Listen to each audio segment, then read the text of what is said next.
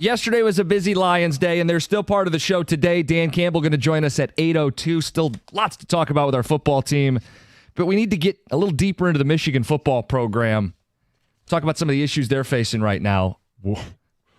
Where do you want to start? Yeah, I mean, listen, you play statement games in college football, and that was a hell of a statement for the state of the program. They weren't close. They weren't competitive. Texas went in, blew their doors off. So, John, I think we start with the biggest issue with this football team. What is it? I know everybody wants to say quarterback, but I think he's at a disadvantage. No matter if it's Orji, if it's Davis Warren, you throw in any quarterback, it's the offensive line not getting the run game going. Because this is an offense that is based on being able to run the football. It opens up everything else. It opens up play action pass, and then if you're behind the sticks, it's also not an offensive line that is going to be able to block, 5-on-4. They're just not. They don't have the ability to block one-on-one in a third and long situation, so your quarterback is vulnerable. I think that's the biggest issue. The next biggest issue is, I believe, play calling. You get down the line, and yes, you do get to quarterback, but I'm not going to throw Davis Warren under the bus and say he is the biggest issue. You could say that not going to the transfer portal is an issue. And it's developing into that. Whatever they thought, but here's the other thing we don't know about that. Maybe they did go after some of those quarterbacks. Not like free agency where you get a chance to see, who's the list of free agents that are visiting or who they offered a position. So some of that's unknown. The fact of the matter is they have a quarterback room and they're not getting the play that they need, but I think they're at a huge disadvantage because the offensive line is not performing to what Michigan's offense needs it to be. You're resetting that offense with all the guys you lost. And the one way that you can overcome that is if you have a dynamic playmaker at quarterback. Needless to say, they don't. They don't have a difference maker at the quarterback position. And I'm not quite sure how they got caught with their pants down. Because this staff, Sharon was here all this time. Harbaugh, you can blame him if you like for not keeping the cupboard stocked, but it's also on this staff to leave no stone unturned in the era of the portal, in the era of the transfers. The thing is, you don't know what stones they turned over, and maybe they just didn't want to come to Michigan. But I do think there's a lot of blame to be put on Harbaugh, and it's not just, hey, he didn't leave until January 24. The winter transfer portal window was closed. That's when a majority of the high-profile quarterbacks decided where they want to go. Now, maybe they did make those calls, and I think it goes back to 3 years ago when Harbaugh was flirting with the Vikings. It goes back to 2 years ago when he's flirting with the Denver Broncos. And then ultimately this year, he goes to the Chargers. How many of those quarterbacks wanted to go into, whether or not they thought Sharon was going to get the job or not, wanted to walk into a situation that they didn't know who the head coach was going to be, even if they believed it was going to be Sharon Moore. And here's the other thing. Jim Harbaugh is not for everyone. Yep. He's a weird dude. I'm not sure if you understand this. He's a weird dude. Yeah, I'm aware. So there's a lot of quarterbacks that be like, you know what? Hey, do I want to go to Michigan where they're not going to throw the ball very much? I know it worked out for JJ. He was a top 10 pick. But how many, it's the same reason that they haven't really been able to recruit a top level or get a top level receiver in the transfer portal. Do you want to, as a receiver, high profile receiver or quarterback, do you want to go to Michigan and hand the ball off? What I'm hearing is Michigan's an undesirable place to play football. And I don't know that I agree with that. I think it's the right, you have to have the right mentality. I would say they're selective, but I think the players are more selective of where they want to go. Then maybe you should be more appealing as a program. Like winning a national championship? Well, that's what I'm saying. I don't know why they can't then. But they did it. You're the one telling me that there are certain roadblocks. How many teams in the recent past have been able to be a run-first team, a run-heavy team, and win a national title? They did it in an unorthodox manner. How often can that be repeated? We look at Georgia. Georgia, yes, they can run the ball. They've had a good offensive line, but they have dynamic playmakers on the outside. Alabama's always been a dynamic offense. Can they run the ball? Yes. I'm not saying any of these teams can't, but they're programs that are built on speed, built on explosive plays, and Michigan just wasn't built that way. Is that a mistake? To win a national championship that way? No, for the program moving forward. Again, we're looking forward now. No one's sad about winning a national title. Right. I'm not saying they built it wrong. They won a national title. Do they need to moving evolve? forward. Do they need to evolve? That's what I'm asking. Yes, they need to evolve. So that becomes a Sharon question, right? He needs to evolve, right? yes. You know, he's a former O-line guy, but if you're going to play that way, it puts a strain on you because... Well, here's the other thing is Sharon's not calling the plays. I think he needs to be calling the plays. You think that solves this? I think it helps this. You're not going to all of a sudden have a 5-star offensive line or a 5-star, but I think he does understand when you look at last year, he has the ability to coach to the strengths of the team. And the strength of the team right now is not the quarterback. It's not the receivers. What is it? It's, well, they have no identity. How do you not have a strength? You won 15 games a year ago. Okay, You're Michigan for crying out loud. Right. You don't have a strength? But look at you tell me what their strength is. Is it defense? Well, I thought it would have been. I think Texas... But that's the question. Is it defense? So what are they actually good at? Like, I mean, when we really evaluate, this is a team that was preseason top 10. What are they actually good at? Like, that's a pretty damning question to even ask at this stage of the season. Through 2 weeks, you can't say one way or another because what are you going to say about Fresno State? Right. And there's no way to make up that difference. Now, can they be good at defense? They have studs. I think they'll be good. Will they be able to play good team defense? Yes, they can be. Can they be good as an offense? Yes, but they have to find ways to maximize the talents that they have. It's not third and long, and we're going to, hey, defense, pin your ears back. We can't protect that. I think they'll be good on defense. The question is that good enough if you don't have anything going offensively? They had to be great on defense to make the playoff. I feel like we're staring at an 8-4 football team. Very possibly could be. I think we are too. I mean, unless they fix something and get better at something, I don't know how they do better than 8-4. Look, I overshot my wad on the defense. I thought they could be potentially the best defense in the country. I was wrong. I'm going to admit it. They're not. They lost too much. I thought they had enough NFL talent to be so. They're not. I had them in the playoffs. Right. And they're not a playoff team right now. Unless they fix something significantly, they can't finish 9-3, and even 9-3 might not get you in. Right. I do think you're overreacting, though, to the defense. Look, they gave up 369 yards. The offense turned the ball over a couple times and did not put them in advantageous situations. They didn't. Tom, they couldn't get off the ball on third down. It could have been a 500-yard day if Texas didn't call off the dogs. Come on. I think there's a little narrative going on about they could have hung 50. I do. I mean, did we watch the same game? I think they could have. Do you think they could have? They were still throwing the ball deep in the fourth quarter. I don't know offensively that they called the dogs off. Defensively, they certainly got into the depth chart. Yeah. Okay, but they didn't call the dogs off offensively, and they didn't hang 50. I think, look, they're still... That's your saving grace? Jim, they didn't stop them in the red zone. That's what they've done in the past seasons against the good offenses, and that's why they beat Alabama, and they beat Ohio State 3 times. I still think they're a top 25 defense, and that's how they can... They're going to have to do it like Iowa. Guess what Iowa does? 9-3 or 8-4. We know what we have here. They have no answer at quarterback. It's inexcusable. And I think it's borderline with the contract situation with the coaching staff and Sharon Moore and what they've done at QB. It's kind of like you're seeing them lay down and almost they're ready to take the penalty. Ward has said the delay is not NCAA related. The delay in finalizing the contract. That's what Ward Manuel has said publicly. The quarterback Has Ward always told the truth? I didn't say he was telling the truth. I'm just telling you what he said publicly. The quarterback situation is something I want to get into a little more because John said yesterday, and we didn't do a lot of Michigan yesterday, who could they have gotten in the portal? I'm going to give you some names. We could talk through it, but we do want to hear from you guys this morning. Michigan football, what's the biggest issue with the program right now? As you look at this team, how many wins do they finish with? It's 97-1.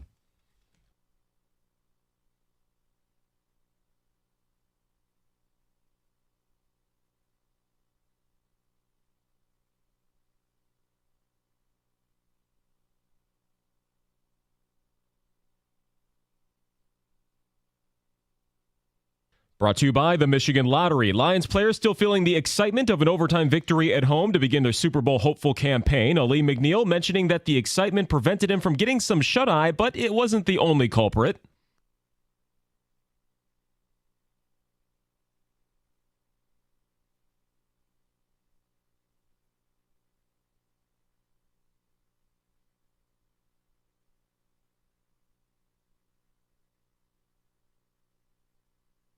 Yeah, we all have our guilty pleasures on TV. Also, McNeil expressed excitement to get DJ Reader on the line next to him, who's expected to be good to go for next Sunday against the Bucs.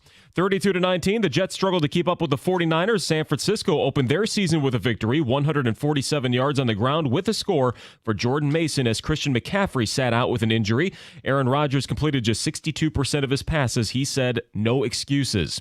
In the NFC North, the Packers say they will not put quarterback Jordan Love on the injured reserve after suffering a sprained knee. They plan to start newly acquired Malik Willis after the Colts are against the Colts for their next game. Love's timetable reported to be 3 to 6 weeks. A promotion for one of the Tigers' top prospects, Jackson Jobe, moving up to AAA after posting a sub-2 ERA with West Michigan and Erie in 19 starts. The number 2 prospect has a chance to make the 2025 opening day rotation. In the meantime, the Tigers are now 3 games back of a wild card spot as they had the night off but saw teams ahead of them lose.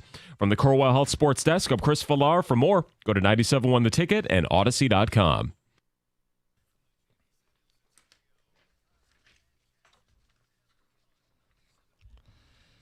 What did you say Aleem McNeil was watching? Reba. What is that? You don't know what Reba is? The sitcom. Sitcom, yeah. A really bad A sitcom. single mom who works 2 jobs. I thought you said Ariba. Oh. Reba. Yeah. No, Reba McEntire. No, I know. Okay, Yeah, on delay, John. I think that's awesome that he's watching Reba. He's unwinding. Dan Campbell was asked about it. He goes, wait, he was doing what? Man, we all have that show that comes on. You just kind of sit there and watch it Right, forever. yeah. And mine's Law and Order. Law and watch Order, Law and yeah. Order forever. Which one? Hours. I just lose it. Anything with Sam Waterston and Jerry Orville. Yeah. Orbach. Jerry Orbach. And all of a sudden, before you know it, you're Like 4 looking at hours going, are gone. what's for dinner? It's like 3 a.m. Mom, meatloaf. It's about what it feels like when you've been binging on an old show you've probably already seen. Yes. Yeah. That's Chris Villar. All right, we're talking Michigan football. Want your ticket text, want your phone calls. Biggest issue with the team right now and what you think they finish with record-wise. I said 8-4. John, yesterday you said, who could they have added in the portal? And I want to be fair about this. I'm not going to say Dylan Gabriel. I'm not going to say Will Howard. Those guys wanted to be starters, wanted guaranteed jobs, and decided in December where they were going to enroll in January. Okay. Those aren't fair for me to come up and go, you should have had these guys. But I went back through it. And in December, Dante Moore, a 5-star quarterback from Detroit, committed to be a backup at Oregon. So he would have committed to be a backup somewhere. He did. Okay. The question, though, is Michigan is still playing. Yeah. Jim Harbaugh is your coach. He's the one that has to sign off on this. Correct. I'm saying this is a program issue. They could have addressed Dante Moore via the portal, local kids. It's a Jim Harbaugh issue. Sure. Because Sharon Moore, Sharon was on the staff. Right. They do recruit. Yeah, okay. They do make phone calls, and they do get in contact with recruits. Yes. But who has to sign off on it? Jim Harbaugh. Thank you. Okay. This is a multi-level issue. Because Sharon Moore is not going to say, we need to sign this guy. Let's sign this guy because I'm going to be the next head coach. You're not going to be here. That's not a conversation they're having in December. I bring it up because you can't say because they had JJ, they couldn't get Dante Moore. Dante Moore picked a school to be a backup at. Yes, you could have pursued him. Jim could have pursued them, Correct. John. Same with Jaden Mayava. He left UNLV where he was a starter to be a backup at USC. These are guys who are backups that could be upgrades at Michigan if they had access to the portal. If you want to go to the spring window, when Sharon was the head coach, Jaden Rashad is the backup at Georgia. He's a 4-star guy. There's some ability there. That's an option that Michigan could have pursued. The other name, Also some baggage that comes with it. absolutely. And then how about a guy with no baggage? Jordan McLeod. Who? He was at JMU a year ago. 35 touchdowns, 10 picks. He's now at Texas State. He committed on February 27th. That would have been a guy with starters experience that you could have plugged in, that you could have had at the quarterback position. But you're also assuming that he's going to be better. Well, I'm seeing what I'm seeing with this quarterback room, and I'm asking questions. Okay, so but you're assuming that him playing against Texas instead of being at Texas State is going to be better. Just like Michigan assumed that they had a good quarterback room. Well, again, I go back to, is it the quarterback or is it the supporting cast? Well, it's both, but it doesn't excuse the quarterback situation. You're one of the 10 best programs in college football. You were the best program in college football a year ago. The idea that this is the best you can do at the most important position is frankly unacceptable. So the guy at Texas State you think is better than Davis Warren? Davis Warren. I do. Okay. Your opinion. Okay. A texter brought up an interesting point in terms of when's the last time a national champion had what looks like a pretty big fall like this. And I wanted to combine that with this question. Whatever the excuse is, Michigan, it's easier for Michigan to be good because of their brand, right? Yeah. It just is. Sure. And people want to come here. Yeah. There's zero capitalization on winning a natty. And when That's your pathetic. coach year in and year out is flirting with going to the NFL, I think this is the outcome that is one of the outcomes that can happen. Guys, it just has all the makings of you made a deal with the devil and you got what you wanted. Sure. And now you're paying the price. It's just that simple to me. And it's Okay. The Harbaugh point is fine to make, but isn't having Sharon Moore acting head coach for the Penn State, Ohio State games clearly the coach in waiting, even if it wasn't official? You knew who the head coach of the program would be if and when Jim ever left. It's not like the program was thrown into a spiral. That was the argument to keep Sharon, is that you keep continuity, that there isn't supposed to be a big drop-off. Right, but who's the one that goes out there and ultimately signs off on a quarterback? The head coach. In the winter, it's the head coach. In the winter, it's Jim. In the spring, it's Sharon. where's the payoff for JJ, though? You came here, you got to start 2 years, you had to wait a little bit, but he made him a pro. He made him a first-round pick. Michigan has not benefited from that whatsoever, versus that's a selling point for other universities. It's supposed to be. Right. I mean, it's just, you sit here and you're just like... Yeah, but if Jim Harbaugh's not going to be there, and you have a question that... But you sell it because who's developing the quarterback? Is it Kirk Campbell? Probably not. It's Jim Harbaugh. Is it Sharon Moore for the quarterback? Probably not. It's Jim Harbaugh. But everybody knew who the coach was going to be. I mean, I understand. Is it because that, it's Jim Harbaugh? But was Jim Harbaugh, was he actually focused on the future of Michigan, or was he focused on Jim Harbaugh winning a national championship and then moving on to the NFL to try and pursue a Super Bowl? Yes, he was focused on that, but I thought this was his beloved university. Well, we all thought that. But it's not all his fault. It isn't. It's excuse making to blame the guy that just left. Up until January 24, do you think Sharon Moore had the power to sign a quarterback? He should have. I don't care. He should have. He's going to be the coach. What do you want to say? So if Jim Harbaugh interviews with the Chargers and doesn't get offered the job and is back, now he's going to coach a quarterback that his offensive coordinator signed? Well, maybe if you're a strong program and you're putting the program in limbo like that, you say, see you, Jim. I don't disagree with that at all. So that goes to leadership. That's what I talked about when he was with the Minnesota Vikings, and he talked about, I'm never going to flirt with the NFL again. They're not going to fire the reigning national championship head coach. I can't believe that was uttered on the radio. Like, I understand he put him in limbo, but the option wasn't to fire him. This is what you get if you don't do that. No, what you're supposed to do is have a staff that works together and identifies proactively, hey, JJ's likely going to the NFL. He's going to have a first-round grade. We need to bring in someone to compete for the job. Otherwise, it's going to be Alex Orji, a running back at quarterback, or Davis Warren, who's a nice person but isn't a good player. They let him do whatever he wanted, and this is what you get. You got the natty, and now you made the deal. But you made the deal with the devil, and this is what you get. There is a 4-star quarterback on the roster. Jane Davis. Then play him. Oh, we can't do that yesterday because we make promises and we're loyal at Michigan. We told Davis he's going to start, and that just goes back to that. This isn't the world we live in now. Freshmen come in and freshmen play. John, I actually think you're right to make that point. Like, if they had said it's a transition year, we're going to take our lumps. We got a guy with a high ceiling and a young player. We're going to get him in the game. We're going to see what we have in him. That's a selling point. Not we've got guys who are career backups that we're going to throw into the season. And have we not seen this before at Michigan? What'd they do with Chad Henne? Yep. Hey, let's see what you can do, young man. But that becomes a Sharon thing. He's the head coach. It is now. Remember the head coach signs off on everything. And so he makes yes. And I said that yesterday. Yep. Jaden Davis. That could be your answer. This is Arkansas State. What better time to test it out? I agree. Well, we have Sharon on tomorrow. We can ask him. Let's get to the phones. We've got Brandon in Toledo. Brandon, you're on 97.1. How you doing this morning? Good. I'm kind of with a lot of this issue being on Jim Harbaugh. I mean, you see players and coaches recruited as sophomores. That would have been 2021 and 2022 when Jim Harbaugh was sitting taking interviews. I remember being a little upset when he on National Recruiting Day and he's meeting with the Vikings. I said then I wanted Jim Harbaugh fired.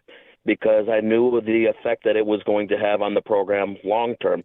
And we didn't. Obviously, I'm happy we won a national championship, but you're seeing the effects of it now. They're depleted in a lot of depth areas, one of them being the quarterback spot. I mean, John, you're a former player. You know what the relationship aspect is in terms of recruiting, who you're going to be playing for over the next 2 to 3 years, depending on your status in terms of going to the pros. Like, that was a big negative effect in my point. I mean, to me, this looks like a 8-4, maybe 9-3 team if they can get things together. I honestly want to see Davis Warren completely have the job and give him the confidence. And if things don't go right, then I think you give the keys to Jaden Davis and just use it as a developmental year for the team. Brandon, appreciate the phone call. His name's come up a bunch, including from Scott in Chesterfield. You want to talk Jaden Davis? You're on 97.1. Absolutely, John. Thanks for bringing that up. I just don't understand why they don't want to put this guy in there, because not only would he shake up things, but he can also recruit receivers to come to Michigan, which would be a big thing. And the other point I want to make is with Alex Orji, why don't we make him a tailback? If we want him to, he's going to run the football anyway. Why doesn't he convert him to a tailback position? Well, he was a wide receiver originally in high school, and then moved to quarterback. I mean, he is a guy that he is a tremendous athlete. There's no arguing that. But he might not be great at throwing the football. So, yeah, there are other ways you can get him on the field. I have one other idea. Donovan Edwards, clearly not an every down tailback. Why don't you consider converting him to wide receiver, converting to a slot receiver position so you can use his skill set better? He seems to be really good when he gets to the open field, but he's not an every down back, and they continue to try to put that square peg in a round hole. I just don't understand what they're doing with these guys. I think Khalil Mullins is the guy that they should be using on first and second down. And if you're looking for a big play opportunity, you got big play Dono, but throw him the ball out of the backfield. Throw him the ball as a receiver. I mean, as a rookie, or as a freshman against Minnesota, what do you have? 10 catches for nearly 200 yards. He set a record for running backs receiving. He is really good at catching the football. Some ticket text before we get to Heather's news and the 2 Grand Slam. Dan Campbell, 802. Ticket texter says, right now I don't think Michigan wins 6 games. I think that's a little much. Texter says Michigan sucks 7-5. More will be fired. I also don't think that's happening this season. Pending something wild from the NCAA. This one says, what do we got here? It didn't help the Jim wasn't always recruiting. He was taking interviews. Yes, that's a point we've been making. Says, well, and then here's his exact quote after he flirted with Minnesota. And I brought this up the last 2 years because this is something that has really annoyed me. He said, sure, the Super Bowl is the greatest prize in our sport, but winning a national championship, that's pretty darn great. Let's do that. Okay, you did that. There was a pull to the NFL because I got close to the Super Bowl, but this was the time to try and return, and this is the last time. Now let's go chase college football's greatest prize. I mean, those are the words of Jim Harbaugh. That is a direct quote, word for word. And then the year after that, he flirts with Denver. Ticket texters, hey guys, the portal opened December 23rd and April 24th. At either point, Michigan had the opportunity to get a quarterback. Either that or bite the bullet with the young guy Davis. They did neither. It's an ugly look. Texter says, Jim, you missed a name. When Saban retired, it opened the portal. Julian Sayin switched to Ohio State, former 5-star quarterback. Was Michigan in on him? It's a fair question. Yeah, it is a question. And here's the thing is, and I've said this early on, maybe they made those phone calls and Sayin just said, I don't want to go to Michigan. Ticket Texter says, Jim Harbaugh signs off on everything, huh? Everything he knows about, yeah. 248-539-9797. Dan Campbell, 802. We want to talk about a playoff race at 7:35. We got 2 Grand Slam. It's all coming up. It's 97.1. And we tell you about Brightside Dental. Life gets busy. Sometimes you forget to go to the dentist. We've all been there. Maybe you just got out of your routine. You missed a 6-month checkup. Or maybe you have an issue that you're kind of stressing about and you pretend it's going to go away. There's no judgment. Whatever your issue is, Brightside Dental wants to take care of you. There's no judgment. These aren't the dentists. We're going to give you a hard time because you haven't been flossing perfectly. They're going to be approachable professionals that want to help you out. And there's no better example than if you have a dental emergency. And if you've been there, you know how bad that can be. They will see you the same day. Brightside Dental has 8 offices in Metro Detroit, 9 soon. $35 new patient special. That's a free exam and x-rays to kick off your dental journey. Give them a call. Make that appointment. 1-800-PAINLESS or brightsidedental.com. Brightside Dental, no judgment, just care.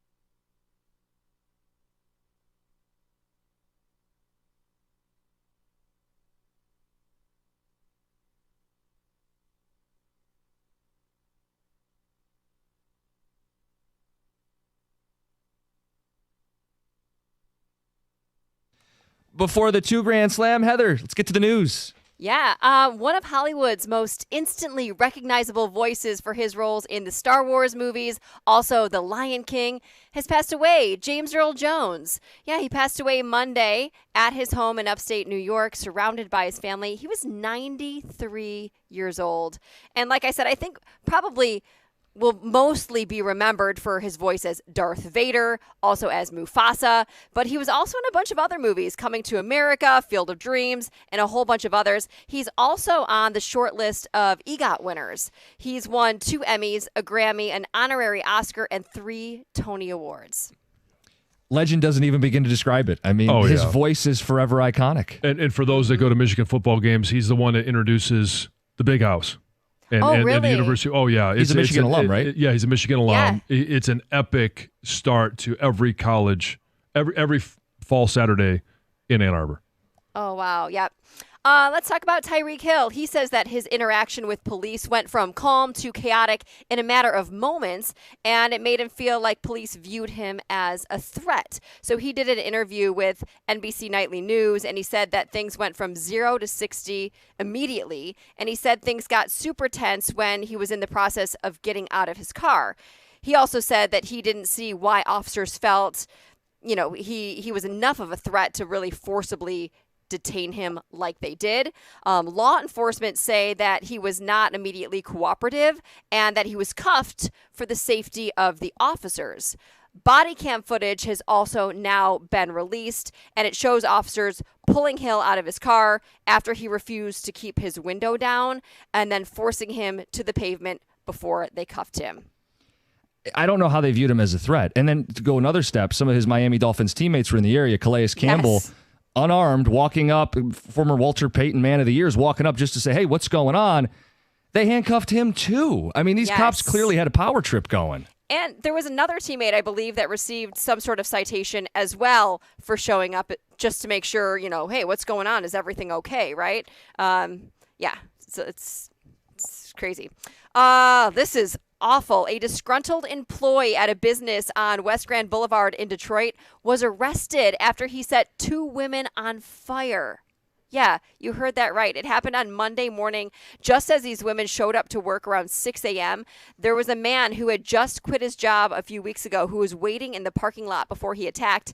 And police say they don't believe the 2 women were necessarily targeted. They just happened to be the first ones to show up to work, right? So that's who he attacked. The women were rushed to a nearby hospital. They are expected to survive, but Detroit Police Chief James White said that this was one of the most awful cases he's ever seen, and that while the women will survive their physical injuries, he's like the emotional injuries are a whole nother story. You're scarred forever. Yes. Beyond the actual scars, emotional scars forever. For sure. A 38-year-old Detroit woman has been charged with safe storage violations after her 3-year-old son accidentally shot himself last week.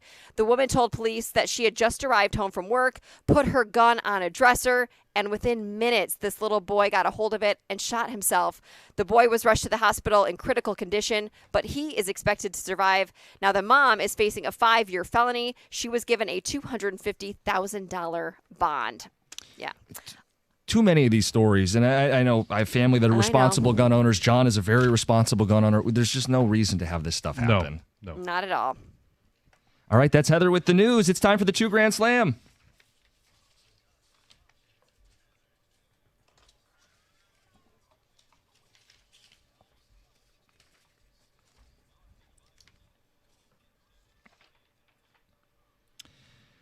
$2 Grand Slam time. The rules are simple. You'll have 60 seconds to answer 10 questions. For each one that you get right, you get $25. If you get all 10, you get $2,000. Use your time wisely. Pass if you need to.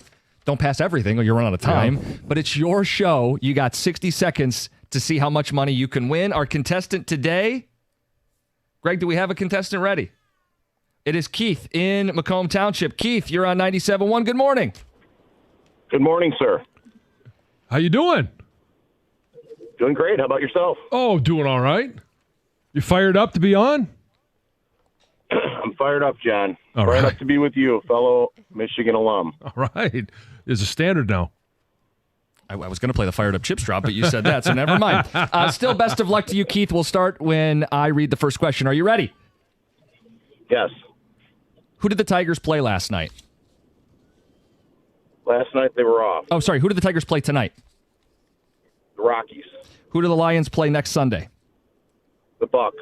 The Houston Texans running back had 159 yards rushing on Sunday. Who is he? Pass. Who played John Wick in the John Wick movies? Keanu Reeves. This team is currently in first place in the AFC North. The Steelers. Who did Notre Dame lose to in football on Saturday? Northern Illinois. The United States Air Force Academy is located in this state. Colorado.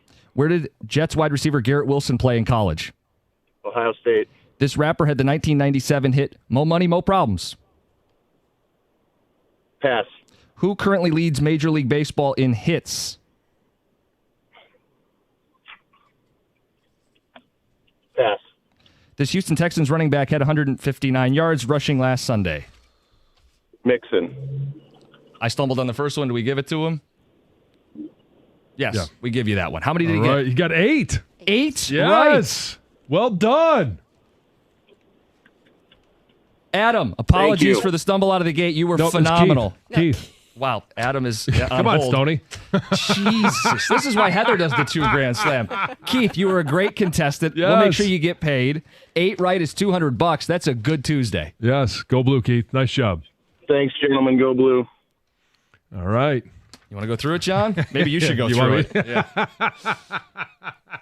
It's not as easy as it looks, is it? No, it's It not. is. And I'm like, the oh, clock no. is ticking for you, too. I know. We've had every single host has done this. Welcome to the party. I remember we had a former host who said, "What's the capital of Paris?" In a question, we've had Jamie had a classic that I don't remember, Greg, but maybe you do. There was a vintage Jamie one. Yeah. We've It's had not- callers. We didn't get Desmones. I mean, the caller. Everybody screws up sometimes, you know. Yes. So the Tigers play tonight, the Rockies. The Lions play the Bucks next Sunday. Joe Mixon, which he ended up getting there, is the Houston Texans running back that ran for 159 yards. Keanu Reeves is John Wick in the John Wick movie series. The Steelers are currently in first place in the AFC North. Northern Illinois is the team that came into South Bend and whooped up on Notre Dame. Colorado is where the United States Air Force Academy is located. Ohio State is where Garrett Wilson played. Mo Money, Mo Problems. The notorious B.I.G., it's one he passed on and did not get. And then Bobby Witt Jr. currently leads Major League Baseball in hits. He also passed on that one. I feel like you guys wanted me to read this so you could have the whitest guy at the station say, Mo Money, Mo Problems. Can you confirm that? Yes. Well, it just kind of played out that way. It just kind of happened that way. Yes. The 2 Grand Slam is brought to you by Feminino Law. Again, congrats to Keith, our contestant in Macomb Township. I said this out loud to Greg. Are you the whitest guy on the station? That's a good question. You're whiter than me. Not much, but you are. Are we doing skin complexion or? I know what you mean. All right, we got a lot to get to this morning. We have the Detroit Tigers. So we asked for texts. Who's the whitest member of the station? If you'd like to send that in, 248-539-9797. Dan Campbell at 8:02 this morning. The Tigers suddenly in a playoff race. That's right, 3 games back of a playoff spot. Into the stretch run we go. That's next. It's 97.1.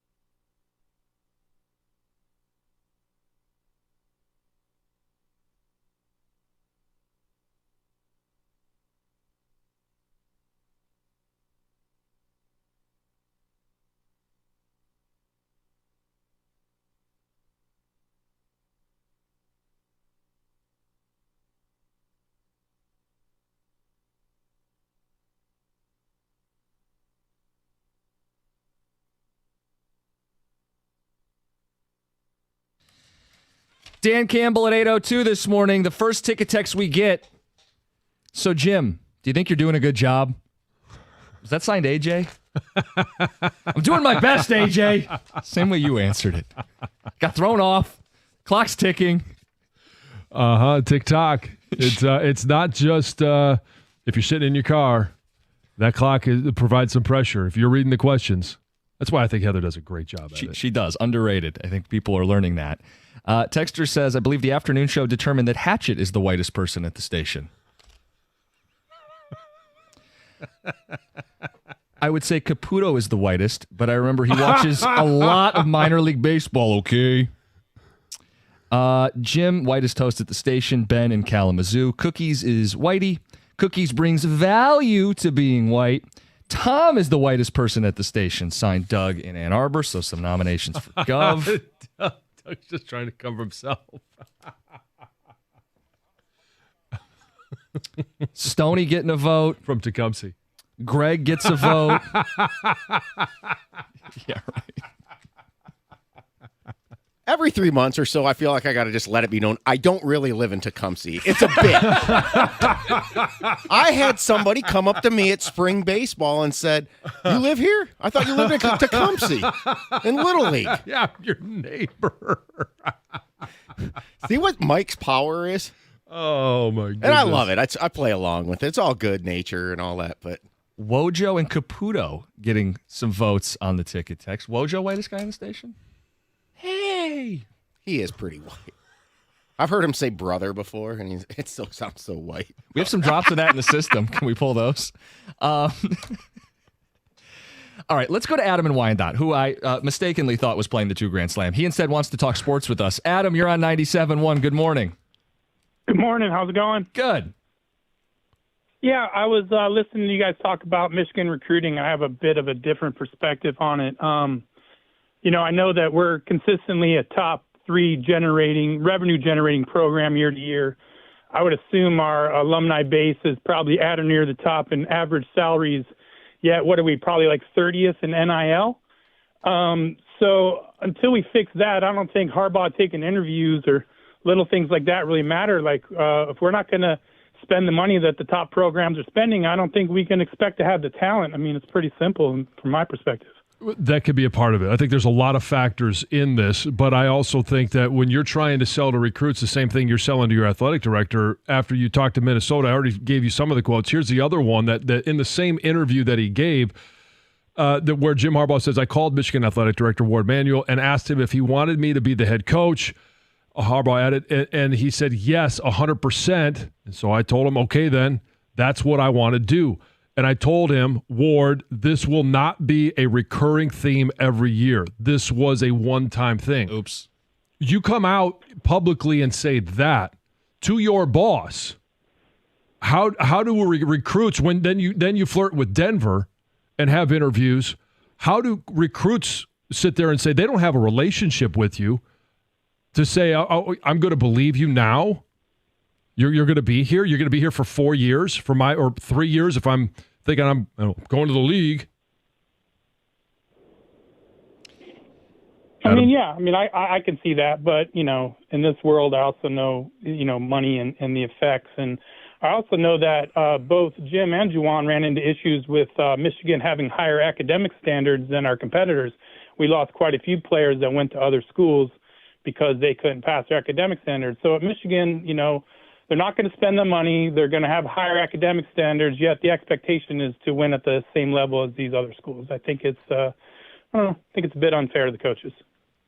Well, I don't want to give them a pass. I mean, you're at Michigan. This is supposed to be a premier football job, 1,000 wins and all that. You got 1,000 wins on your polo today. Like, it's 1,000 wins. Like, this is a place where winning is expected at the highest level. And 8 wins this season feels low, like given the standard at Michigan. But yet I view this as an 8-win team, so that's where we start asking questions. Where did it go wrong? Some of it is on Harbaugh, but some of it's on Sharon and this staff. Like, you're going to have to find a way to beat somebody this season. You have talent on defense. You're going to have to find a way to develop some offensive linemen. But here's another example. I talked about, I mentioned Jaden Davis. Yeah. They've done it with Chad Henne.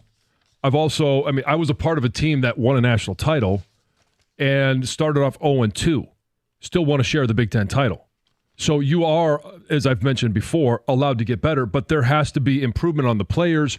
There also needs to be adjustments in how they are putting them in position to be successful. There has to be a change in how they're setting things up offensively, how they're doing things defensively. If you're going to tell me that this team got ran through the way that Texas is a good team, and I don't want to lose the fact that Texas, I want to make sure to give enough credit to Texas, Quinn Ewers, that offensive line, they manhandled the defense. But if you're sitting there saying, well, you've got a possibly a number 1 overall pick or a top 3 pick in Will Johnson, you've got a top 10 pick in Mason Graham, a top 20 pick in Kenneth Grant, because those are what people, not just me. No. Others have talked about, and you have another first-round pick in Colston Loveland. You telling me you got 4 first-round picks, and this is, and you're looking at it as an 8-4 team? Yeah. So that's why I say there is talent there to be able to make the shift to win games. Cooper in Commerce, you're next up. You're on 97.1. Hey, how's it going? Good. I just want to say I think that that last caller was pretty incredible, the lack of accountability for their coaching staff. Kind of just talking about NIL money and academic standards. Academic standards are not a thing for basketball and football at the D1 level at this point. I don't know if people realize that yet. But that is. Are you a part of admissions at Michigan? No, I know plenty of players from that program. Well, yeah, as do I. Yeah, and there's plenty of guys, they get tutors and things like that, but actually getting into the program and getting a full ride scholarship, if you have about over a 1.5 GPA and you can pass your classes in high school, you'll be allowed to go in. Well, so if you have a 1.5 GPA, you're not eligible to play at any school. You don't saying college GPA. No, He's saying high school. Right, in high school. Yeah, you can't even be recruited. You don't clear the NCAA clearinghouse. No, yeah, you can. 100%. Okay. Okay. And he's just going to talk about NIL money and everything. It was pretty shocking to hear basically just him talk about NIL money and how they don't have enough talent when all offseason they were talking about, yeah, they lost a lot, but Orgy's the greatest quarterback ever, and they have the best defense in the country, and now all of that turns out to not be true, but it's because of NIL money and not because of coaching. I think there's an argument that Michigan should be competitive in the NIL space, given the brand, the endowment, the revenue that program generates, the wealthy alumni that the universities produce. There should not be a question of whether Michigan can compete NIL-wise. Academically, a lot of Big Ten schools have similar academic standards. I don't know that that's an issue for Michigan specifically. All right, so the minimum GPA you have to be considered an early academic qualifier for a D1 is 2.3 GPA. High school GPA. Right. I think he was a little extreme. And you need a 2.2 GPA. So, I mean, he was extreme, but I do think there's always been the argument that, for an athlete, you can get in where a regular student couldn't. Correct. So it's not the same standard. I agree. He went a little extreme. Yeah. But to me, it's not an excuse either for Michigan. And that was maybe the biggest point of his phone call, even if it was done sloppily, is don't make excuses for this coaching staff. Don't make excuses for this program. They have a ton of advantages being Michigan. They're the reigning national champions. A drop-off of some level was expected. Shouldn't be this dramatic. No, it shouldn't. And it doesn't have to be. It still can be improved upon. We're talking about 2 games into the season. Now, does it look bright? No. Well, because, again, there doesn't appear to be any spark at quarterback unless they go to a freshman and there's some untapped upside. And defensively, old dog, new tricks. I don't see it. They're going to probably still blitz their brains out. And it'll work against lesser teams. I don't know if it'll work against the better teams on their schedule. Again, to me, that is, you've got to put your players in position to be successful. And how did we see Davis Warren find more success? The first pass completion that he had was a rollout. Get him outside the pocket. At the end of the game, when he is running for his life because he's under duress because the offensive line can't protect, he's outside the pocket and he's starting to complete some passes. So how about we look at that and say, well, maybe we need to roll them out more. Dan Campbell, 802. We still need to talk Tigers. I don't want to shortchange them. Let's dedicate some time to the Tigers who are in a playoff race. One last ticket text points out that Wojo is the winner of our white contest. He is translucent. I think translucent. That's not white. Takes the cake. That's clear, right? We'll go to the committee. We'll figure it out. It's 97.1. When it comes to an IRS collection or audit, you need a law firm that specializes in the resolution of all types of tax problems. And when dealing with the world's largest civil law enforcement agency, your case can take a lot of twists and turns. Your first call should be to an experienced law firm like Abraham and Rose. They're prepared to advocate on your behalf, no matter if it's civil or criminal or even the Michigan Department of Treasury, whether personal income tax or business payroll taxes. You're going to need a real team of local lawyers, not some tax organization with a random individual that you're never going to meet. Visit abrahamandrose.com today or call 248-539-5040 so you never personally have to deal with the IRS.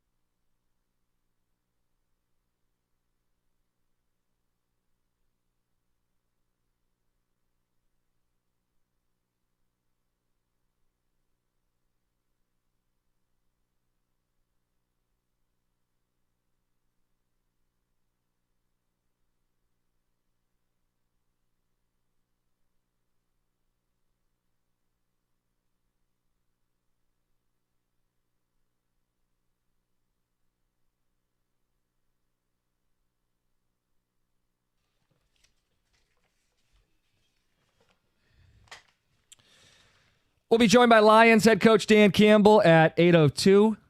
1-0, Detroit Lions. September shaping up to be fun. Oh, man.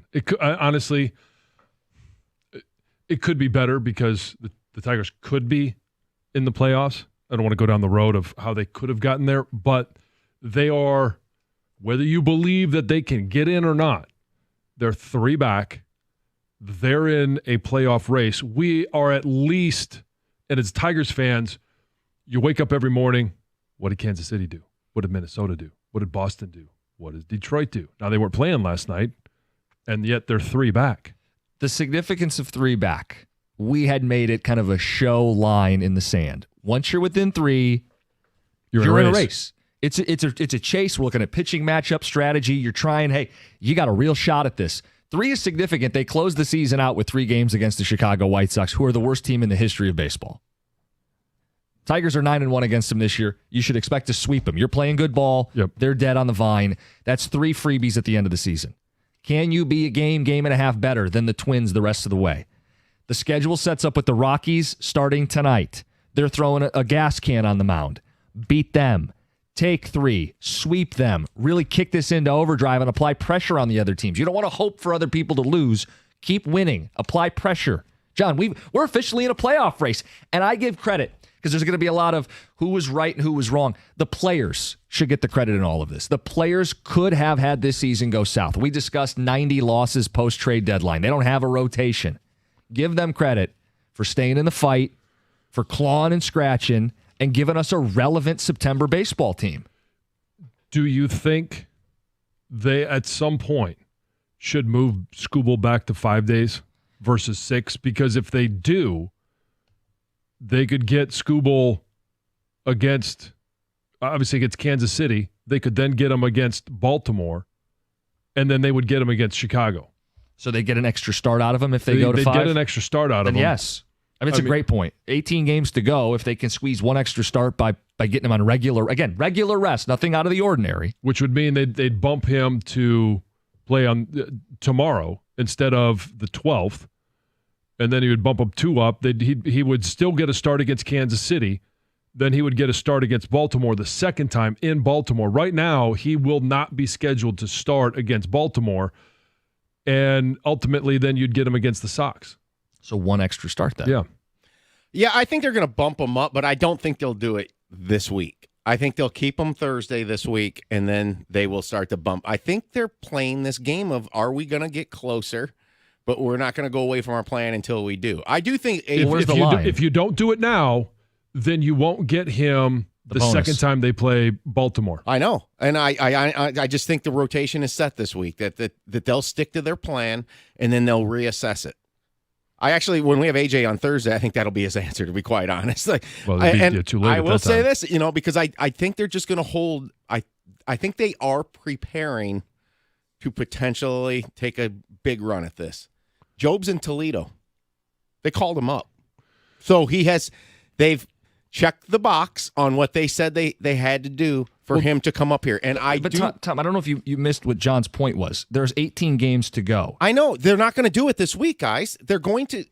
I disagree. Okay, if they don't, then by the time they do it, it's too late. I'm telling you what I think they're going to do. Not what I would do. They never should have done this. It's going to cost them. I don't get it. I know they wanted to save him innings. That's an admission that they didn't think they were in it. But now that they've gotten into it, I do think they'll adjust on the fly. It just won't be this week. Then they don't think they're in it this week, to your point. Maybe. Yep. Maybe. They're doing a juggling act. But then what I'm saying is... you can't be half wet. Either you're going to race or you're not. Either you're trying to get in or you're not. And that's been an issue all season. Are you trying to make the playoffs or not? And well, it's if a frustration you were trying to get that goes in, back you would to have the beginning. Job up on August 31st. So then just tell your fans with your actions, because they're never going to publicly say it, but your actions say, if we get in, great, but that's not really the way we're conducting business as an organization. Now that we're within striking range, it's okay if we miss by a game and could have got one more start out of Skubal. I mean, if they would have signed Chapman. I mean, it's been the whole thing all year long. This is directly within their power right now. Like, we could argue Chapman, that's not going to do us any good right now. We had that one a long time ago. They are 3 games back, and if they bump Skubal up, to tomorrow and pitch him on Wednesday, then they could, they would have him for the first game at Kansas City. They're going to get more starts, John. My point is, I agree with you guys. I'm sounding like I don't. I don't believe they're going to do it because for the first time since I can remember, since July, they've actually named their rotation for an entire series, the next 3 games. It usually, 2 of them say undecided. Yep. The fact that they've already posted their rotation tells me they're sticking with the plan. Okay. I don't agree with it. Okay, I know math on the radio can be dangerous. He's scheduled to pitch Thursday, right? On regular rest, which is not what they've been doing, regular rest without moving anything, he would throw their 3rd, 8th, 13th, and 18th games. That's 4 starts. He'd pitch the final day of the season on regular rest if they change nothing. But that means there's no more bonus rest days moving forward. But did you include rest days in that in terms of... That's 18 games. Yeah, right. So he's going to pitch every 5th game. He would have 4 starts the rest of the way. If you bump him back a start and it's every 6 games, you lose 1 more Scooble day, which feels inexcusable now that we are, say it, in a playoff race. Yeah. Say it. Speaking of that guy, Dan Campbell, good to hear from him following a win. We'll pick his brain on the state of the Lions. That's coming up next. It's 97.1.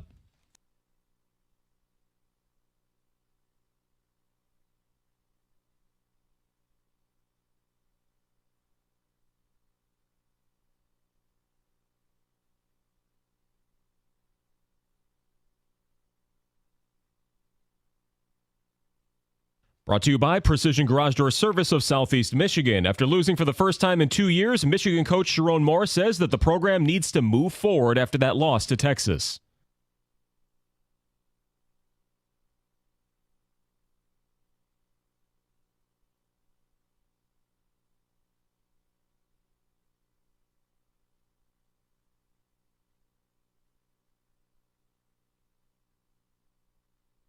From Inside Michigan Football with the one and only John Jansen there. Coach also mentioned that playing time for his quarterback rotation will be determined by how they practice this week before they face Arkansas State at the Big House. Michigan also dropped down to number 17 in the AP football poll, just behind one-loss LSU. The top 15 are all 2-0. On Monday Night Football, the 49ers took down the Jets 32-19, handing Aaron Rodgers a loss during his first time on the field in almost a year. And the Tigers are now within 3 games of a wildcard spot after losses by both the Royals and the Twins last night. Detroit was idle and are also tied with Boston and Seattle at 73 and 71 as they chase Minnesota, who have lost 4 in a row. From the Coralwell Health Sports Desk, I'm Chris Villar. For more, go to 97.1 The Ticket and Odyssey.com.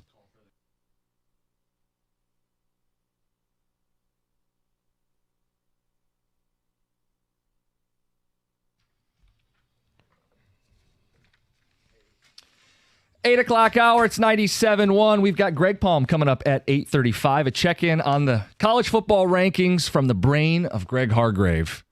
Michigan, Notre Dame, both with losses. They got to move out. Who's moving in? Any movement in the top 5? We'll find out. Talk a little Michigan football. Plenty of Lions to discuss as well, John. We're very excited about the start. I know the game wasn't perfect, but I loved seeing that overtime where they kind of reestablished that identity. Oh yeah, I mean that was big boy football. That was black and blue division. That was okay. Enough's enough. We got a bedtime. Now let's make sure we get to bed on time. And I was looking back through it, and like uncharacteristic struggles for the passing game. Like I went back through, and outside of JMO, they had 96 passing yards. They were 0 of 8 on third down passes if you take out JMO's one big 52-yard play. So like, I don't expect that to be the norm. Goff's going to get in rhythm with St. Brown. Laporta's going to be a third down safety valve. They're going to get that going. But that because they didn't, it made it for a more tense game than I think anybody wanted on Sunday night. Yes. Yeah. But it was exciting. Oh, I know. And the ultimate payoff. The payoff was that the Lions won. And in dramatic fashion and in a power style. I mean, you couldn't have asked for a better outcome. And ultimately, the fact that in overtime, you win the coin flip, you get the ball, and you never surrender possession of the football. No, it's beautiful. Exactly what we wanted to see. Let's get to Lions head coach Dan Campbell.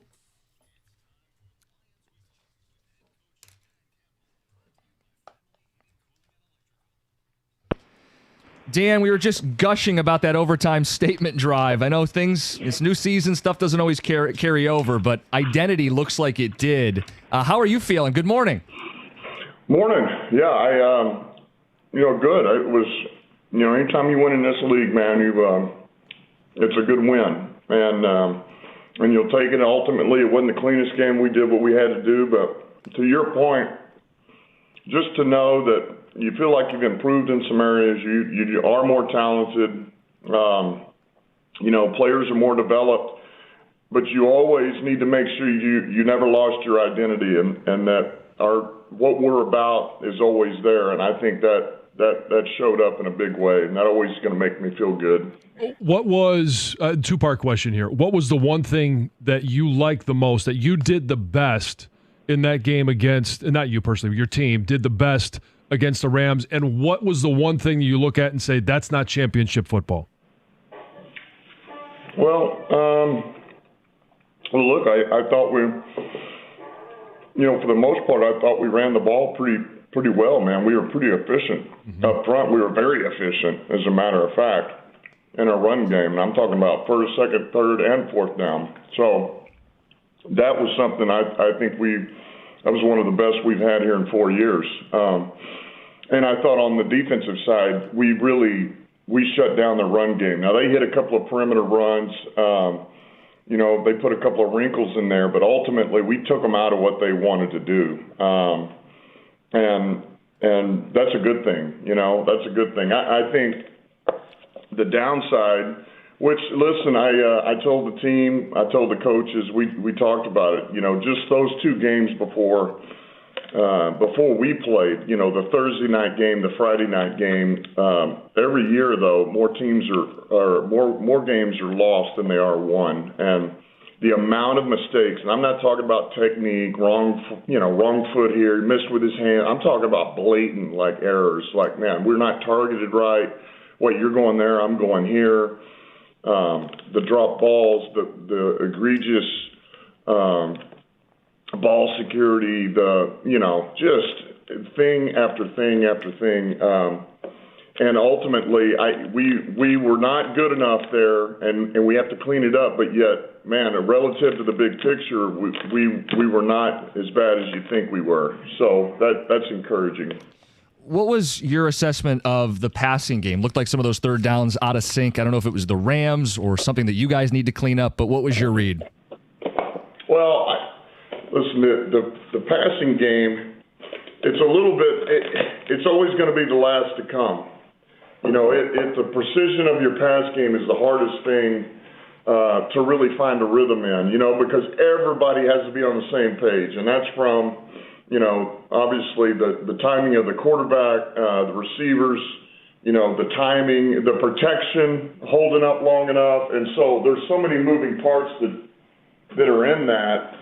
It's the last thing that really comes. So, of course we wanted it to be better, but I'm also not that surprised that we were off on a little bit. And look, inevitably what happens, man, first game out, first real game, man, everywhere, man, we're flying.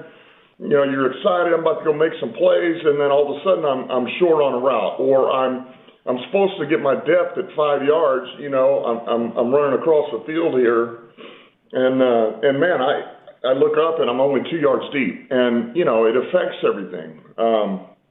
And then quarterback, he gets off on a couple of things or progresses too fast or there's just these little things that go in, and one thing affects the other too. And we talk about it all the time. When you're expected to be somewhere or do what you're supposed to do and then you don't, then in the back of your head you lose trust. There's just a little bit of that, okay, well then maybe I need to help out a little bit more, and then the player next to you corrects his problem. Well, you're trying to help him, and then you screw yourself. And now all of a sudden you get in a bad way. So it's all those little things that come with, man, the excitement of a first game, cleaning some things up. And look, we're going to be so much better next week collectively, but so should all teams. Tampa will be better. When you look at, because there's going to be a lot of eyeballs on a first round pick, how would you evaluate the first performance by Terrion Arnold? I liked his performance. I was encouraged by his performance, and because really I didn't, I never felt like in that game at all. I'm like, man, I'm worried about Terry. I hope he holds up. It's his first game. That never even crossed my mind. He was honestly the least of my concerns, which that's a good thing for a rookie. Mm-hmm. I thought he went over there and competed. I think obviously it's not too big for him. I think he is the same guy on every play, win or loss or whatever it is, which I love the heck out of that. You talk about getting to the next play, just move on. He's all about that. So I thought it was a good outing for him. There's things he's got to clean up, and he will clean up. But he's only going to get better and better. So, yeah, I thought it was a positive outing for him, first game out. Coaching points on the PI calls, or you just don't want to take that aggressiveness out of him? No, I mean, I'm not that concerned. I think there'll be a little bit of, all right, man, you can feel it now, ball in the air. So just trying to get your head around a little bit to find it and continue to do what you're doing, playing aggressively, and that'll take care of that. If they feel like you're playing the ball a little bit more and you're covering the way you are, they probably aren't going to throw that. So, those will be some coaching points to it, but certainly I don't want to take away his aggressiveness, man. We play defense a certain way here, and we're going to be aggressive, but we'll just tweak some of his technique, that's all. When you have an overtime like you do and you hand the ball to David Montgomery and you have so much success, hindsight's 2020, everybody always says, well, why didn't they do that more in regulation? What goes into the decision of when to use Jahmyr Gibbs versus when to use David Montgomery? Well, I think, the first game out, you got them tagged, and there's things that you want to use for really both of them. And then on top of that, you want to make sure that you're trying to take care of both of them, being that it's the first game. And you want to spread that load a little bit. And so there'll be these, specialty things for both of them, really, that are in and out. And then one of them will major in a series. And so, we start the game that way. And, we popped a couple of things there. We had a couple of runs, but we never really broke anything big. They were efficient and, they were good, but it never really blew open the door during the game. Now, what hurts there is when you have as many 3 and outs as we did, it's one thing to not have success and have to punt, but the 3 and outs are a killer because now you can't get in a rhythm. And so you're like, well, man, why don't you keep running the ball? Well, we never really could get to the next first down to do that. Well, why not get St. Brown the ball? Because we could never really get to a conversion. We try, and you're a little bit short. And so that's the big thing is third down was the story of this game on offense. I mean, that was one of the first questions you asked. Third down's got to be better for us offensively. Once we convert, man, now we're cooking. We're on to the next sequence, and now you're putting it in the ball, putting the ball in the hands of your playmakers, and Goff's getting on fire. He gets in a rhythm. You continue to use the run game, and then you're on to the next one and on to the next one. And so that was really the story of the game offensively is too many 3 and outs. Looking on the defensive side, we're talking to Lions head coach Dan Campbell. The pass rush, when they're down 2 tackles going in, they lose 2 guys in game. I think everybody wants to see big sack totals. How did you evaluate the job that you guys did up front getting to the quarterback? You could put 2 high school tackles out there, and we weren't going to get to the quarterback as fast as he was throwing this ball. Mm-hmm. So, that ball came out in a hurry. If you look at the game and when he held the ball at any time significantly, we were beating these tackles.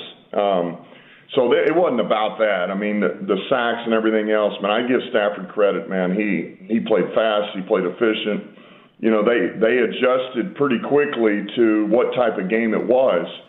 And the good news is we made them one-dimensional for the most part. And they knew they couldn't hold it, and they had to get the ball out. And they did a good job over there, But I think what we've got up front can be special. I really do. Hutch and Davenport on the perimeter, I think they complement each other very well. I think you can see the power and length and the ability they both have. But then when you're talking about up the middle now with Mack and Levi and, we'll get Reeder back here. I mean, we can – you talk about pushing the pocket and creating chaos in there and destruction. We have that ability up front. You mentioned DJ Reeder. Is that the expectation that he'll play this week? Oh, yeah. How much, not only in terms of talent, but to be able to rotate those guys, keep them fresh, and so that when you get to the third and fourth quarter, you don't end up like the Rams did where they just seem to be overwhelmed. How important is that depth as well as the performance that you expect to get from DJ Reeder? Yeah, that'll be a big thing too. That's going to be important as, how do you get the most production out of them, but yet don't wear them down to where those plays they are playing and those are high-level plays. They're, their gas tank is about as close to full as you can get. And that's the trick. Look, we defensively played 78 plays. I mean, that's a lot of plays, and especially for the first game out. So, you got to be able to rotate there to keep guys fresh. But the good news is we've got depth, and we got some guys, multiple guys that can help us in the run and in the pass game there up front, and we're going to use them. Lions head coach Dan Campbell, we check in every week. Good to hear from you. Yeah, good talking to you guys. Absolutely. Thanks, Dan. Thanks, Coach. Okay. It's 97.1. And the awards just keep rolling in for Dr. Berkowitz at Michigan Hair Restoration. He just won the Macomb Daily's Reader Choice Award for 2024's Best of the Best Plastic Surgeon. So congrats to him, and how incredible is it that Dr. B is right here in Metro Detroit, making it easy to restore your hair by the very best. If you've been thinking about going to see him, you gotta do it now. He'll have you looking younger and feeling more confident with a thicker head of hair. And the sooner you go to see him, the more options you have. Dr. B has so many more options than just a hair transplant. He's got the most advanced medical therapies and natural pathways to stop your hair loss and improve thickness. And these therapies just keep getting better and better results for his patients. With treatment plans that fit almost every budget, Dr. B will create a custom plan just for you, and he guarantees all of his treatments. So call today, mention 97.1, and you'll receive a complimentary natural hair remedy treatment at your consultation, and that's valued at $1,000. For more information and to schedule your consult, go to MichiganHairRestoration.com.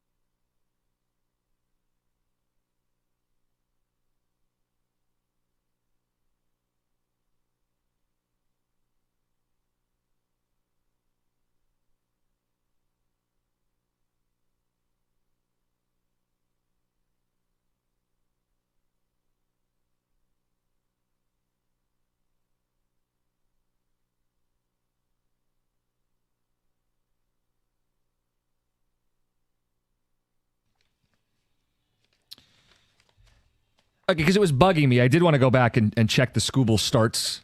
And it's important that he plays 4 more times in the final 18 games. Well, and it's not just that he does play 4 more times. It's that you get him against the tougher teams. So as it sets up right now, he's going to throw the 12th, which is Thursday. He could then throw the 17th or 18th. ESPN has him on the 18th. Either way, those are both Royals starts.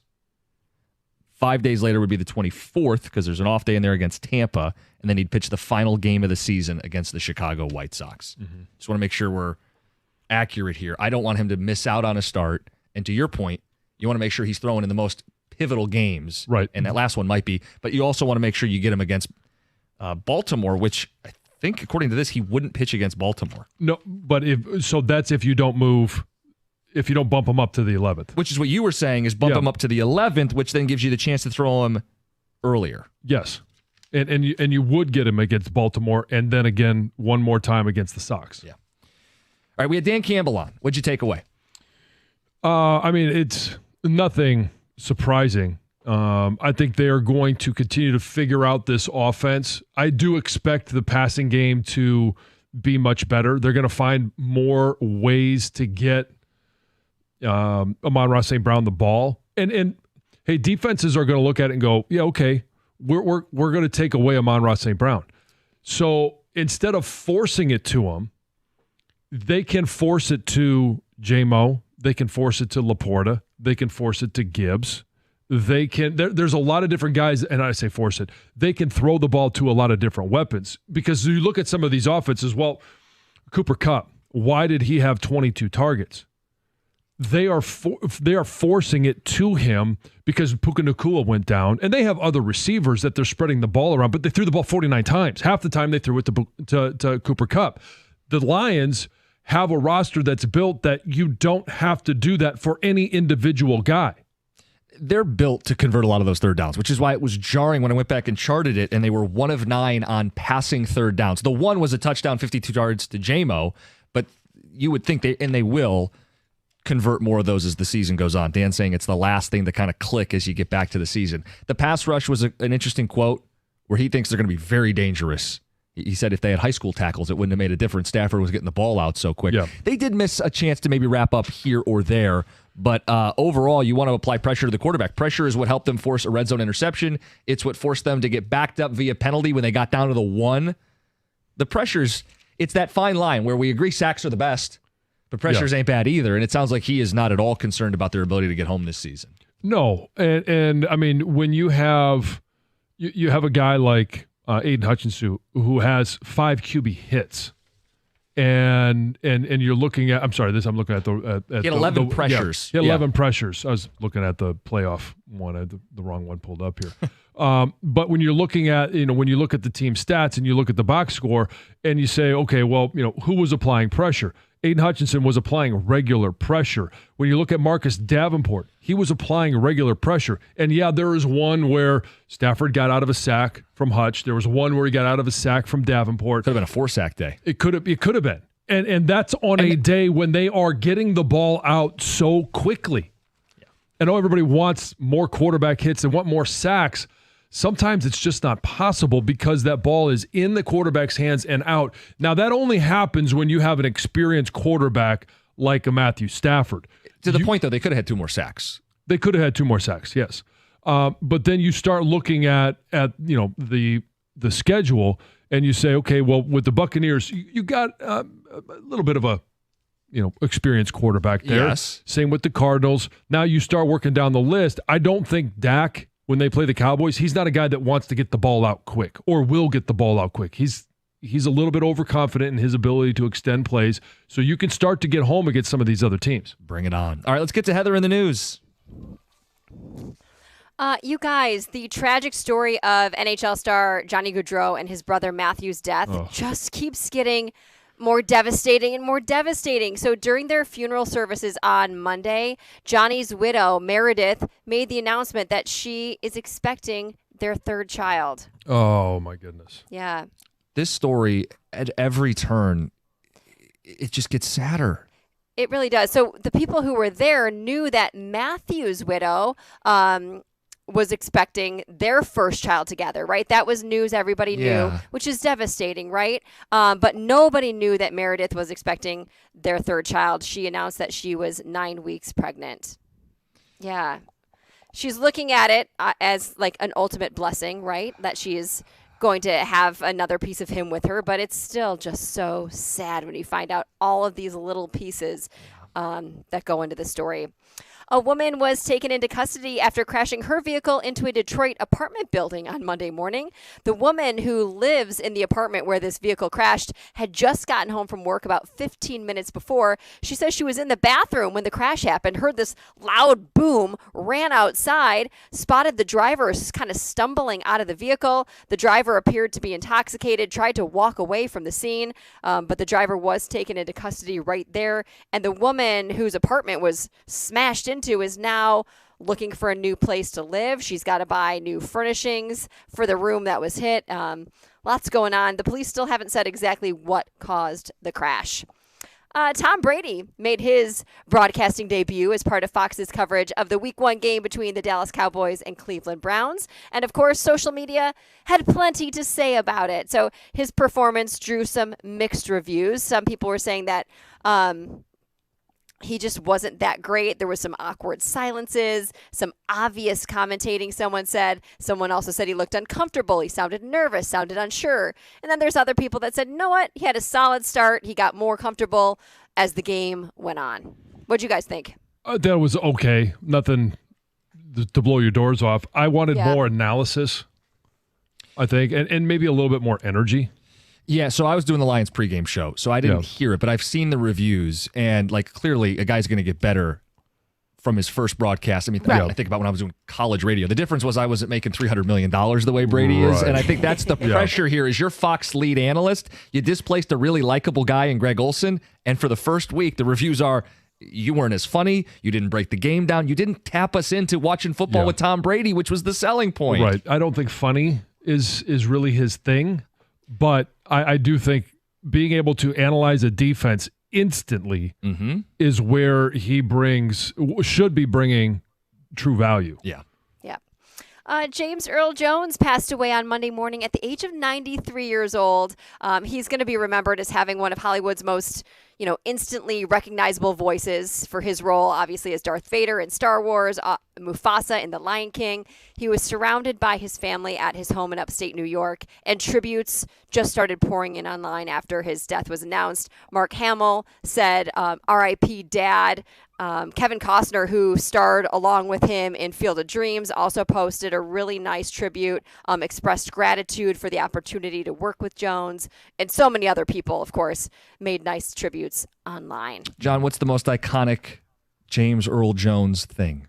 Is it Star Wars? Well, it's got to be Michigan. Darth Vader's voice. Yeah, I mean, okay, so if you're in the big house, yes, he's the one that welcomes the fans to the stadium, and it's iconic for Michigan faithful that go, but it's got to be Darth Vader's voice. I'm partial to the baseball movie, The Field of Dreams.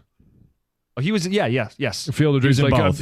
Because I mean, I love that one. If you build it, they will come. Teddy has watched The Sandlot 1,000 times if he's watched it once, so love that one. The as reality is, well. there's so many A-level Baseball. choices. Yes. Yep. And that's Heather with the news. All right, we got Greg Palm coming up next. Michigan and Notre Dame with losses last week. Who's in the top 12? It's 97-1. You've heard me talk about injury attorney David Feminino a number of times, and for a while now. Just listen to some of the results that David and his team have been able to get for their injured clients. $3.5 million for one, $5 million for another, $11.5 million for their clients. You need an attorney that will fight relentlessly for you. You can call and speak to David right now by calling 855-65-CRASH, or you can always go to the website, getdavidgetpaid.com. That's 855-65-CRASH, or on the web at getdavidgetpaid.com.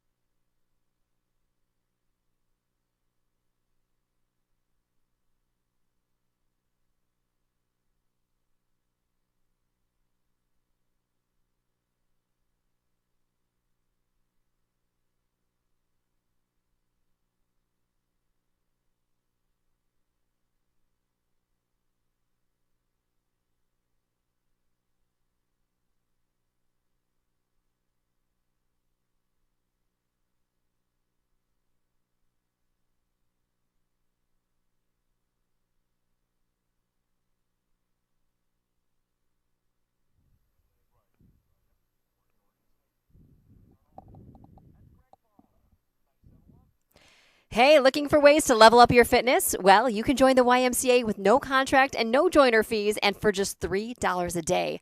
I'm loving all the YMCA has to offer, including access to indoor pools, Les Mills group fitness, hundreds of machines, discounts on personal training as well, which I'm taking full advantage of now, all with free child watch while you work out. And now you can go and try the Y for free. Visit any of the 7 Metro Detroit locations and get a free guest pass. Learn more at ymcadetroit.org and find your Y today.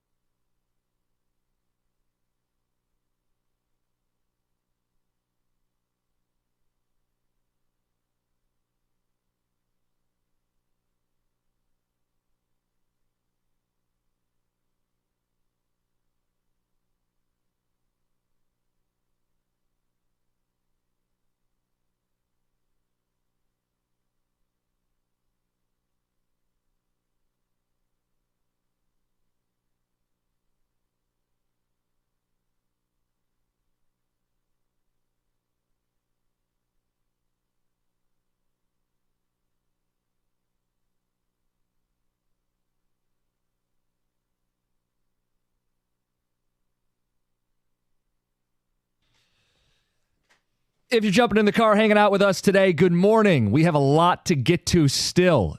Dan Campbell, 9:35. If you missed it, Odyssey. Rewind if you're impatient.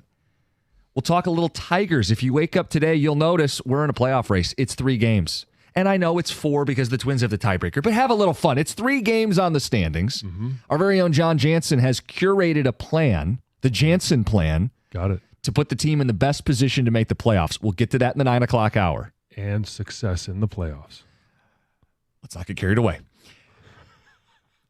Michigan football. Okay, we didn't spend a lot of time on Monday talking about the Wolverines. We sprinkled them in. I mean, it's a big top 10 matchup with Texas. Monday was about the Lions.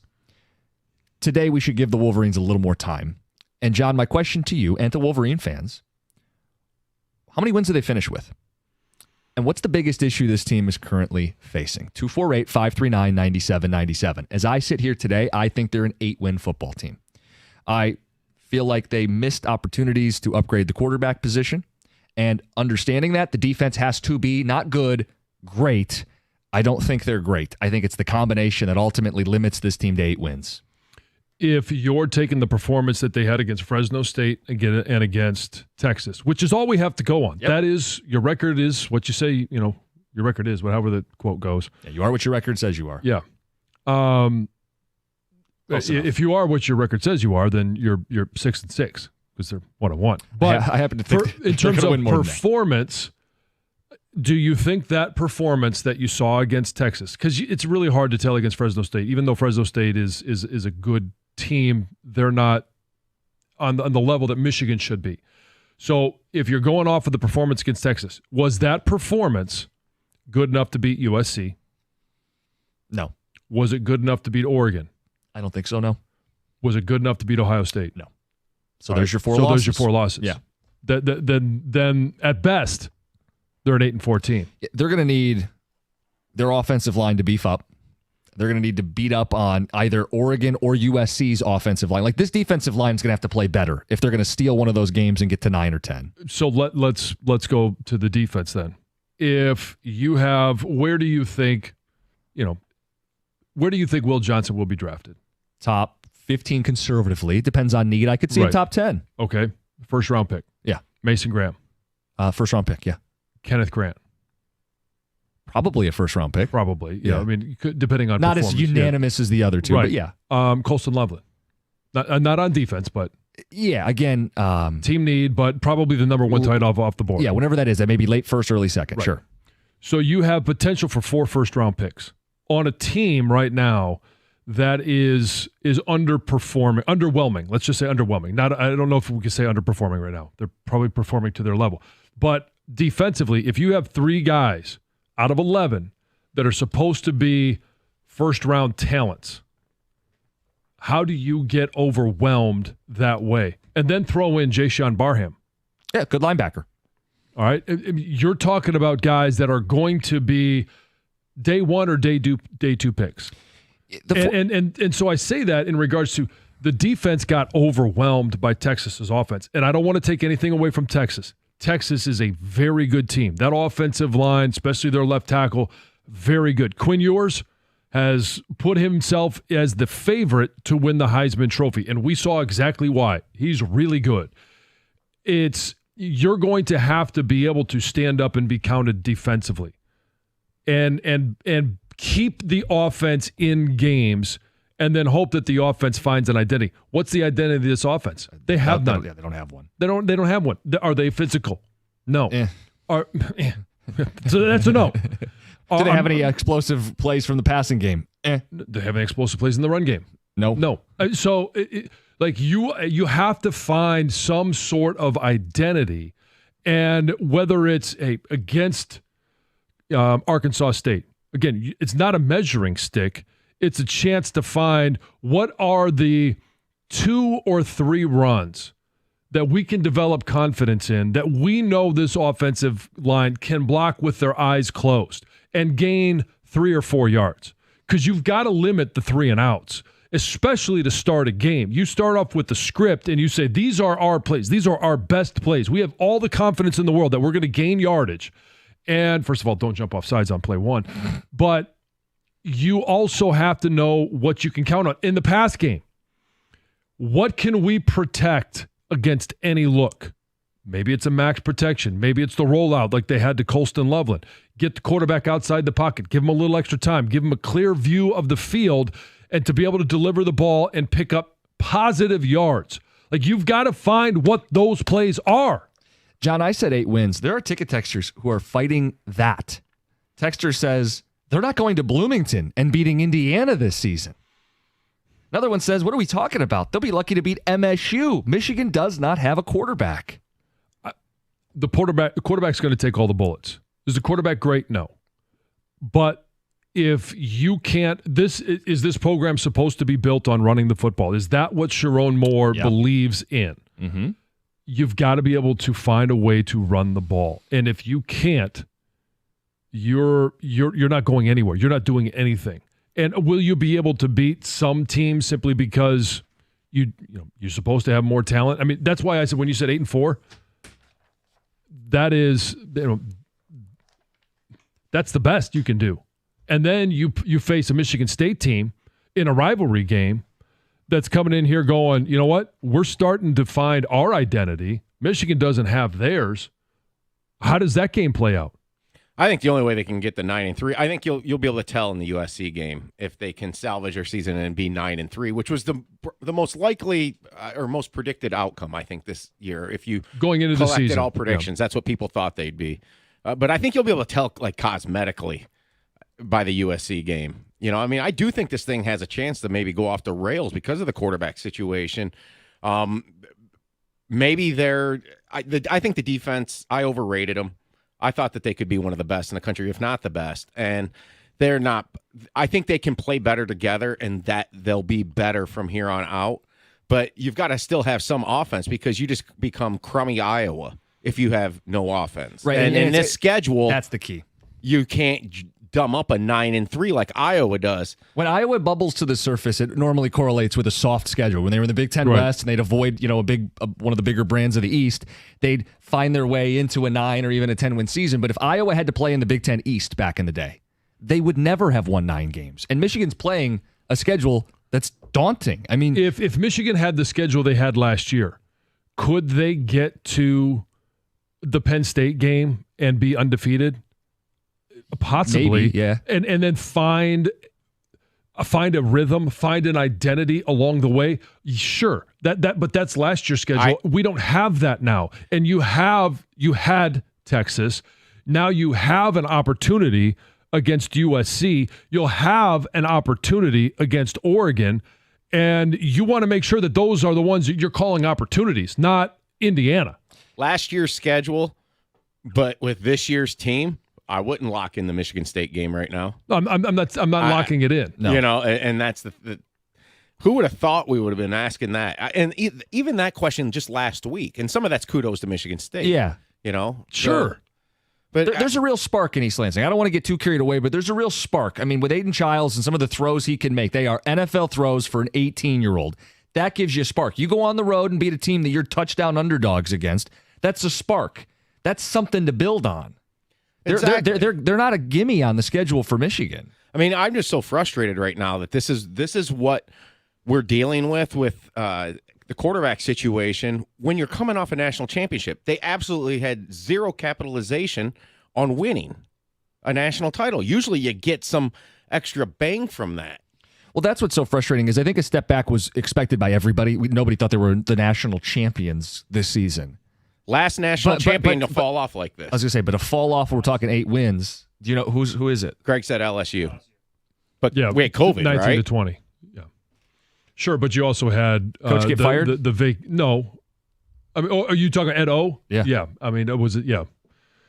You also had Justin Jefferson, Jamar Chase. Lost 2 wide receivers. You lost Clyde Edwards-Helaire, Joe Burrow, both offensive coordinators. Line. Yeah. I mean, look. They missed a lot of talent. Just like Michigan did. And what I'm asking is, what happened to Ed Orgeron after that season? He was on the hot seat, and he didn't last very long. Correct. So, I mean, Sharon... Are you putting Sharon on the hot seat now? I'm not doing the strikes routine.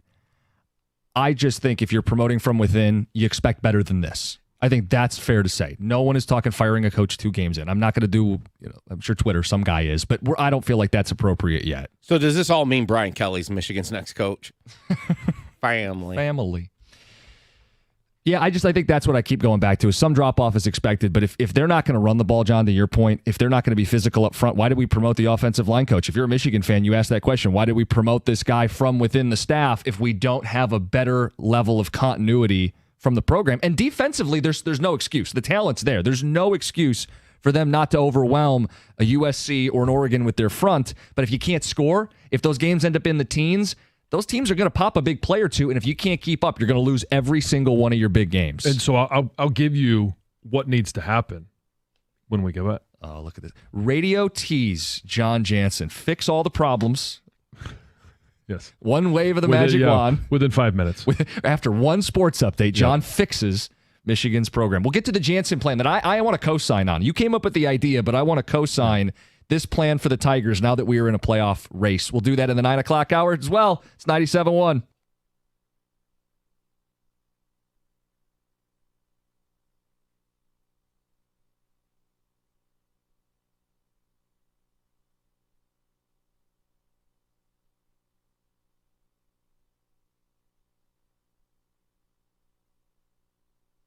Brought to you by Cars for Kids. Dan Campbell jumped on with Jim and John earlier this morning to discuss their overtime win against the Rams in Week 1, and despite some struggles, he liked what he saw from a macro level.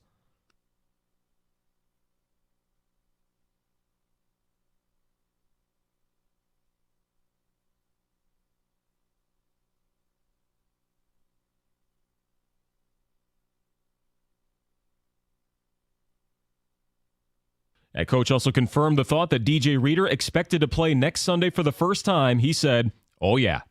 In the race for the top seed of the NFC, a little bit early, but still, the 49ers won their opening game at home, taking down Aaron Rodgers and the Jets 32-19. Rodgers threw his first touchdown as a Jet, but it came with the team down 19 late in the third quarter. Tyrod Taylor ended up finishing the game under center for New York.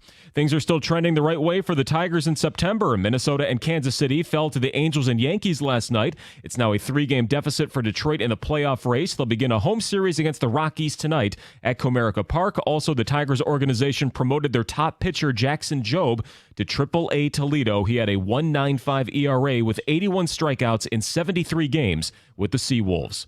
From the Corewell Health Sports Desk, I'm Chris Villar. For more, go to 97.1 The Ticket and Odyssey.com.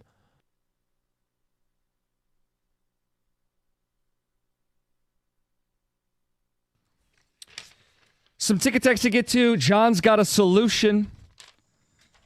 How do you fix what's going on with Michigan? And then I love this Jansen plan for the Tigers.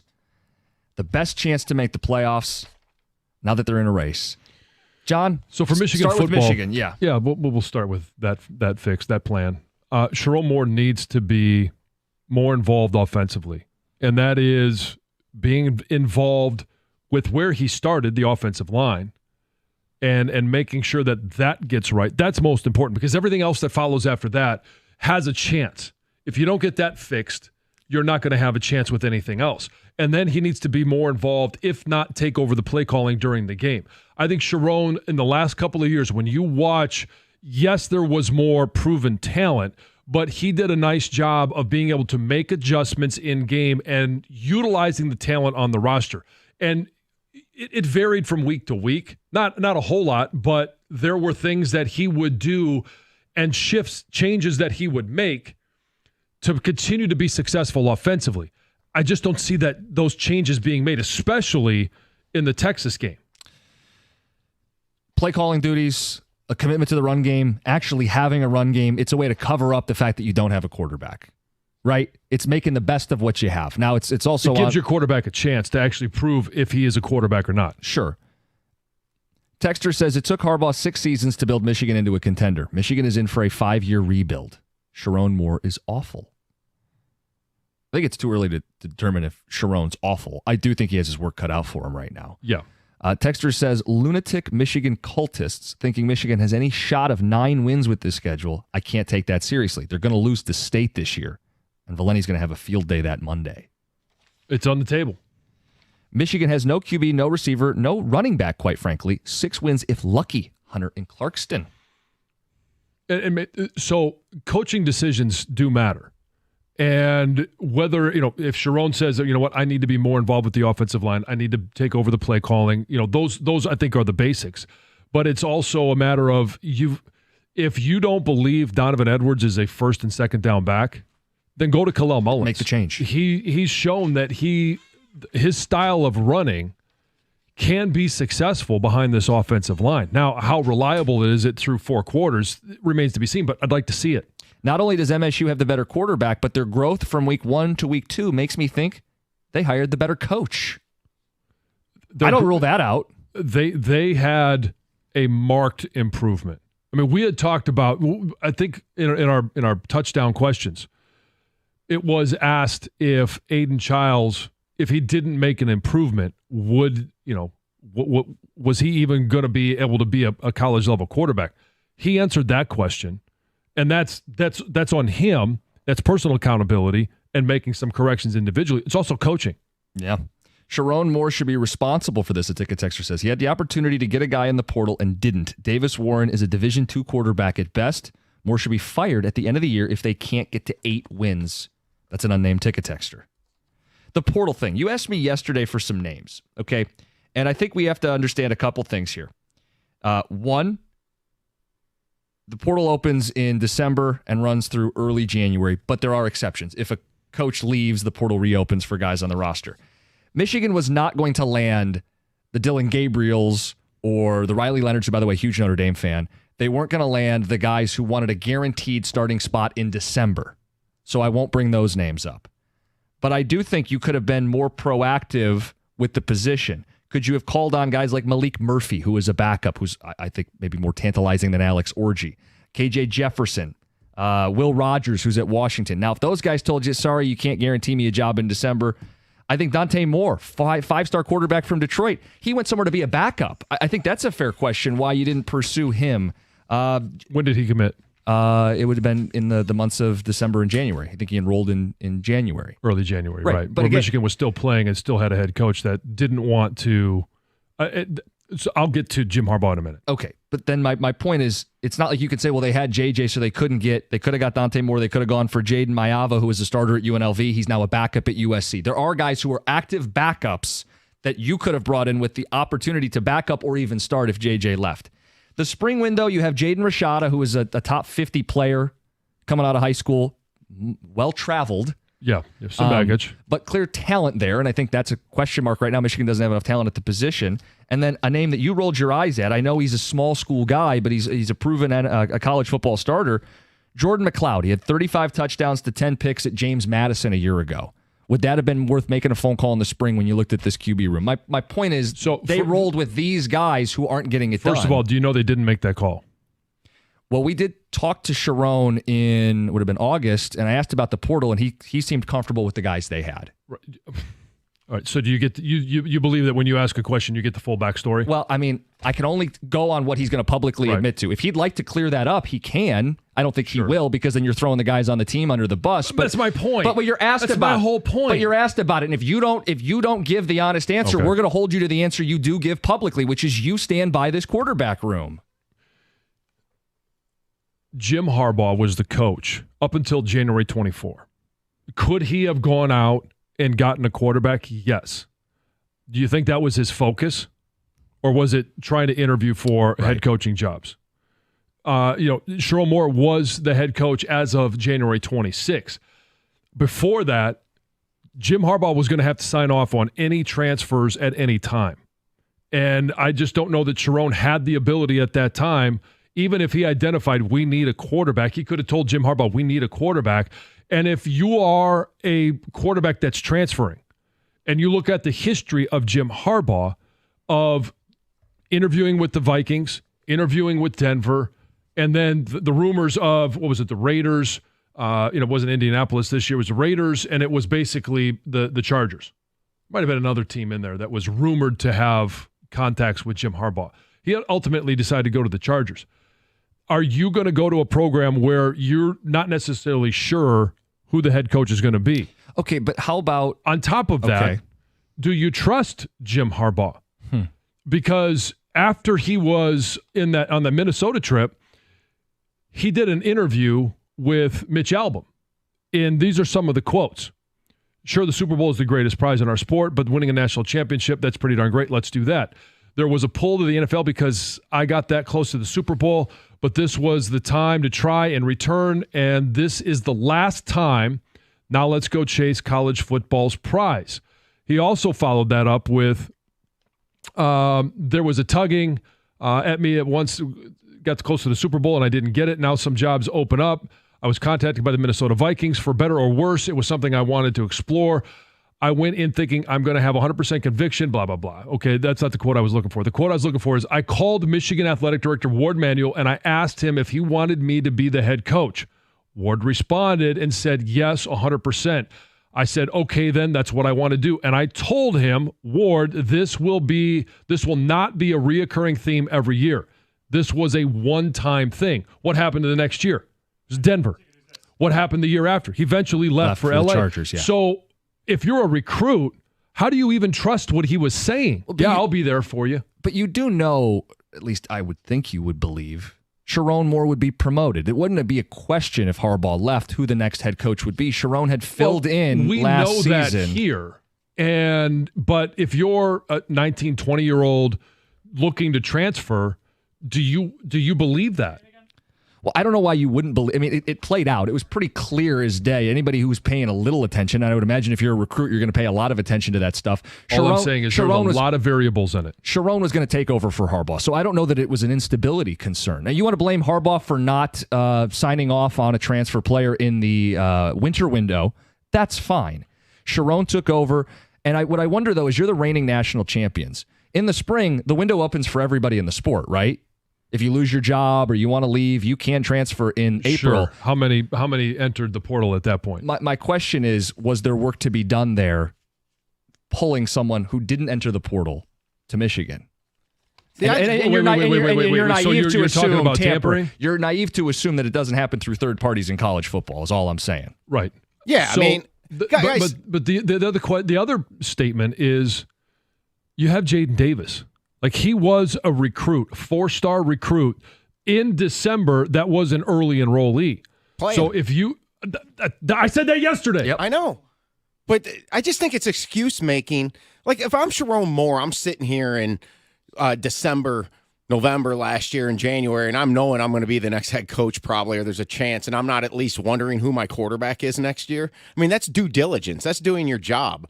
Like, and I think it's nonsense to think that none of these guys that were in the portal, even the big names, if Michigan pursued them, that they wouldn't be interested. I mean, you got to think about Cam Ward for a second. He went and to be the quarterback for Miami, a school who has a coach who is definitely being questioned in terms of his decision making. Like, these guys know the reputations of things. These guys knew, or at least should have an idea, that the Michigan starting quarterback job was open starting in 2024. That not one of them wouldn't want to come here. Maybe they couldn't come here because they didn't want them. We got ticket texts. We got phone calls to get to. Dan Campbell, 935. And yes, we will get to the Tigers this hour. It's 97.1. When I needed a new furnace and AC, I called the guys at Mastercraft Heating, Cooling, Plumbing, and Electrical. They've got all the best equipment and prices. But I think the biggest difference is their customer service. And you call them, you get a chance to talk to someone, and it feels like they really understand you. And they understand it when you're talking about your AC or your heat in the winter, the urgency with which you need some service. And that 5-year warranty is oh so sweet. So I know I'm covered. Call Mastercraft for your heat, AC, plumbing, and electrical, even for generators. Tell them John Jansen sent you for up to $500 off fast installation. Same-day service. That's mastercraftheating.com.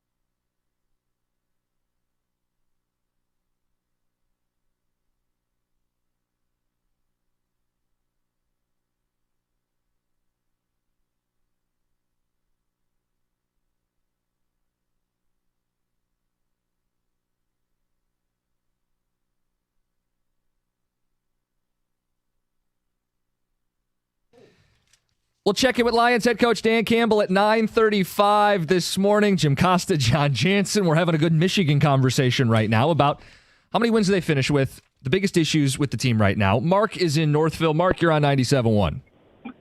Hey, good morning, guys. How you doing? Good. Hey, so I understand the discussion and the focus on, why we should have maybe been a little bit more active in the portal.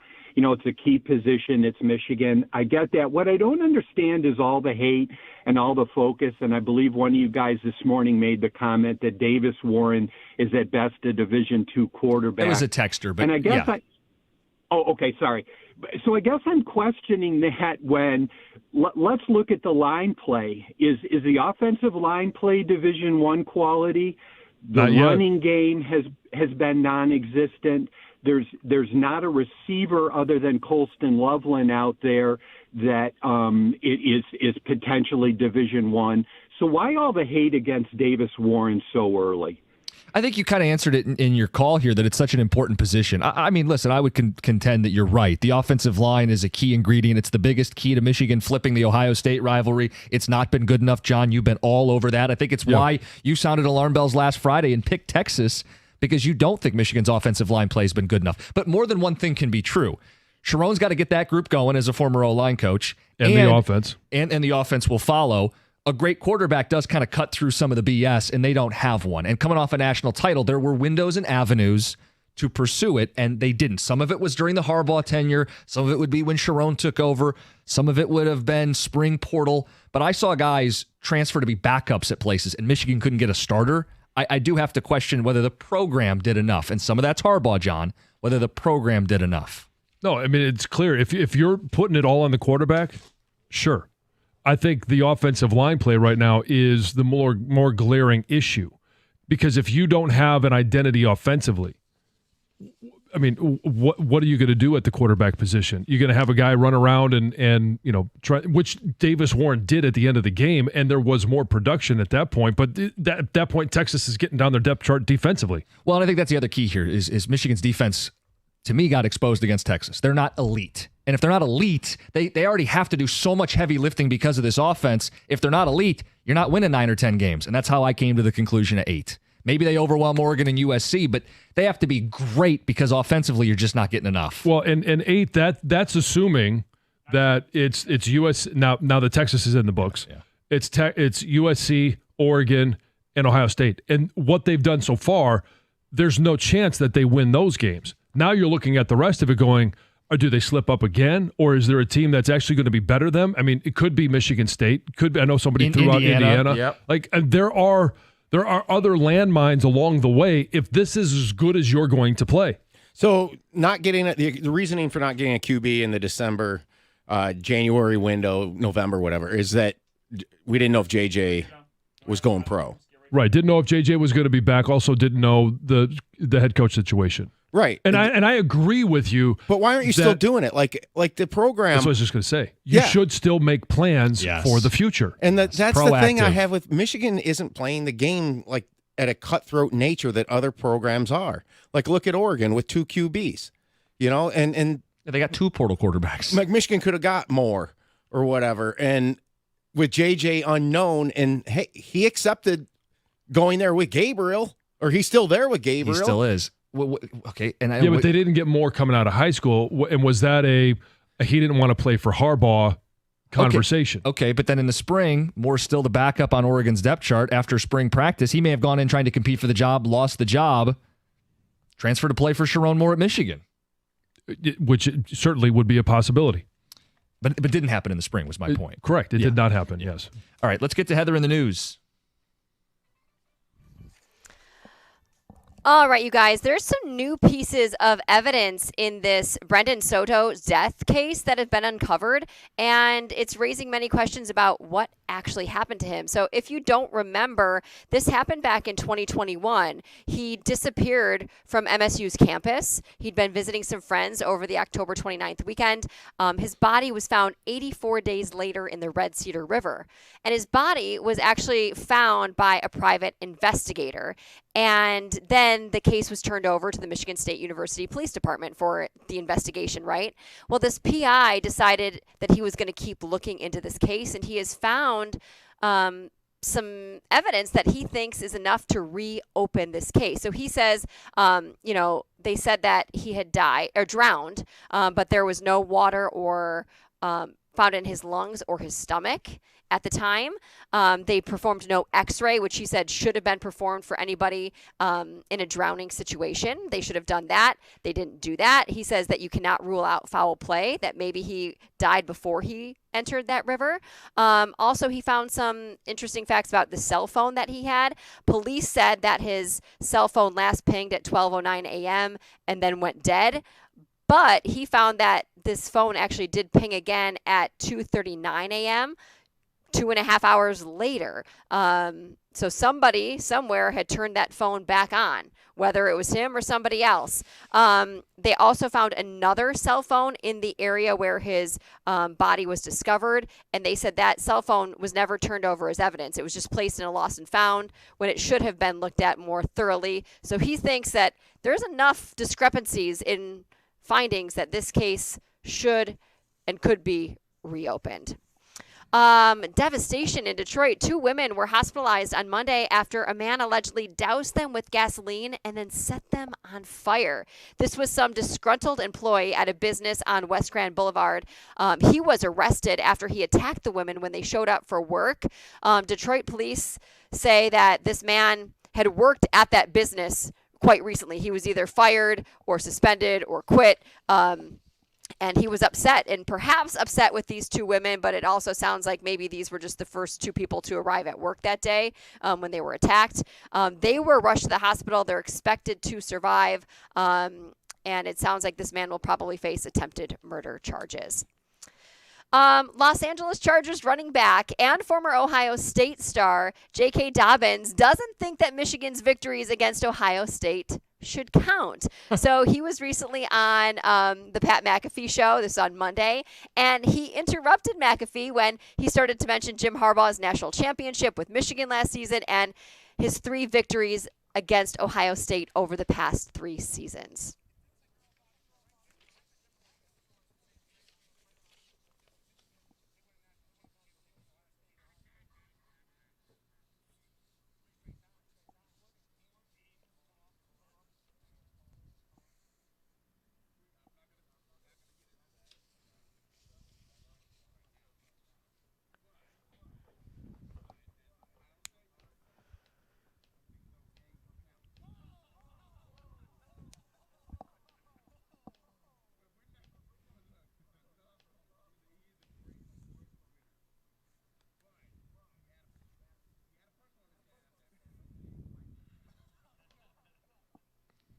The rivalry never dies. Never does. Never will. Yep. Eminem is set to open Wednesday's MTV Video Music Awards. He's going to be joined by a lot of other stars as well. But this is not his first time appearing at the VMAs. Last time he was there was in 2022. He also performed several years ago in 1999, 2000, 2002, 2010. This year he is up for 8 awards, including Artist of the Year. So we'll see what happens there. Taylor Swift leads all nominees at this year's show with 12 nominations, followed by Post Malone with 11. So exciting news. You can tune in. Here's an interesting story. A 33-year-old man was sentenced to 4 months in jail for stalking after he shipped himself inside of a box to his ex's home and then threatened her with a gun. Oh, wow. Yeah, I don't know how it, Same-day how service? it actually went down. Yeah, apparently so. So it's unclear if this woman was able to bring the box into her home or if she's like opened it on the porch. Who knows? But he emerged from the box, surprise, threatened her with a gun, and then took off with the keys to her house. And then he returned several times after that to like get his stuff back. That's what he told police anyway. Was that, hey, I was just trying to get all my stuff back. Odd way to do it. He's facing charges. So like, I don't want to make himself in a box. I don't want to make light of a scary situation, but I don't understand the absurdity of shipping yourself in a box. It's got to be expensive. And I would. How long was he in the box? Like, did he really get shipped there? Or did he just like put the box in the porch and jump inside and then like ring the doorbell? Were there air holes? Did he get jostled around like when he's going through who's like carrying him? Fragile on the side of the box. Yeah. How do you not fall out the bottom of the box? I don't know. So many questions. That's a hell of a tape job. So many questions. It's Heather with the news. Dan Campbell will have questions for him next. Lions head coach. It's 97.1. NFL Week 2 is here, and what a Week 1 it was. You could start the season with a big return on FanDuel, America's #1 sportsbook. If you're new to FanDuel, you're going to get started with $200 in bonus bets guaranteed when you place your first $5 bet. And here's an SGP, a same-game parlay for you on a Monday Night Football game. This week, it's going to be the Bills at the Dolphins.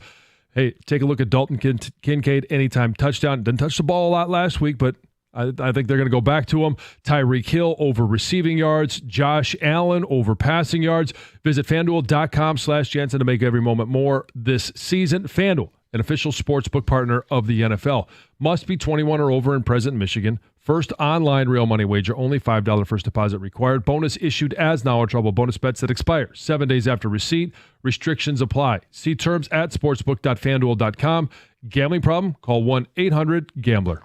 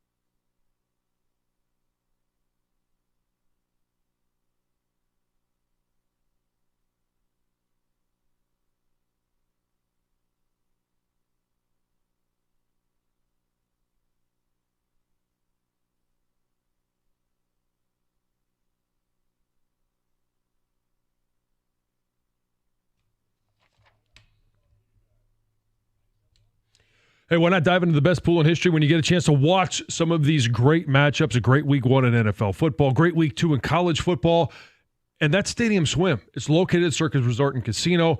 Catch all of these great viewing experiences built for sports fans at one of the 6 pools, 3 different levels, perfect view of the massive 40-foot tall high-definition screen. Just imagine yourself with a little umbrella drink, sitting there watching all these great games from 9 in the morning until 10 at night. It's America's favorite place to watch all of your favorite football games. Swim-up bars, Insta-ready selfie walls, one nonstop party. It's built for a football party. Score your perfect game day spot with cozy day beds, private cabanas, or grab a lounge at the center of the action. You can reserve your spot today. 365 days of sports poolside, located at Circa Resort and Casino in downtown Las Vegas on Fremont Street. Stadium Swim, all sports, all seasons. Book your spot today at circalasvegas.com.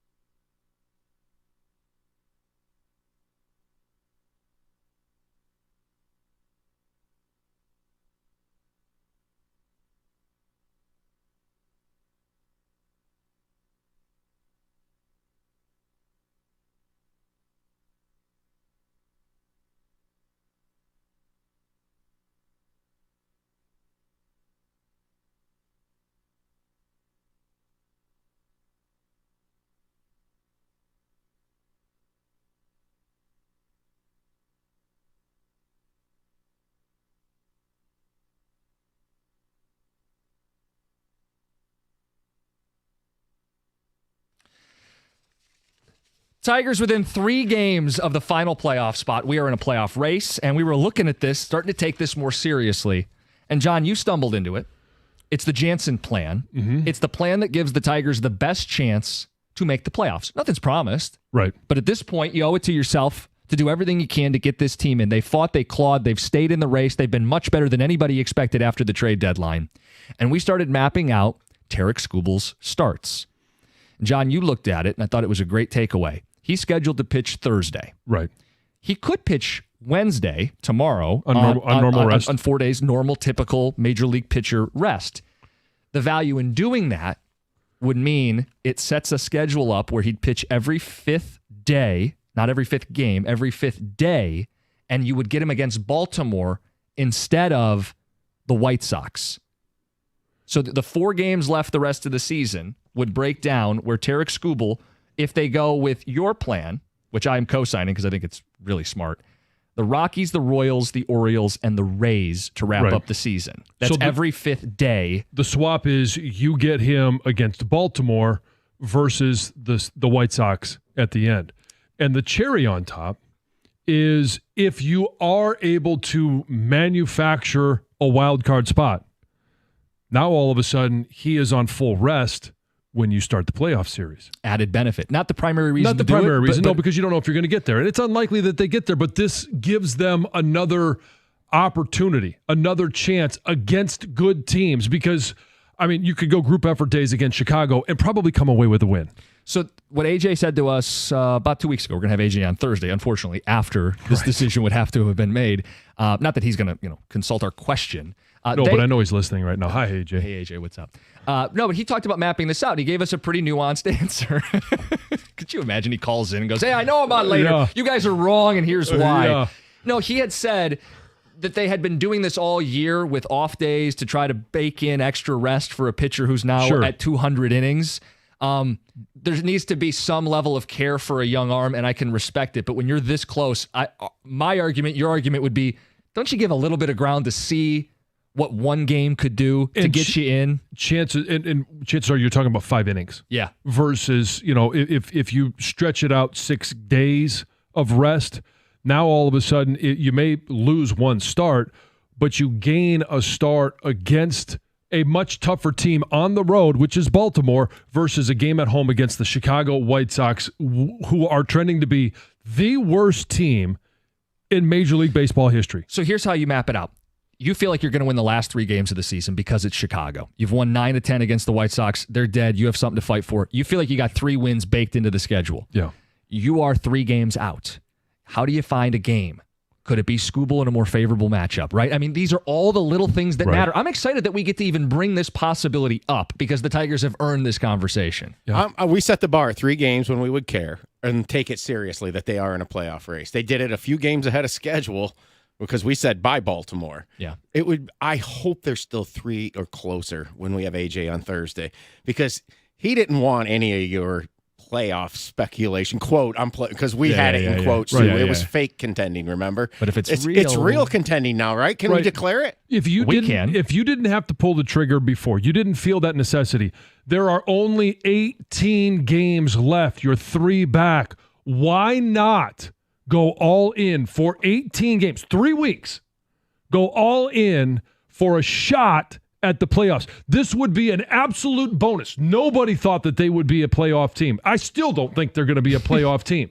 But why not give it a shot? This would be the ultimate comeback from whatever depths you thought it was. You sold at the deadline and you still made the playoffs. Would be incredible. It's such a bonus. I love that we can have this conversation. I really do like that we're getting into this point of the season. September's awesome. It's the most fun it's been for the Tigers in a long time. Yeah. Like I said a couple days ago last week, let's see, on Monday, September 29th, Tigers in the playoffs, Lions hosting Monday Night Football. This city would be The odds are up since last week. Yeah, no, they are. Gator, let me ask you this question. First of all, thanks for joining us. When you saw, because I know you follow the whole minor league thing a lot more than the rest of us here at the station, when you saw the news that Jackson Jobe was being moved to AAA, yep. What was the next thought that entered your mind? It's a shame they didn't do it earlier because sorry, my phone was restarting. Because maybe had they done that a month ago, maybe, just maybe, he could help this team in a late season push. But how long does he have to be there? Because they only said he had to be in AAA before he comes up. Well, he's going to be there for the rest of the season, which isn't long. It's only 2 weeks left in the season, if that. So I think it's 2 starts he's got. So really what this means is that he's got a legit shot to make the team out of spring training if he pitches well in spring training. Though I would guess that they would probably want to see him make a couple starts at Toledo before they would bring him back up in the spring, but you never know. At least this gives him the chance. So you're saying there's no chance this year that we would see him either. I don't think there's any chance we see him this year. No. Maybe late Tampa Bay, maybe against the worst team in baseball history, Sox. No, I don't think so. And he can't qualify for the playoff roster, which is on everybody's minds. That's another thing. So yeah, no. Wet but blanket. what he can do is if he's on the roster the second week of the season, by the second week of the season, and then let's say that he has an amazing year, wins Rookie of the Year, something like that, then the Tigers, because they would have promoted him earlier, that the Tigers would actually get a pick between the first and second round. Yeah, this is a new thing. Yeah. It's like the incentive for the promotion incentive of Major League Baseball. It's to counteract teams who were like stashing guys for service time. Yes. I think so. Yeah. Yeah. Well, we laid out the plan to try to make up as much ground as you can in the final 18 games. What do you guys got coming up?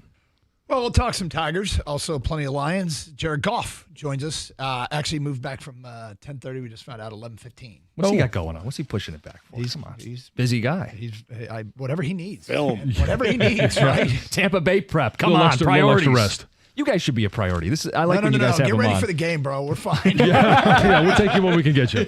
You're on for 4 hours. It's fine. 11:15 for Jared Goff? Correct. All right, perfect. Carson Anderson next, 97.1.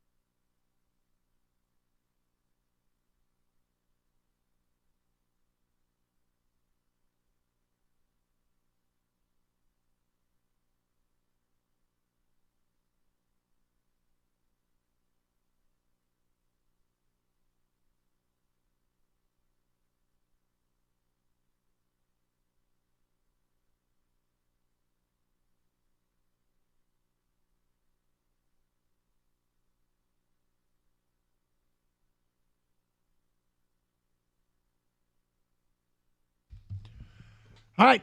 Carson Anderson on a Tuesday. Hope you're doing well. How are you, Scott? I'm doing just fine, Doug. Anything fun in the Gator household last night? Well, it's always fun to watch Aaron Rodgers lose. Okay, so that was an interesting push and pull, right? It would have helped had Aaron Rodgers won. I'm okay. Okay. Because I sat down in front of the TV going, okay, San Francisco losing is good for Detroit. I don't like Aaron Rodgers. I really don't like Aaron Rodgers. So let's just see how I settle in. And what I always think you go in and you go, this is what I should be rooting for. You try not to have a rooting interest going into it, and you see what your body tells you. What you just instinctively start to feel. Like when a team gets a stop, do you celebrate the stop? When a field goal is good, do you give a little fist pump? Like, what do you instinctively do? Gator, I instinctively did something last night. I rooted against Aaron Rodgers. I kind of know better in a big picture sense that this should be about 100% getting the Lions, in better position to win the NFC. But I couldn't help myself. No, I don't think anybody could really help themselves when you're watching it and you see him, that face. The face. The face. Well, it's become, it's no longer been this, like when he was with the Packers felt like the first half of his tenure with the Packers, almost like a mischievous face. It was, okay, he's kind of funny, quirky, whatever. He's hard not to like. He was a very likable guy. Then he started to change a little bit. Maybe part of it was because of the constant beating the Lions. That didn't help. But, just the retreats and the vomiting, the diarrhea, the other stuff, staying away from his team. Staying away from his team. Feeling like he should be. And then blaming his teammates. Well, yeah, right. But feeling like he should be the one that's consulted about, moves with the team and all this stuff was just kind of really off-putting. Mm-hmm. So, and the way that he's exited the Packers and then left to go to the Jets, it's just so delicious that he went there last year, went 3 or 4 plays, whatever it was, and then didn't play the rest of the way. And then comes back his first game, and he looks very mediocre. The touchdown pass he threw, hey, great pass, but it was a free play. It was absolutely a free play. Throw it up in the air, Lazard catches it, touchdown, easy go. And then he throws an interception, hilarious. And then Tyrod Taylor marches the team down on 8 plays and then scores a touchdown. They get the 2-point conversion too, I think. And it was just great to see that. It's funny you said you couldn't help it. Kang, you could help it, right? Yeah, I mean, I wasn't rooting for Aaron Rodgers, but I was rooting against the Niners. Yeah. I mean, listen, I'm in a different place now where, guys, I don't know if you know this, we have a Super Bowl contending team here. Yeah. And I scoreboard watch other teams that are, competing for 1-2 seed with us. So, yeah, for me, it's all about the big picture. Like I said, I'm not rooting for Aaron Rodgers, but rooting against the Niners for sure. But inherently, at some point, you had to hope that Aaron Rodgers completes that pass. Of course, yeah. And I get that. I mean, I'm not like... Like I said, yours is far more logical. Ours is far more emotional and irrational. Like when he threw that touchdown pass, Gator, I'm like, I didn't go, yay, Aaron Rodgers. I go, yeah, boo Niners. Take that is what I was saying. Yeah. Well, when it became clear that the Jets were not going to be competitive with the Niners, then it's like, okay, now you can full on root the other way. I kind of feel like, Doug, it was that way for you was it LSU when they beat Ohio State? LSU, Ohio State in a national championship game, and you came over and I said, I'm rooting for the Big Ten here. Ted Ginn returns the opening kickoff for the touchdown and then promptly breaks his ankle in a celebration. And then everything went downhill for Ohio State, and then you were able to smile and I was like, all right, well, if this is going to happen, I'm going to enjoy the hell out of it. Yes. I don't know if it would have, whatever. I just, that's exactly what I was thinking is, better. I know better than to be rooting for the Niners, but I couldn't help myself. That's instinctively what happened. All right. So people familiar with the show, they know that Jared Goff joins us every Tuesday at 10:30. He will be with us at 11:15. Look forward to talking to him about a variety of things. Coach Campbell on with the morning show. Discussed how the passing game was a little bit out of sync and, some of the offensive play calling and some of the plays they wanted to get to, they never got to. We'll get into it a little bit with Jared, but overall, is there some rust to knock off? Yeah, probably. Bottom line is, the funny thing is I feel like that game got scrutinized above and beyond what was necessary because I don't know that people fully treated the Rams like a legitimate NFC contender. They are. They are widely considered to be a playoff team. And the one thing about the NFL is you want to look like the team that can win the Super Bowl every Sunday. The fans want you to look like you're a team that can win the Super Bowl every Sunday. And I'm not talking about everybody that reacted this way. I found some of the response we got yesterday was more about them not looking like a well-oiled machine and a team that could win the Super Bowl in week one, when I process it as this is a team that could win the NFC. The Rams could win the NFC. Some people are picking them to do so. So it really doesn't matter how you win. It doesn't matter if it doesn't look perfect. There are games that you play that it's just about getting the win, and that's far more important than getting a win and checking all these boxes along the way. Yeah. Now, if it's 5 games into the season and they're not showing much improvement, then I think we've got some room. Yeah, they're for playing Arizona. Panic. Yeah, but I don't expect that. I expect that, it was what it was. I think there was some rust on the guys, and I think you have to credit the Rams for being a pretty good football team. Despite, I think people were upset with what Stafford was able to do, and I really don't want to use that name much more as we move on from the season here, but the Rams scored 20 points. That was it. Mm-hmm. It's not like the Rams lit up the Lions for 35 and got into some kind of shootout. A lot of yards for Stafford, a lot of yards. Yeah, there were, but a lot of it came on one play, and I'm okay with it. I thought that they did a pretty decent job defensively. They gave up 20 points. That's it.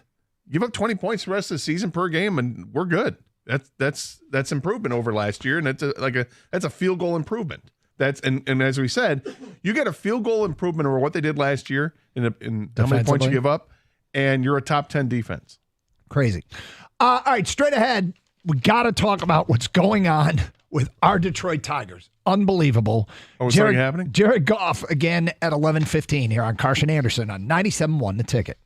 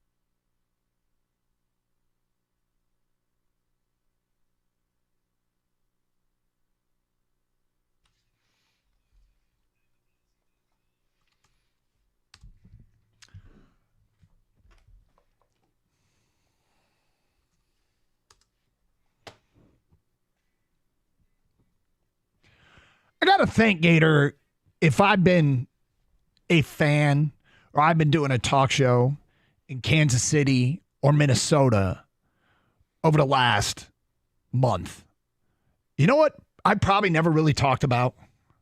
I probably never really talked about the Detroit Tigers. I probably wasn't looking behind. I was probably looking ahead. Right. I was probably trying to figure out who we, if we are the Twins, or we, if we are the Royals, who we could pass, how we could better our playoff spot. And as they say in the fables, Gator, lo and behold, I wonder if in Minnesota or Kansas City, either of them are turning around and going, well, wait a sec. Who the F are these guys that are in our rearview mirror all of a sudden? That's right. Because the image is larger than it appears. The Tigers are now 3 games out of the wild card. Now, so is Boston and so is Seattle. That's right. And I don't remember what year it was, like 71 or 72. The Tigers were involved in an epic playoff chase, like one of these epic 5 teams, final day, all had a chance kind of thing. You know, it was crazy. And it was the early 70s. It's like a Billy Martin team, I mean, what I'm doing is talking about something that's so ancient history, probably nobody cares. But this kind of thing it's just shaping up where this could be epic. Right. Seattle, Boston, Detroit, Minnesota, and Kansas City. There's 5.5 games from Kansas City to Seattle, Boston, and Detroit. There's 3 games between Minnesota, the Tigers, Red Sox, and Mariners. This could be epic. And this, the fact is the Tigers play the easiest schedule of all the teams involved here. Their opponent winning percentage for the Tigers is .462. It's 28th in Major League Baseball. Boston plays the 7th toughest schedule from here out. Their opposing winning percentage, .521. Seattle, the 13th toughest, .509. Kansas City, the 17th toughest, .502. Minnesota, the 18th toughest, .495. So, I mean, I don't know what I would say. I would rather be Detroit than anybody in this race. But we're in a good spot. We're in a really good spot. And what's funny about this, Gator, is that when this all started, when the first person turned to you, whenever it was in your sphere, whoever you are, and said, hey, have you looked at the Tigers? Because I think after the trade deadline, that's when the plug gets pulled on interest. When you sell, I mean, I get that there's some hardcores of you out there that are a Tiger fan primarily and maybe more a Tiger fan than any other Detroit team. But then there's, I think the vast majority of people are fans of all of our teams, and whatever season it is, whoever's doing well, you're kind of all in on that team. When the Tigers sold at the trade deadline, the only thing that was kind of interesting was, are they going to call up the kids? And when are they going to call up some of these kids? It wasn't about them calling up the kids to go win a bunch of games. It was calling up to give them experience, yeah. But whenever that time was that somebody first said to you, have you seen what the Tigers are doing lately? To now, it has already exceeded our expectations. When we would ask questions like 10 days ago on this show, are the Tigers in a playoff chase? You know what a lot of people said? Oh, you got to get to like 3 back. They're 3 back. Yeah.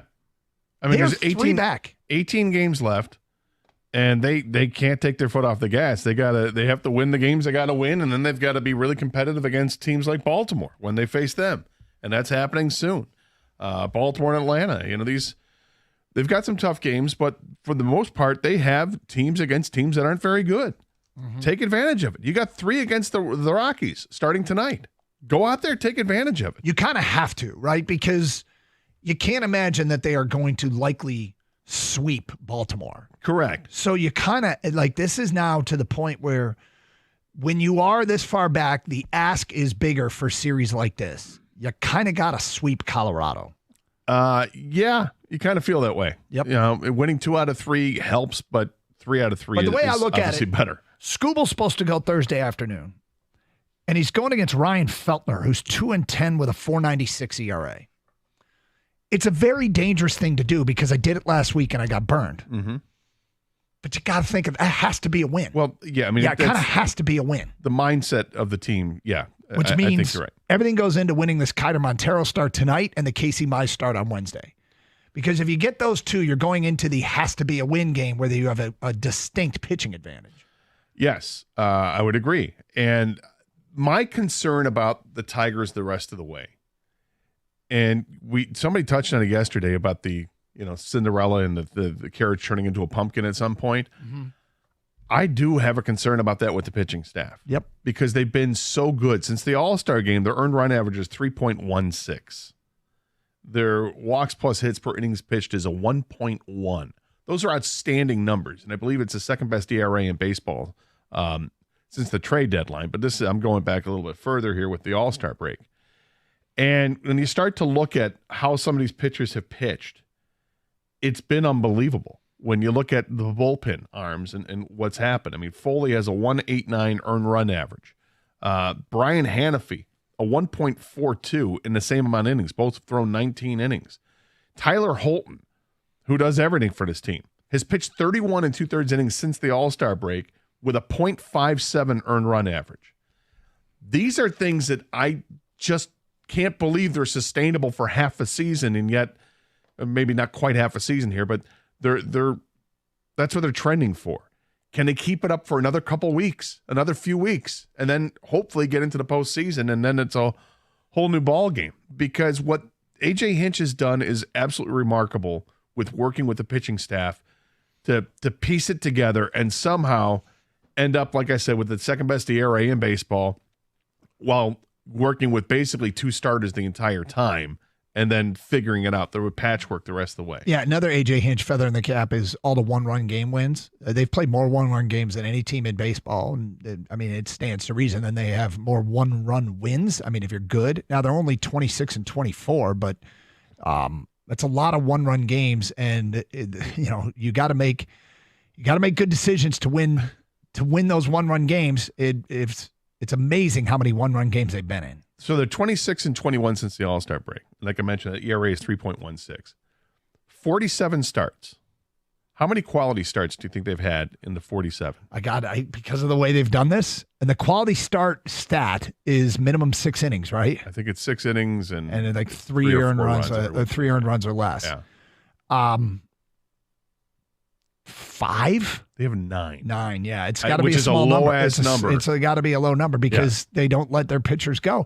And the big picture, too. Like, I was driving in today thinking about them. At some point, does Scott Harris and A.J. Hinch sit down and say in the offseason, do we really need to add, like, 3 starting pitchers in free agency? Like, do we just go with what we're doing next year for an entire 162? Keep in mind, who could be joining this team? Oh, I know. Reese Olson could come back this week or next week. Like he made a start in Toledo and looked pretty good. Only went a couple innings in that, but hey, they're just trying to build up that arm strength again and get him going. And a rotation with Tarek Skubal and Reese Olson on top of it. With now you've got Cater Montero has pitched well enough that take another look. And Casey Mize is the same thing. And you've got the possibility that Jackson Jobe could make this team out of spring training next year, and things look pretty bright for this pitching staff because they're doing it with a bunch of no-name guys right now. Mm-hmm. I mean, who the hell is Sean Gunther? Right? Who's Ricky Vanasco? Right. Brennan Hanafy. Ty Madden has come up and pitched awfully well in limited duty. In 14 innings, he's got a 2.57 earned run average. I mean, Brant Herter and Brian Sammons, all these guys have made contributions. It's been incredible. Is it going to turn into a pumpkin? I sure hope not, because it's been a real fun run for this team, and they're determined, and now they know what it's like. This is a serious race right now, and the season's only got 18 games left in the regular season. You want to keep playing? Keep playing hard. 248-539-9797. Phone calls, feedback. We will get to some of your response. And, of course, Jared Goff today at 11:15. Hey, Ev, Champ and Chump posted. Champ and Chump are posting on our website. Thank you, Ev. Go to 971theticket.com and see who the people selected as Champ and Chump of the weekend. In the meantime, again, we said Jared Goff at 11:15, and you'll hear what Dan Campbell told the morning show, the best of what he had to say. All throughout Carson Anderson, Tiger calls and texts as well. 97.1 The Ticket.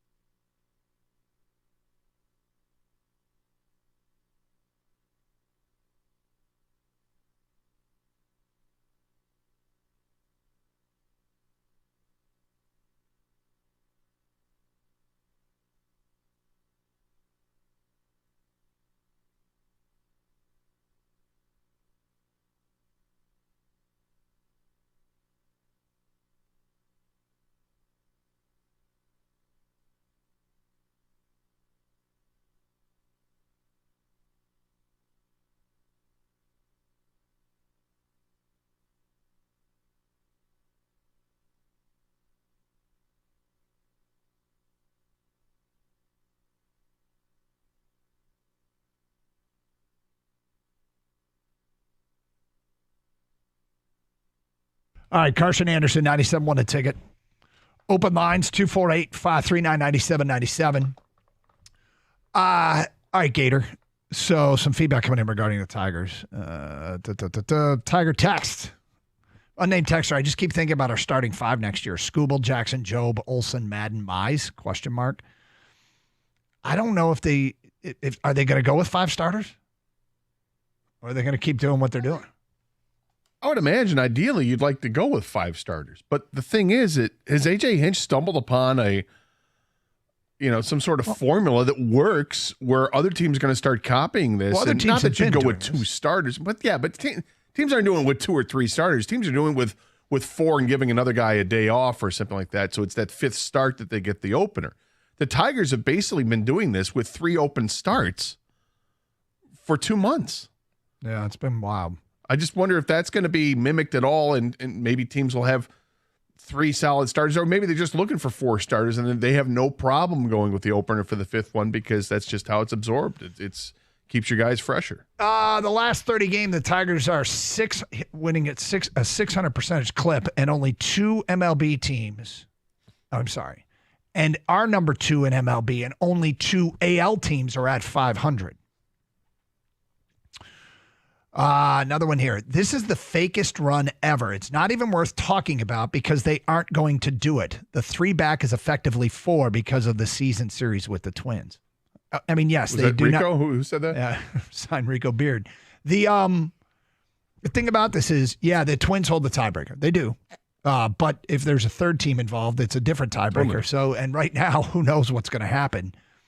And okay, so they're 4 back. Okay, so play better baseball than the Twins. Yeah, they've got work to do. I mean, even 3 back is a lot to make up in 18 games. But this is not shooting fish in a barrel. No, this is they not got a lot easy. of baseball to play, and they got to win. They got to do their part and win games. This person can choose not to pay attention. That's perfectly fine. You can do whatever you want. You can choose not to like sex. I mean, why not get in? Why not enjoy it? I never understood this. No, they don't have it. Why? Why say that? Why not just... you know what's funny? Flip on the TV tonight, turn on the radio, listen to the Tigers, and enjoy this. Go down to Comerica Park. Why not? When you certainly there is a decent amount of homerism involved in probably 10-2. We don't mind admitting it. We love rooting for our teams and having fun with it. And are we early sometimes to... Because here's what Gator and I do a lot. When things are bad... we're trying to figure out how they can get better. What's the path to a better place? Mm-hmm. And if you're well below 500, what's the path to 500? And when you're at 500, what's the path to being above 500? And when you're 3 games back, what's the path to catching Minnesota?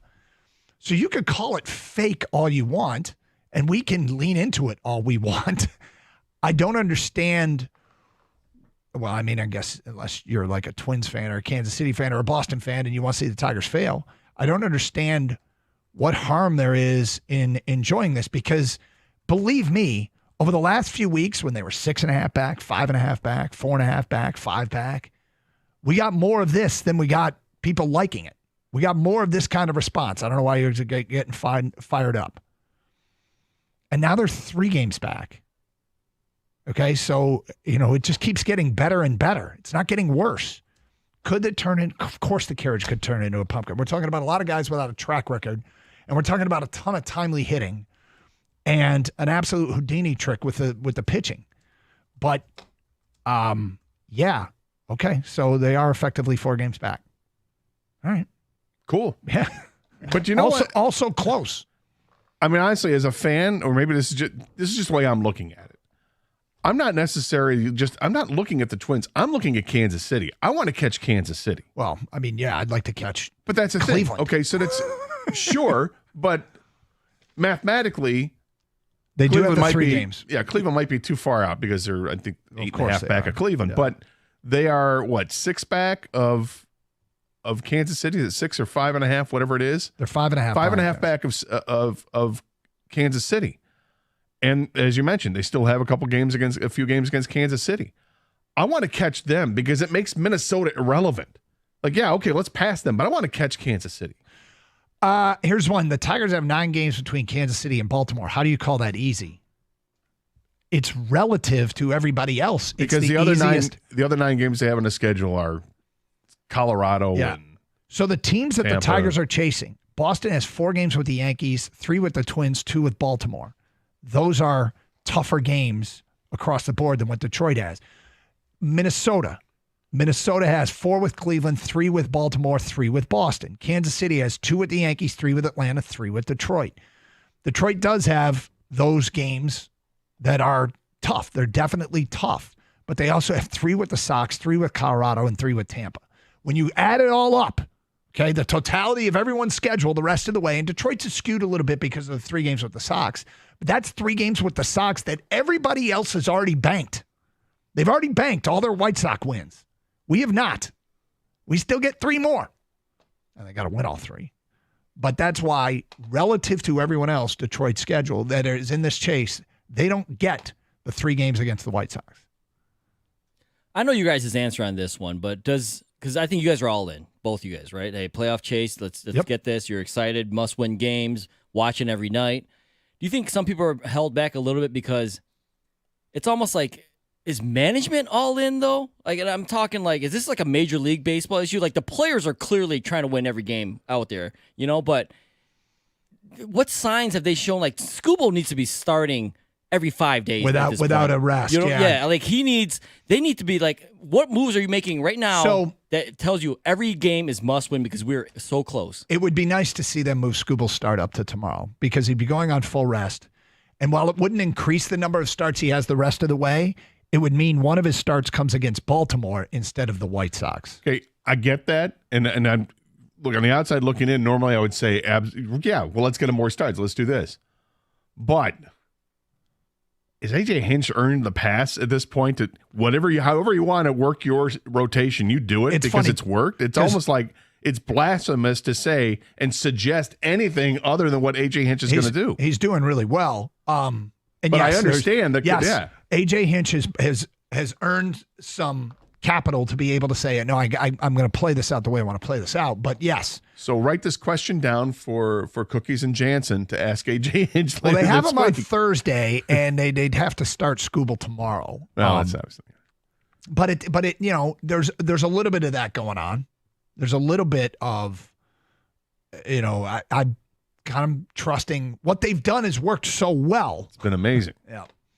Now, if this comes back to burn them in any way, like if they lose an extra Baltimore game and it costs them in the end, I wish they really had Scooble for that game.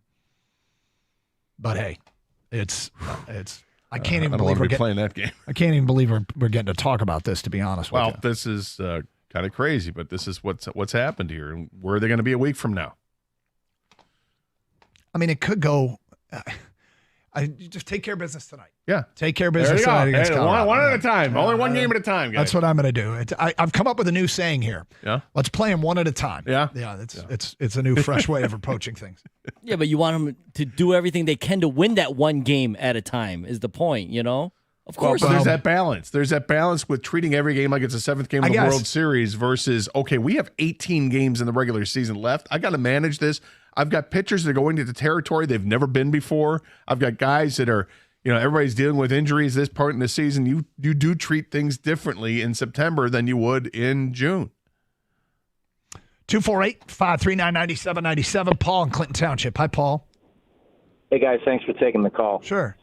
Just my opinion and maybe a little insight. I think, when you read a lot of different things on the boards and stuff on the internet and whatnot, that last caller or the texter that said this was a fake thing, a lot of people become so invested in their own opinion of things, and when they've taken on to the negative and they're hating on Harris and hating on Hinch and calling him a terrible manager for so long and they're playing poorly, they become so invested, I think, in their own opinion that when the table turns, some people aren't just able to switch and enjoy it like, you guys are saying.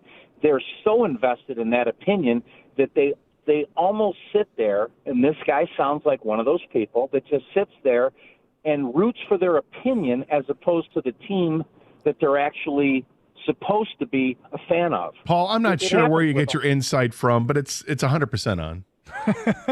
Absolutely, Yeah, you are right? 100% right. And it happens in every sport. Okay, It happens But in everything, right now, by the way. It's not just sports. It happens in everything. People root for 100%. And they there's root so they many want their people, own opinion. Yeah. Like if you read all the different pages on the internet, Facebook, all that stuff that follow the team, there are so many dudes that were so invested in how terrible of a manager A.J. Hinch was. They've all gone into witness protection and are gone right now. You don't hear from them until they lose a game where a reliever gives up a run in the 14th inning, and now all of a sudden they pop out of their hole and say, "Oh, see, A.J. should have gone with this guy or that guy." That last texter sounds like one of those types of dudes. Paul, I couldn't agree more. And hey, I invite them all. God, life is so much less stressful if you just can admit you're wrong every once in a while. Just enjoy the ride. Yeah. It's kind of like in the movie Major League. Yeah. When they get on that winning streak in the second half of the season, they really start playing well. And the manager's like, there's 2 or 3 potential all-stars in this team. And they're talking about how well they're playing. And more people are showing up to the games to watch the Cleveland Indians at the time play. And then you get the one guy in the crowd or one guy in the factory or whatever, and they're talking about it. And he goes, they're still crappy. Yeah. Right. Still tough enough on the blue line. Can't change the opinion because it's your opinion and you're stubborn. Okay. Jared Goff at 11:15. Got to talk about the Tyreek Hill thing. This is now the body cam footage has been released. There have been statements made. We will get to that today at 11:48 here on Carson Anderson on 97.1 The Ticket. Hey, Sarah Chevy in Sterling Heights is ready to celebrate football fall with the best deals of all. Right now, you can lease a new 2024 Silverado for just $319 a month with only $19.99 down. You heard it right, $319 a month for 24 months on a 1500 crew cab. 4x4 2FL. Unlock the savings with a GM employee discount and Chevy lease in your household. Sarah Chevrolet, where they guarantee the lowest price or it's free. 17.5 in Van Dyke and Sterling Heights.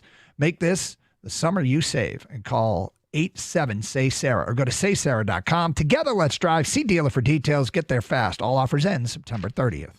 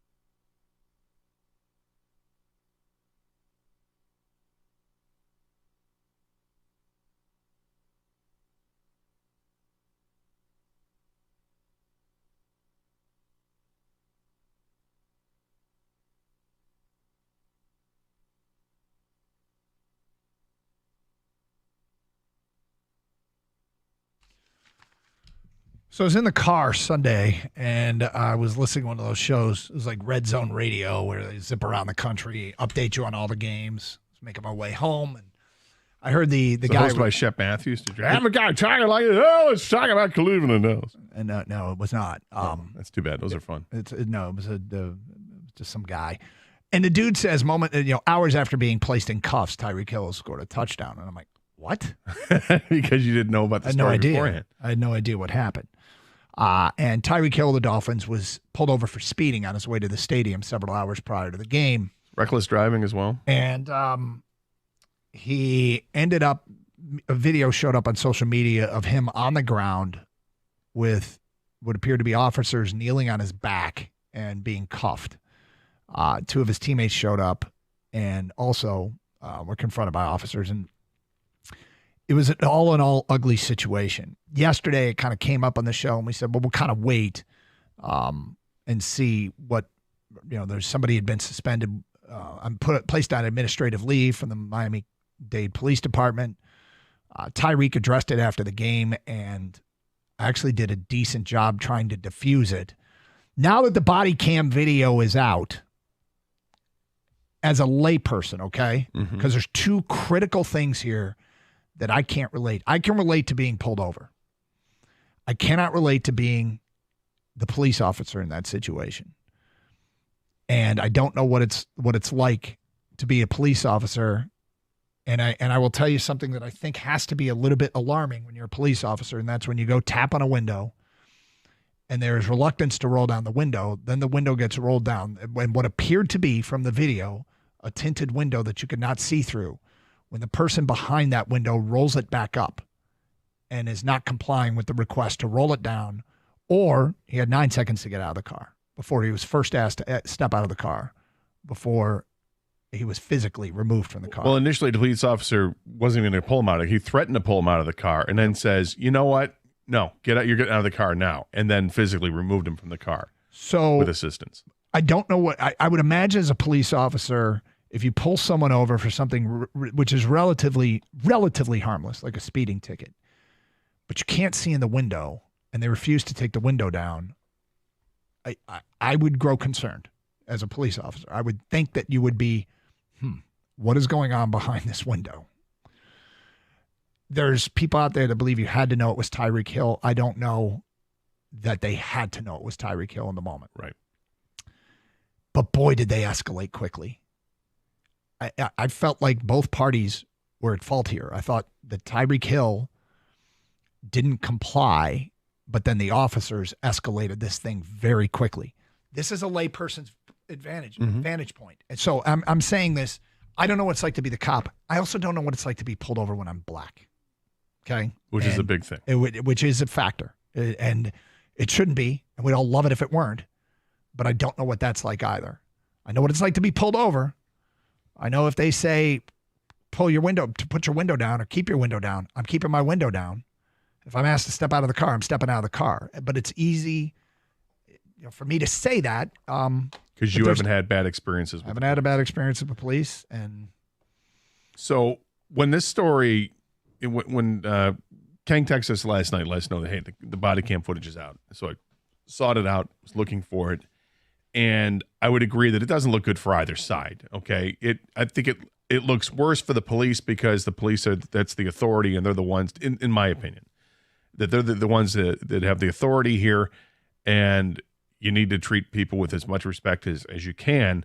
But I also understand it's such a tricky balance because of what they do for a living, their job, their life is on the line literally every day that they work. And it's such a tough job. And I have the utmost respect for law enforcement to a point. It's when you see stuff like this, you're like, why does it have to be like this? Why to get that way? And then you watch the body cam footage, and then you're like, well, if Tyreek Hill had handled it this way, but this is where you start to walk into different waters. And like you said, I can't relay this. I can't put myself in those shoes because I am white. And every experience I've had with the police when I've been pulled over, I've never been asked to get out of the car. You know, any violation I've had has been a very minor violation, so I wouldn't have expected to be pulled out of the car. But if I was asked to get out of the car, I'd get out. You know, that's just how I am. But I don't have the experiences with myself or from my friends where things have gone sideways. And unfortunately, the African-American community has. So when I was thinking about this as a topic today, what I wanted to hear was, what do you want both sides to learn out of this? Well, because clearly African-American drivers, motorists, whatever you want to say, have different experiences. So what do they want to happen when they get pulled over by a police officer? Because I think reacting the way Tyreek Hill did, where it's almost like, you know, hey, here's my license, just give me the damn ticket, let me go. That's probably not the right approach to have if you want change from the police officers. Because what you want is to take the power back from the person who's got the authority. And that's probably not the right way to do it. But what do you want both sides to learn? That's the way that I look at it. Well, and look. And from law enforcement, what can they learn from this situation to be better about it too? And the expectation for law enforcement is very high. And it should be high. Yeah, it should be high. Meanwhile, here's Tyreek Hill at the podium after the game. Here's what he had to say. And this was interesting. This is immediately after the game because he was ticketed and released and then went and played in the game. And here he is.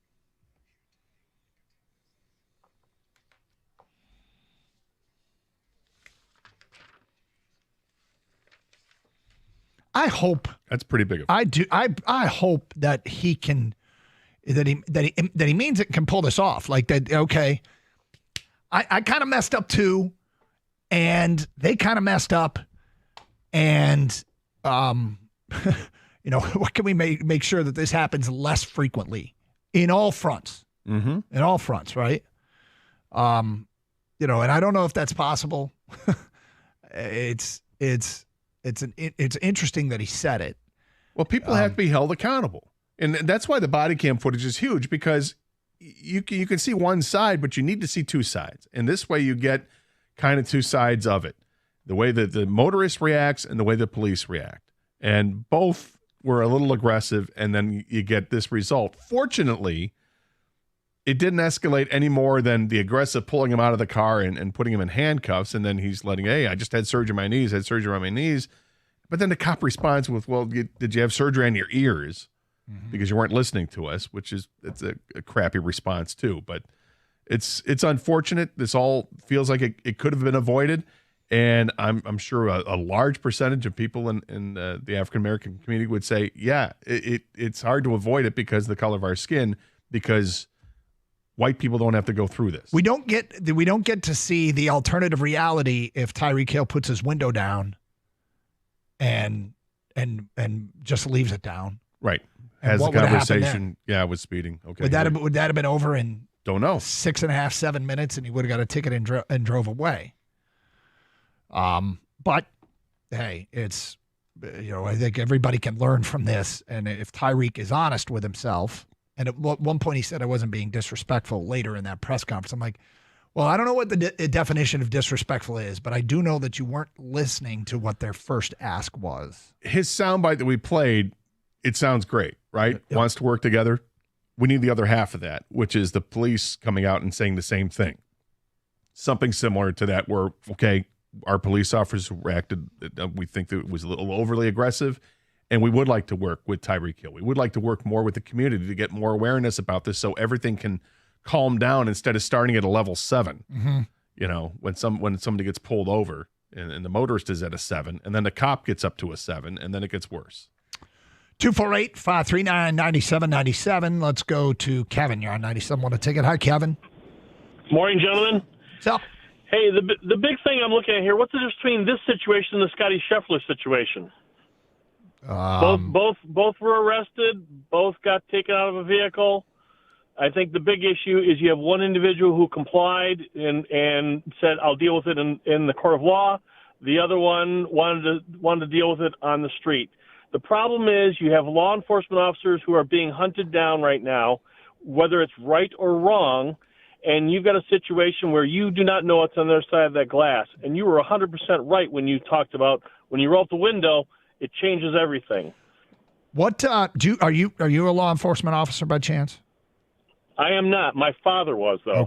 Okay, gotcha. He was shot during the riot, so I have a little bit of a insight on how these guys think. The other thing you got to understand is police officers, by their very job, don't deal with the best of society. So they kind of come at it, especially when you're dealing with somebody who's a little bit more veteran. They typically have a little bit of an attitude, and not saying that's right or wrong, but you tend to be a little bit more hair-triggered on your response when somebody doesn't comply. If somebody complies, most of the time the officers are not going to give you any bit of grief. And I'm sure both of you gentlemen have had situations where you've had interactions with law enforcement. If you comply, 9 times out of 10, it's going to be a good experience. You may get a ticket. You deal with it after the fact. Yeah, I think something else that plays a role, I've noticed this over the last few years. There are so many videos out there that people put on TikTok or on Reels or whatever that where they have the dash camera in their own car, and when they get pulled over by law enforcement, and they act as if they don't have to do anything, because I think laws are different state to state with what you have to do in terms of rolling your window all the way down, or you just have to roll it down enough to slip your license and registration through. And so many of these videos have come out, and I think it changes people's attitudes about, oh, maybe I can play that game too with the police. I don't have to do this or this because I saw it on TikTok. 97.1 The Ticket.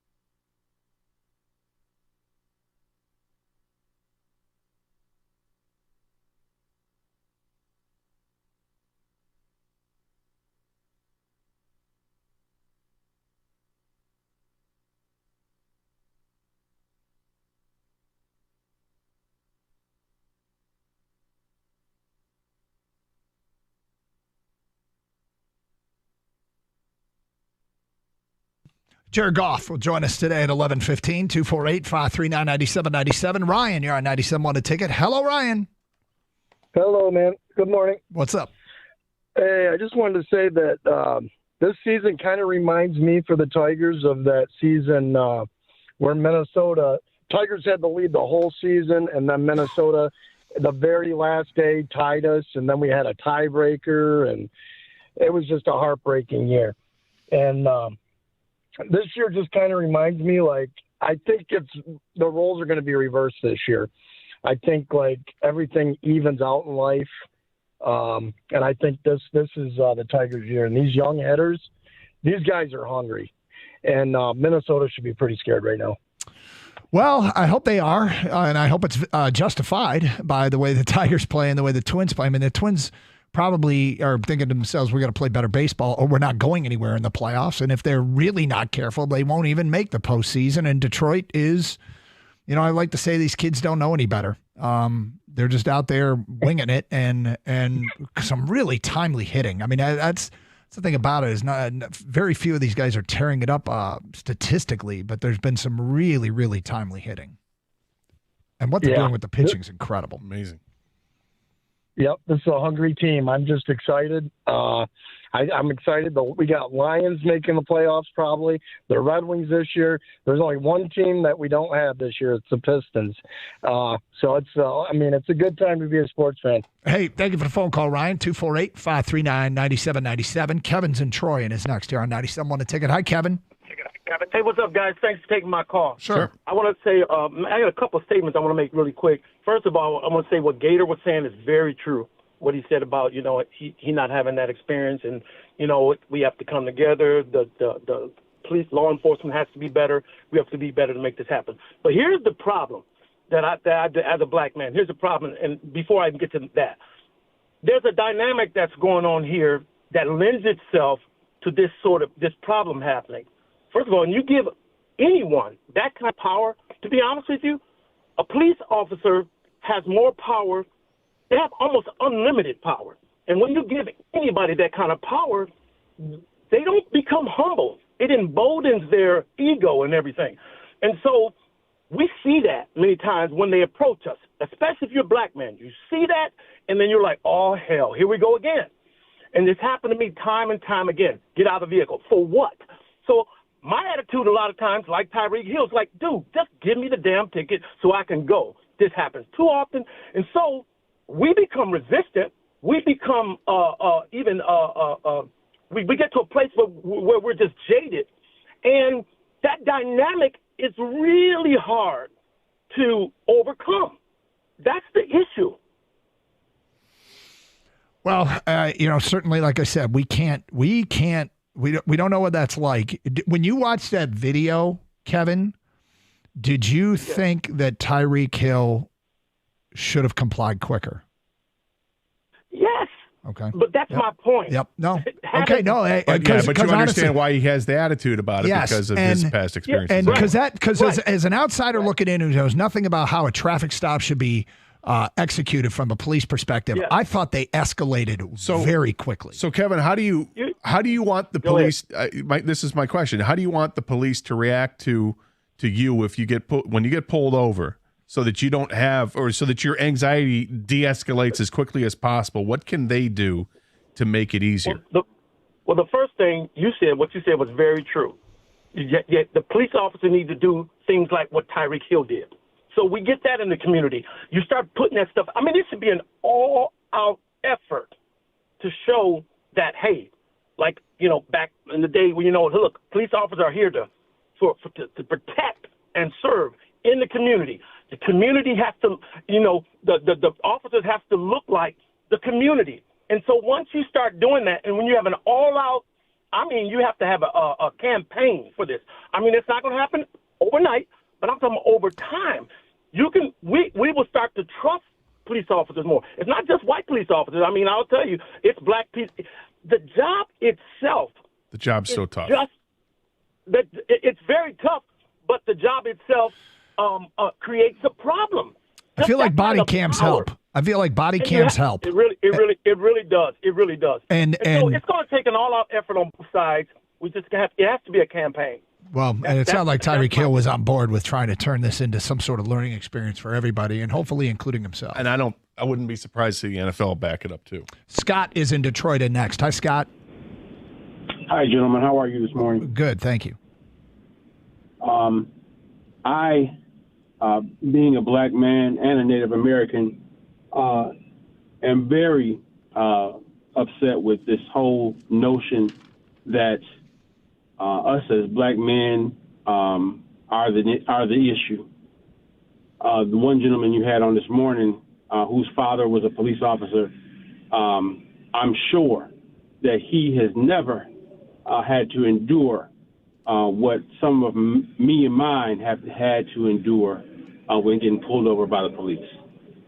It is very difficult and very disheartening and makes you very angry as a man to hear someone say that we should comply more so than anyone else. Nobody said that. He didn't say that. No, I'm not saying that he said that specifically, but in his tone and in his thoughts is that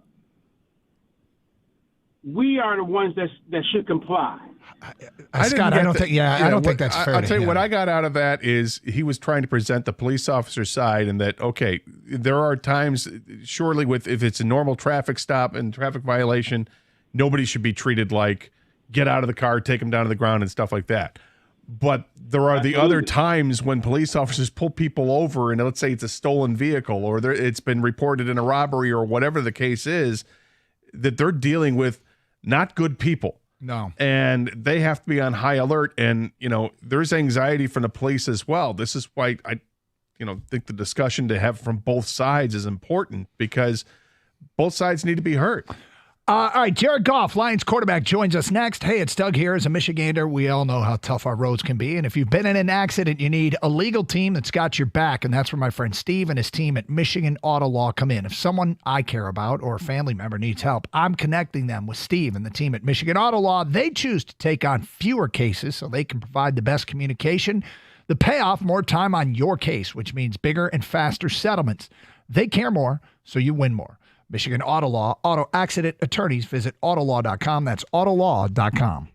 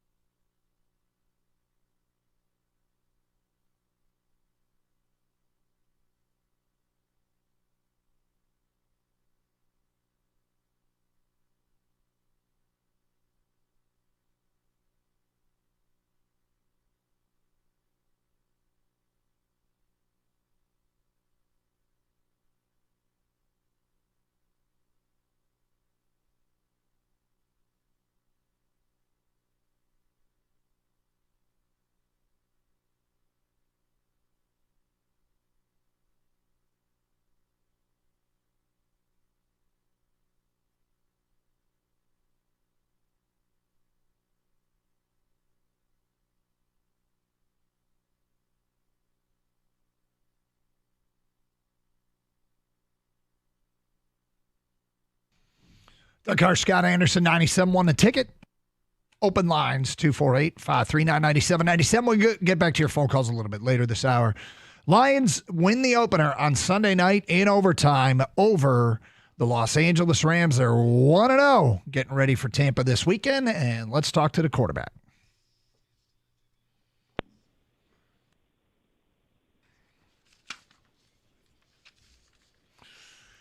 Jared, as always, we appreciate your time. Thank you for joining us. And how did you evaluate the performance in Week 1? Yeah, it's always good to get a win, and we're never going to apologize for that. But, some sloppy things, just some Week 1 stuff you hope to chalk it up to, and some things that we can easily clean up and fix and move on with. Yeah, Coach Campbell on our morning show said there were some things that were a little bit out of sync with the passing game. Is that a matter of knocking rust off? Is stuff that can get addressed pretty quickly? Yeah, I think so. I think there was a lot of good plays we had in the passing game, but yeah, certainly there were some things that were out of sync. And typically, Week 1 there can be that, and you never want it to happen. But again, I think it's stuff that we hope we can get here for Week 2. Every game's obviously got a different game plan. What was the plan of attack against the Rams, and did it change during the course of the game? We knew what we wanted to do and came in. I thought they did a good job on defense, but I think ultimately we just kind of kept shooting ourselves in the foot. They weren't really doing anything that was taking away what we wanted to do. It's just every time we had our opportunities, it just seemed we couldn't capitalize on them. And again, they're a good team. They did a lot of good things last year. They will be a good team this year. So anytime you can win a game like that kind of dragged on into the fourth quarter and into overtime, it's a good feeling. So when you go out there for the coin toss in overtime, does the coach say anything to you as you walk out there? I mean, you really have no say. You're not the guy who's calling the toss, but then what's the conversation like on the sideline before you head out there? And what was it like when you came back to the sideline after you guys had won the toss? Yeah, there's not much conversation. We're taking the ball in overtime, and I knew that. Dan confirmed that and went out there, and fortunately we won the toss, and that was the end of it. You're not a guy that gets into the drama and all that, but the unavoidable storyline is Stafford's back in Detroit and all that, and I know that's over, but because it gets talked about so much, is it all awkward when you and Matthew are standing at the center of the field because it gets so much attention that he used to quarterback here and you used to quarterback there? No, I don't think awkward is the feeling. I think we have a ton of mutual respect for each other. And, I've seen his career since I was young, and, I'd like to think he feels the same way about me. We both had great careers, and I got a lot of respect for him and hope he feels the same way about me. Okay, so you go back to the sideline. You guys won the toss. I don't know if it's a discussion with Dan Campbell, Ben Johnson, or you say it or whatever. Was the plan going into overtime, we're going to shove the ball down their throat? Or did you guys just start to do it and say, this is working, let's keep running it? Yeah, I think it was probably the latter. I think, you hand it off a couple times, and they become big runs, and you're like, why would we not? Why wouldn't we try it again? And ultimately, David kind of just took us all the way down there, a chunk at a time, and it made it pretty easy for us to move the ball that way. But no, I think we could feel a little bit. We just had that long drive on the drive before that in the fourth quarter, and maybe we felt like they were getting a bit tired on defense, and we can lean on them a little bit. I think that was part of it, absolutely. But yeah, we were able to run it there at the end, and it became David's game there. Was there a point in that overtime drive where you said to yourself, we got him? I mean, we broke him. I called it a soul-crushing drive, and it kind of looked like that. But could you see it in the Rams' eyes? Probably when we had that run that got kind of dragged down to the 1 yard line. There was the pile, and everyone pushed it all the way down to the 1 yard line. Felt pretty good about our chances to score at that point. First and goal on the one, and with the way we were running the ball. So yeah, that was probably it. Speaking of running the ball, nice scramble for the first down there, Jared. Thank you. I'm good for one a game, I hope. Well, you kicked it into high gear. You kind of changed the pursuit angle from the defense, and you got it outside. And there was an extra gear we saw from Jared Goff on that. That's right. Yeah, I've been working on it. Trying to, like I said, if I can do one a game, that'll certainly help us. Well, I mean, Tampa did just got done playing Jaden Daniels, so I think they're going to be prepared for a mobile quarterback. I mean, you got to worry about that. That's right. They better be. Jamison Williams, we'd heard about it. We were out of practice a few times. The fans finally got to see it, and I guess this just confirmed everything that you guys felt coming into the season, that this guy can be an explosive weapon, and this could be his year. Yeah, he certainly can be, and I think it was on display the other night. It was, you never know how games are going to go and who's going to get the lion's share of the ball, or we always have our intentions going into a game, and typically the game will take you in the way that it will. And in this game, it was kind of leaning towards him, and he made a few big plays and a few nice plays after the catch too. And anytime you get the ball to him in space, it's tough, man. It's tough for the defense. And I know defenses are going to be watching that tape, worried about him now. From a view from the fans in the stands or the fans watching on TV, the uniform color is a little bit different and the pants they don't have a stripe on the pants. It's all blue. It matches the end zone perfectly. Do you think at all that the blue pants that match the jersey, that match the end zone, makes life more difficult for a quarterback, home or away? I don't know. It can be. I'd say it more, does it match the wall behind the end zone is probably the better thing. Oh, you there? Jared? Yeah, we'll take it. If it works, we'll take it. So you got Tampa coming up. Carlton Davis is on this roster. Is there any discussion with him? Has he become an asset this week, Coach Carlton Davis, to help give you guys intel on Tampa? Yeah, I'm sure we'll have some questions for him. I know that they're a different team this year and they've got different players, but I'm sure we'll have some questions and see if he can give us anything and on some of the ways that they want to do things. But for the most part, we'll be preparing and getting ready like we have, and they're a tough defense, so we'll have our hands full. You got Tampa this week. You faced the Rams last week. It's the two teams you faced in the playoffs last year. Are you thankful the NFL scheduled things like this, or would you rather see these tougher games kind of spaced out a little bit more? Yeah, it's fine. Good question. It doesn't matter to me the way they're going to schedule however they want. But yeah, you never know. Are these teams going to be better at some point throughout the year? Are we going to be better at some point throughout the year?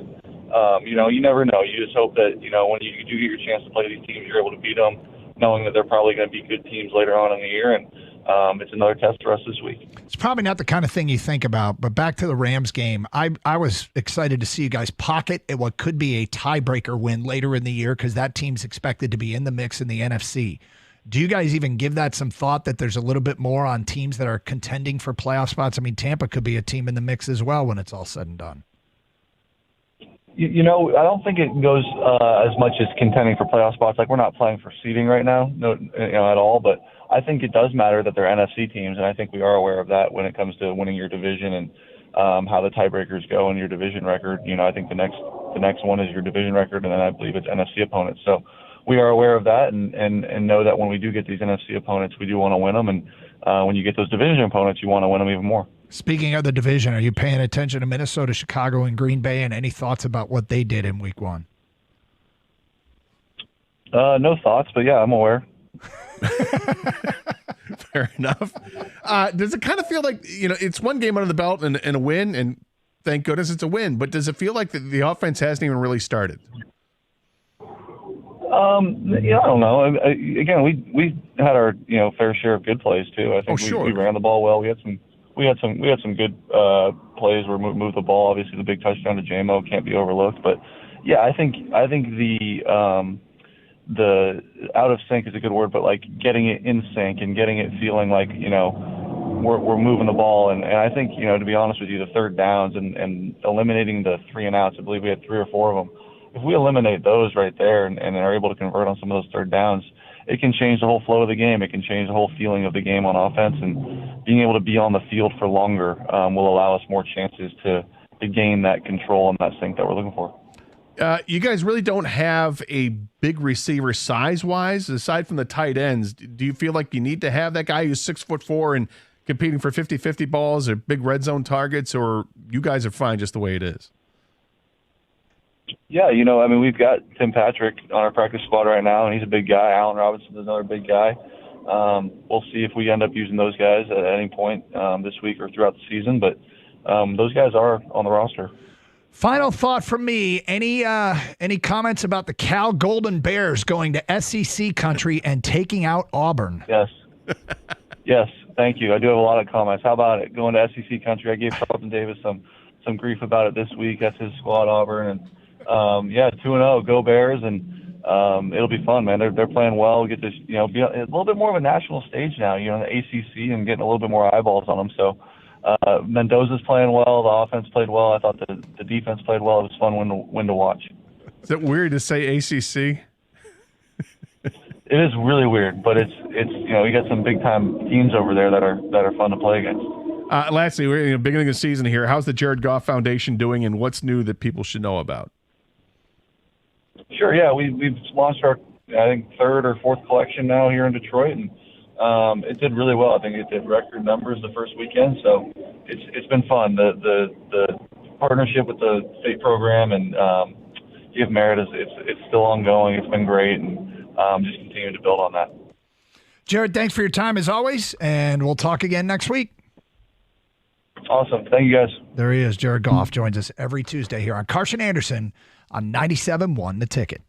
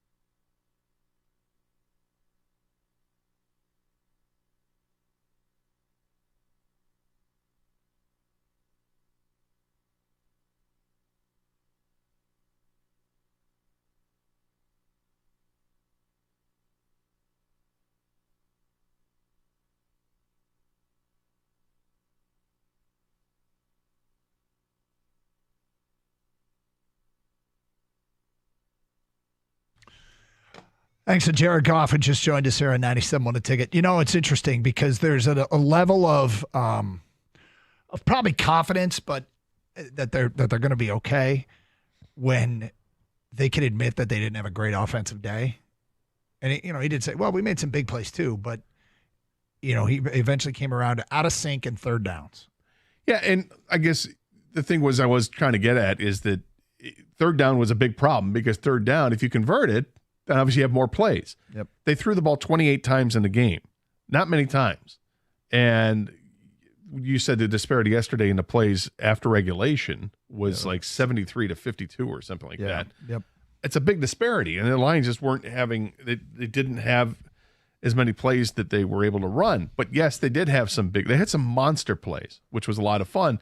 And then the best thing of all was the overtime drive, which just run it down their throat. Yeah, it was funny. We were sitting around the office this morning and okay, do you think they were in the huddle before they took the field going, okay, we're going to jam it down their throat? And Jared said, no, it just kind of, we were realizing we're getting chunk yards here. Let's just keep going back to the well. Run. They mixed in the one pass, low risk pass. I feel it was Montgomery changed everything. Yes, the offensive line did a great job of getting a push, but how many yards did he get after contact on that drive? Yeah. I mean, looked like he was totally stuffed, spins around, bounces it to the outside, then cuts back upfield and picks up like 8 yards. And then there was the other one where he gets through the hole. You think he's done. He breaks through another tackle, spins around, and takes it another 10 yards. And then the play where I asked him about when did you see in the eyes of the Rams they were done? He was probably when he was able to push it all the way down to the 1 yard line. And that had to be Dunzo. Yeah, absolutely, because now you got a 1st and goal from the 1. So it's, coming out of the first game, and we talked about yesterday on the show, and I opened the show today saying one of the things that seems it seems like people who weren't like all stoked about that win is try to think about it as a win. Well, the way I think about it, maybe this is why I looked at it completely differently, that the style and the style points don't matter when you're playing teams that are contending for the conference. And there's plenty that I would think would want to get cleaned up. Like at the top of the list, some sync issues with the passing game, which I think comes over repetitions and time, and you see it and hear of it time and time again. And while they have a veteran team, there was the joint practices, but those were like a month ago now, and they didn't play in the preseason games at all. And while they practice against their own defense a ton, there's nothing that beats game reps. And so that could be an issue. Like maybe the passing game will be a little bit out of sync, and can get, when you say out of sync, that implies that there is a solution. At this point, I don't think there are legitimate concerns about the passing game. Do either of you? No, I don't think there's legitimate. I think there was an element of rust in the first game, and I think, unfortunately, the rust really showed up on third down. Well, here's the thing. I'm not alarmed or anything like that, but you mentioned third down multiple times, right? I mean, it's the reason why they couldn't stay on the field, sustain long drives. Who was their third down guy last year? Who was the guy who caught every pass he caught was basically a first down or a touchdown? Yeah, I mean, Reynolds played a big role in that, but so did, obviously, they had other players that did that too. But Reynolds, my point is, yeah, I mean, maybe that's just, hey, this is the first game without Josh Reynolds. They don't have Tim Patrick or Allen Robinson up yet, and Goff mentioned both those guys when you brought up a bigger receiver. So I think it was just rust personally, and they're trying, they have kind of different personnel as far as the receiving room is. But, hey, Josh Reynolds was the guy who got all those first downs last year. It's a good point, is who's their new Josh Reynolds? Who's their guy on third down that they know they can go to? Because he had a unusually high percentage of his catches were for first downs. Amon-Ra last year had 119 catches, 75 for first downs. Laporta, 86 catches, 48 for first downs. Josh Reynolds, 40 catches, 32 for first downs. It was a high percentage of catches and so that might be something that's still developing with this team. Although I always wonder, do we make too big a deal out of it or not when it comes to third downs? It's just the next play. It's just like first and second down. You're hoping to have success. On third down, I guess you're calling a play with a specific, I guess what makes it different is you are calling a play with a specific number of yards that you need to get, which eliminates some of the plays you're going to call. So your third down menu is shorter than your other menus because 3rd and 7 is a lot different than 3rd and 1. 3rd and 12 is a lot different than 3rd and 7. But I don't really feel like they had a down and distance problem. In that there were a bunch of, I'd have to go back and see what their average third down was. But yeah, you got to make plays on third down. You got to make plays on third down. Well, I wonder if because of the success they had in overtime, does that change at all what their game plan is going to be? I mean, every team is going to present different game plans, but if you feel like you can just destroy teams with the running game, you just commit to that, and passing, you'll pass when you have to. But are the Lions, if you want to define them, would they like to be defined as a running team? I don't know that everybody wouldn't want to be, because when you can run the football, it's a low risk way and demoralizing way to defeat an opponent, and you called it a soul crusher, and it's a great term because that's what it felt like. In the beginning of the game, when you guys were watching, the commentators, they get to sit down with coaches and players during the week, right? Yep. And they kind of let in on something that they were told by the Lions is like, there's no Aaron Donald on the other side this year compared to last year's playoff game. We're going to run the ball, soften them up a bit. And they did start out that way and kind of got away from it. Maybe it's because they didn't have enough plays and couldn't get in a rhythm. But then in overtime, you saw what they did. They just pounded the ball. And I think that's, with the Lions running backs and their offensive line, they can run the ball on almost anybody, I think. But especially if you don't have star defensive tackles or a tough, D-line, they can take over a game. I don't expect that this Sunday, because Tampa Bay's banged up with their secondary. So I think the Lions are going to take their shots with the receivers, and maybe we could see a big old reversal of how they game plan, and hopefully they're better on third down. But offensively, I feel like the Lions should have a much better showing this week. But it's the early look at this game. Baker Mayfield was awfully good on Sunday. Yep. And very efficient on the down and distances that he needed to be efficient on. Had a heck of a rating in the game, and he and Mike Evans are in sync. Mike Evans just does what he does. He goes up and catches the football and does it every year for 1,000 yards. It's unbelievable. I just did the quick look at the play-by-play sheet. Do you know how many third downs more than 3rd and 3 they converted? I don't. It's 1, and it was the scramble by Goff. The third down conversions they had in this game were 3rd and 1, 3rd and 2, 3rd and 1, 3rd and 3, 3rd and 6. That was Goff's scramble for 7. 3rd and 2. These are the third down conversions they didn't make. 3rd and 4, 3rd and 7, 3rd and 4, 3rd and 5, 3rd and 5, 3rd and 5. If it was, there's your problem. Well, and you got to convert some longer third downs. All those or you got to utilize Goff in the run game, boy. But those are short, and yet Dan Campbell wasn't doing the Dan Campbell stuff either and going for it on a 4th down. No, he punted once. He was like on his own. They were like their own 40-something. Yeah. And I thought, is this a decision he's got to make? Yeah, and he decided to punt. 4.5 minutes to go or something. Yeah, he decided to punt, and I'm like, that's the right decision. Mm-hmm. And you have to wonder how strongly he considered it. But that's surprising. I mean, clearly you're going to have a higher percentage on 3rd and short. But you also shouldn't be basically 0 on 3rd and 5, 3rd and 4 or more with the only one coming out of Goff scramble, which is not, let's be clear here. We root for our guy, and it's awesome to see him do that. But this is not going to be a regular part of the offense. No, it's not. Interesting. 248-539-9797. All right, you'll hear the best of what Dan Campbell told the morning show, including his thoughts on the offense, his evaluation of Terrion Arnold in week 1, all that coming up in the noon hour here on Carson Anderson. Just a reminder, you can stream the show using the Odyssey app. Download it for your mobile device today, AUDACY. Get them in with, or log on, and you can download that app, and then you'll have it on your device, and you'll be happy you have it sometime when you're out of the listening area. Also, you can listen on our website, 971theticket.com, where the Champ and Chump are posted. Champ and Chump of the weekend. Stream with video. Go to twitch.tv, search up 971 The Ticket, and bam, there we are. Hello, those of you watching. Same thing on youtube.com. Participate in the streaming chat on both those sites as well. It's Carson Anderson, 97.1 The Ticket.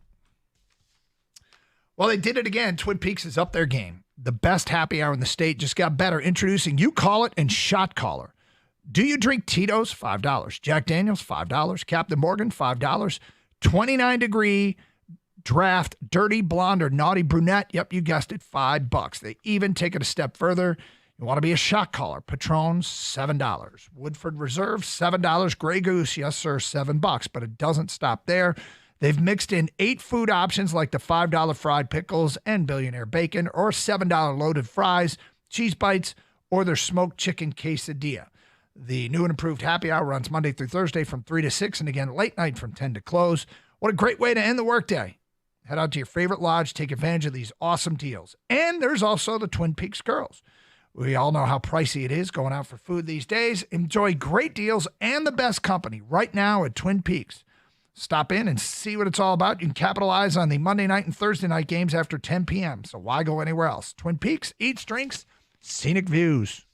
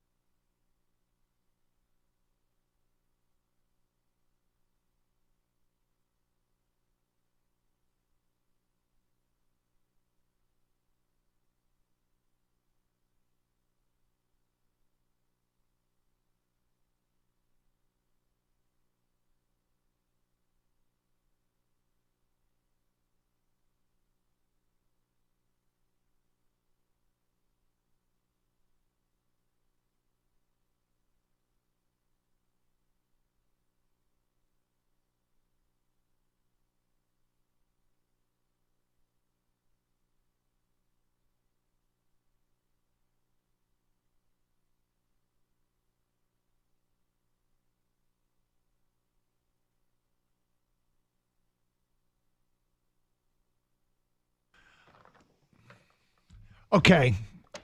I'm going to go back and look at something real quick. I had an observation last night and watching that Monday night game, and I'm trying I'm going to ask if I've got it right or I got it wrong. Aaron Rodgers. Did Aaron Rodgers look clunky and slow and aged? Or was Aaron Rodgers wearing unusually large black cleats that made him look slow? I was watching him run around and I'm like, all right, this guy looks old. Or is it those big, giant black cleats? It's interesting. I don't know if I would have said it was the cleats. Was it some sort of optical illusion, or is he really that labored when he's running? I might be the wrong guy to ask. He definitely looks slower, Doug. I didn't think about the shoe thing, but he was noticeably slower. But I thought, okay, is he just taking it easy first game back from the Achilles injury? But you can't forget the guy is like 40 plus years old now, right? I know, but I mean, I go back to the beginning of the year when I was like, they're going 6-11. And I watched a game last night and I'm like, yep, they're going 6-11. And it's because of where he is in his career. It's because he's an old man. Yeah. He's 40 years old. No, He'll be 41 in December. I mean, he's an old guy, and he's not supposed to be running around at 40. And yet he is, and power to him. He's recovered from the Achilles injury, but those Achilles injuries are going to take their toll. You know, you're not going to be as quick as you were. You're not going to be as fast as you were, no matter how much peyote you smoke or how much you vomit or spew out the back end. I don't know.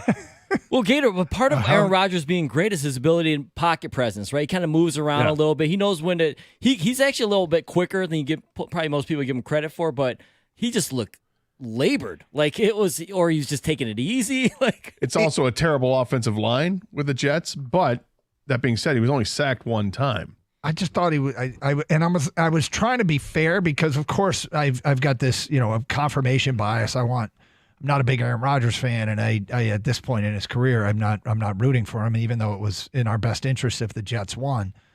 But then I'm like, it might just be the cleats. He looked like he was wearing offensive lineman cleats. Or maybe those ankle weights that people wear for working out. Yeah, well, exactly. Did he have, was it a high top? Yes. Okay, well, because I imagine support because of his issues. It could be. Because when somebody gets late in their career and you can tell, like I remember the most stark one for me ever was late in Steve Eiserman's career. And Stevie obviously had a phenomenal career, but late, like his last season or two, I was like, he's kind of looking hunched over. He's looking a little older. Like he looks like the old guy out there. It looks really hard from holding up that Stanley Cup. Yeah. I understand what you're saying. Right. But yeah, it's because they are older. Yep. That's exactly it. He's going to get tracked down and he's going to get hurt again.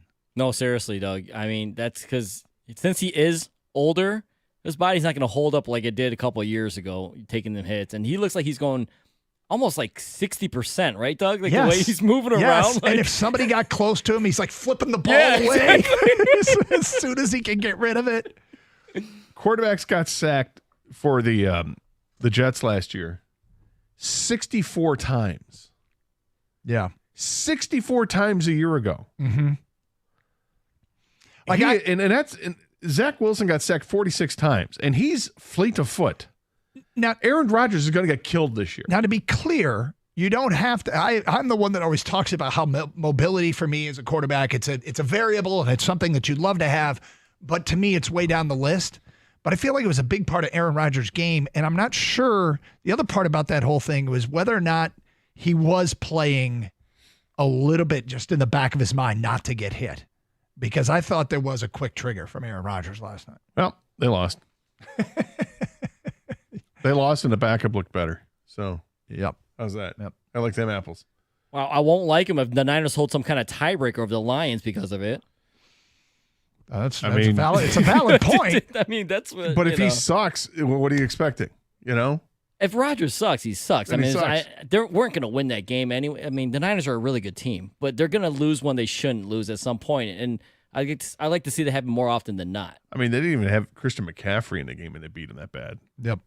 Jordan who? Jordan Mason ran for 147 yards in the game. The other thing NFL related that we didn't get a chance to do, there was a bunch of stuff that we didn't really have a chance to touch on because everybody yesterday was all Lions, Michigan State. But that Anthony Richardson throw off his back foot under duress, 68 yards in the air on the money. Like he slips, then he's trying to gather himself and there's somebody in his face and he throws it 68 yards in the air off his back foot. It's impressive. There's a video going around that was taken from like a ceiling camera looking down. Yeah. It looks impossible. It looks like what he did was impossible.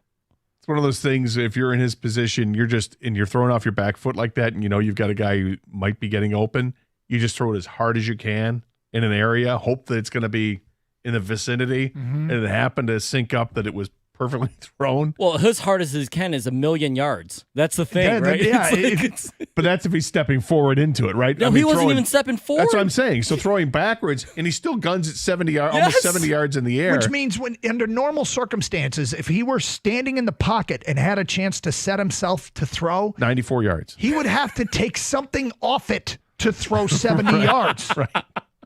It looks like, you remember when you were a kid and you had that small like Nerf ball or whatever, Oh, yeah. and you launched it as far as you were like, oh my God, look how far I threw that. That's how Anthony Richardson throws a regular NFL football.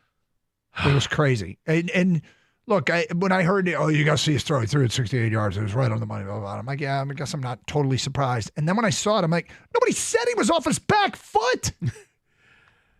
Look at the Aiden Childs throw to Nick Marsh. It's a hell of a For throw. the long touch. I mean, it wasn't 68 yards in the air long, but it was probably 55 yards in the air. It was a very similar, perfect, absolutely perfectly thrown. This just in. Quarterbacks have arm talent, and when it's on display, it's awesome. Like that's a throw that you see made at your pro day when there's no defenders out there.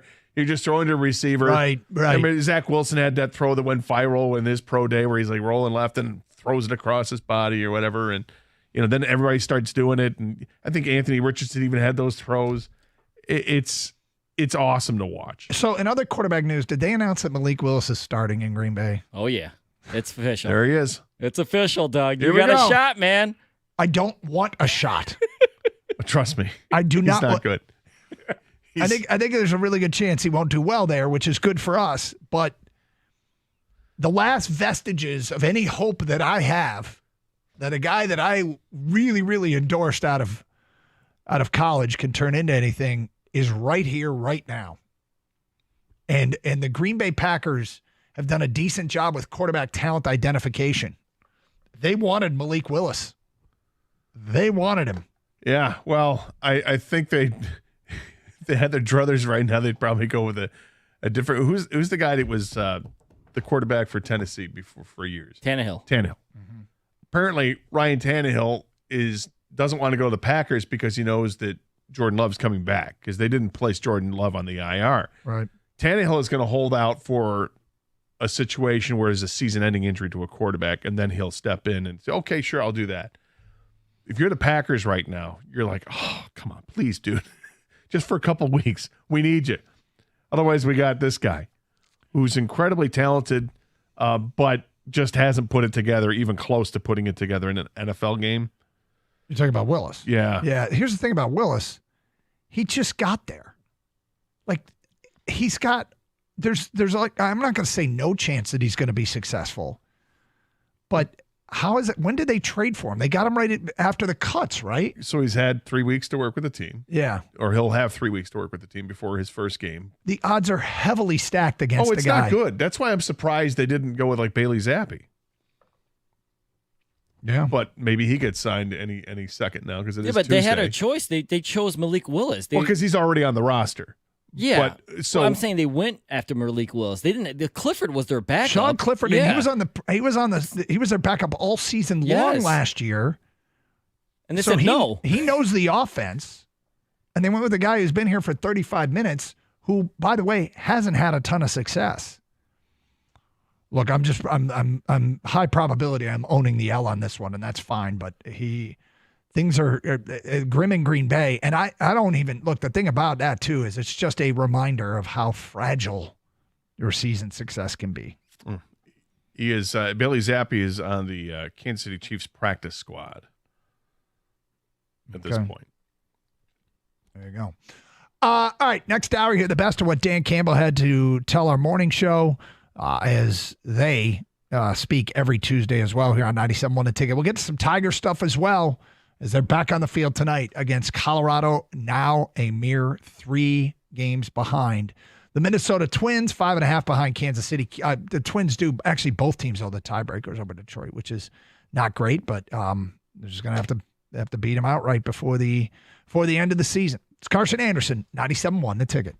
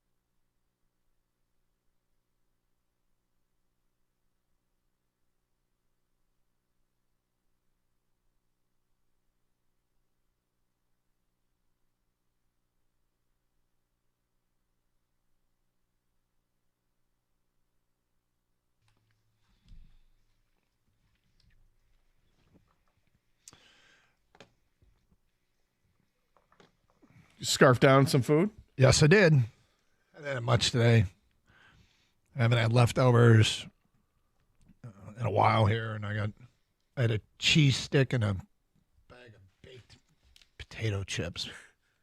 How often do you clear out your refrigerator? Like start hunting for stuff that might be past expiration? Yeah, probably like once a month. Maybe a little bit, maybe once every other month. So I was at my mom's the other night. Yeah. And I said, maybe it's time we start looking in the fridge. And because I was going to help her do, it was garbage night to take stuff out for the next morning. I'm like, let's go through the fridge. Let's see what needs to go. Yeah. And then it became a contest to see what's the oldest thing that you can find in a refrigerator. And the refrigerator was pretty packed. I'm like, there's some stuff in the back, Mom. There's got to be some stuff in the back. And I can't wait to hear what you found. Yeah, I mean, there was stuff that that was a few months expired, and then it was like 6 months expired, and then I think we found something that said it was like 2012 or Best something. if used by 2012. Yeah, I'm like, Mom, have you ever seen? She's got to even know that was there. I'm like, all right, let's go. Yep. We're gonna clean this thing out a little bit. Threw out a lot of stuff. Pretty funny. Yeah. I think everybody, if they get into their fridge, can probably find something that should have been thrown out months, nay, years ago. Oh, pantry as well, the back corner. Oh, the pantry, You yeah. just keep shoving something back farther. How old is this can of soup? That's not soup anymore. Yeah. Fong Wu's. I thought they went out of business 3 years ago. It's been that long. We are getting tons of feedback regarding Aaron Rodgers. Aaron Rodgers' clunky cleats would be faster on a faster person. Aaron Rodgers is old, junky, and washed up. Won't make it through the year. If Aaron Rodgers had a crew cut, he would have looked like Johnny Unitas out there. From Scott, remember the old clip of Joe Namath running as a Ram in his last season? Oh, it was pathetic. That clip just lapped Aaron Rodgers. Wow. Guys, it's funny you brought up Aaron Rodgers' cleats. I thought it looked like his helmet was borrowed for a Joe Namath game in the 70s. It's from Kenny. Tony in a car. Check out Aaron Rodgers' helmet. He was wearing some sort of huge helmet. Maybe that slowed him down. You look like Kazoo from the Flintstones. Next text. Aaron Rodgers was out there with his orthopedic shoes. Maybe the walker slowed him down that he was using. Next text. It's got to be the shoes, homie. No, Marv. He's old as hell. That's from an unnamed texter. From an unnamed texter, my high school basketball coach would never let anyone on the team wear black shoes because it made you look slow. You know what Aaron Rodgers is? He's in the corner of Gator's mom's fridge with an expiration date that's 2 years old. Best of used by 2022. It's like, no, it's good for you. It'll clean you out. Have a spoonful. Apricot jam. What? He did look old, man. He looked old. Old and look, the data was there. I remember I went through this and I got deep down the wormhole of some university student's paper about Achilles injuries to skill position players. And it was, who was the Michael LaSure? Didn't he tear his Achilles? Was that him, the running back from Illinois that the Lions had? Mikel LaSure. Yeah. He tore his Achilles, and I'm like, oh, well, let's see how much. And the data on that, became clear that the Achilles was the new knee, because people can come back from knee injuries, but back in the day they didn't. Achilles was a new knee, and if you're a skill position player, you're losing speed. Yeah. Like, you are losing speed. And Aaron Rodgers, I mean, he wasn't slow. He was reasonably fast for a quarterback. But now you've got Aaron Rodgers. He was mobile. Yeah. Now you got Aaron Rodgers less mobile. Well, yeah. I mean, hang another year on him, Doug. That's total. This looks like it is a classic case of hang another year on him. 248-539-9797. Ken, you're on 97 on the ticket. What's up, Ken? Hi, guys. I used to be a Boy Scoutmaster, and twice a year the post office would do food drive with the Scouts. Yeah. And to keep the boys interested, I'd get a $10 gift certificate, and whoever found the oldest item of food, we had to check it, would get the gift certificate. Hilarious. And this is 2022, I think it was. kid found something from '97. Oh, come on. Wow. Which was like 2 years before he was born. Wow. So we're like, yeah, you win. Yep. So it was a box of macaroni. Wow. It's just macaroni. I mean, and powdered cheese. That should be good. Yeah. Stand the test of time. Wow. Yeah, look, Man, we've all 1997. We've all got something in We our. got one beat here. Will says, I found a Miller Lite in my wife's grandmother's fridge. It expired October 1994. I could not believe my eyes. Wait, what was it? A can of Miller Lite? A can of Miller Lite. So it was probably purchased 93, 92. I mean, wow. After my grandmother's power went out, we went through her freezer and found pork chops from 1994. They are Wow. still in the freezer to this day. Why take them out? You know what that is? You never know. That's apocalypse food. That's like, unless there's an apocalypse, it's never getting eaten. Look, even the dog you're going to eat during the apocalypse isn't going to eat those pork chops. Oh, man. One of my friends years ago bought a case of red, white, and blue beer in cans because it's what we used to drink back in the day because it was really cheap. Yep. And he still has the case of red, white, and blue, and he tells me, I still have it for when you get married for your bachelor party. We're gonna bust it out. I'm like, dude, if I get married, why do you think I'm gonna drink like a 25-year-old can of beer? This is not what I'm after. This is not what I'm after. No. Maybe he'll drink it then. In your honor. We did this once. Some guys I used to have some beers with in our early 20s got together after about 20 years and said, let's get some Mickey's. Mickey's malt liquor, which we drank a lot when we were in that age. And I could not believe how awful it was. And that was a go-to. I just couldn't believe it. I was like, oh my God. But it happens. 248-539-9797. Rick, you're next on 97.1 The Ticket. Hi, Rick. How you doing? Good, Rick. Good. So during the pandemic, after I got done alphabetizing all my canned goods, I attacked the spice cupboard and decided that I would throw out anything older than my son, who was 30 years old at the time. Okay. Lost half of my spices right off the bat.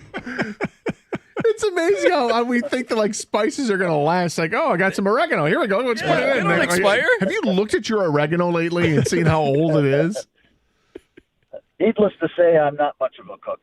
Well, the thing about spices is I don't know how many times I've actually, other than salt and pepper, how many times I've actually finished an entire thing of spice.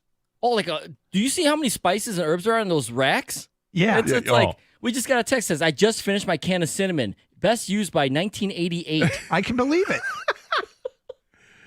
I had one of those spice racks that was like a spinning, like a carousel, rack, right? Yep. And I got that when I bought my first house. I brought it with me when I moved into my next house, and I spent 13 years in the first house. I threw it away, finally took it out to the curb and just threw it out a few months ago. That spice rack had been together for 20 years, at least 20 years, but I hadn't used any of those spices in like 5 years. So it's been okay. But some of that stuff, like seriously, you're like, oh, marjoram, here we go. Oh, this recipe calls for garlic salt. Fair enough. I got some of that. Fine. Mustard. Oh, I got mustard. Oh, it's in there. Let's go to the spice rack. There it is. And you don't even think, you just throw it in there. Yeah. Then you start to look at the stuff and like expired in 1999. Okay. Like, how long does it take to use celery seed? Yeah, you know what I right. mean? Like a decade. Yeah. Unless you're a restaurant. Yeah. When's the last time I've used this saffron? Is this fresh tarragon? No. Turmeric's all the rage now. This is, it's 30-year-old turmeric, but it's still good. All right, straight ahead. Let's talk some Lions. Dan Campbell joined the morning show. What he had to say about the offense, his evaluation of Terrion Arnold, and the pass rush. It's Karch and Anderson. That is next. 97.1 The Ticket. Hey, what do you do when you need new garage doors? Here's the easy solution. You make the phone call to Precision Garage Door. These people are awesome. I had problems with my garage doors. Eventually, I had to have them replaced. I called Precision. They came out right away. They took a look. They walked me through the entire process, helped me select the perfect garage doors for my house. They were true professionals. John, Jeff, the whole crew. Love it. And right now, it's not easy to find great service, customer service, that is. It's really tough. These guys absolutely believe in customer service. How much so? Well, you can schedule your appointment on a website, their website, for a time that's going to work for your schedule, not just theirs. In fact, they're available weekends at no extra charge. They offer the industry's leading warranty. And if you mention 97 won the ticket, they're going to waive your service fee. How's that sound? Awesome. So if you want your garage doors done right, do what I did and call Precision Garage Door today at 1-800-DOOR-REPAIR. Or, like I said, visit the webpage at precisiondoormi.com and schedule that appointment.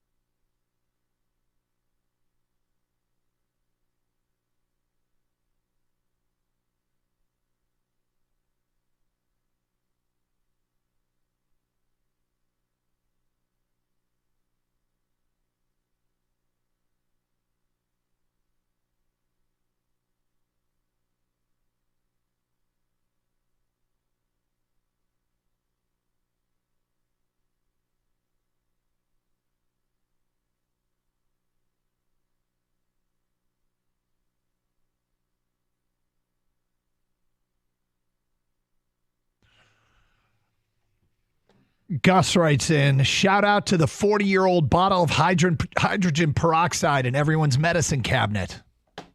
Just shake it up. Chet writes in, new would you eat this expired food version. I have an unopened bottle of Canadian Club from 1972. That's from unnamed text. I think you're fine. It's liquor, right? It's unopened. Does it get better over time? I don't know. You know how many bottles I've had in my house that are over at least 10 years old? Yeah, I got some old ones. Yeah. Sean writes in, honestly, I don't think spices can go bad. I've used some that are 10 years old, but the only one I actually go through is a ton of Lowry's. Seasoned salt? Seasoned salt's pretty good, yeah. I think if you've got old oregano, it's no good. Some people are saying just use more of it. Still not enough oregano flavor. Right? Put in more. More. Pick them up. Another pitch. Let's go. All right, Dan Campbell joins the morning show every Tuesday. We like to take the best of what he had to say and kind of give our 2 cents on what he had to say. And the topic of the passing game came up and how there wasn't as crisp as maybe they wanted to be. And here's what Dan Campbell thought when he evaluated on film later.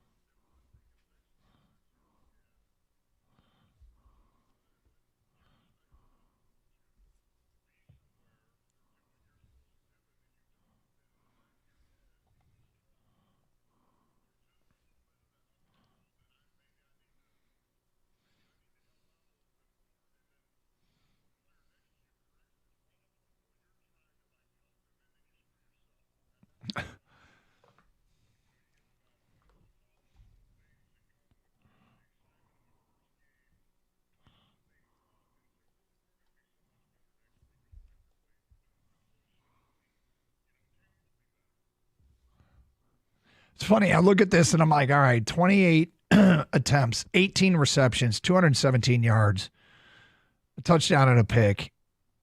These numbers are in the low end. They're kind of skew a little bit lower than average, but it wasn't dreadful. Like, I mean, Jamison Williams had 5 catches for 121 yards and a touchdown, and he was very effective.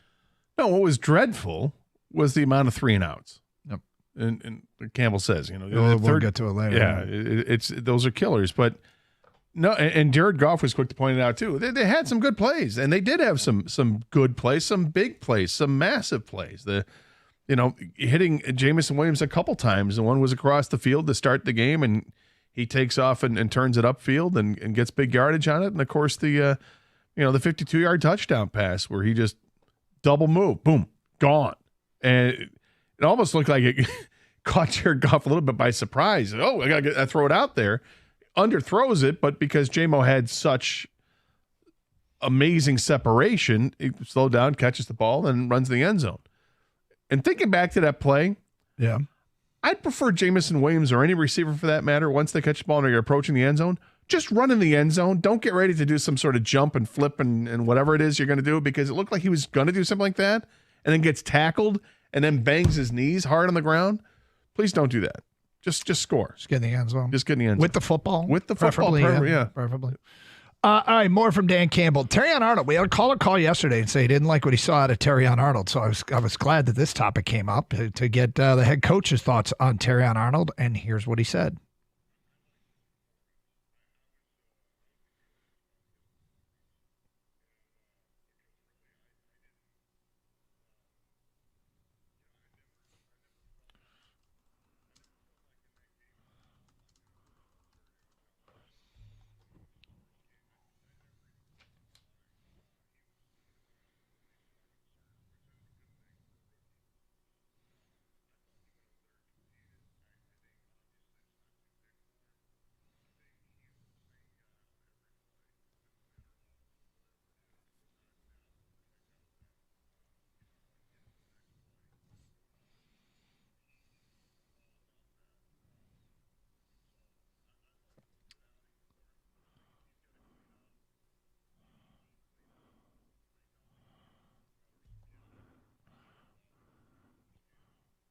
You know, a big part of being successful is being wired correctly to play that position. It's a tough position to play mentally. And that's one of the things you could tell that he was big on the mentality of Terrion Arnold. And yeah, for a first game out, I was a little surprised we got that call, to be honest with you. Because, yeah, I mean, pass interferences, you want them to be perfect. But to not be perfect in your first game in the NFL is something that I have more than a little bit of patience for. Well, I think people look at numbers and see the Cooper Kupp caught 14 passes for over 100 yards, had the touchdown, that there were the two PI calls. You know, early in the game, Puka Nacua is out there too, and depending where you're lined up, he might have to cover both of those guys. It is baptism by fire in the NFL for a defensive back because there are so many really good receivers, and obviously the Rams had two of the best to start off the game. They didn't finish that way, but they had two of the best to start the game. But I keep going back to the yards per reception for Cooper Kupp was nothing special. Mm-hmm. So it didn't bother me that he had 14 catches for 110 yards or whatever it was, because in the end, it's like 7 or 8 yards of reception. Okay, good, great. Did it do a ton of damage? Not really. The Rams scored 20 points in the game. That's it. 20. Lions, needed overtime to get to 26. I'm not concerned about the Lions in their offense. I think that's going to take care of itself. I'm also not really that concerned about Terrion Arnold. I thought Terrion Arnold, like Dan Campbell said, I thought he did a lot of really good things, and he was, the fact that he's always going to be on that island, it seems like, hey, you're man-to-man coverage. Good luck with it. That's not easy to do, and he's really good at it. It's a tough job, and it's a tough division to play that position in, and their schedule. I mean, they're going to see a ton of great receivers not in the division, going up against Dallas and San Francisco. And obviously in this case, the game started with Puka Nacua, but Cooper Kupp as well. So it's going to be a challenge for any rookie. All right, so next up, and we're kind of up against a break, but he was asked a question about Gibbs and Montgomery. And he kind of got into what kind of led to really anything that you said, where was blank? Okay, because fans always after games say, where was this? Where was that? Let's go ahead and roll before the breakdown. If you wanted to know why wasn't there more Amon-Ra, why wasn't there more Sam Laporta, here was Dan Campbell's explanation.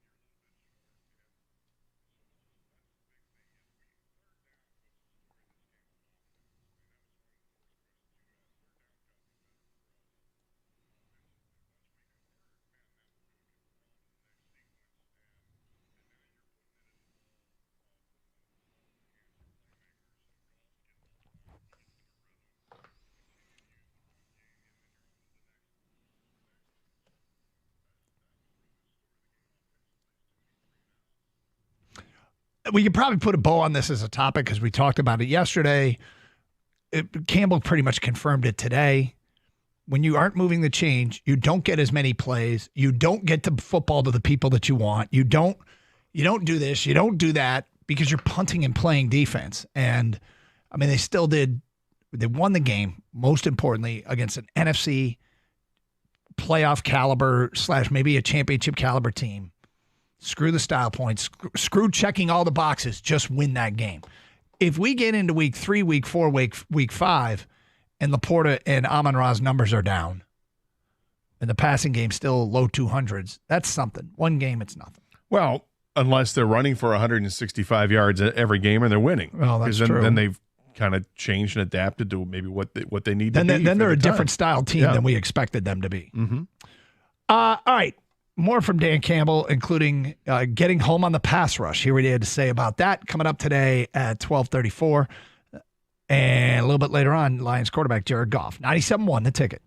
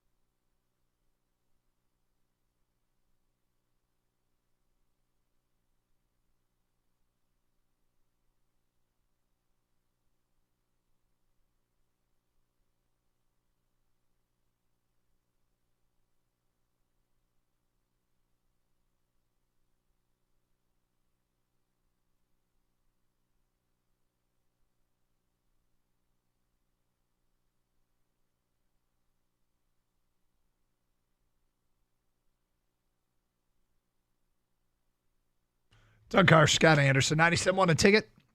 Happy Tuesday, everybody. Hope you had a good Monday night. Monday Night Football saw the San Francisco 49ers beat Aaron Rodgers and the New York Jets quite handily, 32-19. Lions getting set for their game against Tampa. Michigan and Michigan State will be back on the field this weekend, both playing non-conference opponents. And then both of them, their schedules get tough. For Michigan, tough again. For Michigan State, tough again too. Maryland's not a bad team that they just beat over this past weekend. All right, so here we go. And we'll get to some Tiger stuff coming up as well. But the final thing from Dan Campbell, the pass rush. The pass rush. You concerned about the low number of sacks? Yeah, there were a lot of pressures, but again, and that was the thing last year. A lot of pressures, but didn't get home. Here's what Dan Campbell had to say about that.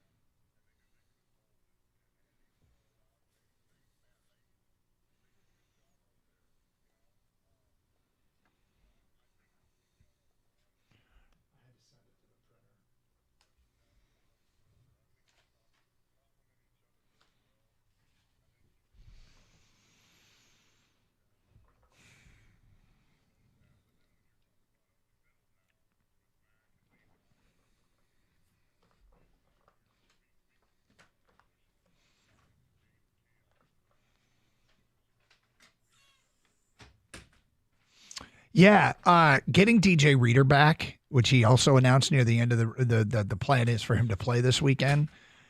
You know, we've talked about position. That defensive tackle spot with the addition of Levi Onwuzurike and DJ Reader, wow.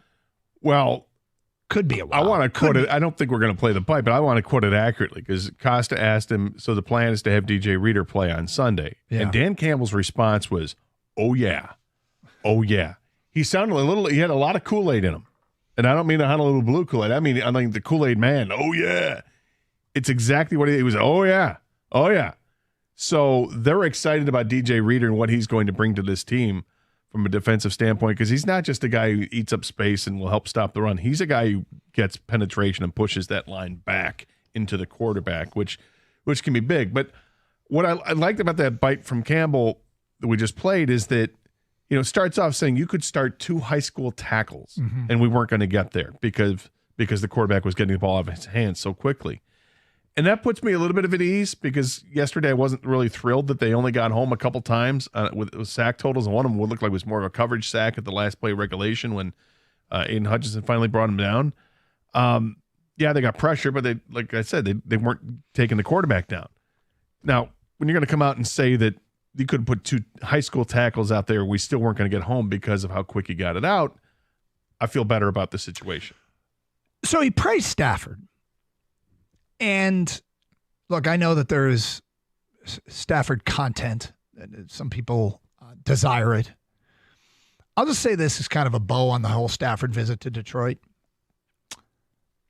Matthew comes across pretty salty. He's pretty salty. And I think it's human nature. This guy was here for a bunch of years, gave everything he had, right? And he did. He really did give everything he had to Detroit to try and win. He goes to L.A., and it's great. In year 1, you win a Super Bowl. It's awesome. And congratulations. And there were plenty of people here rooting for you. Some rooting against you, but plenty rooting for you. But in the last 2 years, he has had to see a Lions team. Now he's operating in the here and the now. And I don't remember people chanting Matthew Stafford's name the way they chant Jared Goff's now regularly and all over the place. And he was loved. He was loved, but it seems like it's more Goff than more love comes Jared Goff's way than ever came Matthew Stafford's way. Additionally, he must be thinking, where was this offensive line when I was here? Where was this coach when I was here? Well, I seem to remember somebody would try to incite people to chant his name. Well, you did. You did. I mean, you did. That it did happen. You did. The whole stadium wasn't doing that. Just saying it. Well, let me put it to you like this. Did you hear that at a Phoenix Coyotes game in Phoenix? No. When the Red Wings were there. No, I did but not. you would hear Jared Goff chants when the Red Wings went in to play the Coyotes. No, and the difference is because this group has totally changed the culture of what it is to be a Detroit Lions fan. There was you. Given that, there was you. And occasionally people would come up to us and scream Stafford. Yeah, and to this day, I still get requests to do the Stafford blast. And I'm like, he's not here anymore. It's not worth it. Yeah. So there's no point. I don't want to do it. But yeah. He's salty. And he can be salty because he sees what could have been, like what he wished it could have been. Yep. But it wasn't. And you're right. Coaches came and went, played for a bunch of different coaches, a bunch of different coordinators. They didn't have the continuity that this group has had. They've been together for 4 years now. This is awesome. And did he have an offensive line? He did. Not as good as this one. Nope. But I was thinking about this the other day when I was watching Nebraska play, and Dylan Raiola is the quarterback, and his dad Dominic obviously played center for the Lions. And I was thinking about how I always thought that Raiola and Backus got a bum rap from fans because the Lions' offensive line was good, not great, and these guys were starting every year. And they played together and started together for like a dozen years. And I always thought, you don't play and start in the NFL for 12 straight years or whatever it was and suck, okay? They didn't suck. Now, maybe the other parts on the line weren't as complimentary, and they didn't have anybody, and neither Backus nor Raiola was as good as Ragnow or Sewell, but they were good enough. Stafford had some talent to work with, too. Obviously, Calvin Johnson was different kind of receiver. I'm going to do something I don't like doing, but I'm going to do it because it's what I saw. But I watched Stafford's postgame press conference, and he was asked about the atmosphere in Ford Field, and he said, "Oh, it was great. It's a fun place to play." His words said that. His body language and his facial expression said something completely different. All right, so I'm glad you said put a bow on it, because here's what I would like to propose on September 10th. 2024. Are we about to reinstitute something? I don't want to hear his name mentioned again unless we meet up in the playoffs. The Lions take on the Rams in the playoffs. You want to put the embargo back in place? Yes, 100%. I mean, even just the name. Look, I did I don't want to too. hear about compare. I don't want that. I don't want the name. Nobody's going to talk about it. No need. If any, that's what's going to happen. Okay. No. Okay, but I just wanted embargo back on. Fair enough. We put a bow on it. It's all done. It's in the rearview mirror. The Lions beat him in the playoffs. They beat him to start the season. Hopefully, we don't have to see him play quarterback again against our team for the rest of his career. And I don't want to see it. I don't want to deal with it anymore. It's over with. It's done with. So, to be fair, this was me last week. And then you guys said we can't do that. Well, you couldn't avoid it last week because it was game week. Yeah, but I wanted to just talk about him like he was just the quarterback for the other team. Yeah, well, this is different now because the game's over. And now there is absolutely no reason to bring that name up again. Let's go to Brian. You're on 97 on a ticket. Hi, Brian. Good afternoon, guys. What's up? So I have to apologize. My voice still hasn't recovered from Sunday night. Nice. But I did want to touch on it a little bit there because Karsh, you said it, that his body language kind of felt like he didn't really like his environment. And I can certainly tell you, sitting behind the Rams bench and watching a guy in the very first row had his attention and was relentless. I mean... Oh, we lost you, Brian. We had you and we lost you. Thank you, though, for the call. 248-539-9797. I can understand why he would be upset and gritting his teeth and saying great atmosphere and not really believing it. It didn't look like he meant it at all. Well, when you're under duress, you lose your offensive lineman, you lose your stud receiver after a quarter or a half of football, and he's gone. Now he's on IR, and you knew it was going to be a bad deal. There's not a whole lot to smile about. You're pissed, and you lost the game. So I get it. NFL Week 2 is here, and you can start the season off with a big return from FanDuel, America's #1 sportsbook. New to FanDuel, you'll get $200 in bonus bets guaranteed when you place your first $5 bet. $200 guaranteed for just a $5 bet. Just visit FanDuel.com/Doug. FanDuel is the official sportsbook partner of the NFL. There is a Thursday night game this week, Bills at Dolphins. You can bet an over-under there. You take the points, do a same-game parlay. Tyreek Hill, you can do over receiving yards, under receiving yards. Josh Allen over, you know how this works. Go build one for yourself. And they pre-build them for you, too, on FanDuel if you just want to hop in on somebody else's. Must be 21 or older and present in Michigan. First online real money wager, only $5 first deposit required. Bonus issued in non-withdrawable bonus bets, which expire 7 days after receipt. Restrictions do apply. See terms at sportsbook.fanduel.com. Gambling problems? Call 1-800-GAMBLER.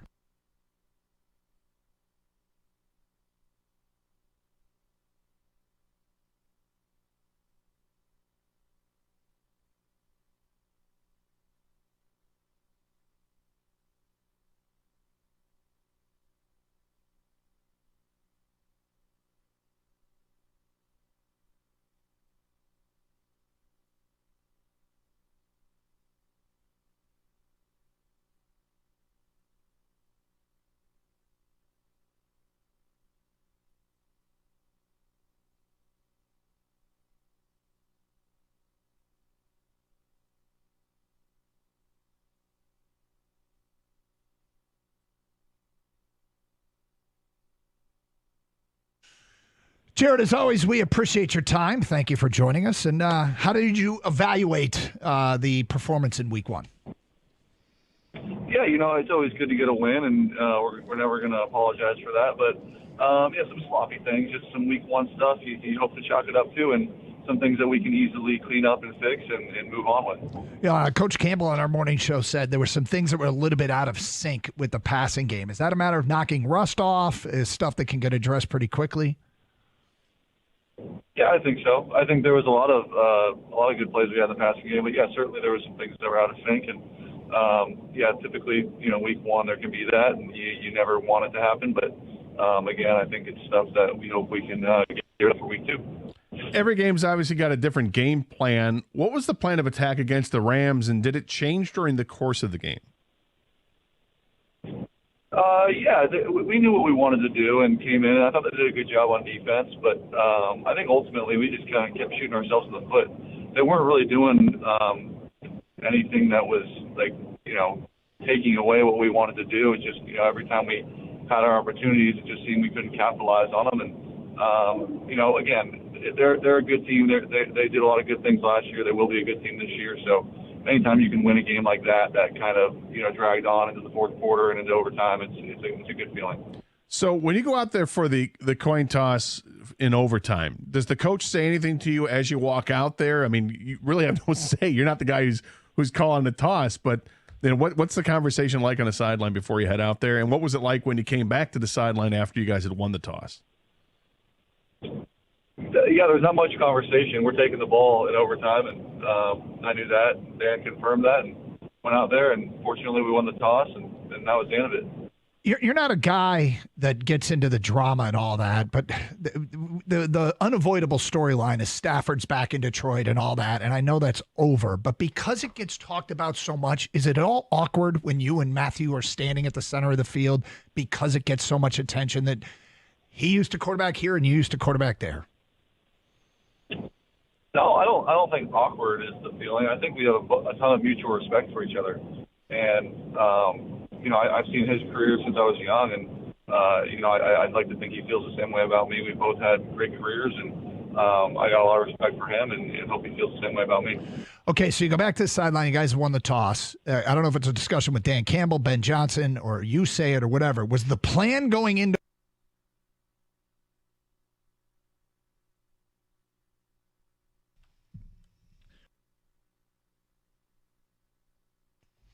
Doug Carr, Scott Anderson, 97.1 The Ticket. Open lines, 248-539-9797. Gator, sad news yesterday. James Earl Jones passes away. Mm-hmm. One of the most iconic voices ever. And the voice of Darth Vader. Yeah. Luke, I am your father. Yeah. He was graduate of the University of Michigan. He does Michigan's pregame hype video. Also, I'm in voice rankings. Would he rank near the top? Like, oh yeah, the guy number one. Amazing voice. I watched some coverage of it last night on the news, and they showed some interview from like the late 80s that he was doing. Yeah. And the person doing the interview said, I can feel my chair vibrate when you're speaking. Like it was that. That it is was some just resonance. Yeah. It was a seriously powerful voice. It was awesome. Yeah. Wait, is there another voice or anybody else that you would put in that category when you hear their voice? You're just like, God, this guy's voice or this woman's voice. It could be a singer, it could be an actor, actress, or anything. I think there's two that come to mind that have like that deep kind of voice. It's awesome. And the first is the country singer. Oh God, well, I forget the guy's name now, but he has like a mustache and has the hair in a ponytail. Big guy, was on The Office or on The Apprentice a number of times. I don't know. Great. So there's that. And now I'm drawing a blank on the actor who played the brother for Bradley Cooper in Star is Born. Older guy, big mustache. He got the old voice. He was in Roadhouse. This is a terrible topic for me to try and help you with. Yeah, right. And I'm the one who should know this, and it's killing me. Brother in, what was the movie? In Star is Born? Sam Elliott? Sam Elliott. Thank you. God, it was Sam something, yeah. I always thought that the dude in Yellowstone had to be related to Sam Elliott. One of the dudes, the ranch hands, who I think looks a bit like Sam Elliott. Lloyd? Couldn't Lloyd be Sam Elliott's brother? I got Morgan Freeman at the top of... Trace Adkins. Trace Trace Adkins is the country star that I was thinking. I got Morgan Freeman at top of my voice rankings. Got a great voice. Yep. Fantastic. But I will tell you that my personal favorite voice. Okay, let's go. It's not a deep voice. It's the accent. Can I write down a name? You can write down a name. Okay, I'm going to write down the name I think he is going to say. Why don't you write it first before I start talking about him? Yeah. But had a chance to interview this person once. Okay. And when I did, the moment that he started talking, I had a giant smile on my face the whole time. Is that right? And I don't know if it was just because hearkening to my childhood, but the voice never left. It was the same voice that I had heard as a kid to the time when this person was like 80-something years old before he passed. Is that the name? The voice? That's not the name. Ernie Harwell's a great guess. Dang it. But it's his TV counterpart, George Kell. Oh. George Kell had an unbelievable voice. Had that southern twang. I think he was from Arkansas. Dude, I feel like everybody from the South could do play-by-play.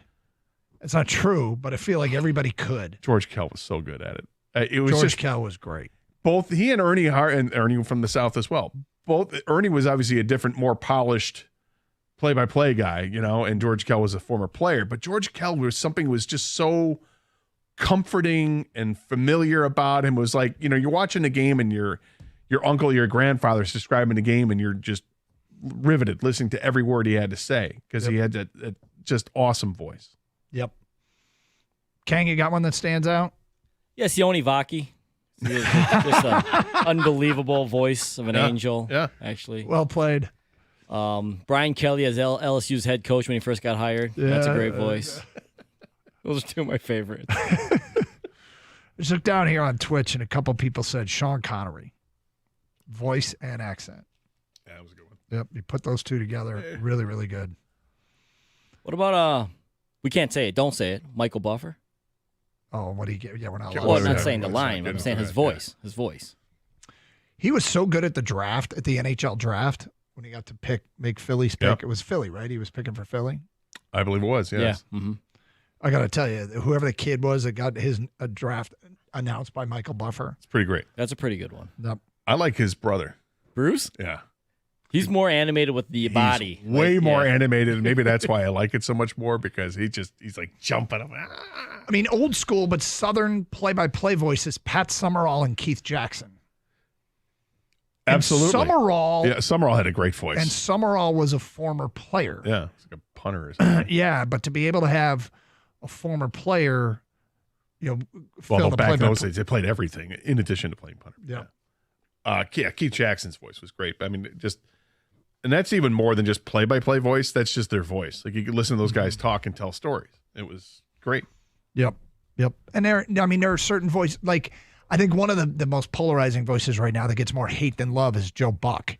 And yet, when I hear Joe Buck on a game, I think this is a big game. I now equate his voice with it being a big game. And I associate it with a big game, but I also get it's a little, monotone, but I don't find it unentertaining. Yeah. It's not. It doesn't dissuade me from the broadcast at all. Yep. But and maybe it's not. Brad Nessler to me reeks of a big game. The team of Brad Nessler and Gary Danielson, when I hear those voices, it triggers that this is a big game.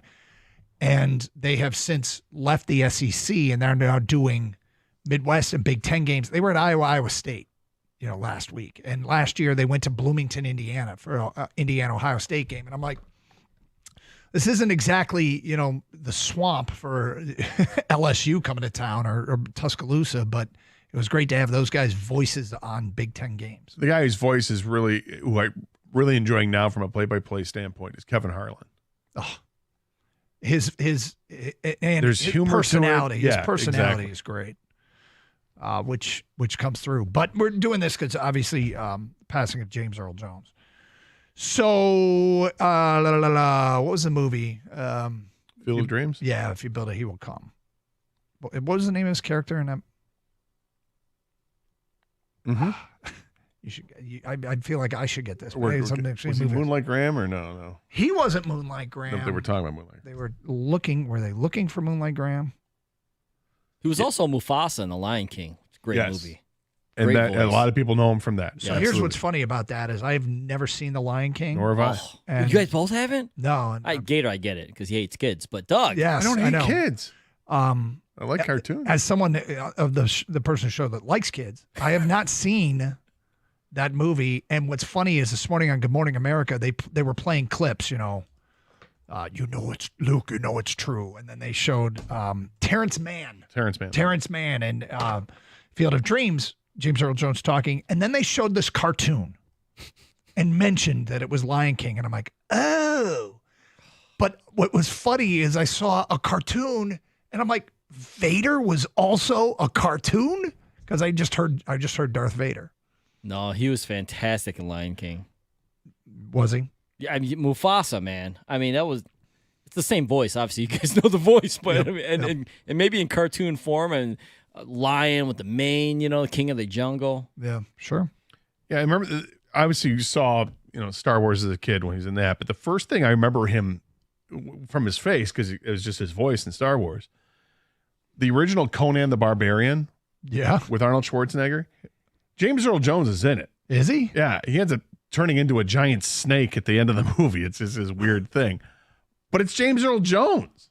Like really, that's James Earl Jones in that movie. It's funny when you see he's one of those guys that pretty much to me was always old. Yes. And so I've seen some young pictures of James Earl Jones since he's passed, and I'm like, yeah, that doesn't resonate with me at all. That's not James Earl Jones. It can't be James Earl Jones. It's James Earl Jones. And then he was in those Jack Ryan movies, Patriot Games, and he was playing Admiral Greer. He was great. Have you ever seen him doing ABCs? Yes. Okay, I just retweeted it from the Muppets. James Earl Jones Sesame Street. Yeah, Sesame he did Street, the sorry. ABCs. Yeah, it's just too funny, man. I mean, we may have to pull that and play it because it is great. Lions quarterback Jared Goff, what he hopes to see the offense improve on. Hear what he has to say next here on 97.1 The Ticket.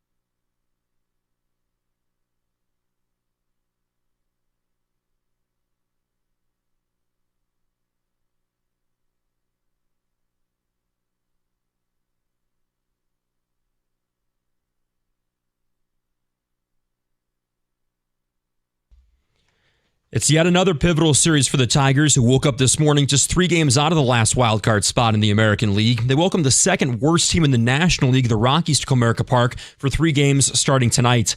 Cater Montero gets the start for Detroit tonight. Tigers tied with the Mariners and Red Sox right now, 3 games out of the final playoff spots. The teams they're chasing, the Twins and Royals, they both lost last night. First pitch downtown, 6:40. The pregame show at 6:15 right here on 97.1. Lions are breaking down the tape after Sunday night's primetime win over the Rams to open the season. Dan Campbell told Costa and Jansen this morning that he loves what he saw from the D-line Sunday and thinks that it can be a dominant unit this year.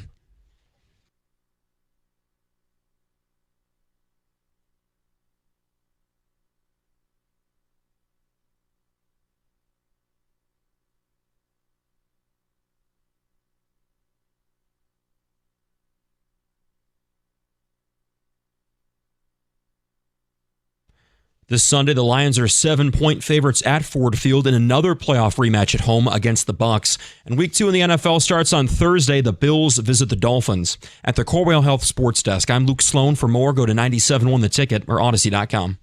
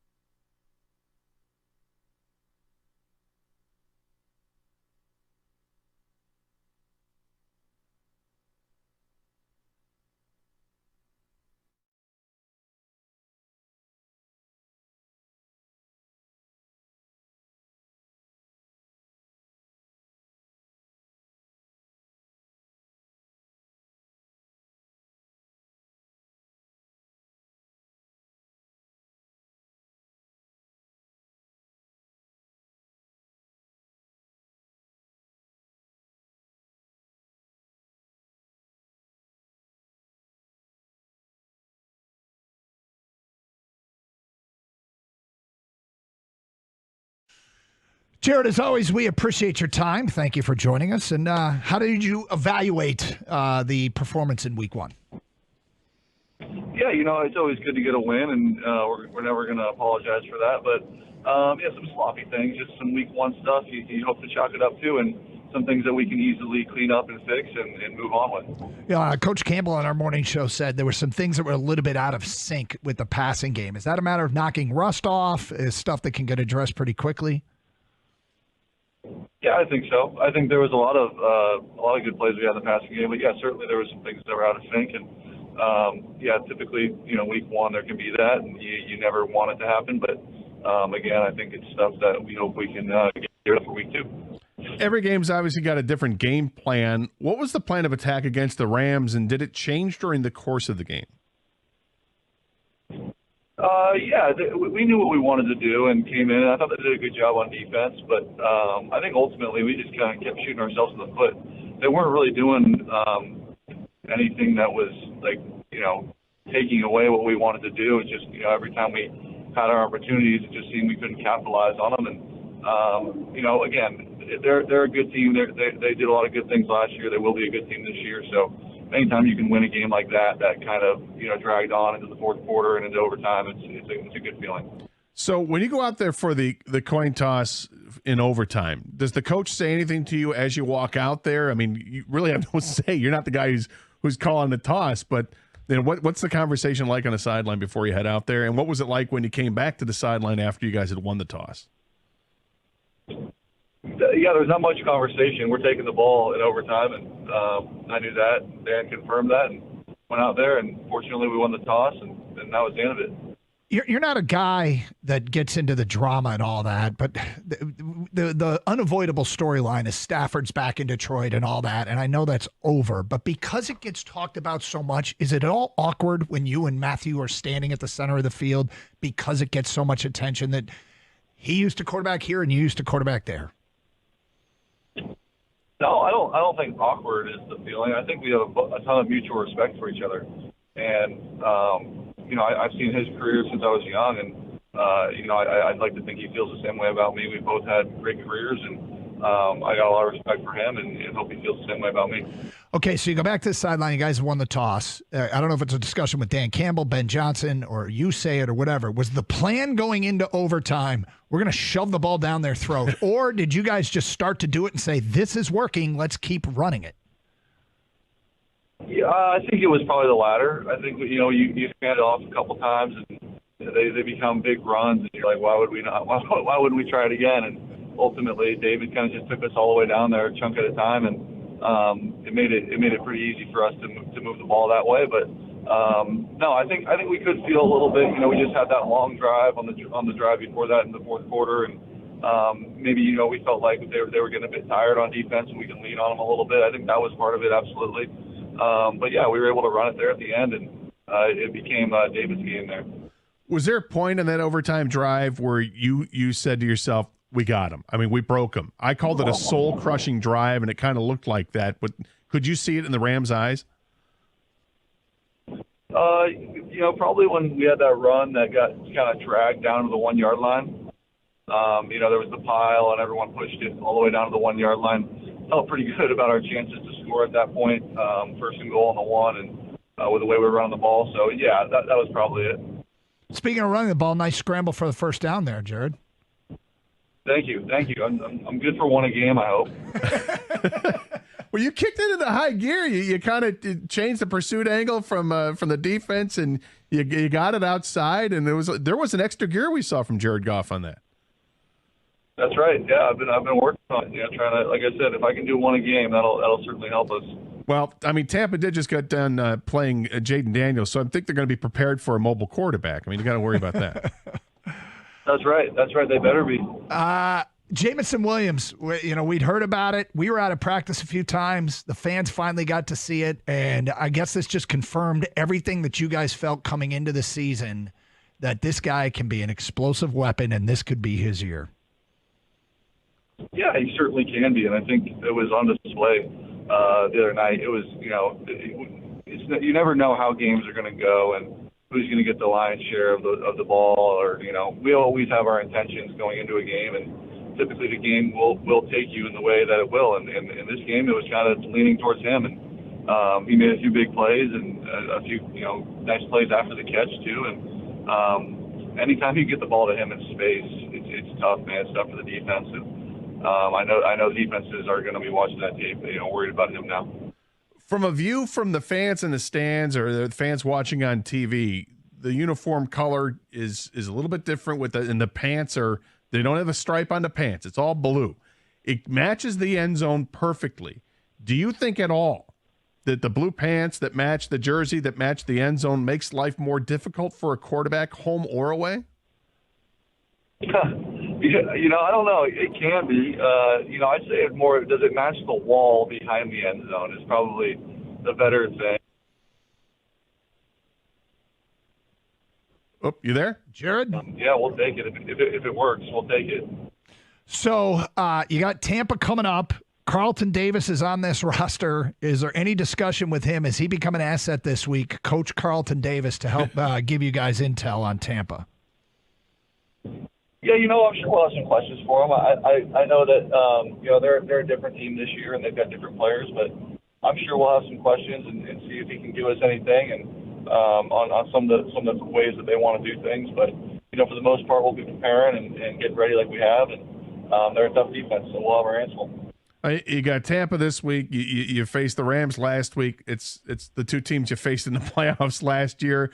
Are you thankful the NFL scheduled things like this, or would you rather see these tougher games kind of spaced out a little bit more? Yeah, it's fine. Good question. It doesn't matter to me the way they're going to schedule however they want. But yeah, you never know. Are these teams going to be better at some point throughout the year? Are we going to be better at some point throughout the year? You never know. You just hope that when you do get your chance to play these teams, you're able to beat them, knowing that they're probably going to be good teams later on in the year. And it's another test for us this week. It's probably not the kind of thing you think about, but back to the Rams game, I was excited to see you guys pocket at what could be a tiebreaker win later in the year because that team's expected to be in the mix in the NFC. Do you guys even give that some thought that there's a little bit more on teams that are contending for playoff spots? I mean, Tampa could be a team in the mix as well when it's all said and done.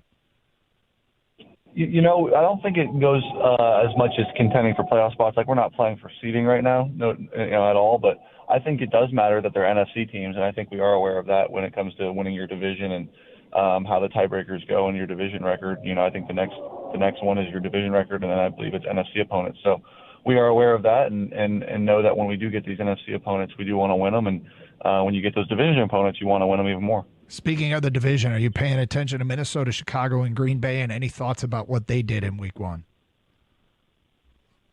No thoughts, but yeah, I'm aware. Fair enough. Does it kind of feel like, it's one game under the belt and a win, and thank goodness it's a win, but does it feel like the offense hasn't even really started? I don't know. Again, we had our fair share of good plays too. I think we ran the ball well. We had some good plays where we moved the ball. Obviously, the big touchdown to JMO can't be overlooked. But yeah, I think the out of sync is a good word, but like getting it in sync and getting it feeling like we're moving the ball. And I think to be honest with you, the third downs and eliminating the 3 and outs. I believe we had 3 or 4 of them. If we eliminate those right there and are able to convert on some of those third downs, it can change the whole flow of the game. It can change the whole feeling of the game on offense, and being able to be on the field for longer will allow us more chances to gain that control and that sync that we're looking for. You guys really don't have a big receiver size-wise, aside from the tight ends. Do you feel like you need to have that guy who's 6'4" and competing for 50-50 balls or big red zone targets, or you guys are fine just the way it is? Yeah, we've got Tim Patrick on our practice squad right now, and he's a big guy. Allen Robinson is another big guy. We'll see if we end up using those guys at any point this week or throughout the season, but those guys are on the roster. Final thought from me. Any comments about the Cal Golden Bears going to SEC country and taking out Auburn? Yes.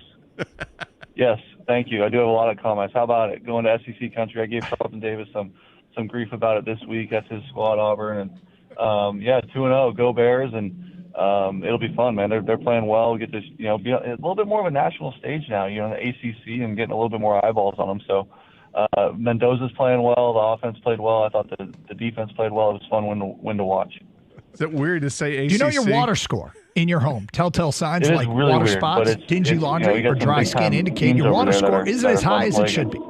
Lastly, weather's turning the cooler. season here. How's Call the our Jared friends Goff at Foundation CDC Water doing, and and find what's out new that people your should know water about? score. They'll test your water and survey your home to rank Sure, your water. we've If you aren't satisfied with your water score, CDC can recommend the Connecticut Water Treatment Solution to improve it. Call 855-339-4242 or visit cdcwater.com. Your authorized independent Connecticut dealer. Tell them Doug Karsch sent you. It's still ongoing. It's been great, and just continue to build on that. Jared, thanks for your time as always, and we'll talk again next week. Awesome. Thank you, guys. There he is. Jared Goff joins us every Tuesday here on Karsch and Anderson on 97.1 The Ticket.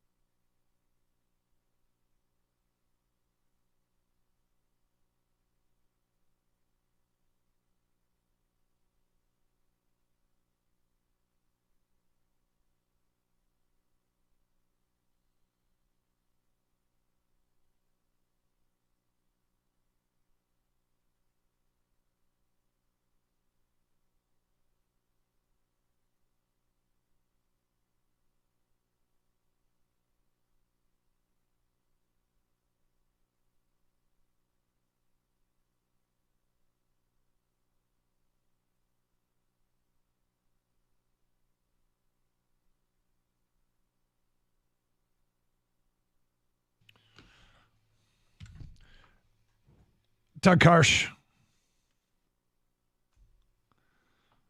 Doug Karsh, Scott Anderson, 97 won the ticket. All right, my bad. Had some mic issues there. I think I had some headset issues. Gator, I want you to do something. Okay. I want you to go to the ESPN webpage and click on NCAA football. All right. I want you to go down to standings and click on standings. Yep. And what are you looking at? Well, they have a bunch of different conferences. Yeah.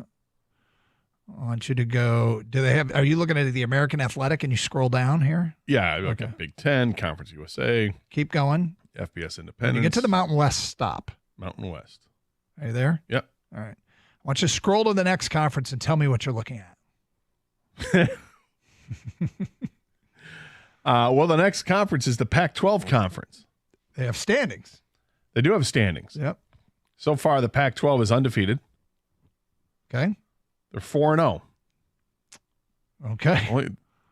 Only 4-0 because only Oregon State and Washington State remain in the Pac-12, and they are both 2-0. They're still doing the whole conference thing. The conference. What's the tiebreaker there? Who goes to Rose Bowl? The conference imploded. And they still are doing the conference thing. Oregon State and Washington State. Which is funny because now I look at the ACC to see the teams like Cal, who we talked to Jared Goff about. Yep. Cal is 2-0. And they're in the Atlantic Coast Conference. Yep. I'm trying to figure out. Stanford is 1-1, also there. So what are you relying on the Pac-12 offices for? Which right now the Pac-12 offices just like might be a dude named Roy sitting in a rented office. Because how many employees does your office need when you have two teams? You're not really responsible for any scheduling. Probably the only thing you're scheduling. Is there still Pac-12 officials? Is that what they're in charge of? Sure. Was there a Pac-12 hype video this year? There should be. I mean, I guess they're going to do all conference. It's going to be a lot of Cougars and Beavers. Sounds like my kind of party. Hey. Where do I sign up? Gators in. Hello. Speaking of Cougars, see BYU is currently fourth in the Big 12, behind Arizona State, Arizona, and Utah.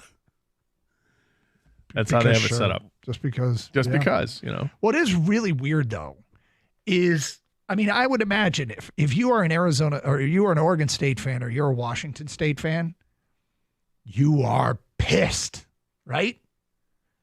Everybody bolted, and you two got left behind. Like, nobody returned your calls. Like, Oregon State and Washington State were probably, hey, I must have missed your call. Yeah, give me a ring when you get a chance. Right. In the Pac-12 group chat. Washington State, yeah, us too. Hi. Phone's charged now. I don't know if you tried Check calling. back in. I was in the shower, and I haven't set up my voicemail. And the rest of the conference ghosted them. Thought maybe you guys called. I mean, it was one thing, right? USC and UCLA were the first to jump. They jumped to the Big Ten. That wasn't shortly thereafter, but after a while, there was rumors and blah, blah, blah. Now Washington and Oregon leave. The rest of the Pac-12, like a group of 6 of them go, well, screw that. We're going to the Big 12. Right. The Arizonas go to Big 12, and Utah goes with them. So now you're left with these two pairs, Oregon State and Washington State in the Pacific Northwest, and Cal and Stanford right. in the Bay Area. And Cal and Stanford are like, we'll take anything. We'll take somebody. ACC sounds good. Yep. Right. You understand that's the Atlantic Coast Conference. You guys are literally on the Pacific. You will spend more time flying to games than you will playing the games. Sounds good. Hey, guys, that's what NIL is for, right? We got a good TV deal, don't we? We're part of it. And Oregon State and Washington State are left going, you know what? We're staying. No, Oregon State and Washington State went outside to have a cigarette, came back, and everyone left the party. Right. Like, they're like, dude, this place is dead. They are literally the little brothers of the other teams in the conference. The other teams are like, let's go. Right? And We the got little left brother comes behind. back in the room. Where are you? So they still got the drop-down menu. They still got Pac-12 listed on ESPN.com. They still have standings for the Pac-12. There's 2 teams. So in hindsight with this whole thing, because this is hysterical the way it looks, and thank you for pointing that out, Kang. The two teams that went for the ACC probably should have stayed. If they could have stayed in the Pac-12, then you have 4 teams, right? And then let's say you were able to hang on to Arizona State, Arizona, and Utah. Now you've got 7. Shouldn't they just even extended invitations to like BYU to become part of I don't know. the Pac-12? I'm not quite sure what happened there because I'm just thinking about the Mountain West. Okay, the Mountain West has some pseudo names. They're programs you've heard of. We just saw Fresno and Ann Arbor. You've heard of Boise. If you're the Mountain West, if you're the Pac-12, you almost want to call them up and say, "Hey, Oregon State and Washington State calling. We've got a big brand name, the Pac-12. Right. You got a bunch of teams. Why don't you guys join us? And you now are Pac-12 members. Would you rather be part of the Pac-12 or the Mountain West?" But whatever, they're still standing there with their 2 teams. They need to rebrand the Pac-1-2. That's what they need to call themselves. Yeah, it's on the Pac-12. Yeah. I like it. Right? I mean, there's only the same numbers. It's just a hyphen. Yes, exactly. The Pac-12 now with a hyphen. New and improved. Yes. Hyphen. More Ooh, what's that hyphen. new conference? Ooh, the Pac-1-2. I like it. So here's the other thing that's just so weird. The hell of a schedule. Oregon State has their big rival, Oregon. Mm-hmm. Washington State has their big rival, Washington. This Saturday, both of them renew their rivalries. Oregon State plays Oregon. Washington State plays Washington. So I feel like this is the last Saturday of the season for Oregon State and Washington State, right? These are the games that used to get parked at the end of the schedule, was the big rivalry game. They're playing them in week 3. It is ridiculous, right? The realignment has been positively ridiculous.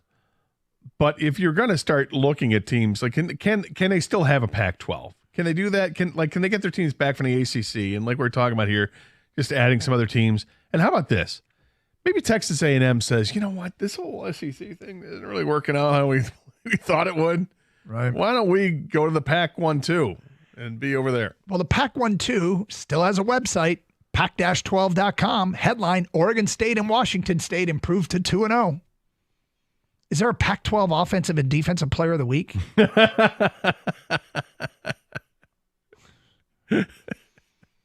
And the funny thing is, like, the 2 teams that are left probably feel like the total stepbrothers. And are they supposed to play a big game?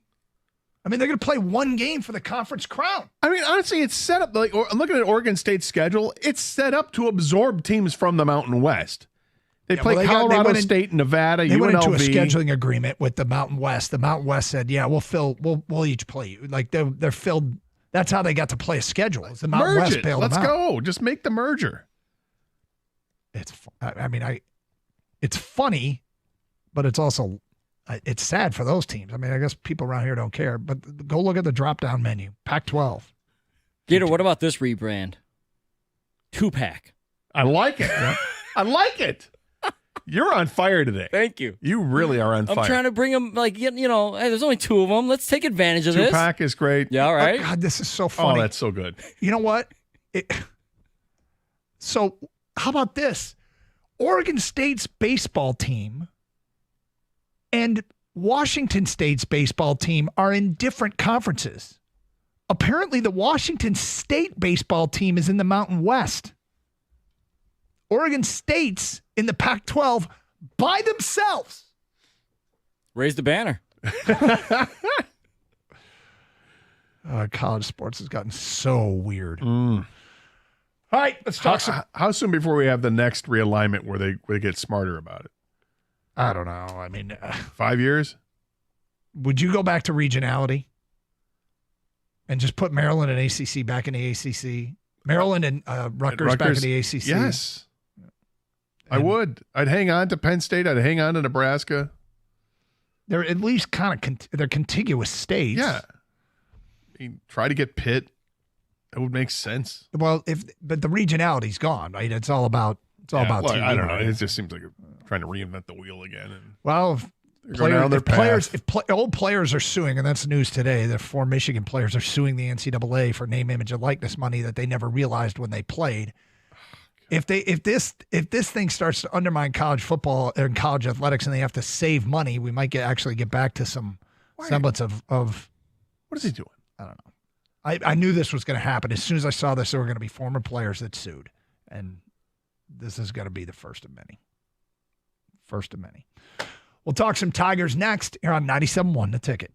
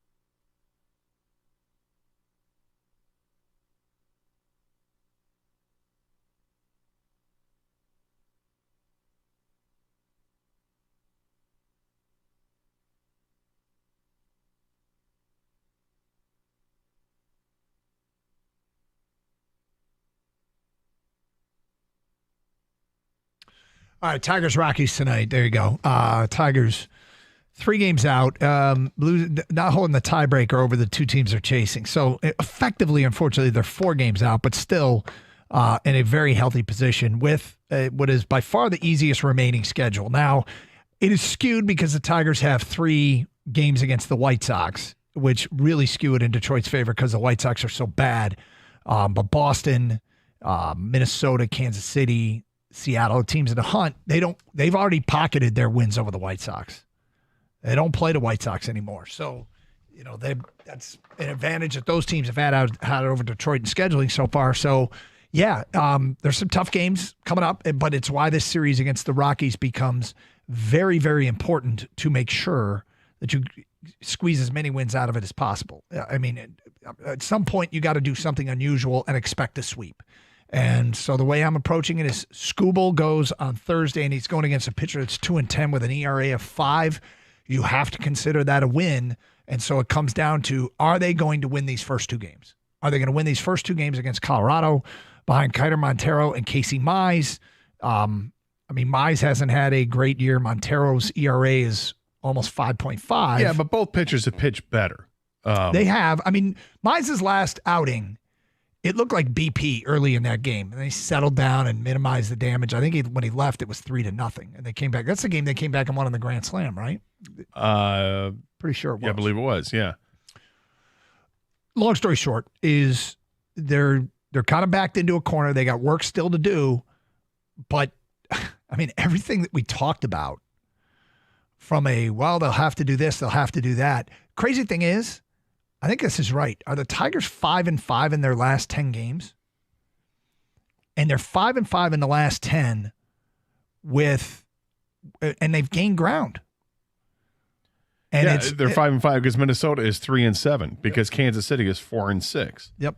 They've gained ground. And so they haven't even had to play at some amazing clip. I wouldn't call them hot right now. No, but not in the last 10, but if you go to the last 20, sure, it's much better than that. But and what's going to happen here, hopefully, against Colorado, because Colorado is not a good baseball team, second worst baseball team in the majors, 54 wins on the year. They're 54-90. That's not good. Take advantage of it. Thank you for the schedule, and here we go.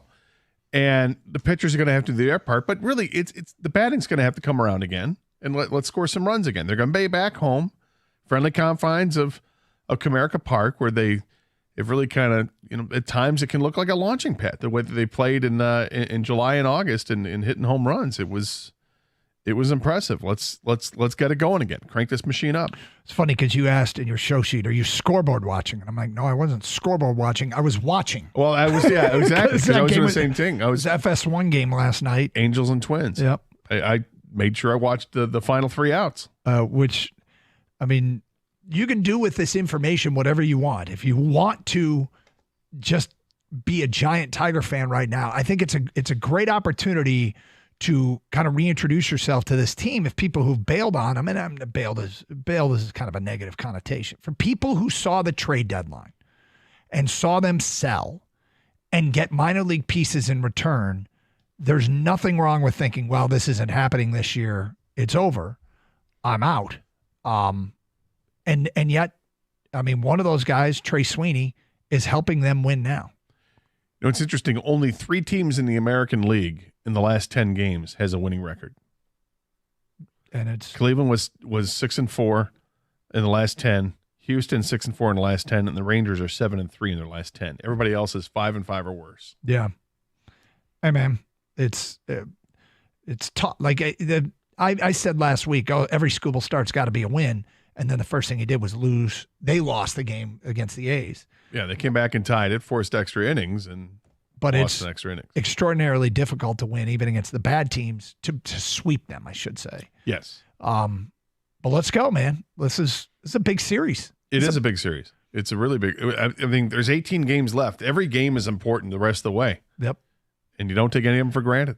I guess the way to put it is hard to imagine them getting this done without sweeping Colorado, because the 9-game stretch against Baltimore, Kansas City, Baltimore, you've got to get closer in these next 3 games, then survive, and then do well against Tampa and the White Sox to end the season. There's your season. Your season. The other thing it is, when you're taking on those teams that are playoff caliber teams, you don't want to just concede. Right. And obviously they won't be conceding anything. And I think as fans go into it hoping that you know what? Why should we assume that they only take 1 out of 3 against Baltimore? Well, it's funny or because 2 out of 6 or 3, or they split the series. Exactly my attitude, and they took 1 out of 3 at San Diego, and that was against a really good team.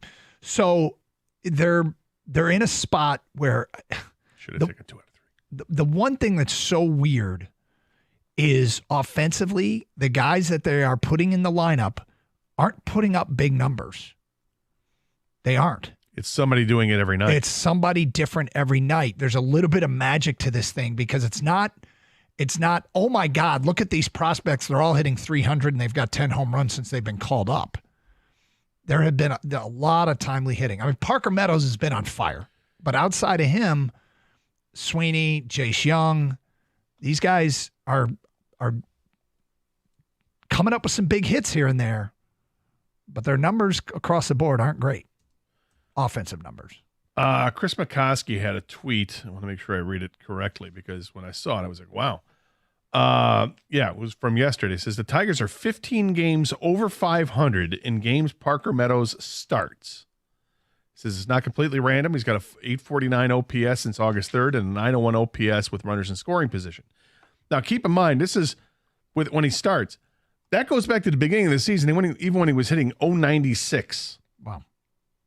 Despite the first month being awful for Parker Meadows, although the Tigers, I believe, got off to a decent start, 15 games above 500 in games that he starts. That means something. It feels like it can't possibly be that strong a coincidence. I mean, I guess it could be. Well, he's a guy that provides something that the team doesn't have. They don't have overall great team speed, but Parker Meadows is one of the fastest guys in baseball. Yeah. That doesn't mean he's been stealing a ton, but he does steal a little bit. Veerling's the one that has been stealing base. Was it Veerling or McKinstry? McKinstry, I guess, that has all the consecutive stolen bases. But they kind of lack that element, and yet when they steal bases, they're winning games. Parker Meadows is a guy, he sets the table for him. The Tigers in September, as a team, are hitting 224 with a 297 on-base percentage and a 337 slugging percentage. That's pretty paltry. Mm-hmm. And their runs scored in September ranks, they have scored 30 runs in September, which ranks 18th in baseball. Now, Twins have scored 22 runs in September, which is 29th in baseball. The only team worse is Colorado. Colorado's got 15 runs this month. 15. It is September 10th. So Houdini worked by the pitching coach and the manager with the starting pitchers, and it's just timely hitting. It's like the weird thing is I kind of feel like maybe they will get hot because I don't think they're hot, but maybe they will get hot. Well, it's funny. Despite not hitting in September, their pitching has been lights out in September. 2.18 earned run average in September. Yeah. Yeah, it's really, really good. So anyway, lots there to be interested. They kept us interested. I don't know how encouraged I am moving forward. Like I'd like to think Sweeney and Jace Young are here to stay, but I don't think they've necessarily proven enough. Well, no, I don't think they've proven enough yet, but I think what they do is that they have a good chance of making a club out of spring training next year. Sure. Unless they decide to go a free agent route, but it doesn't seem like that's what Scott Harris is about. Scott Harris doesn't want block guys, and these are guys that, okay, Jace Young is one guy you're definitely not trying to block, but he might block himself with his lack of defensive ability. But Trey Sweeney plays well defensively, and he can hit a little bit. And obviously had a huge game the other day with 4 hits and a home run and all that. And but what Trey Sweeney does is he kind of helps to say, Javi Baez, you're on the back burner. You just get yourself healthy and you'll come back when you come back. I know lots of fans don't even want to see him come back, but the reality is he will come back at some point next season. He's going to be here, and then they'll make a decision probably after next year about what to do with him. But because Trey Sweeney is playing okay, he's doing better than Javi was defensively, and he's doing better than Javi was offensively. So he's going to play. That at least kind of calms things down when you don't have that dread when Javi Baez comes up to the plate. I would push back a little bit on Baez 100% being back next year. I'm not convinced that's going to be the case. Because he had surgery. That's why I think they owe him $75 million. That's so much money to eat. It's Carson Anderson, 97.1 The Ticket.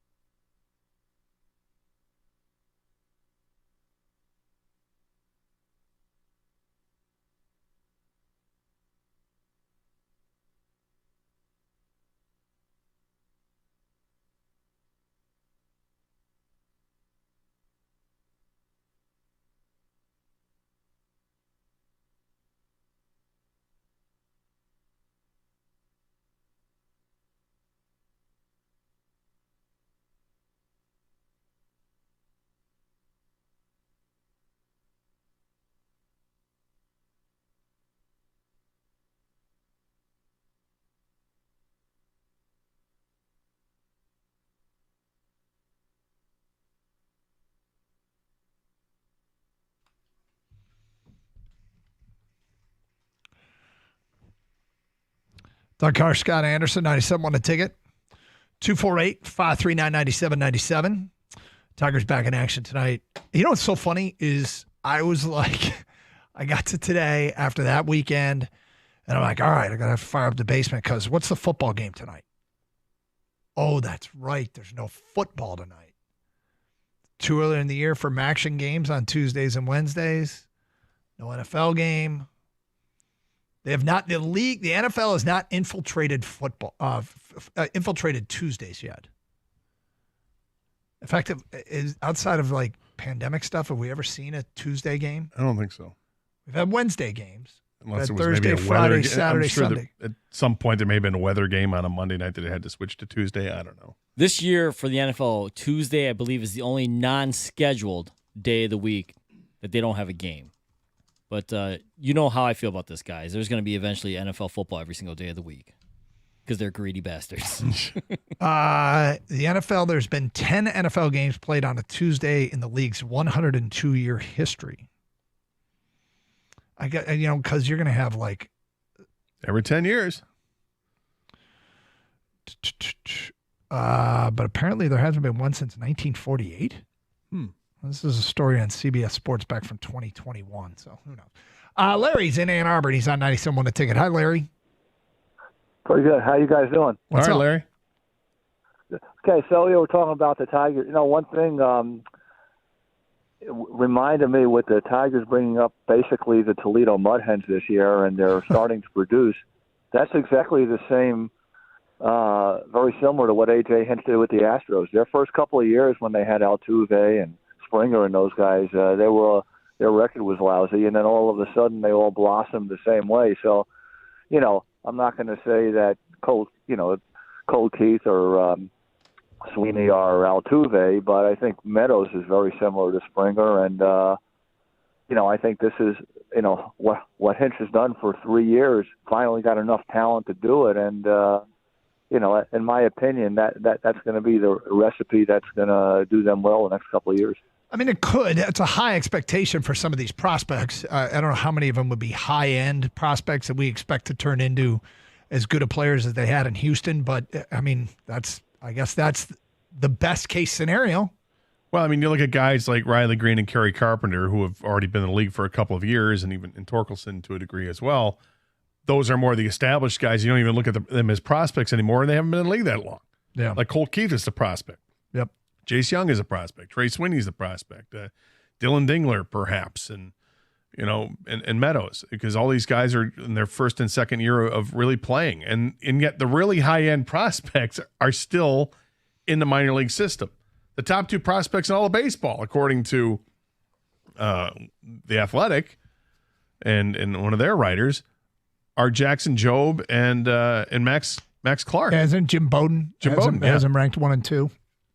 All right, let me just circle back and tie a bow on the whole Tuesday NFL game thing, which there isn't one tonight, to be clear.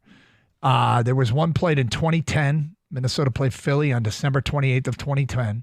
Tennessee beat Buffalo 42-16 on October 13th of 2020. December 8th of 2020, Baltimore beat the Cowboys. And then the mid-pandemic, there were 2 games on a single Tuesday. So there have been, I guess now 12 Tuesday games in the history of the NFL. But leave Tuesdays for Northern Illinois at Ohio University. That's what Tuesdays are for. Just back off, NFL. It's all about the action. On CBS Sports Network. Maybe we can get the Paction. Just Pac-12. Every Tuesday, Oregon State plays Washington State. I mean, there's only 2 of them. They could go Tuesdays, right? There's a word play right there. See what I'm doing? We're workshopping this. It makes sense. Brilliant ideas coming out of 10 to 2. We had a late nomination for the Pac-12 rebranding. Yes. Yeah. Pac-Tua. Pac-Tua. What are you guys thinking? It's not bad. Not bad? I still like the Pac-1-2 or Tupac. Okay. If it's Pac-2, I can think of a commissioner. She's busy. Okay. He's got a podcast now, man. Oh, yeah. Well, it takes up a lot of time. Is there a Pac-12 insider still? Like, is there anybody out there that's got everything you need to know about Oregon State and Washington State? God, it's so weird. That's all that's left. For media day, did they just meet at Applebee's? Or like, is this where? Like, we don't need a whole conference room, guys. We'll take a booth. Which hotel you got? A hotel? Where We're just kind of actually going to drive midway between and then go our separate ways. Yep. Who knows? That's so bizarre. And yes, I did confirm Washington State's baseball team is in the Mountain West. Oregon State's is not. Are they in the Pac-12? They are the Pac-12, Gator. They're not just in it. We are. If you still affiliate yourself with the conference, this is Oregon State, you're saying? Yeah. If Oregon State is Pac-12 for baseball, and they're the only team there. Yep. You're representing the Pac. You're not going independent. You're Pac-12. Yeah. I mean, do you still have the logo on your shirt? Hey, you got a great chance. Your entire team is the all Pac-12 team. Yeah. It's a good place to be.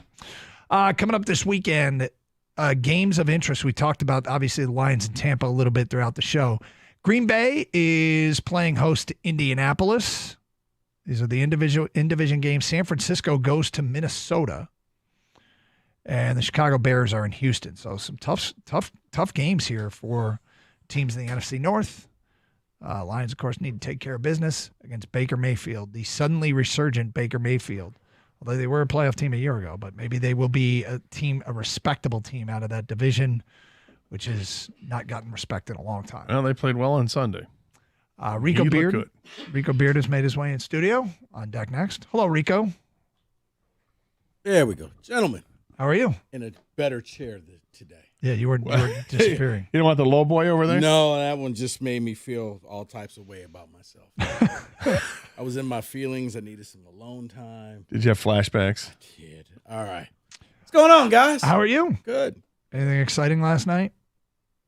You're happy with the way the Niners played? No, I mean, no Christian McCaffrey, so that bummed me out and didn't kick enough field goals. You know what the funny thing is? Because they kicked too many field goals, to say. Being here in Detroit when it was 4th and 1 at like the 8-yard line. Yeah. I'm sitting there like, you're going for this, right? Oh, you're not Dan Campbell. You're going to kick it. I mean, it was immediately, Jake, get in there, kick it. Yeah. You've been around this watching too much Lions football. Yeah, I mean, you think they're going to go for it every time? Everybody should. Right. It's like, okay, guys, that's like 4th and 1. Your running game is just line up and pick up the first. So what happened with the backup running back and the McCaffrey stuff? He said he found out Friday, and then people were saying, "Oh, the league should have known." What was that all about? Yeah, I think he was just happy he had this great game, and of course he's new to this, not really media savvy. So Doug and guys, when sometimes you interview young guys or guys who are new to this, they say things they probably shouldn't say, like the truth. Right. Well, they don't. It's not the coach speak, as I like to call it, where it's one game at a time. He's like, yeah, I've known since Friday.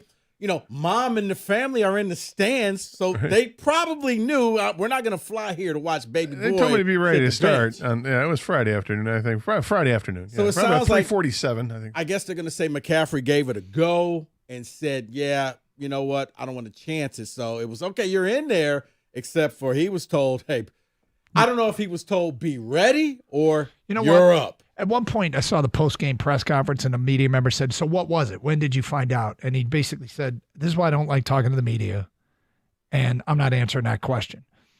And as much as I love when people answer our questions, they have every right to say that. Yeah. And there's nothing wrong with it. Because if you say something, it's going to get taken, and we're going to run around, and we're going to split it Well, up. why is anybody really upset about this anyway? Because of betting purposes? This is why people are pissed? I mean, 100%. Because they're saying you knew. You know what it is? And for everybody who had fantasy football and you had McCaffrey in your lineup last night, you got screwed. There's a lot of screwed people out there. Yeah. Wow. But, yeah, I mean, that's kind of with you on that. I mean, that's sports. So, no, but they won the game. They went out there. They looked pretty good.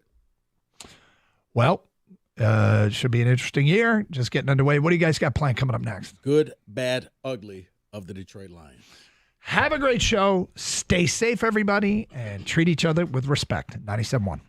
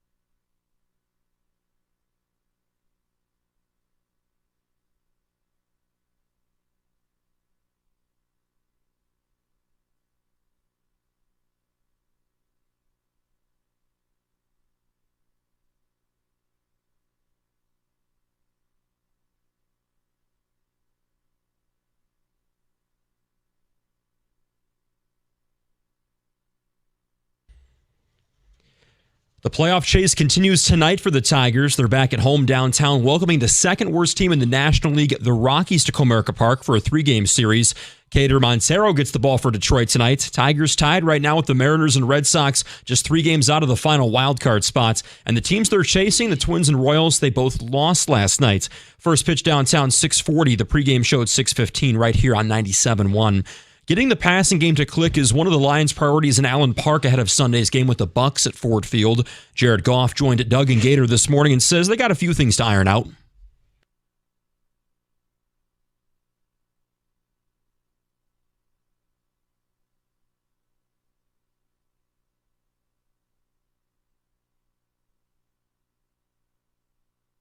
The Lions are 7-point favorites this Sunday in another playoff rematch, this time against Tampa Bay. We'll get a first look at the injury report tomorrow. Week 2 in the NFL starts Thursday with the Bills visiting the Dolphins. And 4 former Michigan football players are suing the NCAA and the Big Ten Network for what they say is the wrongful continued use of their name, image, and likeness on television. They're seeking $50 million in this suit. Denard Robinson, Braylon Edwards are 2 of the players in it. At the Core Health Sports Desk, I'm Luke Sloan. For more, go to 97.1 The Ticket or Odyssey.com.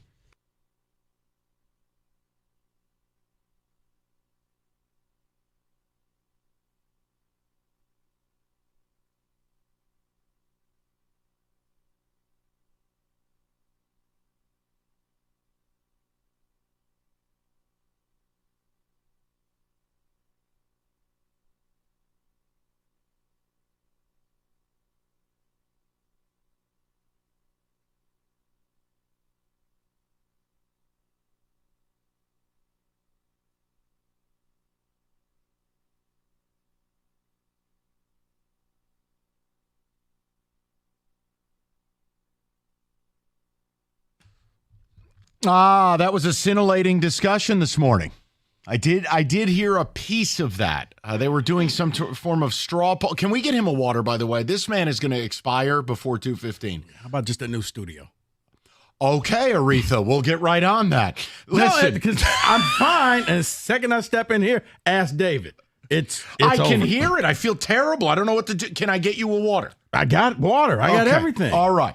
Early this morning, hold on. Before we dive right into the topics of the day, what was the genesis of them discussing who the whitest person at the station was? What did I miss there? Cookies did their 2 Grand Slam, and one of the questions was, who had the song More Money, More Problems? Except for Cookies was like, who had the song More Money, More Problems? Oh, dear.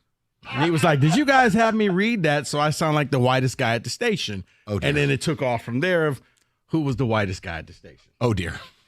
Okay. So it was noted. So the ticket texters text in. Who it was won like, the competition? Because I heard the part where Gov basically on a daily basis has to tell people he doesn't live in Tecumseh. Right. He lives in Maybe with 2 E's. But still, I felt bad. Like, geez, I feel bad he's at his kids' games. And they're like, hey, how's the Tecumseh area? Right. The power of Mike. Right.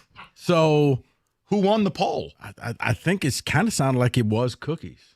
I think there was a lot of Wojo votes as well. Oh, yeah, Wojo came in at the last second, and Got they it. were like, yeah, Okay. it's Wojo. Odyssey.com rewind if you'd like to hear those shenanigans. Let's begin the day. Now, look, we have a big game tonight, but I want to wait a day to do Tiger baseball. We are officially in a chase, being 3 games out, but I want to wait one more day because we have football we still have to get taken care of, and let's be honest, the Tigers are still going to be there tomorrow, and maybe even closer. We'll see. But I have some data. I've got the full presentation ready to roll today.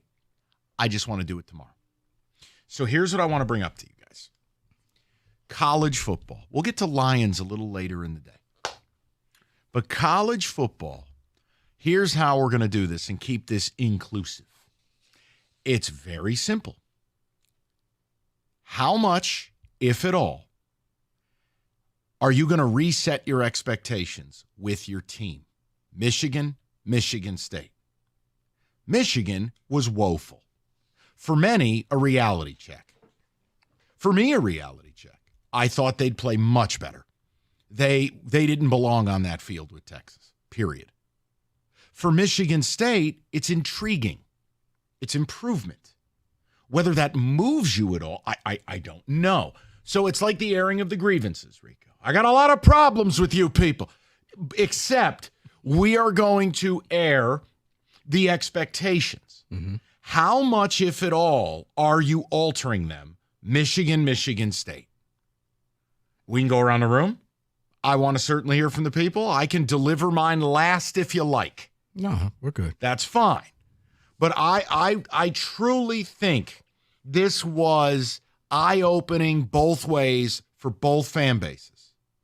So, Rico, if you want to bat leadoff on this, I'll wait. I'm interested in you guys and how we're doing this.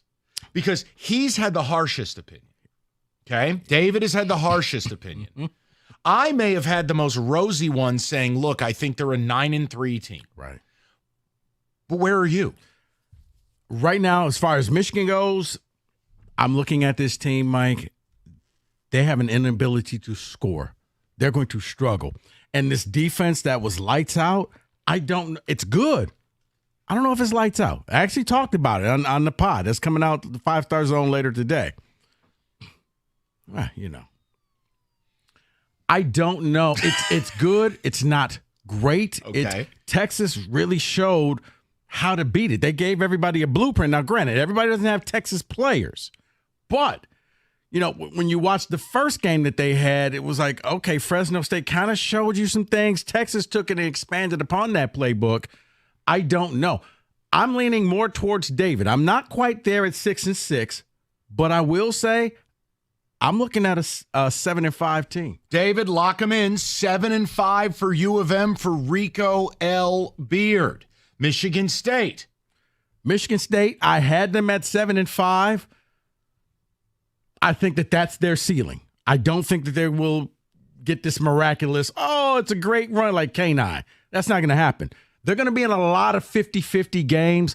I'm going to leave it there, but it's going to be kind of like that Maryland game, man. You're going to sweat this thing out. When you go and you play Indiana, when you play Rutgers, these aren't gimmies. So for Michigan State, they could easily fall down to below the Vegas number. I can see why Vegas had them at 4.5 because you got about 5 games where you're flipping a coin. You won it last Saturday against Maryland. I don't know if it continues that way, but I will leave it at 7-5 for their ceiling. David, Michigan, you started the year at 6-6. It looked incredibly negative. I still think it's a touch negative, but after what took place Saturday, talk to me. Yeah, I can't come off the 6-6. I can't. There's nothing they've done that has impressed me at all. They struggled in their first game, and it got worse in the second game. So I'm going to stick to 6-6. Okay, Michigan State. For Michigan State, I believe I was at 7 as well for them. What flips it is the Michigan State game in my mind. So I had Michigan State winning 7 games, and I'm going to keep it at 7 games. Okay. You actually had them beating Michigan. I did before the to year make started. them to have the 7th win. Yeah. I'll give my prediction, my expectations later. But let me just say this: I am not going anywhere near that right now. I am on to Prairie View. Kenny, expectations: Michigan, the realignment, Michigan State. What do you have? Michigan, I believe I set them at 9 wins a week ago. I'm going to bump that down to 8 wins. Now, Michigan State, I think I was really hard on Michigan State. I had them at like 4 wins. I'll bump them up to 5 or maybe even 6 wins. Don't give me the maybes. I need a number. Okay, I'll say 6 wins. Lock it in. Okay. Yep. This is the day to realign. Yeah. Now, again, it may be an overreaction by fans or some of us. I don't know. The reason I wanted to go last is I don't think I'm altering much of anything. For Michigan, I thought it was 8 or 9. I thought there was a swing game in there and it was USC. The way they're playing, I think 8 is their ceiling. I just, whether they beat USC or not, I don't think they're beating Oregon. I don't think they're beating Ohio State. Could they drop a random game? Yes. Yeah. When you do not have quarterback play and you do not have an offense that is inspiring in any way, shape, or form, you get yourself in what we call Iowa games. And you know what happens in Iowa games? Iowa. Like they had no business losing to Iowa State. They just did. Yeah. So I'll go 8-4 for Michigan. I was at 9-3. It was 8 or 9 for me, and I went 9. I gave him benefit of the doubt. I mean, did you think at the beginning of the year you would sit there and say those Iowa-type games that maybe at Washington, at Illinois, or at Indiana? I can't go there with UW, but I get what you're saying. You're right. And the Signettis, they don't play. No. Well, the Big Berts. Okay, that's their one. He can go back to the Moo Moo collection. For Michigan State, look, I said 7 at the start of the year. I don't accept less. It's impossible for me to put a lower expectation because if I expect worse, it means I need a different coach. 7-5 when you're playing Prairie View is 6-5. Fair. Now, beating Maryland allows me to maintain this pacing. Here's the other thing with Michigan State. I am not saying they're capable, that they're going to win these games. But if I ask all of you, if I ask Rico, Kenny, David, I ask you out there driving your car on this beautiful day, Michigan, Iowa, and Oregon, do any of those teams look as good as we thought they could be? No. Do those teams look lesser than? Yes. Does Michigan State, if Aiden Childs is him, as the kids say, cleans it up a little bit. Last 5 minutes of the game, Aiden Childs. Yeah, a guy who went on the road in the Big Ten and threw for 400 yards with a game-winning drive as an 18-year-old in his second career start. Look, it's not impossible. I can't go any higher than that because I do believe they have some woeful limitations. But 7 for State, 8 for Michigan. I want to know what you guys are going to react to now. You tell me. Look, Texas came in here and bodied you. They clowned you in your house. You want to say, well, Texas is really good. Truth, you're not. You can't look like you don't belong on the field if you're going to lay claim to being good. Mm-hmm. You got clowned. It was 24-3 at the half, and Texas decided to pack their bags. They were just waiting to go home. They could have put 50 on you with ease.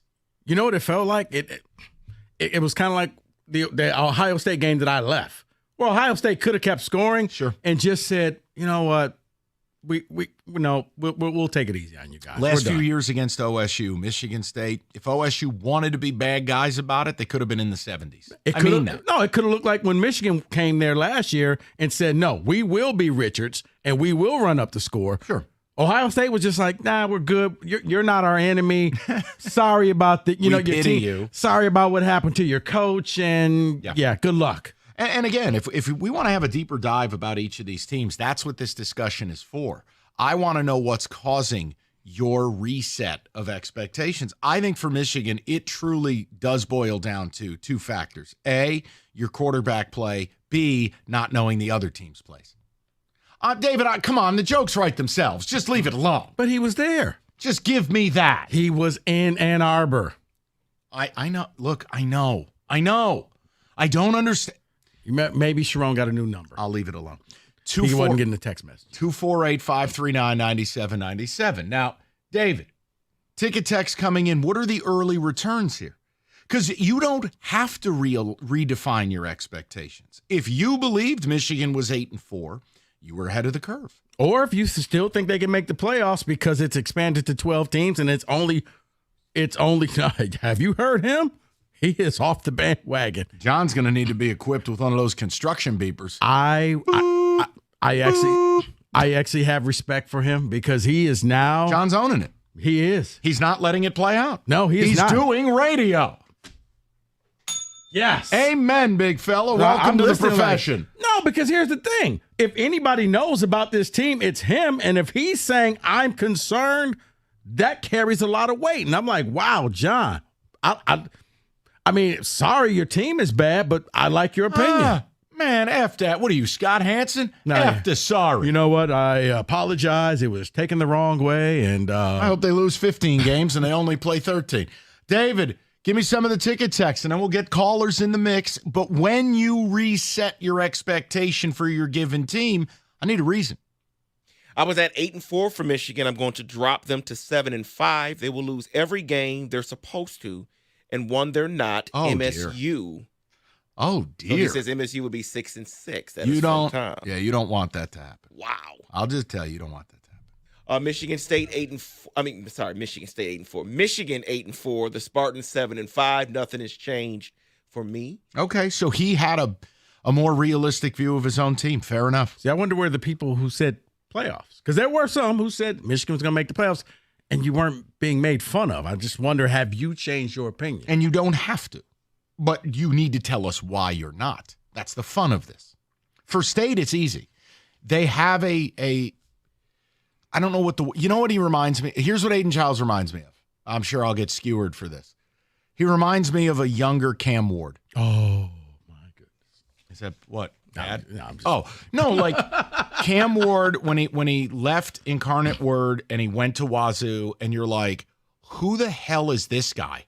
He's rifling the ball everywhere. Some of them are to the other team. Right. Some of them look like Pat Mahomes.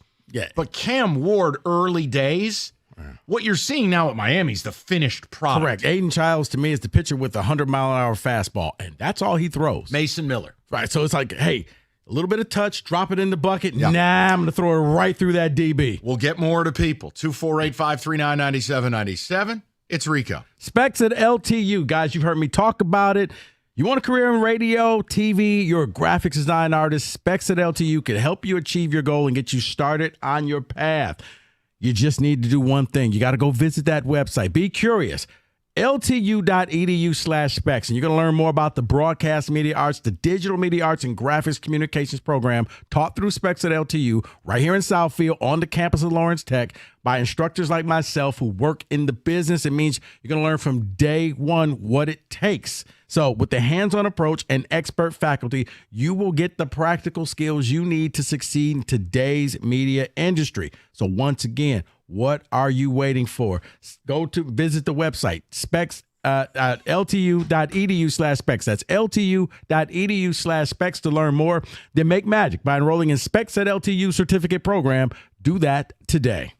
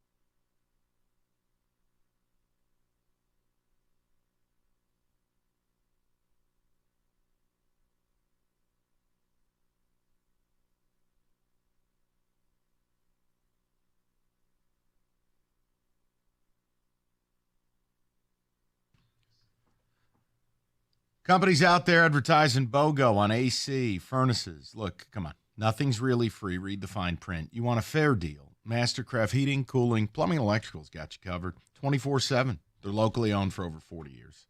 They back their work with a 5-year warranty, and Mastercraft is your one-stop shop for heating, AC, plumbing, and electrical. They'll beat any price. Now bundle a new high-efficiency AC and furnace. You save up to $2,000. Fast installation and great same-day service. Just visit mastercraftheating.com.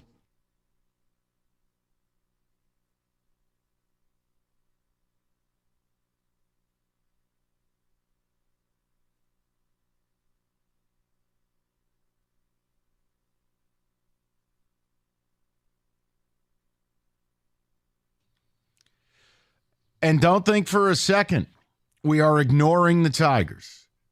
We are tactically going to talk about them tomorrow. They are going to be the main dish. I've got a full presentation ready. We're in a pennant chase, people. It's exciting. And the one problem is you can't explain any of it outside of one factor. But we're going to do it tomorrow. We got to finish our football business because, frankly, more people care. All right, let's get to Michael. He'll bat leadoff on a Tuesday. Mike, how you doing, buddy? I'm good. How are you doing, Mike? Good. What's on your mind?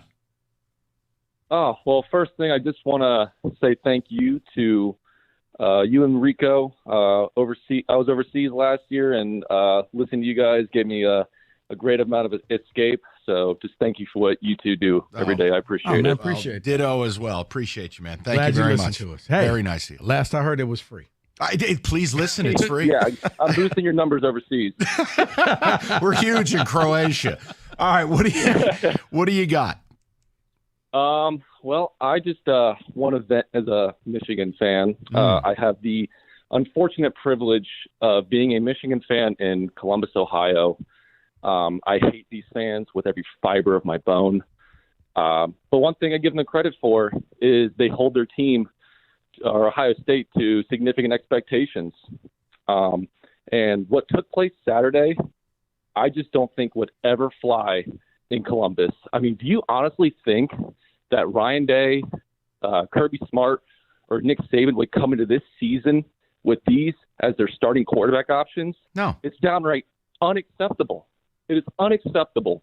And we won the national title last year. That's great. I still watch the highlights, but we need to come out of the hangover because the peak of the mountaintop is a very slippery slope. And I don't think that's a conversation that many Michigan fans want to have, but it's something that we need to have because I do not want to go back to the dark ages of 2008. I'm being hyperbolic there, but I'm just thinking of the long term right now. You're not, because listen, it happens all the time where a team goes on a good run and then all of a sudden it's over. And you're not wrong. That's a fan reaction. And you're not wrong for it, Mike. But I think there's two conversations Michigan fan doesn't really want to have. The one is Harbaugh effed you repeatedly. Yeah. And he knew this thing was a ticking time bomb and he left. The other conversation, it goes without saying, Michigan fans don't want to have that conversation, which is you cheated your balls off. So, yeah, now you're sitting here. And, Mike, here's what it looks like. I can't prove it. We're all watching the same games, right, Mike? It looks like a rebuild. I mean, you don't have nearly the talent on the field or on staff that you had. You sure as hell don't have your tactical advantage anymore. And now you have a guy who's never been a head coach, who's the captain of a $200 million ship, and you don't have a quarterback. So, yeah, it looks like a rebuild. Now, luckily, I don't think much of the Big Ten. And you will simply out-talent most teams. But to get back where you were, Mike, no, that does feel pretty far away. I think that's fair, right? See, I'm wondering, do they out-talent because you have to be able to score? I mean, Iowa, we keep saying, oh, there'll be Iowa. Remember, Iowa played that crap schedule against the Big Ten West. Good point. You don't have that luxury, so you're going to have to go in there and you're going to have to play some teams. So I think that's where it's going to be a little problematic for Michigan. Nope, I agree with both of you, and I try to be a realistic fan, and, I want to be the talk about being a blue blood. I want Michigan to be in that discussion of being a blue blood college football team, but you have to hold them to that expectation. There is no way right now that Ryan Day or Kirby Smart would allow to go, even if they lost everybody, like if the situation is all the same at those schools, there's no way they run into the season with those two quarterbacks. The portal's open. They have NIL. It's a completely different landscape. This is not 2010 where you're developing a guy for 3 or 4 years, and if you screw up, then you just have to wait for the next one. The portal's open. Figure it out. That's what you're paid to do. Yeah, But or thanks, guys. I you appreciate it. got it. And Mike, look, at a minimum, I'll say this. I'm not ready to do it after one loss. But there was chatter about this. I mean, David brought it up. And admittedly, David got beat up for it. But another, like, let's say you lose to USC in a couple weeks, or heaven forbid before then. You probably got to opt to just play the kid, Jaden Davis, or you play someone who gives you upside because respect, I don't know Davis Warren and Orji have any. The Orji thing, you got to tailor the offense different. You got to change everything. And if you're waiting for Tuttle, Tuttle's not – it sounds like he's not ready. He's still injured, and he's kind of brittle. Whenever he gets back in, he's injured again. He's not that good. He's the Michigan version of Alante Brown. He's there, and he's gone. Just like that. I'm not convinced Alante's a real person. Let's go to Tim, 97.1. Tim, what's going on, buddy? How you doing, Mike? Excellent, Tim. What's on your mind, pal? Well, I reset everything after watching the 2 games with Michigan. I was a Michigan fan. Okay. I am lowering my expectations because I think they just barely squeaked by Fresno State. And Fresno State's a good team, but yeah, I'm going 5-7 for Michigan. Oh, my God. Oh, yes. They don't have a quarterback, and I'm not real sure about the coaching staff, if that's what you want to call it. And for Michigan State, I think Aiden Childs is going to get better as time goes on. I'm giving them 7-5. Well, the Childs thing, listen, it's exciting, but there will be lows. There are amazing highs and amazing lows. That's why I brought the Cam Ward comp up. Yeah. Look, I just think if you have a kid that's 18 in his second career start and he's able to go on the road in the Big Ten, I'm not making Maryland to be phenomenal. Are they a bowl team? Yes. They a team that could probably win 7 or 8 games? Yes. You're down 10 in the fourth quarter and you're able to go and rally, and he makes 2 NFL throws 10 minutes apart, one at 14:48 with a guy bearing down on him, 40 yards to Marsh. 10 minutes later, the throw, the 73-yard touchdown. That's at least tantalizing. Gives you hope, something we haven't had in East Lansing. The Michigan thing, I can't go where you're at 5-7. Come on now. Okay, 5-7, Mike. Come on now. I wonder, and maybe it's 5-7. I'd love to see it. Don't get it twisted. If the thing goes off the rails, do a lot of their first-round picks pull a Bosa and just say, you know what? I'm saving myself. You know, you wouldn't understand about culture. You and those scumbags in East Lansing. The team. These are Michigan men. They would never do such a thing. Just what was that? One more time, please.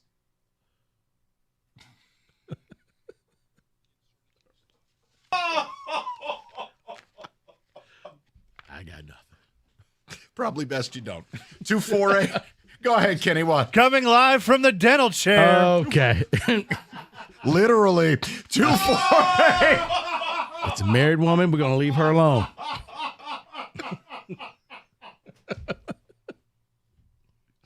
Good night, everybody. 248-539. Rico and Wojo up next. Tiger baseball. It's the Mighty Wojo Show.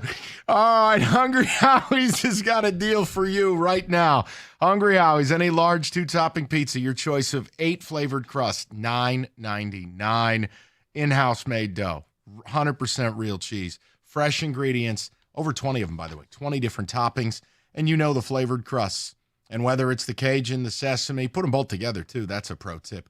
Bottom line, Hungry Howie's has you covered for football season. Settle in. Dolphins and Bills Thursday night. Order yourself a little za. It's time for Hungry Howie's, $9.99 on any large 2-topping pizza, hungryhowies.com. Or download that app and start your order now. Online carryout only.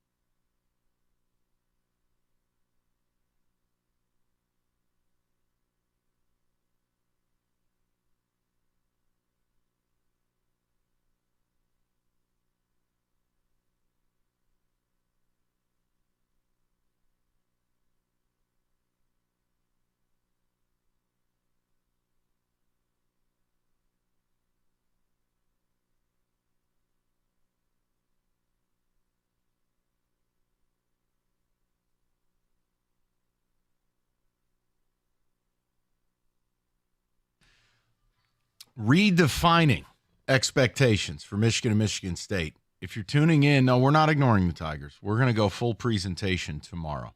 I've got it all ready to roll. I'll go play tonight. Tomorrow, we have a big game tonight. 3 games out. And it's not really so much what you're doing as much as the Twins and Royals just they can't win a game. Not consistently, at least. But we got the math. We got conversation. I've got some data on your baseball team. It's witchcraft, how they're doing this. It's truly remarkable. And we're going to do it the right way tomorrow. But we got to finish the football first. So we're asking you, after watching Michigan get hit with a garbage can, are you altering your expectations? And for Michigan State, it was that meteoric week 1 to week 2 improvement on the road in the Big Ten against at least a bowl caliber team. And MSU with a fourth quarter rally that, look, that's big for a coach early. It's just a credibility for a new coaching staff. And the Aiden Childs factor, the Nick Marsh factor, gives you hope. For me, I started the year at 7. I stay at 7. For Michigan, I go from 9 to 8. That's it. I think 8 is your ceiling because right here, right now, unless I see something drastically different, you do not have a quarterback and you do not have an offensive scheme that is conducive to winning. You're not. Look, we all know the biggest difference. But outside of that, it's like, look, here's the other thing that bothers me. Because you don't have that quarterback that you're waiting for that is injured. Like, I don't think Tuttle's going to be the guy like, you know what, you guys are just seat warmers, and once he comes back, the offense is going to roll because you have to have another weapon other than Colston Loveland. Here's the other problem. And you don't. And I'll say this again. I heard Sharon get asked about his contract, and it's all double talk. Oh, well, it's signed, but no. When contracts are signed and they're official, there's no but. Oh, there's university approval. Okay. Then it's, well, I signed it and Ward signed it. Okay, once again, that's not, you're 5 at 30, you're locked in. I just continue to wonder, the longer it goes, that this is not a ratified, fully signed and executed 5-year, $30 million deal. They're leaving themselves an out. Mm-hmm. That's just a common sense approach. It really makes you wonder. And the more they lose, do they then come to the table and want to go, well, things. Mike, I agree because think about it. It would be a bad look, but I'm sure they would say, you know what, how about we just give you a 1-year deal? We'll kind of let this play out, no pun intended. And if everything is fine, we'll give you a real deal next year. The problem for Sharon in the short term, this is not an up-to-par coaching staff. It's not. This is not Michigan's caliber of a coaching staff. And part of that, when Jim poaches everybody and F's you over, oh, by the way, you had to fire assistants during the season for cheating. That always hurts. Mm-hmm. But also, Sharon is a new coach. There's a looming investigation. It's really hard to put a staff together. And look, because I'm wondering, is Wink Martindale really that big of an upgrade? He's not. He's a downgrade. I told you this, but I'm a Giants fan. Mike, you did. Because I'm watching, like, there's no adjustments being made. No, you know what? He doesn't adjust. We'll just blitz more. That's it. We need more cowbell. That's what it is. Yeah. But that's why I laugh. That's Wink. Bang, bang, bang, bang. That's it. That's all you get. Yeah. After halftime, and they did the coach interviews, and she's talking, I spoke to Wink Martindale, and he says, I'm going to change this and change that. I'm laughing at home. I'm like, that's not what he does. David. What are we doing here? Everybody knew exactly what was going to happen. When your big boys in the middle went out the game, they're going to run right up the middle. When they were in the game, we're going to go east and west. And that's it. Oh, where's Will Johnson? He's on the left. We're going to the bubble screen to the right. You know what would be nice? Where's State fans? It's just sad. But that's okay. That's working. Okay, that's just not nice. David, you can throw a flag on that. That's terrible. 248-539-9797. I want to go to Jeff. He's patient. He's next. Jeff, what's going on, buddy? Hi. Well, I'll tell you, I didn't have a lot of expectations for Michigan, and I have less now. I said 7 or 8 right there, the games they should win, and then the other ones they're probably not going to win. And with Michigan State, I said 6 or 7. I'm pushing them to 7. And by the way, that Michigan State game is that swing game that could maybe put you to 7 or 8 wins at Michigan State. But everything you've said is true. They look like a total rebuild. And just another thought, your quarterback and your coach have more upside than Michigan's quarterbacking and coach, in my opinion.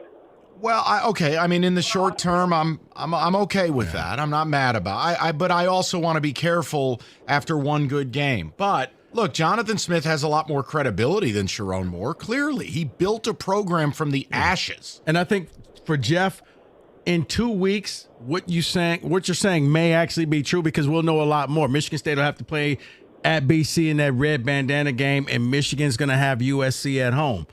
How that day ends on Saturday, I think, could affect how people feel about the upcoming Michigan State game. But right now, I would still say it's Michigan's game to lose. Correct. But in 2 weeks, we can have a different discussion. I'm on to Prairie View. Whoever said rebuild was right on. I think that's what it looks like is their total rebuild. Thank you. And I appreciate it. And Jeff, look, I'll say this, and I don't want to make this nasty or anything. It has always been something that once the NCAA stuff came out, and Sharon is a repeat offender, and you couldn't get anyone worth a damn to take a job at this place. You couldn't, guys. Like, call it what it is. Look at who your OC is. Look at who your DC is. A guy who had no professional job prospects. None. Look at the staff. The best thing Michigan could have done is burn it to the ground. Get a real coach. Get real staff. And get recruiting the way you should be recruiting after 3 straight Big Ten titles and a natty. Not top 20 classes, but actual, like, we have arrived. We are who we want to be. But that's it. Until the deal is signed, I still in the back of my mind feel like, are they going to Joe Pesci this guy? Is this going to be Goodfellas and Sharon just walks into the empty room to sign his contract? Wow. He walks into the garage. Hey, Nikki, what was it like when you got made? Dead. Like, I don't know. The last word you hear is, oh, bleep. Until it's done, because I have a real hard time with what they've assembled. Because I think it's difficult for Michigan to just understand the fact that it is a rebuild. We're going to dress this up because I agree with David. If this is a real rebuild, that's when you say, all right, Jaden Davis, you're up. You're going to be the future. We're going to treat you the way MSU's doing Aiden Childs. You will make mistakes. You will have bad throws. You will have bad games. But you live with it. But we're looking at the bigger picture here, where in 2-3 years, maybe you become our Quinn Ewers, that guy who didn't look that great. Next year. Now, but straight up, if he's real, right? Next year he goes in as a preseason. Like, okay, remember last year, Nico, Iamaleava, like. Now you're seeing what it is this year. Correct. That's, to me, if it's a rebuild, that's what just you do. Hit the button. Rip the Band-Aid off. Because after one loss. No, because here's what you're going to end up doing. You're going to play him next year, and you're just going to keep kicking the can. Rather than just saying. You end up like the Giants. You're playing Daniel Jones to draft a rookie. So essentially, I'm 24 months from being able to watch football because the rookie's going to suck next year, too. Don't do that to Big G. I already told him. I'm sorry, Big G. Him seeing another Super Bowl may not be in the cards. It is. It will. No. It will. It will. I'm going in on the tickets. He will see another Super Bowl. Okay. We're going to send him there. Listen, to what? The back track of Tears in Heaven? You know what? Eric Clapton singing that one? Read something. The Giants are killing my father. That's the Giants. Hey, can I have fun on Sunday?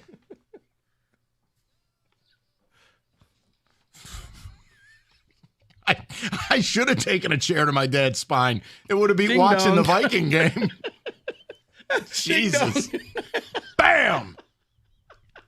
Trust me, you'll understand later. I should have been like Kathy Bates in what was it where she Misery. break? Yeah. So I'm sorry, you'll understand later. Legs dead. Big G, I really love you, and this is why I'm loving you.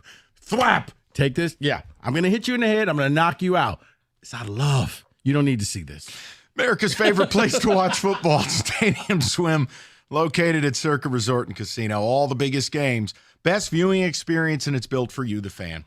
6 pools, 3 levels, perfect view of the big screen, right in the heart of Vegas. It's Stadium Swim. Book your spot today at circalasvegas.com.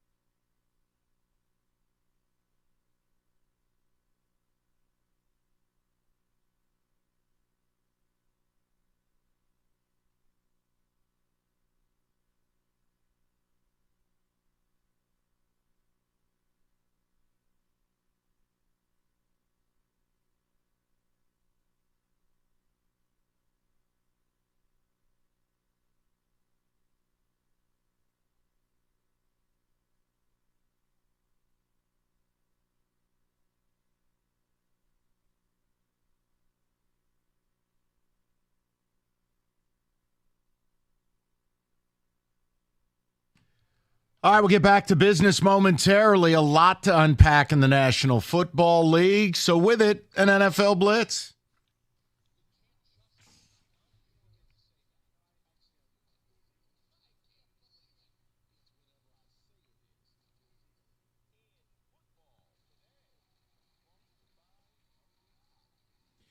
So one thing I wasn't able to get to yesterday regarding the NFL was the international game in Brazil. I think fans were robbed of a great game. You know why? Because they were slipping and sliding all over the place. Why does the NFLPA continue to just fold and allow this stuff to happen? We have to end these games. Oh, I know the answer. Agreed. Satisfied? That was a great matchup that we got robbed of because they're slipping and sliding everywhere. Look, they don't care. They're going to send players halfway around the world. They're going to put the Green Bay Packers 2 hours away from the venue in a hotel because they don't care. They're going to play on dangerous playing surfaces because they don't care. Two teams who wear green in a stadium that doesn't allow green.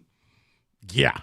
No, like really nobody thought this thing through, but David, it's going to keep happening. Just like you're now seeing games in London, Germany, Brazil. They're not going to stop till they get a game in Tokyo. There will be a Tokyo game. They want a worldwide brand, so it's never going to stop. Plain and simple. Let's get to the Jets from last night. We're going to ignore those 49ers from last night. No, how can you ignore the privilege? You found a guy at Lowe's, and he goes 27 for 148. Against the Jets, of all people. I quit. Okay. Or maybe you just got a GM who can go out and find people. If he played for this team, people go, oh, yeah. Privileged. It is. What? But the part I want to focus on are the Don't Jets. nod your head, Kenny. but not the Aaron Rodgers or the offense part. We saw the struggles that they had. I want to talk about the defense. Did not have McCaffrey for the 49ers, and yet the Jets got pushed around. That's the key. Out-schemed. Mason looked like he was Christian McCaffrey, and they gave up 8 straight scoring drives. And again, the Niners, all jokes aside, got whatever they wanted. Oh, it's 2nd and 12? No problem. Guys are sitting in the zone, wide open. Look. Yeah, Sauce, for some reason, sat for a little bit. But Lisa Salters couldn't be bothered to ask about it. Lisa, why are you there? We're coming out of halftime. Jets say there's nothing wrong with Sauce. He's not hurt. He's received no treatment. Then why is he sitting on the sidelines? What is a sideline reporter's job if you're not going to ask the only question anyone gives an F about? Now, to the point of the team, I think there's an actual chance neither Dayball or Salah finish the season. If you're Robert Salah and you are a defensive whiz, you're a defensive genius, you cannot have your side of the ball look that way. Yeah. Rico, that was preposterous. It was without Christian McCaffrey. That's just it. They made Jordan Mason, like, at that point, you're thinking to yourself, Christian, you could probably take the next couple of games off. If Mason's going to be this good, we'll see you at the bye week. Take the next month off. It was what? Oh, I'll just sit the best player on the planet because my 5th string can collector's so good. No, the offensive line. Williams came back, and you see why he got his money. Nobody was getting around him. They were opening up holes, and it was just like, you're right. Anybody could have just ran and kept picking up yards because the Jets weren't offering any resistance. Sure thing, Lord Mountbatten. Okay. All right, go ahead. Let's touch on the Texans. Get those machines back on. Yes, Turn those machines back on. Yes, the Texans won, but 2 things. Offense, Stroud was pressured 38% of his dropbacks and sacked 4 times. Defensively, the defense allowed the Colts to throw 3 50-plus yard completions, including a 60-yard touchdown pass. What's more concerning, the offense giving up sacks or the defense giving up those big plays? I'll say the offense. C.J. Stroud, the vertical passing game, that's the sauce. Look, defensively, it was why I said I didn't buy into the Anthony Richardson slander in the preseason. Can we let this man play a game? And he flashed some of that ability. So I would say the O-line. The touchdown scramble. Yeah, you're right. The O-line, you got to keep him protected because you're right. The vertical game is what the Texans want to do. They got the receivers, especially bringing Diggs there. So, yeah, offense. That's the concern. Speaking of concern, I'm not going to dive deep into all the numbers here, but there's some numbers out there for Kirk Cousins that maybe is panic or maybe they're being patient coming back from injury to where he dropped back the least in movement-wise in his entire career in this game on Sunday. He under center in his career, he's been over 25% under center or more, 0% under center in that game. They use pistol formation a lot, so he can just hand it off. I think it's the Achilles. Okay, panic or? I'm not panicked, but I would have a quick trigger because I'm not going to put a guy off an Achilles who looks older than he is out there. Yeah. Kirk Cousins did not give them a chance to win. Yeah, and that's just it. In the NFL, when man, it's like when you age out, it happens quickly, and I like to call it the Sean Alexander effect, where you go from being at the top of the league to, oh boy, this guy looks old. That was Cousins, and he has to know, okay, they took a draft pick in Michael Penix Jr. with the first round for a reason, and yeah, coming off the Achilles, I don't think he's all the way healed, so they're trying to make it easy for him. Going to put you in the pistol, you don't have to drop back as far. Good for you of finding that stat, but it's just one of those, they're trying to, it feels like they're biding time until they say, yeah, we're going to do Penix. Kind of what Pittsburgh did with the quarterback. You knew who was going to be the quarterback, but they had to give the charade. No. It's not going to be Justin Field. No. It's Mr. Dangerous. Another stat here. This is a Bo Nix related stat. He was 1 of 9 throwing between 11 to 20 yards against the Seahawks, which was minus 45% of what was the expected completion percentage. Is there trouble there, or is this just a rookie on the road for the first game? This is a rookie on the road. Every rookie quarterback, I know in the preseason, we all like, oh, look at what they did against vanilla defenses and not going against starting defenses. When you play in week 1, these games count. They're going to come up with a scheme to stop you, to make your life difficult, and to say, welcome to the league, Rook. And that's why you saw all of the rookie quarterbacks. None of them looked great. They just looked in over their head, and the game was a lot faster than it was when they played it on Saturday, playing it on Sunday. David, the game should have looked a lot worse. They got not 1 but 2 first-half safeties, granting them 2 advantage possessions in good field position. That game was much worse than it let on. Look, Nix was horrible, but I'm with Rico. So was Caleb. I'm not going to make determinations after 1 week. I'm just not doing it. Well, can we make a determination on a veteran? We'll close out with this one because yes, Daniel Jones sucks. Next. No, Justin Herbert threw just 67 yards, the fewest of his career in the first half, total of 144, but they did rush for 135. J.K. Dobbins did. Hate to say I told you so. Harbaugh ain't changing, guys, and it doesn't matter how wonderful Justin Herbert is. They want to run the ball, then they want to run it again, and then they're going to run it some more. So Herbert better get used to it. This is the Harbaugh way, and honestly, it's going to be their best way moving forward to try to win games. And I also wonder how much is that plantar fasciitis kicking in. It takes a while to heal from that, so maybe that's why he's not comfortable throwing the ball. But yeah, like Mike said, Harbaugh wants to run the ball. And they also came into the game with not one receiver over 1,000 yards in their career. Their best receiver is Josh Palmer. Ladd McConkey's a rookie. Do you want to bring up Quentin Johnson, who's been a total 0 in the league so far? Such a disappointment. They're running the ball. David, he's going to recreate or attempt to recreate what he had in San Francisco. And Greg Roman is a wonderful offensive coordinator, and he's the guy who helped launch Colin Kaepernick's career. He launched Lamar's career. Midstream, Lamar's rookie year, rebuilt the whole offense around his abilities. It's what Michigan should do if they're going to play Orgy. Yeah, you're exactly right about that. If you're going to do it. That is in football today. NFL Week 2, it's here. You could start with a big return to FanDuel, America's #1 sports book. New to FanDuel, you get started. $200 in bonus bets guaranteed when you place your first $5 bet. You can build an SGP for the Thursday night game. Dalton Kincaid was a no-show week 1. Maybe we get a little bounce back there. And Tyreek is Tyreek, so just over everything. FanDuel.com/ticket. Make every moment more. It's FanDuel, the official sportsbook partner of the NFL. 21 and up, present Michigan. First online, real money wager only. $5 first deposit required. Bonus issued. Non-withdrawable bonus bets that expire 7 days after receipt. Restrictions do apply. See terms. Sportsbook.fanduel.com. You got a gambling problem. Call 1-800-GAMBLER.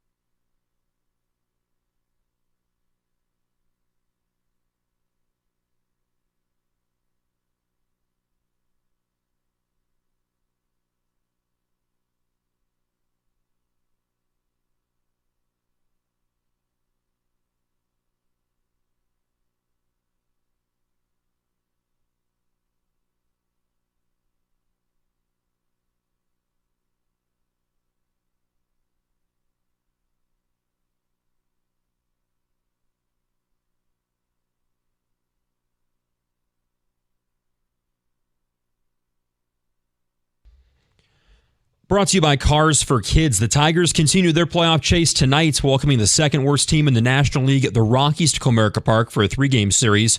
Cater Montero will start tonight for Detroit. The Tigers right now 3 games out of the last wild card spots, tied right now with the Red Sox and Mariners. First pitch downtown at 6:40. The pregame show at 6:15 right here on 97.1. The NFL world is still buzzing about Jamison Williams' performance against the Bucs on Sunday Night Football. Jared Goff talked to Doug and Gator this morning and says that people should expect his explosiveness week in and week out.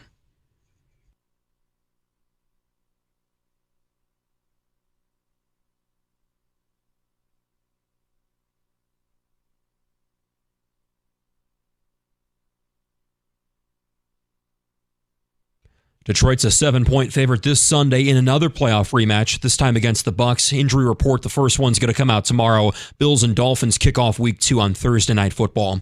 4 former Michigan football players, including Denard Robinson and Braylon Edwards, are suing the NCAA and the Big Ten Network, claiming they lost out on $50 million in their career because of the now lifted ban on being compensated for name, image, and likeness. And Tyreek Hill's agent, Drew Rosenhaus, is calling for all the officers who detained him on Sunday to be fired from their jobs. At the Corewell Health Sports Desk, I'm Luke Sloan. For more, go to 97.1 The Ticket or Odyssey.com.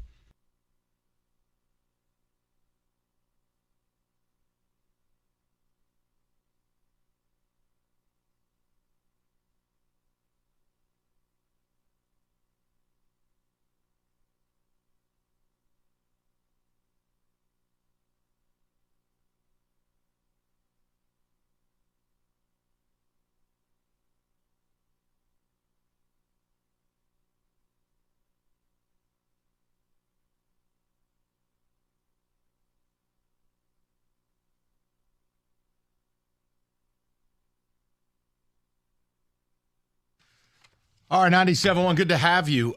We are going to make tomorrow a very big Tigers Day.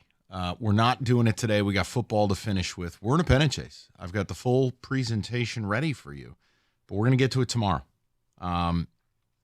It's truly witchcraft because guys like Young, Keith, Torkelson, they're not hitting. Not the last 10, 12, 15 games or not. And you don't have a pitching staff. Yet, you have the number one pitching staff in baseball on an ERA and WHIP basis since August 1st. It's voodoo like you've never seen. And we're going to have a conversation about it tomorrow because it's fascinating. I don't know if people are even aware, quite frankly, because the Lions and Michigan, and to a way lesser extent Michigan State, they take up the oxygen in the room. But you knew that when September was going to roll around. Well, yeah, that's baseball's problem. They go head-to-head with football in September, and unless your team is really hot or been compelling all summer, you get lost in the shuffle. And look, the Tigers did some light selling. They sold Flaherty. Olsen got hurt. You know, I'm sorry, I'm not going to yell and scream like some people at this station that they should have held on to Mark Canha, which is just an idiot opinion. The point is, here they are on the fringes of this playoff. So we'll get to it tomorrow. Today, we're trying to handle the college business, which is redefining expectations for Michigan and Michigan State. For Michigan, they got clowned. They didn't belong on the field with Texas. I think that's a bit of a reality check for people. Now, the question is, does it alter your expectation? For Michigan State, when you go to someone's place as an 8.5, 9-point underdog in conference, and you make a fourth quarter comeback, and you're led down the field by an 18-year-old quarterback and a 17-year-old receiver, and you win on the final play of the game, that gives you hope. If you really look at roughly the last 10 years of Michigan State, roughly, 16 was hopeless, 18 was hopeless, 19 was hopeless, 20 was hopeless, 21 was miraculous, 22 was hopeless, and 23 was hopeless. So hope has been in short supply. And one interesting thing, I wanted to pass this on. This isn't me doing this, and disregard it. I don't care. You guys can rip a fart in your car. ESPN has a list of the top freshmen in America. Who do you think number one freshman in America is? Oh, Raiola? He's number 2. Dylan Raiola, Nebraska. Number 1 is Jeremiah Smith, Ohio State. Yep, makes sense. Number 3 is the freak show DN from South Carolina who showed out Dylan Stewart. 4 is Alabama's latest NFL wide receiver, the super stud Ryan Williams. Number 5, DJ Lagway, one of the biggest quarterback recruits to go to Florida. He got the start last week against Samford, not Mertz. He's 5. 6, Ryan Wingo, wideout for Texas. Number 7, Nick Marsh, Michigan State. The point is, there's at least the ability to hope. Now, does that hope alter your expectation? I think it depends where you started. I was at 7 preseason. Why? I cannot accept less. Not in the NIL portal era and not at Michigan State. So I'm staying at 7. But I was filled with at least a hope they're going to run the touchdown play. So I'm just... And they did. They did repeatedly. So look, that's where we're at. 248-539-9797. David, I'm going to get to the callers. We'll do ticket text next segment, okay? Does that work for everybody? Yeah. And we've gone around the room with it. For Michigan, I'm going 8-4. State, I'm going 7-5. David's got Michigan going 0-12. He's very hurt. He's got Michigan State at 7-5. Kenny's got State at 7-5. He's got Michigan at what, Kenny? I said 8 wins for Michigan. 8-4. You've got Michigan at 7-5. You've got State at 2-10. Yes, 2-10. Okay. No, a lot of 50-50 games that I tried to tell you this weekend. 50-50 games. You had them losing 8 straight when they were down 10 in the fourth quarter. And I had to walk you back. Because how it was sick that is. Straight. David, it was looking that way because, no, I said after Prairie View. Then. So so the stretch of 4 will come up. Yeah. It was Boston College. It was Ohio State. It was Oregon. It was Iowa. It was Michigan. It was Indiana, who just beat somebody 77-3. Whoa. You had them losing to Indiana? Yeah, Indiana's good. Hey, David. Signetti don't play. They have offense, but they got Signetti, who makes Harbaugh premedicated look calm Remember original Harbaugh? Ranting, raving, play sheets flying. That's Cignetti. He's a psycho. Yeah. You should have seen his halftime interview when they were playing FIU. Don't ask why I was watching. Probably had IU minus 17.5. Confirmed did have minus 17.5. They interview and they go, Coach, what's the message to your team at half? And he looks into the camera like Christian Bale in American Psycho, and he just goes, and he walks away. This dude is a nut, but he's a damn good football coach. They're good, David. Now watch, they'll get killed by UCLA. All right, let's go to the people. We'll go to Rick. He's up next, 97.1. What's up, Rick? Yo, Mike, thanks for taking the call, and I love you. Keep things real. 2 points, if I could. Yes, sir. Sherrell Moore to start. That's what I called about. For 2 months, they've been building the narrative and excuse for when he does lose, in my opinion. Ward Emanuel just got an award for making the environment in Ann Arbor so conducive to excelling this weekend. Okay? Quit taking my coaches. I'm not going to go to the portal and get a guy. I got a dual threat quarterback. Give me a break. That's my first point. Mm-hmm. The second point is Kirk Cousins. Mike, I got to tell you, as a football dude, I spent a lot of time in Minnesota with a lot of people. Yeah. And my take is all he did was make wideouts all pros. And you're talking Thielen, Diggs, Jefferson, Kyle Rudolph was a stud at tight end. Somebody had to get those guys the football for them to get the numbers and the accolades they got. So, yeah, he's in a new system. He's got a new coordinator. He's got new pieces to play with, whatever. But I just want to remind everybody, he had 350 yards at halftime last year with 2 starting linemen out against the Detroit Lions.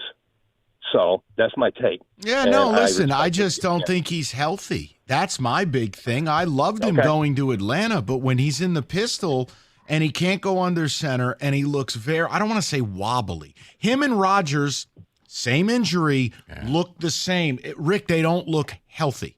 They can't really move. So I'm going to wait before burying Kirk. And it may be one of those injuries that you really look good in 2 years after the injury, but these guys are getting up there in age, and you're paying them way too much money to sit there and wait until next season.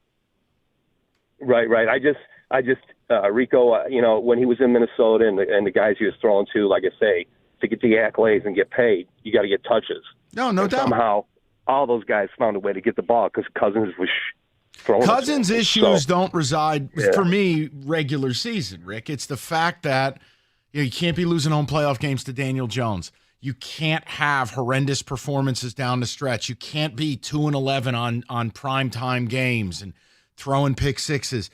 He's always been good. And the problem is if you're only good, you get crushed in the NFL because you're not great. Quarterbacks look at what we face here in this town. People want to throw Jared Goff in a garbage can. Mm-hmm. It's very odd. It's really not that much different than Kirk Cousins. Be careful what you wish for, because up next you got Nick Mullins' bulbous head being stuffed into a helmet, and that's your quarterback. Or Hendon Hooker here. Don't even go there. Let's go to Luke, 97.1. Luke, what's going on, buddy? Hey, guys. How are you? Good. Hey. What's going on? Good. So I think that there's even a scarier, deeper discussion as U of M fans that we don't want to have even beyond the cheating. And this is pre-NCAA sanction or anything going on. And it seems to me that we're just not the program we think we are. We don't have the staying power of the other big dogs. How do you do 3 Big Ten titles, a national title, and you roll this out the very next year? Where's the playmakers? Where's the receivers? Where's the quarterback? Like what that caller said earlier, Ohio State, Georgia, Bama, they lose people to the NFL every year. How about this? The team that kicked your ass on Saturday lost 12 guys to the draft. They didn't look short on talent. No, and the best programs just replace, replenish, repeat. And I think the truth is we don't do that. We don't recruit like it. We don't have the talent like it. And I always thought that the 5th year, 6th year COVID option stuff, 23-year-olds playing 19-year-olds really helped us. And, what I'm watching now, it just, and I know we beat Ohio State 3 years in a row and just won a national title, but nothing about our program feels like we have the same footing and foundation as them. No, you don't. And I mean, if you look at the last 3 years, and obviously I will always defer to Rico on the recruiting stuff. Luke, it's been his deal for 20 years. You're not recruiting like those schools. Look, I want to say this, and I'm not being smarmy, like we're talking. I want you to understand the outside perspective, right? When guys like me look at it and we go, all right, in 2020, COVID saved you from having Ohio State put 100 on you and probably saved Harbaugh's job, right? What was the difference between that team that was clown carring to a team that not only won a ton of games, won the Big Ten, beat Ohio State? You were clowning people. It was never the recruits. So the only thing we all looked at is after the story breaks is you go, oh, now I see. Mm-hmm. And that's the problem. Like, Luke, when you've got reports that Michigan State hadn't changed their signs in 3 years, and that's why Connor Stallions was on our sidelines, you don't get to tell me there's no strategic advantage to it.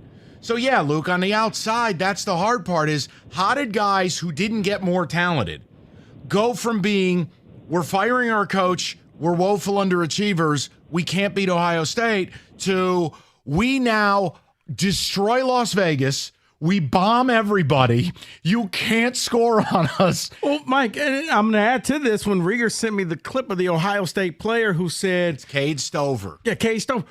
We had a play we hadn't run before, and somehow they knew the play. They were yelling screen on the motion. They had never debuted it. They'd only practiced it. I know. Yeah. My point is, when I say that to Luke and I say that to you, the listeners, none of it's yelling, none of it's screaming. It's understanding that stink, that whole like association with what you were doing. When you look the way you look against Texas and you go, oh, well, we beat Washington on the square. Well, here's the problem. Advanced scouting. You already had the goods on them. You already had the goods on all these teams, right? That was my whole point, is like only once you got rid of those people and only once that's all gone, you now go and you go, well, wait, where's all the talent? Where is it? See, I think you beat Washington in Alabama because you had talent. It's the Barry Bonds effect. Barry Bonds was going to hit home runs. He didn't need to take steroids, but he did. And it aided him, but it was going to happen regardless. But what was the difference between you and Ohio State? Why did you unlock an ability to beat? Now, again, before the cheating broke, I thought, all right, they broke Ohio State's mind. Mm-hmm. The reality is, when you go back some of those games, look at the videos from those games. Wide open plays. Yeah. How about the fact that they were allowing blitzers into the backfield and having the perfect play called with 60 guys open 60 yards down the field? Mm-hmm. Well, now when Cade Stover does an interview and gives you a very specific example of what was going on, well, naturally, the jokes write themselves. And no one here is yelling and going screaming crazy. Look, guys, it is what it is. When you call up and go, we don't look like those other programs, what I'd argue is you never did. Then all of a sudden, through mysticism, you became the program. Right. All of a sudden, you went 40-3 in the regular season. And then we figured out why TCU, of all teams, was the team that was able to beat you, because they were made aware of your cheating and did the reverse of the reverse psychology. Right. So that's why it's difficult for scumbags like us. Sorry. Hey, Rico, tell them all about it. Planet Fitness is the home of the judgment-free zone right now through September 12th. $1 is all you need, just $1 down, and you can join a Planet Fitness near you. I'm telling you, it's squeaky clean gym, tons of new equipment, friendly and knowledgeable staff, and totally judgment-free environment. If you're short on time, no problem. You can get a full body workout in just 30 minutes in the Planet Fitness 30-minute circuit. And if you want to upgrade, you can upgrade to the Planet Fitness Black Card, and that way you can get unlimited spa, hydro massage chairs, total body enhancement, and you have access to over 2,500 locations worldwide. I got your attention yet? $1 down. That's all you need. Head into your local Planet Fitness right now through September 12th. $1 down, and you can join. You can cancel at any time. It'll cost you $15 a month, but trust me, you won't want to do it. Planet Fitness, home of the judgment-free zone.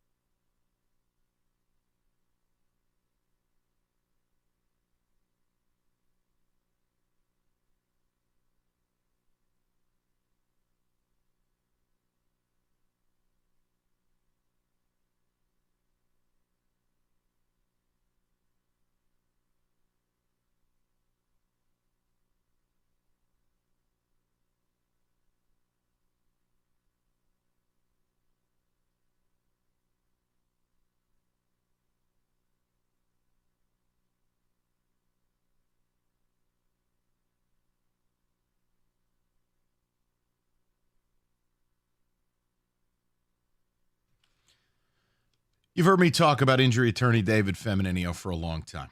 Look, the results, he delivers, man. Him and his team have gotten injured clients $3.5 million, $5 million, a whopping $11.5 million. Almost enough to pay for Ohio State starting safety. You need an attorney that will fight for you relentlessly and who you can actually talk to. David is both. He's standing by right now, 855-65-CRASH, or you can go to that website, getdavid.getpaid.com.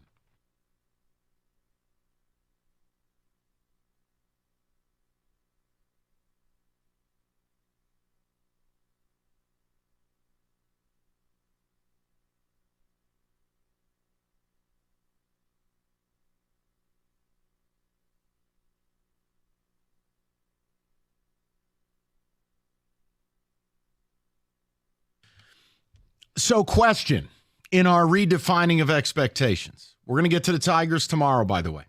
We're not ignorant to 3 games out, and we told you, if they got 3 games out, we're going to term it a chase. We're going to get after it. Tomorrow is going to be a Tiger day. I got a full presentation. I want to ask a question as we're talking about Michigan State and Michigan and redefining of expectations. I don't want people to be scared if their expectations haven't changed. So let me frame it this way. What if Texas is the second best team in America? Like, what if they're actually that good? And your only crime is you're just not them. Mm-hmm. I mean, Oregon does not look like what at least I thought they would be. Ohio State is fine enough. They've played nothing. USC, okay, LSU was only up 7 on Norfolk State last week in the second half. Okay, I'm making a point.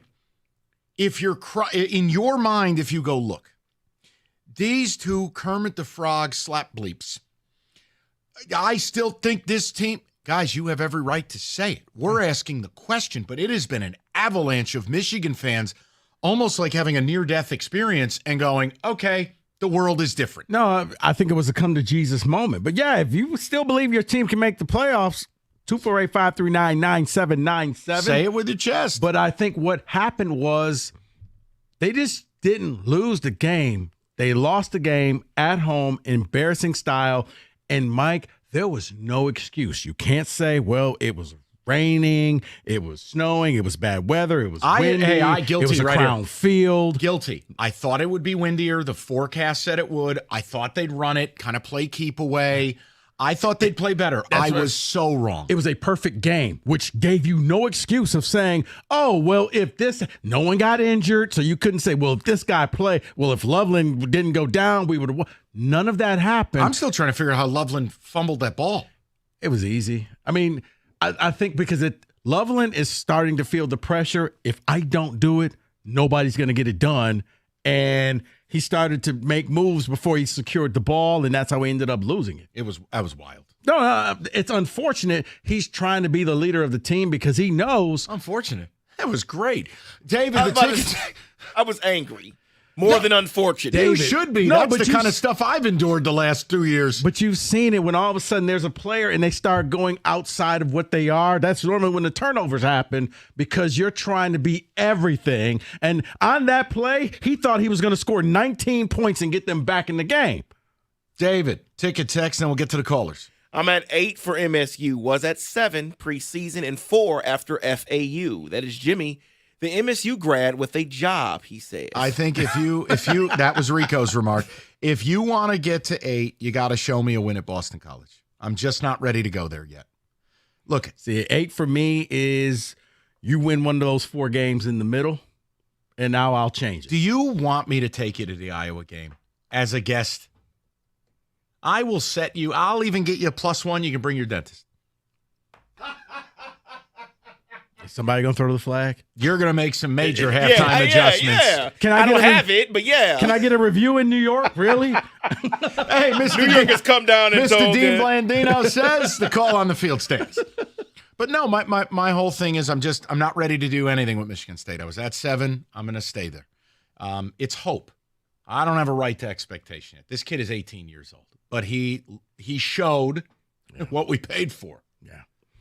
For him, yeah, I just need him to get some touch on the ball so that everything's not a 100-mile-an-hour fastball. Comes in time. I understand, and when you have a wide open target in the end zone, throw it to the guy wearing the same color jersey as you. I've heard that. David, go ahead.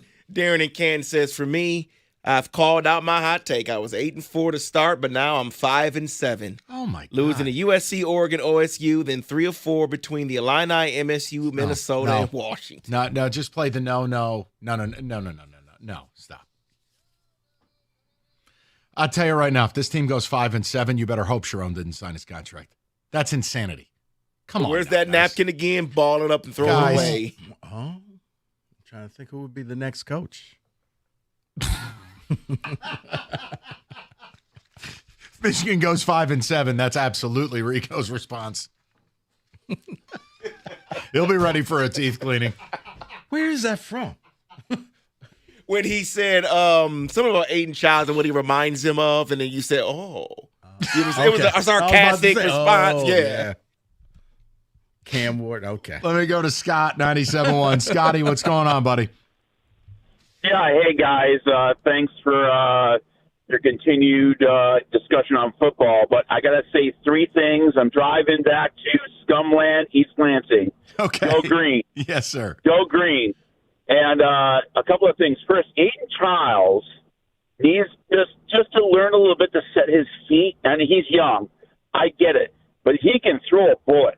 And if he sets his feet and you can watch on the tape, which I did, you see when he steps into his throws, everything's beautiful.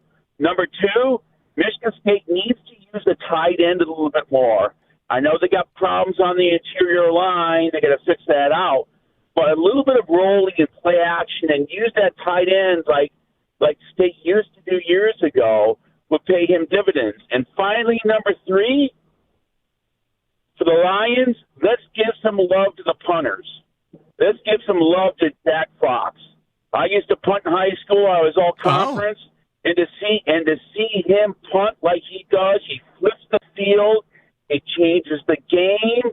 He doesn't get enough credit. I'll hang up and listen. All right. Listen, and congrats on that all-conference selection. Look, I think to the Michigan State tight end conversation, it's very simple. This is a tale of 2 offensive lines. Run blocking, no bueno. Their pass protection, if you buy into Pro Football Focus, and then certainly the results, they've been good so far in pass pro. Velling, Masunas, I want to see more of the safe stuff. Mm-hmm. Look, I love cutting it loose. I love you got a staff that's willing to throw the ball. Sometimes a 6-yard gain is a huge win. And Jack Velling, it's been a very uneven start. See, I don't think that Velling is Aiden Childs' guy. Like, even though they came from the same school, there's no chemistry there. Well, develop it, damn it. He had 8 touchdowns for Oregon State that's why I thought in the first game, I'm like, man, it's him and Nick Marsh. They're thick as thieves. But these two are like, hi, I'm Jack. Remember me? I was there in Corvallis. It's been uneven. And look, as State fans, I've been jealous of what Michigan has done with the tight end spot for years because it's been so long since MSU had a tight end that I felt like, do we even use this guy? Like Jay Johnson didn't believe in it. No. I mean, the last time we had a tight end I really liked would have been Josiah Price. I mean, Carr made some big plays. Mikey wasn't consistent. He was a mutt. Nah, he made some plays. He was a mutt. He made plays. I don't want to hear about it. Plays. Effort concerns. Such a hater. 248-539-9797. Football is here. Moran Buick GMC has got you covered. The 24 GMC Sierra Elevation, $229 a month, $999 down. Or the 24 Buick Envista, $249 a month, $1999 down. New stock arriving daily. Yes, the Yukon Denali's are in stock. And if there's something wrong with that current vehicle, just go to MoranExpress.com, bring it on in. You get the free loaner when you schedule your certified service appointment. It's Moran Buick GMC, where you always get the best price period. It's on Telegraph, just north of Eureka and Taylor, or you can visit them, MoranExpress.com. Moran Buick GMC, we are professional grade.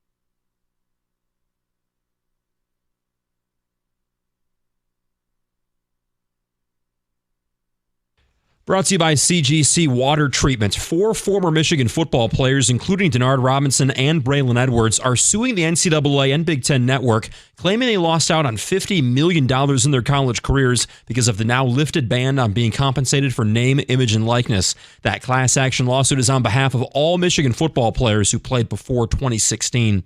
Lions breaking down the tape this afternoon after Sunday night's primetime win over the Rams to open the season. Dan Campbell told Costa and Jansen this morning that he loves what he saw from the D-line and says it can be a dominant unit.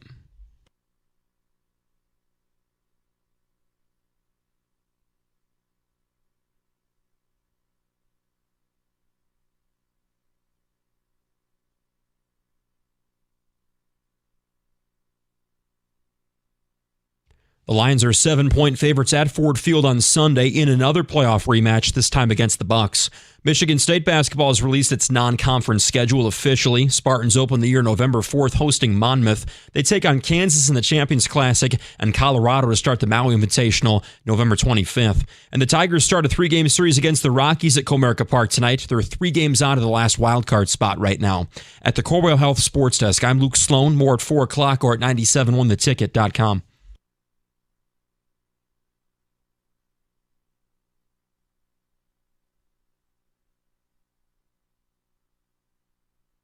All right, let's get to the people. What's up? That was your face during Luke's update with the class action lawsuit. Oh, the word frivolous came to mind. Like, are you kidding me? Okay, then. But Anthony Carter didn't want to join in on this? Yeah. Good luck. Benny Oosterbahn wants his money. Let's go to Phil, 97.1. Phil, what's going on, pal? Hey, gentlemen. Thanks for having me today. Love the show. Thank you, buddy.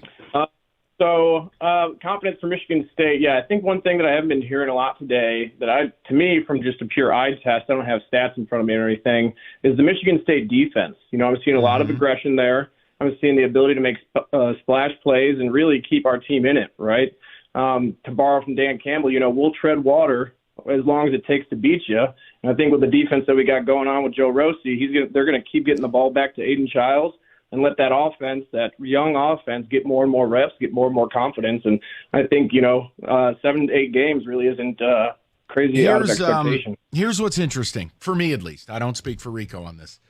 Phil, 2 weeks, they're going to play Boston College. What I've been impressed by so far has been the front seven and stopping the run. And again, we haven't played Barry Switzer's Sooners. I'm not getting carried away. But if they're 75% of this, and they're actually going to be tough to run against, that does open a whole new window up for them in some of these coin toss games. Yes. I got to wait and see, because BC will be by far the most physical, run-oriented team they're going to face in the first month of the year. But, Phil, I would say this to you and Mike. On third down, you have to get off the field. You can't just let them pick up 3rd and 8. Then stop rushing 3, Joe. You can't rush 3 people. Yeah, that wasn't working.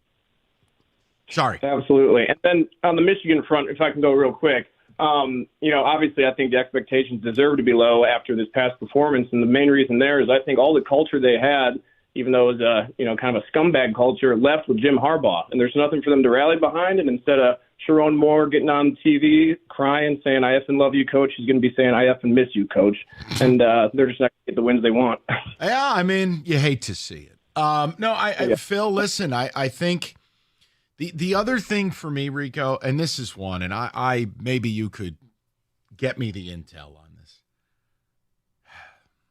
It's what I greeted you with when I called you. And I believe my direct quote was, "Get Cal Halladay off the effing field on 3rd down. How's your day going?"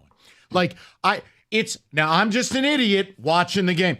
They are targeting white guy number 27 every 3rd down. Where's dude with no gloves throwing there? Here's a little known secret. Last year, everybody bashed the secondary. Oh, my goodness, they're horrible. They're horrible. Go back and rewatch the games. Mike, it took you a year. But what teams did is said, okay, where's 27? Find him and abuse him. That's Every first down was him. He falls for the inside move. Nope, going outside. Why First is he down. on the field on known passing downs? I want you to get the answer. Okay. I demand it. Look, I got you the touchdown. No, play. you're sitting there at Alan Haller's cocktail hour. Go get me the answer. No, I was actually in the president's suite, but go ahead. Then get me some damn presidential answers. Why is 27 on the field on known passing downs? No, unacceptable. Because I think they are thinking, oh, it's the okie doke. They're really going to run the ball. No, they're not. On 3rd and 11, like hell. It's called a draw. Make a phone call. Okay. You come on. What do you want me to do? Well, you told me you could fix the stadium. I figured getting me a personnel answer might be doable. I don't think LaRonda has anything to do with that. Call your dentist then. She's got the answers. You seem to respond there. We know there's flags all over the place, man. Can I get some ejections, David? What was that? Let's go to Rick. Let's go to Rick 97.1. Rick, what's up, buddy? No, that was funny. So with Michigan, here's what I don't understand. Why is Sharon Moore going to do the same thing that Jim Harbaugh did when he started coaching? So when he first started, he didn't have a quarterback. The worst thing he could ever have was success with Jake Rudock, because after that, he chased it. Instead of just, when he had all the goodwill, you just take a year, develop a quarterback. If you win more games than you lose, cool, nobody's going to care. Well, it's obvious you have no quarterback. What's wrong with Jayden, the freshman? Put him in, develop him. If you win, you win. If you don't win a whole lot, you don't. But the expectations weren't that high. But now next year, you're going to be chasing the same thing. Rick, I think it's what you're saying makes 100% sense. The problem is if you play Jaden Davis, what you are saying is we're hitting the reset button, and that's not something that Michigan fans want to hear, because every year you're supposed to be competing for a title. No one wants to punt a year away and say, let's develop. Rick, you're correct. If your quarterbacks are this bad, just concede this year. Look at it like the first year of Rich Rod. Wait until I get my quarterback and things will get better. But, okay, Rico, here's the thing. I'm a Michigan fan. And so you're speaking for Michigan fans saying we don't want to hear that. We won our natty. Whether you want to respect it or not, I don't care. But you shouldn't. You shouldn't care. Okay, that's fine. So I know what it is. And I saw the eye test on the field. These quarterbacks are garbage. They're not good. So, no, Rick. What you I'm got saying a guy that's supposed to be good. I'll take the L. I would have taken an L the first year of Harbaugh without – if it meant I didn't have to go through 5 or 6 years of the nonsense. Rick, hold on. I think you two would get along much better. Just understand, you're the minority. Right. It's not challenging your opinion on what you want. It's that when we talk to Michigan fans daily, they don't want that. And Rick, you're smart. I agree with what you're saying. I've said this at the beginning of the year, and people were like, no, we're not going to do that. Okay, good luck. But Rick, here's what I would tell you. If you lose to USC in 2 weeks, I think you have every right to pound the pavement and demand, hey, let's develop a guy for next year. If you lose to USC, I can't yell about it now. No, Penn State did it with Drew Aller, and now, like it or not, he's one of the better quarterbacks. You take your lumps. Rick is in the minority. Rick is smart. I agree with that, because if things keep going this way, that's when you got to say, how many games are we going to win with these two rotating in at quarterback? And what does it set up for next year? Right. And if you're going to go 7-5, then maybe we just go 5-7. But next year we take the Big Ten by storm. I got to wait for the USC game. Does that make me bad? No, it doesn't. I think your second loss, and certainly a conference loss, would be like, all right, playoffs aren't in the cards this year. We got a guy we're excited about. Now, again, I don't know if Jaden Davis is even remotely ready to play. I can't answer that. Mike, well, no, at the time, it was 3 quarterbacks in the rotation to win the job. He was one, but because he was a freshman, he was kind of pushed to the side and said, going to redshirt you. We're going to let these other 2 go. Week 4 is going to say a lot about this state. We may be doing this topic again in 2 weeks. Good with it. Northville Lumber, oldest company in the state, largest Trex decking outlet in the country. Nobody stocks more or sells more Trex than Northville Lumber. Last year, contractors, homeowners bought enough Trex from Northville to cover 26 football fields, and there is a reason they can move that product because it's all in stock all the time. There's no 6-week lead time. This stuff doesn't have to float over from the Caspian Sea. It's right there. You buy it, you build it, you save money while you're doing it. $1.59 a foot, and they'll intro you to a Trex certified pro. You want to be sitting on the deck today, relaxing? Call Northville Lumber or go to northvillelumber.com. That's northvillelumber.com.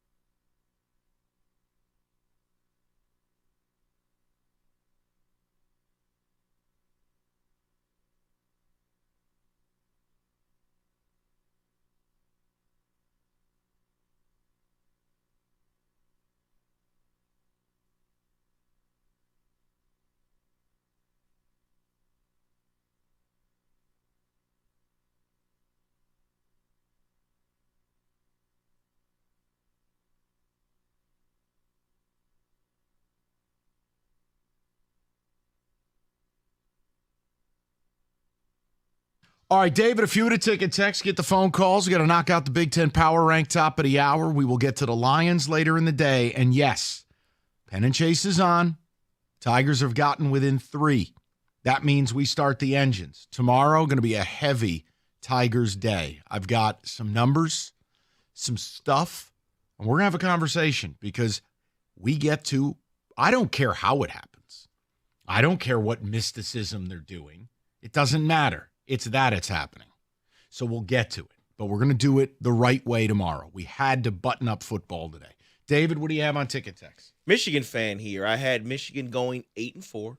I have reevaluated and expect 6-6. Okay, hold on. I had Michigan State at 7-5. I'll bump to 8-4. What would I have to donate to Greater Life Church for MSU to go 8-4 and Michigan to go 6-6? Nothing. I mean, could you be like Dionne Warwick and do one of those, I give you money and you pray for me? Like, what can I do? Can you send me a bottle of, like, holy water? Miracle spring water? Yeah, something. Give me a prayer bracelet.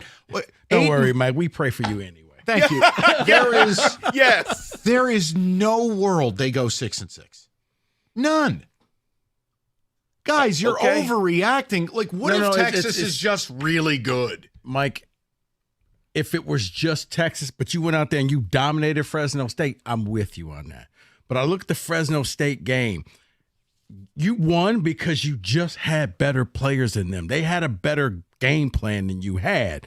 Your players just made big plays and made it look like, oh, well, it was no big deal because Will Johnson took the ball back 90-some yards to score that touchdown.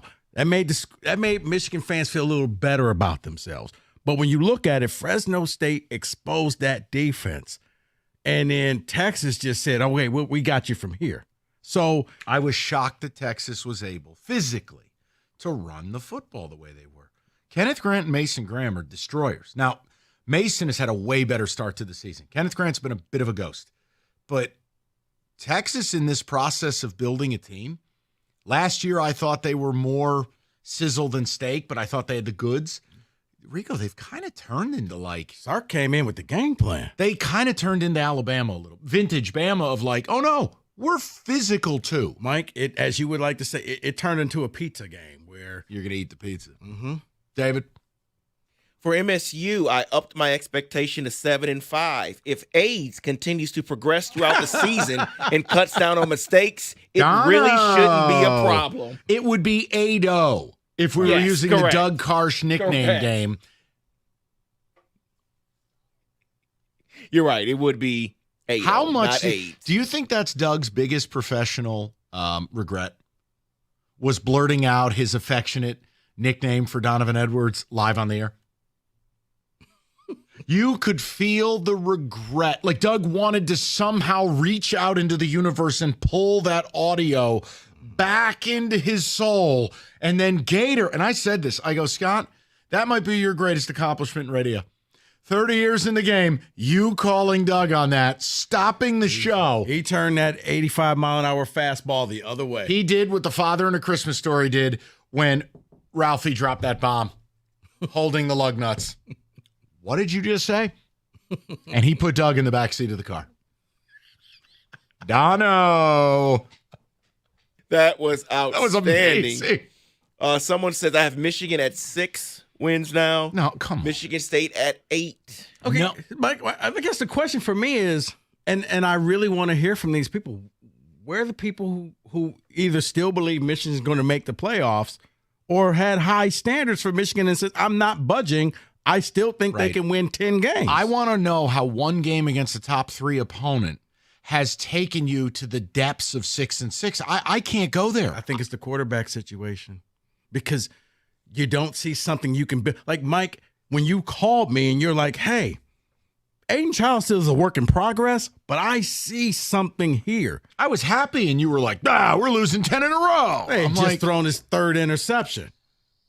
Oh, when I have to cheer you up, you know things are effed up. And I get it. But he was good in the second half. David, we're losing 8 in a row. No, the last 5 minutes hadn't happened yet. And I'm sitting there just like, you were on Fansville. You were the hype train Fansville people. Rico jumped off the train. Just like, I'm hitting the portal. he had it. I'm like, I see some positives here. Oh, my God, we're never winning another game again. I'm like, what is going on No, here? I'm like, that stretch that's about to happen, I included BC and I included Indiana because I'm watching your boy Signetti, and I'm like, and Indiana ain't joking. Yes, they're playing bad teams, but they scored on 11 straight drives, touchdowns, not field goals. That 77 was real. If there is an American Psycho remake, just hire Signetti to play the lead. You don't need Christian Bale. Signetti's nuts. Yeah, but it was like, even like when they scored the touchdown play and then on the kickoff, he kicks it out of bounds. Like, you guys just, you can't get right. Just do something. He's turning into me. Go ahead. No, seriously. Right after the Nick Marsh touchdown, we're going to kick the ball, and you give him the ball at the 40. Wow. MSU wins 8. Surprise someone. Michigan goes 6-6. No QB equals disaster. So I want to answering your question. I want to Rico. state for the record, I think you people are crazy that Michigan's going 6-6. Barring unforeseen devastating injuries or opt-outs, or like the NCAA nukes your stadium. Okay, like just come on, guys. It's one game against Texas. It's the lack of playmakers. That's, I think, is the big thing that. Oh, I got to tell you, I do have a least favorite player on Michigan now. It doesn't take much. Like who's number 0? Samaj. Oh, is that Samaj Morgan? I believe so. You mean Roy Williams? Bro, you're down by 30. I don't need you doing first down when you catch 4-yard pass. Oh, you saw that too. Oh, and then the touchdown. I'm like, oh, somebody reel this guy in. Come on, buddy. We're down 50 here. We don't need For that. the touchdown later, he's celebrating like we just won the game. I'm just saying, didn't need that. He's doing it for Insta, man. Excuse me? He's doing it for the Insta.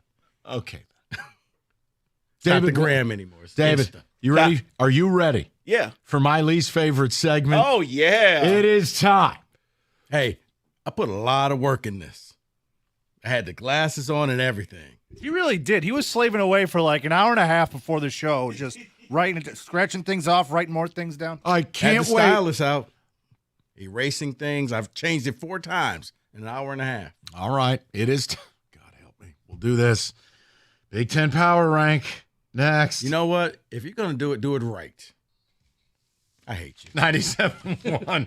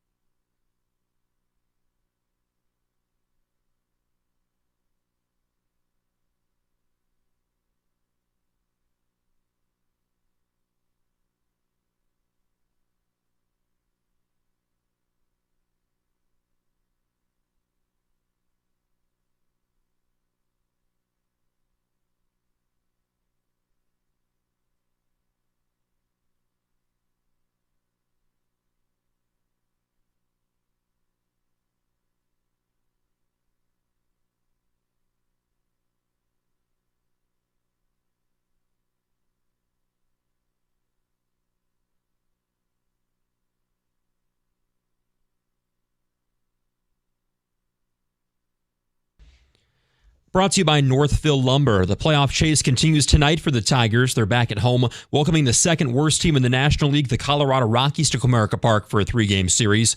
Cater Montero gets the ball tonight for Detroit. Tigers tied with the Mariners and Red Sox, 3 games out of the last wild card spot in the American League. And the two teams they're chasing, the Twins and Royals, they both lost last night. First pitch downtown at 6:40, pregame show at 6:15, right here on 97.1.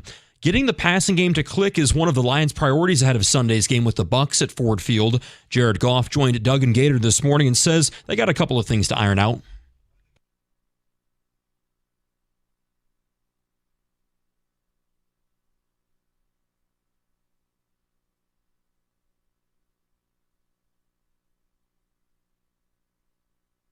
The Lions are 7-point favorites this Sunday in another playoff rematch, this time against Tampa Bay. We'll get a first look at the injury report tomorrow. Week 2 in the NFL starts on Thursday, the Bills visiting the Dolphins. And 4 former Michigan football players, including Denard Robinson and Braylon Edwards, are suing the NCAA and Big Ten Network, claiming they lost out on $50 million in their college career because of the now lifted ban on being compensated for name, image, and likeness. At the Corwell Health Sports Desk, I'm Luke Sloan. For more, go to 97.1 The Ticket or Odyssey.com.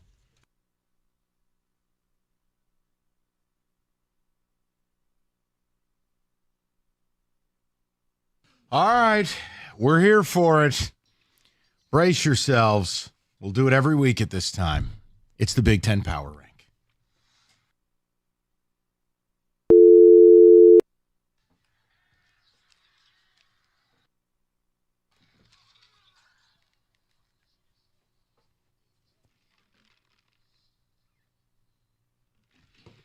That's right. Okay. Bigger and better. 36 teams. Let's go. Well, Mike, soccer style, not everybody made the list. Not all 18 teams made it. What are you doing, relegation? 4, yeah, bottom 4, not there. Who was relegated? UCLA. Agree. Not there. Minnesota. Agree. Northwestern. Can't lose to Duke at home. Agree. Purdue. I hate their guts and their mascot wears sweatpants. So they are all out. Start at 14 then. Here we go. Who's the worst team in Rico's Big Ten Power Rank? Kenny, you want to wager a guess? David, let's get interactive. I'll say Rutgers. That's slanderous. They're good. Go ahead. David? I was also going to say Rutgers. Okay. You want to chime in, Mike? No, just go. Maryland. Maryland is at 14. Reason being, you lost at home to Michigan State, and your lone win was against UConn. So that's why you're sitting there at 14. All right, reminder, people, these are fluid. Yes, Rico this is has for this volatile, week only. Volatile movement. Go ahead. At 13, the University of Iowa. Okay, see, this is why I don't respect this segment. They lost to Iowa State in a rivalry game. You got them 13th? Well, because, Mike, your victory is against Illinois State. The Redbirds are very competitive. I'm just saying, okay? There's a penalty for losing. Oh, my God. Okay. At number... What about the kids? Go ahead. At number 12, it is Rutgers. Rutgers? No. The slander. It is not slander. Menenge, the running back, is the truth. It's like the Lions in overtime, the way he punishes people. It's just their schedule. They haven't played anybody. And they're not going to, but they're going to win. So that's we're going to win so big. Yeah. So, yeah, Howard and Akron. 2 tough, respectable ball clubs. All right, keep it rolling. At number 11, Washington, UW. Okay, I would have Washington below the last 2 teams you just named. Really? Yes, they're not good. But you'll find out soon enough. But fine, you really respect the win over Eastern and the captain of bowling shirts, Chris Creighton. Well, you played Howard, so that's why. The next at number 10 is Indiana. Sitting there at 2-0. They haven't played anybody, but my goodness, they punish people. You're going to collect that check after you take a beat down. So 77-3, but you haven't played anybody. Minus 210 on FanDuel. Kurt Signetti will kill someone with a trident at some point this season. To your point, Rico, they have 108 points forward. Same with Ohio State. they've just killed people. Right, they have. You know why? Because they got the Maple Leaf Missile, Curtis Rourke. All right, now we're at number 9. Any guesses?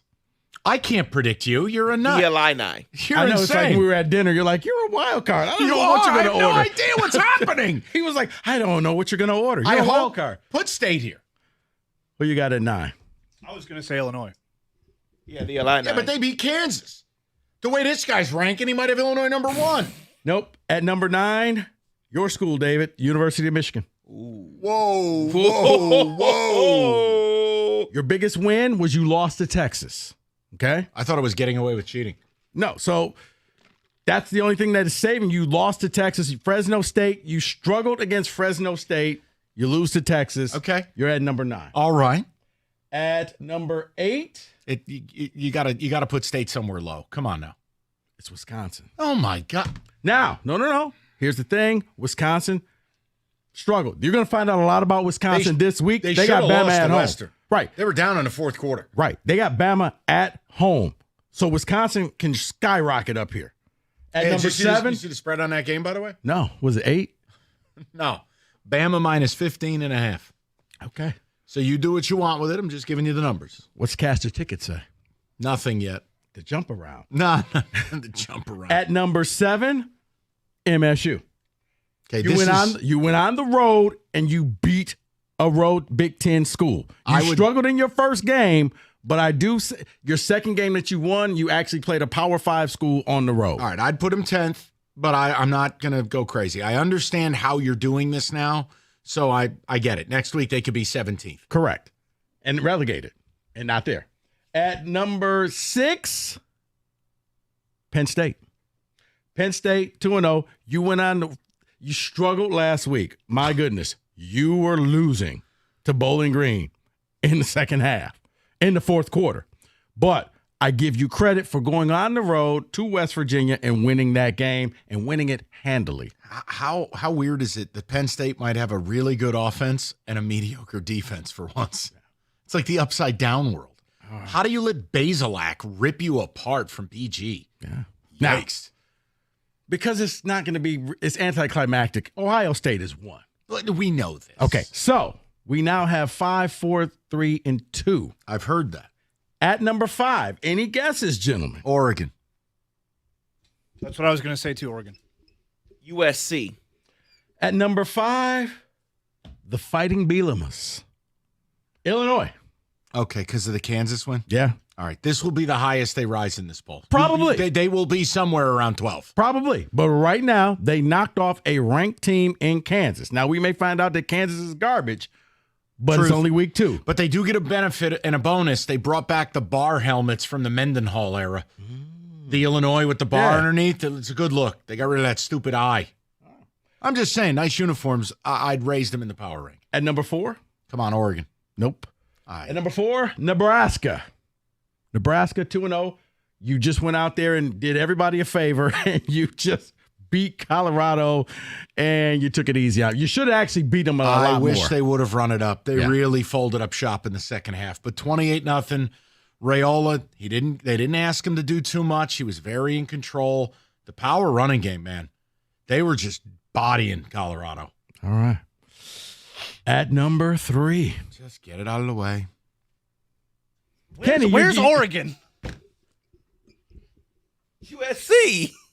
You want to break the tie? Oregon. At number 3, it's Oregon. Thank God. Oregon is at 3. They should pay more of a price. They should have lost to Boise State. You needed 2 special teams touchdowns. You couldn't stop anything on the ground. You couldn't protect Dylan Gabriel. And Boise might be the best poverty conference team, but it can't look that way 2 weeks in a row. I just, come on. And to me, that's what saved them is they're finally going to get out of the state of Idaho.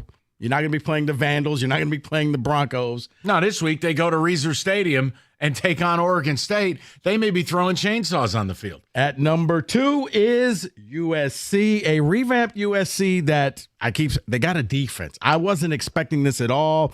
I knew, Lincoln Riley will have them scoring points and is the first team to get to 35 would win. No. They got defense. If you want me to believe, 2 weeks, you got to go into Ann Arbor and win. I love what they did against LSU, and I had them that night. And I love watching them, and they're fun.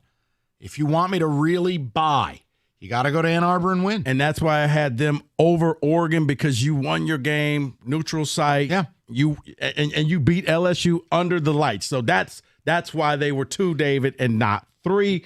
At 1 is Ohio State. So let me ask because Kenny they this. haven't beaten anybody, but man, they look like a machine with possibly, if they had a such thing as freshman of the year, they got it. Let me ask Kenny this question, because he's got the only team competing for a natty. What is your view of OSU, Ben, since you have played them multiple times and you might run into them? Well, my view of OSU is always that they're built to be an SEC team or beat an SEC team. This year, I'm not so certain. This year, I mean, we're talking about Ryan Day. I just don't believe in him as a head coach. And I think if things don't go his way, I think this might be his last year as head coach there. I haven't been overly impressed, but then again, they're not playing anybody. I got to wait and see. I know all about the talent. I know about the payroll. They're on the Michigan plan right now. Yeah. Right? The last couple of years, Michigan playing no one early. It's hard to I'm fine with keeping them there on talent alone, because Oregon has done nothing to deserve that level of praise. Plus, the Big Ten to me doesn't overly impress me as a conference. Here so we go. I can't really tell. Hey, Paul. You asked the question. Now, Roll next damn week, Tide. I mean, come on, Feinbaum. Now, next week, there are 2 teams that can really jump up in the rankings. It's Purdue. They're playing Notre Dame. 11-point underdogs. Right. Purdue upsets Notre Dame. They're going to move up into the top 14, which means somebody has to move out. And Caller Rob will move to Antarctica. And Wisconsin, who has Alabama at home right now. Wisconsin. I want Alabama to drop a bomb on Rob Riggle and Tyler Van Dyke. I can't stand Luke Fickell. He looks like Rob Riggle, which annoys me. Please, Alabama, do us all a favor. So that is your Big Ten Week 2 power ranking.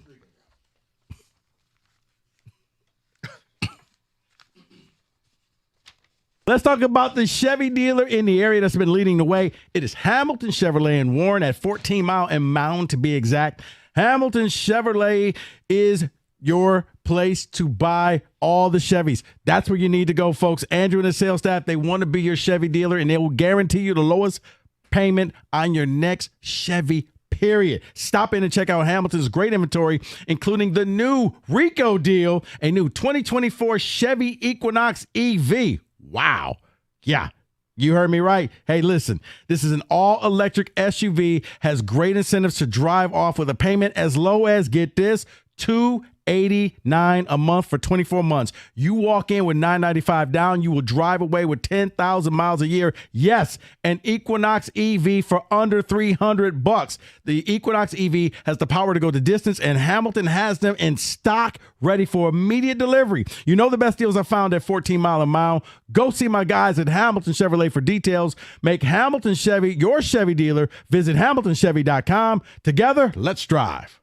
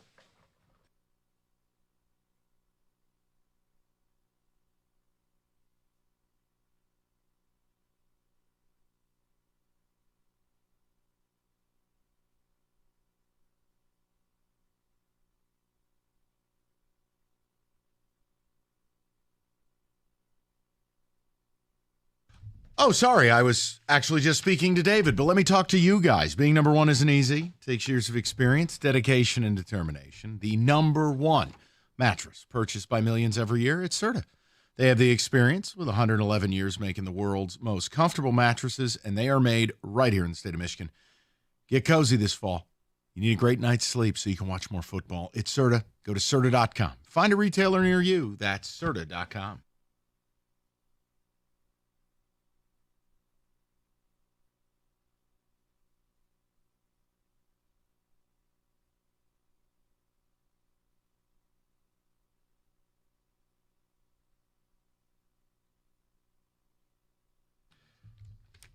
Programming note, tomorrow's kind of going to be like an opening day show.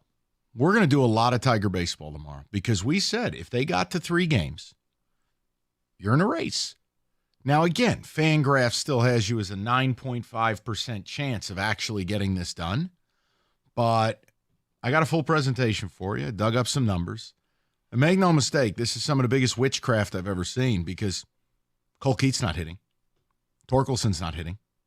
Young isn't hitting, and you don't have a pitching staff. You have Don't give it all away. Don't give it all away. It's fascinating. It is. And we're going to talk about it, but we wanted to handle the football today. Question for everyone here. Tyreek Hill. I know, obviously, we referenced it yesterday. The body cam footage has come out. Mm-hmm. I mean, you tell me. I just wanted to do one segment on it because it's everywhere in the news right now. You can't escape it. What's your takeaway here, fellas? I'll give you mine, but go ahead. Bad look for the Miami-Dade PD.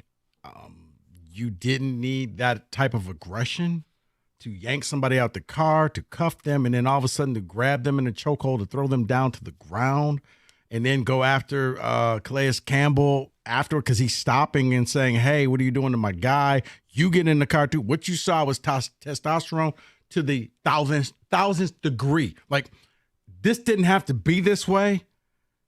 And I don't get it. And thank God the body cam is there because at least it's unbiased. We see exactly what happened. David? See, in my mind, I agree with you, Rico. A lot of people are saying, well, he rolled his window back up. I get that. But the aggression wasn't necessary. If you want him to roll his window down and he doesn't, you don't need to then pull him to the ground and do everything that you've done and then do what you did to his teammates. But one thing, and I'm just going to speak my mind here. One thing I don't need is many of the media members out there on social media saying, well, what if it wasn't him? The reason why I don't want to hear that from people is because there was a reason players protested for social justice years ago. And the media was quiet on it. And the media said they need to just play football. So I don't want to hear it now. Right. I don't want to hear it now because you see some video about it. They talked about it and wanted things changed years ago. Don't say nothing now, media. Yeah. Well, my thing is, and I talked about this. I say it anytime I talk to my friends in law enforcement. It's like, it's never been harder to be a cop, ever. It's just, and it's a job I would never want. But like, you watch the video, and all I can tell you is Tyreek needed to be better. But it doesn't justify the way that rolled, where the cops were essentially talking bleep to him, like, oh yeah, your knee got operated on. Did you get your brain operated? Like stupid stuff like that, where I'm like, all right, wait a minute. So now he's face down cuffed. Calais Campbell has won Walter Payton Man of the Year. And I understand all the things that are going to come back at me with this are what ifs. Hey, I'm making a point to you. You are in the vicinity of the Dolphin Stadium. You know who if you don't know who you've pulled over, I'm not telling you not to do nothing. Yeah. I'm not telling you to treat anyone special. What I'm saying is there has to be an effort to de-escalate stuff here. My thing is this. That felt tense from the start. My thing is this, and this is the one thing that I've often said, because people are like, oh, well, all cops are bad. And I'm saying, no, all cops are not bad. But the unfortunate thing is the good cops know who the bad cops are, and they just overlook them. Because I promise you, this wasn't the first time these cops acted this way. It may have been the first time they did it to somebody with fame. It may be the first time that somebody called them out on it. That didn't look like a couple of guys that this was their first day straight out of boot camp and just got overly aggressive. That looks like that was their style. And the Miami-Dade PD knew this. And you keep employing these people. It's what makes cops look bad because you keep around the cops that you know are going to be problems. Because why? Well, it's a brotherhood. Well, you know what? Either go and talk to your brother, or maybe they're not your real brother. The thing I don't get in all of this, and again, let me be very clear because everyone wants to have these binary arguments. I don't understand if you're Tyreek Hill, your approach in this either. Again, it doesn't justify him face down in cuffs. But what's your plan exactly? Like, what's your play here? Like, what do you think? You're just not going to roll your window down? I did. Now, again, reaching in there, grabbing this guy, yanking him out of the car. No. I'm not justifying it. I'm making a point. If you play ball, I don't think it gets here. So it is both. And I know people don't want to hear both because it's going to be cops good, Tyreek evil, or Tyreek bad, cops good. It's complicated. Did he have the window all the way up, or was it cracked? Because I got to go back. It started all the way up. They were knocking. He's like, don't do that to my window. Then he rolls it down a little. Then he rolls it up. Then it rolls down all the way. Then the next time the window comes down, they lift the Batwing door because he's driving a Lambo, and he's out on the ground. And then it gets bad. Then it gets to the point where you're going, all right, look, I never would want to be a cop. I never would want to deal with people. But it doesn't justify that. No. But then when Campbell walks up, and again, you're in the heat of the moment, and you're right. Maybe they don't know who Calais Campbell is. It's not their job to know. And you're going, look, you're not going to be a part of this. It's just the whole thing spiraled. Right. Because Campbell is thinking, I got to protect my guy because I don't know what you're about to do next, so I need to be a witness. And they're saying, we don't know who you are. Why are you standing here, sir? You need to move along. I just think this one is both, personally. And unfortunately, like, again, no one's going to care about that opinion because everybody wants 100% their way. I thought it was a terrible look for the Miami-Dade police. To me, it looks like those cops have done this before. I can't prove that, but it didn't look like that was their first rodeo. Go ahead, David. You're talk. Please. No, and look, I want people to understand. You're right, Mike. A police officer's job is difficult. It's thankless. And I understand Calais Campbell and Jonnu Smith that come to help Tyreek Hill. It's a chaotic moment. They don't want that. They don't want you coming up on a scene. They're trying to control the scene. But there was just a little bit too much aggression in my mind when those players are just simply trying to help. And Campbell is by his vehicle, and he's like, whose vehicle? He's like, I'm just here. He didn't walk up on them. But there's confusion because one officer's saying, just go get in your car and leave. The other one's, oh, give me your stuff. Like, the other one was Billy Badass. Let's just call it what So it who am I is. listening to here is what he's saying. It could have been handled so much better, and it wasn't, and it was right outside the facility before a game.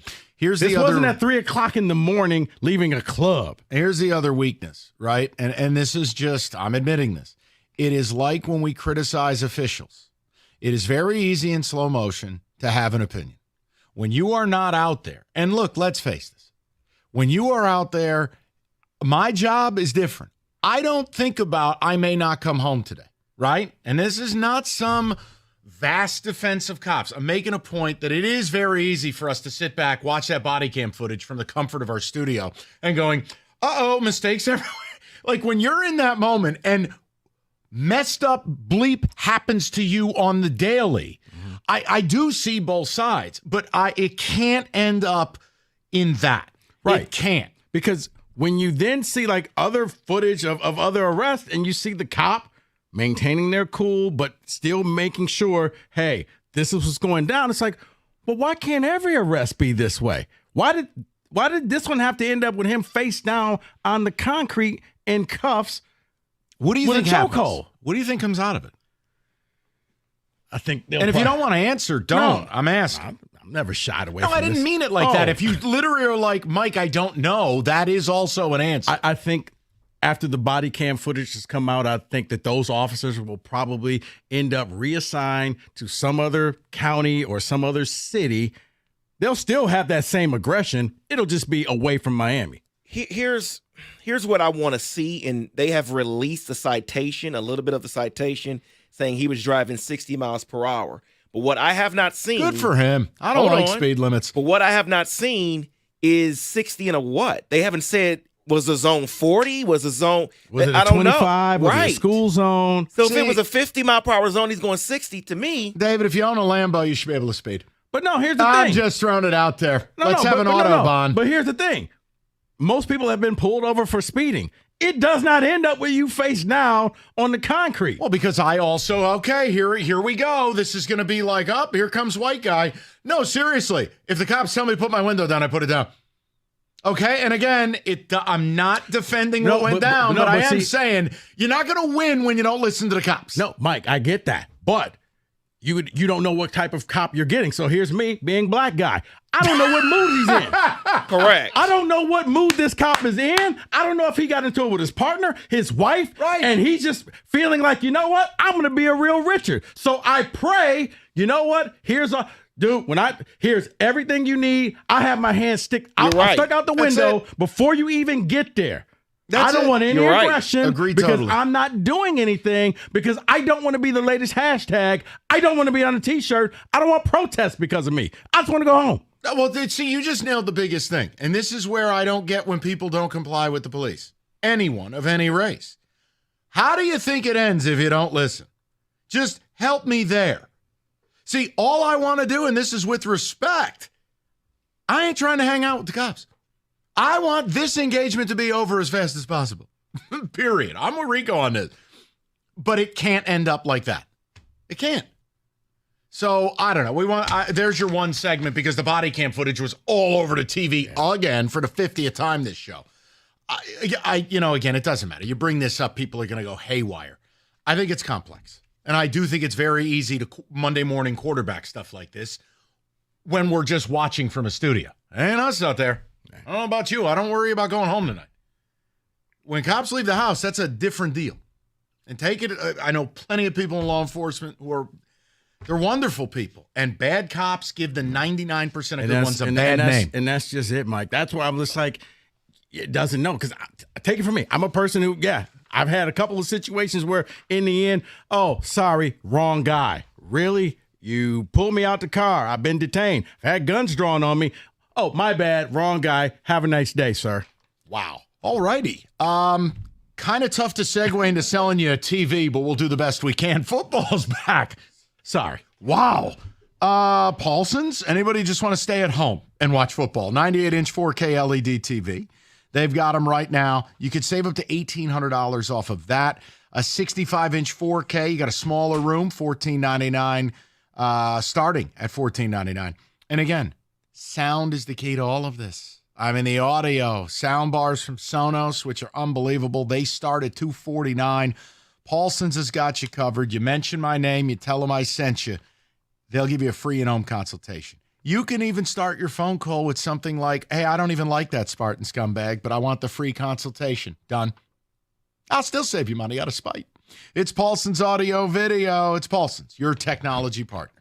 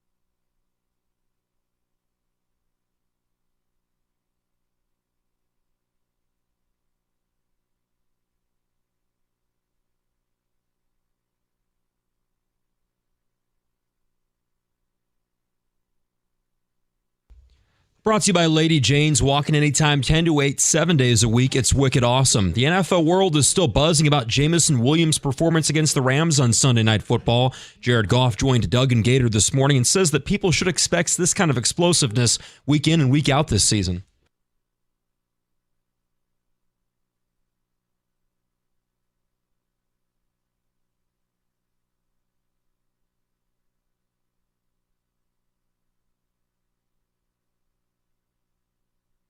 Detroit's a 7-point favorite this Sunday in another playoff rematch, this time against Tampa Bay. First injury report comes out tomorrow from Allen Park. Bills and Dolphins kick off Week 2 on Thursday Night Football. Michigan State basketball has released its non-conference schedule for the season. The Spartans open the year November 4th, hosting Monmouth at the Breslin Center. They take on Kansas in the Champions Classic, and then Colorado to start the Maui Invitational November 25th. And the Tigers start a 3-game series with the Rockies downtown at Comerica Park tonight. Cater Montero goes for Detroit. Right now, the Tigers 3 games out of that last wildcard spot in the American League. At the Corwell Health Sports Desk, I'm Luke Sloan. More at 5 o'clock or at 97ontheticket.com.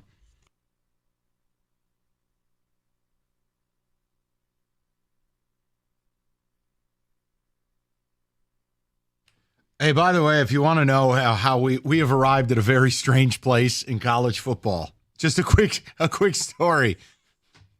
Peyton Thorne is saying, Auburn quarterback, he is receiving Venmo requests from fans for their gambling losses after they lost to Cal as 14.5-point favorites at home.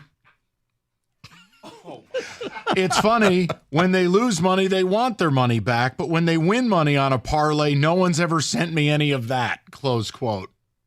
Things are going really well at Auburn right now after Peyton threw 4 interceptions against Cal. I thought you were going to say just in the world of college football, hey, you lost me the game. Pay me. Well, that's kind of where it's at. I'm sure that's my fault, too. No. That's just Peyton Thorne being bad at football. One question. Now, presidential debate tonight. The only way for me to make this tolerable, because I think both parties are ridiculous. Can we bet on this? I asked that question to David, and David has rescued the day. We can place a bet on the debate tonight? We have. You sure can. I'm in. There are a lot here. A lot that me and Kenny Where can we place these bets?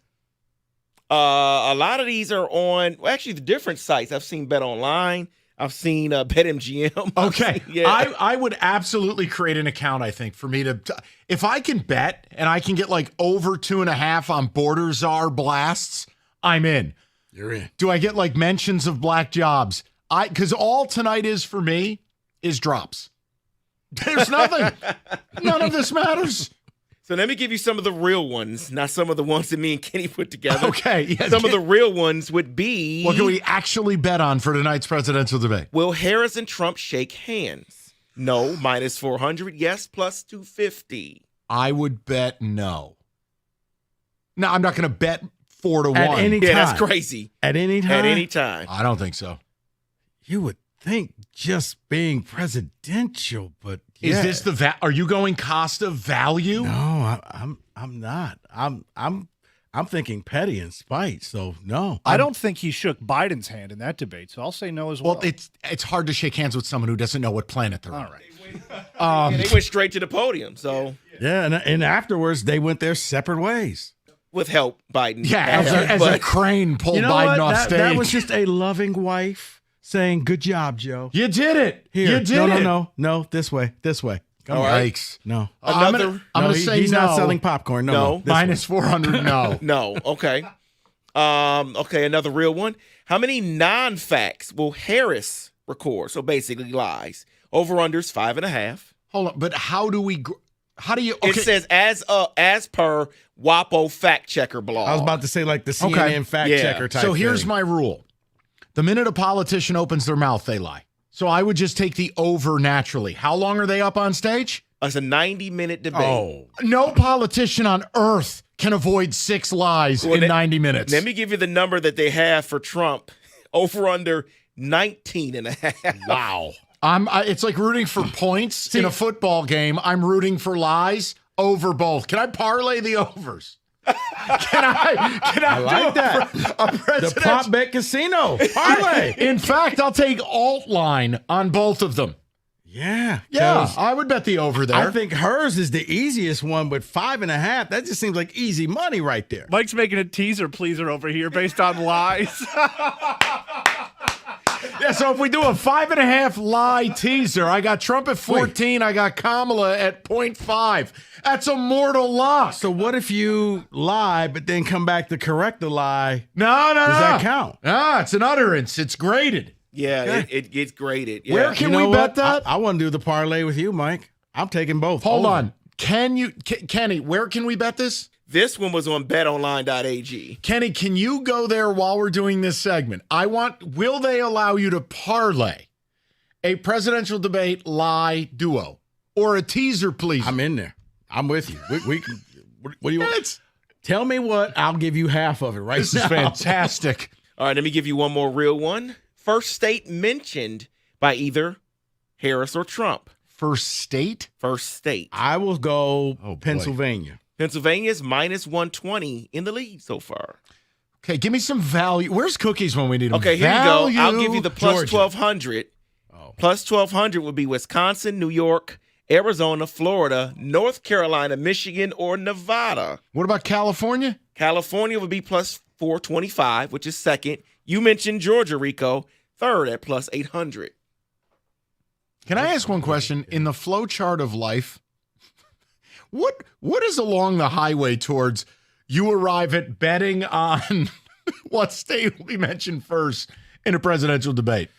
Bro, people bet on at bridal things where is it going to be pink or blue when when the ball explodes? I do think with current, marital stats, it would be good to start bookmaking divorce rates on like weddings you attend. Wait, what? This one's a Couldn't plus you get odds 160. when Ben and J-Lo got back together, wasn't it odds that they would get divorced minus again? minus was at the time. 1,000. Yeah. The guy looked miserable every time he was out with her. You see that one where he was out, like, Slammed the door? Oh my God, putting her in the car, and he's like, oh my God, somebody just run me over. Because it looked like, okay, we're going to stop the argument. We're going to take you to the car. We're going to pick this back up the second the car door closes. Kenny, yes. So the bad news is there is no same game parlays or teaser pleasers for the election. Very sorry for the bad news. But I do want to know Black Jobs references. The over-under that me and Kenny set is maybe low. 3.5. I'm going under. Okay. I think, first of all, I would love more variations of the Black Jobs drop. I'm rooting for this. I almost wonder if she tries to ask him to tell her what Black Jobs are. Yes. I think that happens. And I think at the end, when she gives her final goodbye, she's going to say, you know what? I'm going up for one more black job, and that's president. Well, we need Kamala drop, so we don't have any. Right, I'm saying. We only got Biden. And then So no. So, but if she asks him about black jobs, and then he says, well, I'll tell you about black jobs, does that count as 2? Yeah, that's 2. Ooh. Wow. And then the last one, border references. Over under 10.5. Over. David, you could have told me 25.5, and maybe I would think about it. That's a lot. I think that's going to be the focus of tonight is going to be the border. Kenny, call your bookie. Let's see if anybody will SGP the lie parlay. Kenny's hillbilly bookie out there in Lake Orion. Like a teaser pleaser debate. SGP. Hey, if anybody out there calls their bookmaker, just alert me. Wait. David, how about this? Mispronouncing her name. A Kofefe. You know. Well, we have nicknames on here. Okay, we're moving on. Number of nicknames Trump uses, 1.5. We're moving on. Over. Camila. Okay, keep it moving. Let's get some football in the mix next. 97.1. Oh, that's it. Okay, just a hard out right there. Listen, reviews for roofing companies, you're going to see a lot of negatives. They didn't stick to their timeline. I didn't get my questions answered. Terrible communication. Look, at Victor's, you don't have to worry about that because you have a project manager. Every roof they install. It'll be essentially your concierge. Their job is to take care of you. Make sure the installation and cleanup are perfect and answer whatever questions you have when you have them. With Victor's, you'll get the best experience in the industry and backed by hundreds of 5-star reviews. That's why Victor's offers a 50-year leak-free guarantee on every roof they install. Be hard-pressed to find anyone who can offer you that. Call today, set up a 21-point video roof inspection and estimate, 734-773-1100. That's 734-773-1100, or book that appointment online anytime at victors.com.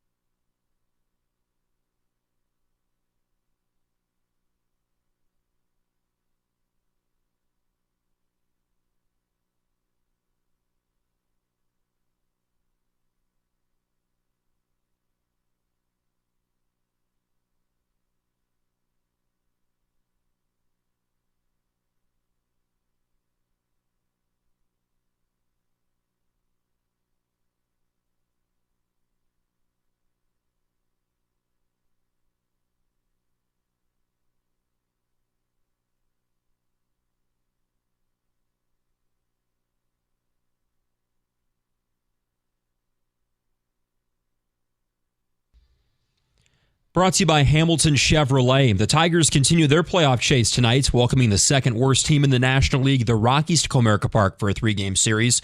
Cater Montero will start for Detroit tonight. The Tigers 3 games out of the last wildcard spot, tied with the Red Sox and Mariners right now. First pitch downtown at 6:40. The pregame show at 6:15 right here on 97.1. The Lions are breaking down the tape after Sunday night's primetime win over the Rams to open up the season at Ford Field. Dan Campbell told Costa and Jansen this morning that he loves what he saw from the D-line and thinks it can be a dominant unit all year.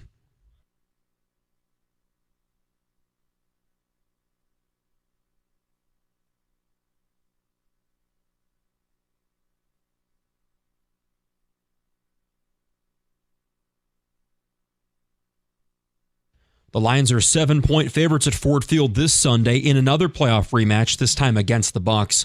4 former Michigan football players, including Denard Robinson and Braylon Edwards, are suing the NCAA and Big Ten Network, claiming they lost out on $50 million in their college career because of the now lifted ban on being compensated for name, image, and likeness. And Tyreek Hill's agent, Drew Rosenhaus, is calling for all the officers who detained him on Sunday to be fired. At the Corewell Health Sports Desk, I'm Luke Sloan. For more, go to 97.1 The Ticket or Odyssey.com.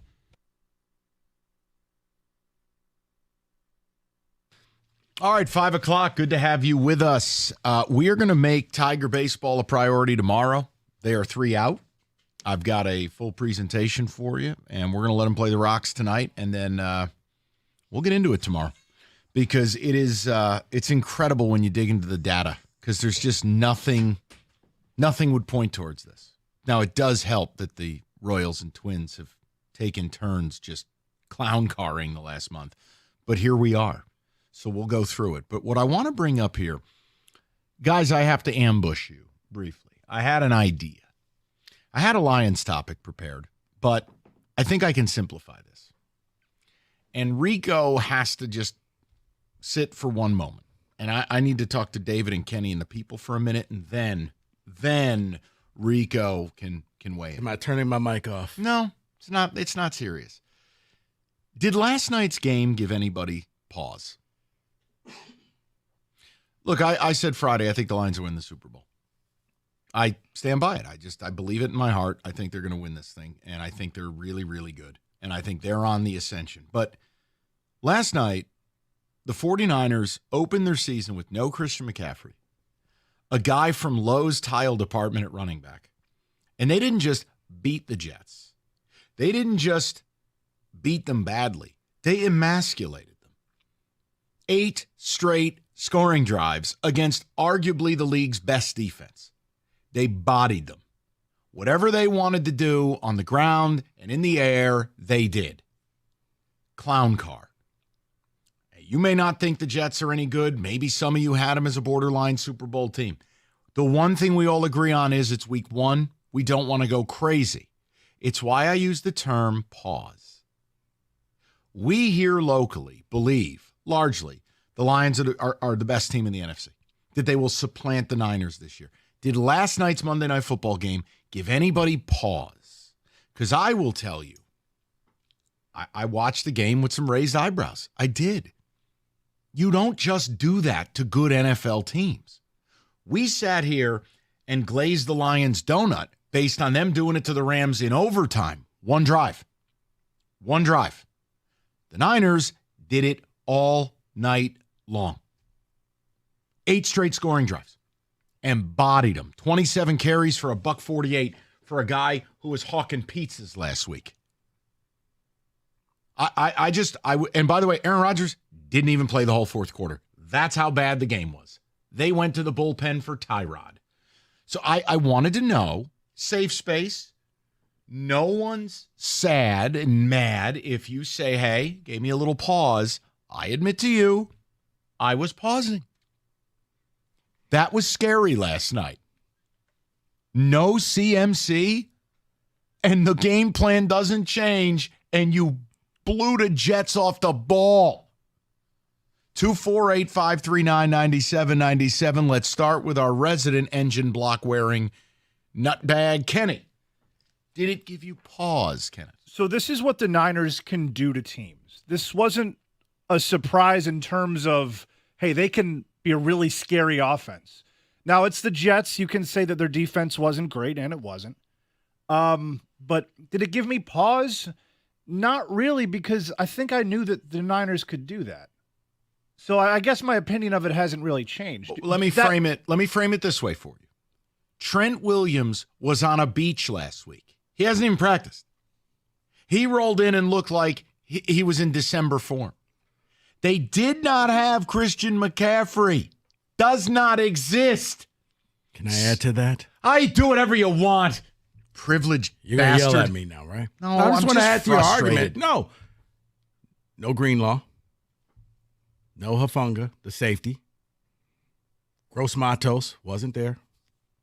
First round draft pick got shot. And Ayuk and Trent they set out training camp. And no Christian McCaffrey. Yeah. Guy from Tile Isle. And you destroyed the New York Jets, who are a playoff caliber. Look, that game looked distinctly different than the Giants. Than the Lions. Please. Kids playing in the neighborhood looks different than the Giants. It gave me a little pause. I just wanted to talk. I'll say this, Mike, if I'm allowed. Yes. It's week 1. I know. Thank you. It's week 1. Oh, it's week 1. The privileged twins. From you to the guy whose team doesn't score an offensive touchdown but goes on the road and wins against a playoff team, right, David? Rieger and Wojo up next. I'm opting out of this conversation. What is it like? There is nothing that I can say, No. David. How can I be considered privileged? Your team didn't score an offensive touchdown. Your nutcase quarterback who was ruled out of the game still dressed up in full uniform for the game. Did you guys read that? Oh, that was the stupidest thing I've ever seen. I'm just asking. Are we considering the Lions still number 1 in the NFC, or can we go 1 and 1A? That made me a little nervous. I'll say this, and there's 3 teams. Lions, Niners, Eagles. Those are your 3 teams. Packers have to be downgraded because we don't know when Jordan Love's coming back. So you're with Jordan Love's injury, the division should be yours without something horrific happening here in Detroit, which I don't think is going to happen. But it still boils down to those 3 teams. Now, where you want to rank those 3 teams, that's your preference. But I think that the NFC representative will come from either Detroit, San Francisco, or Philly. I think we're going to feel a lot better next week because I do think the Bucs, and again, this is not a shot at the Lions, guys. I shoot you straight. They're coming in here, their whole secondary's dead.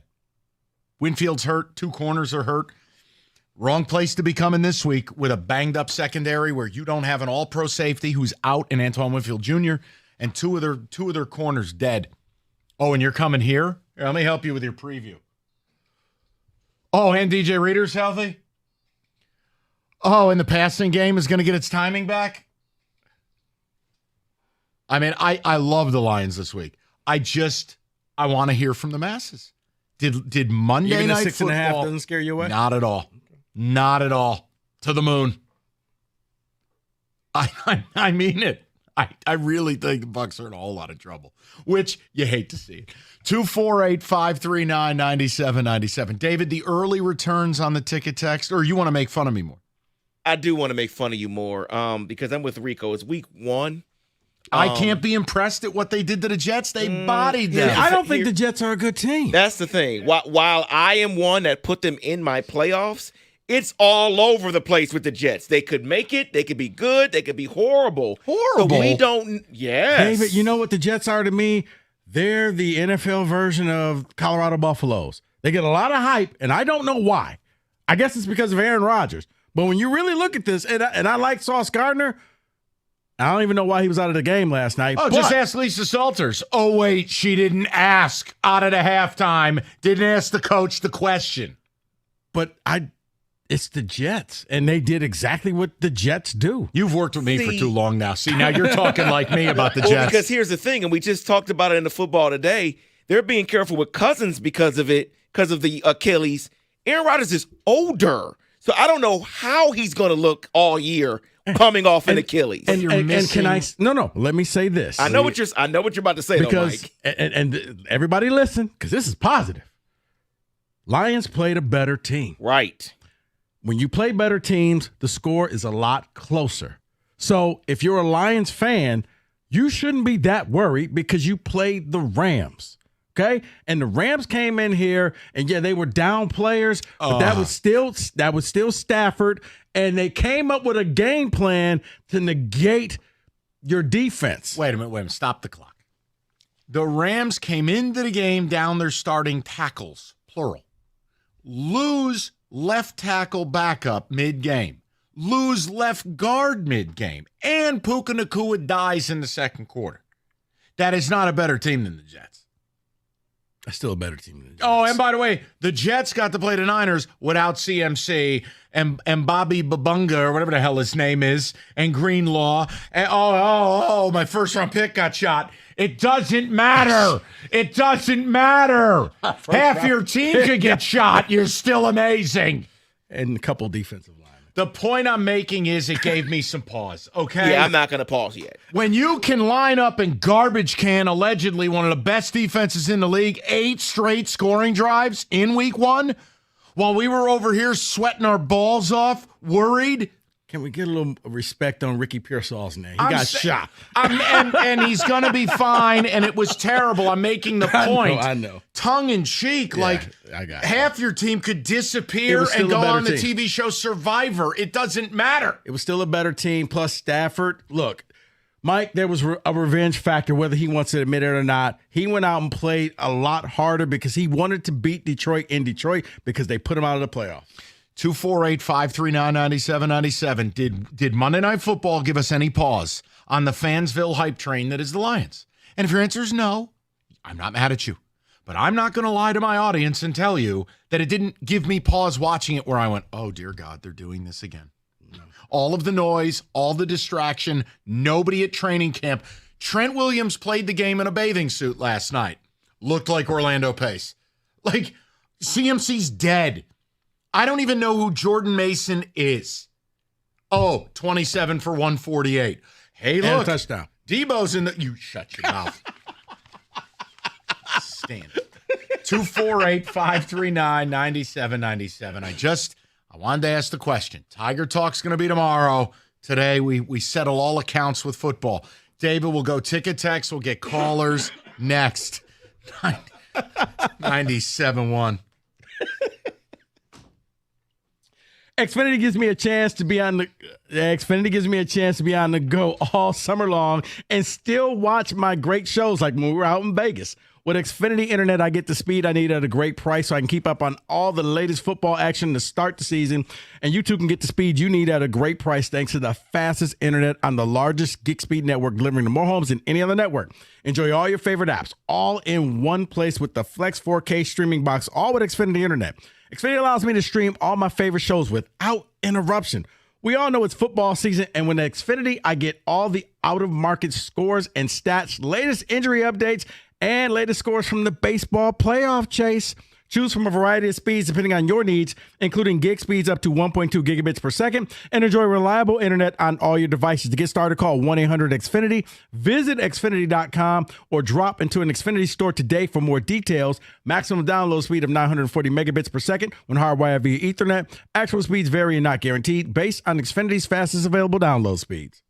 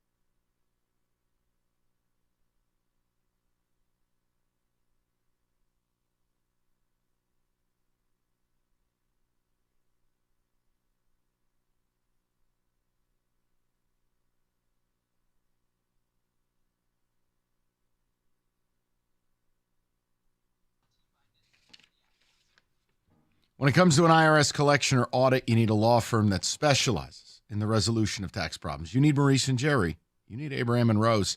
Whether it's personal income tax or business payroll tax, Abraham and Rose. Not some random tax settlement service. Real lawyers, real people with a real plan. They will fight for you and guide you through the whole experience. Save your dollars and spare yourself the headaches. Just visit abrahamandrose.com today or call 248-539-5040, and you will never have to deal with the IRS again.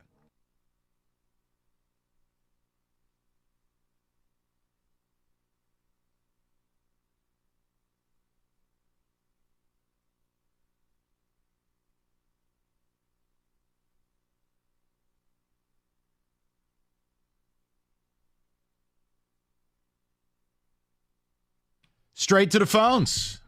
We're going to get to Tiger baseball tomorrow because we're 3 games out. We told you if they got the 3 games out, we would re-engage with it. I've got a full presentation. Tomorrow will be very Tigers heavy.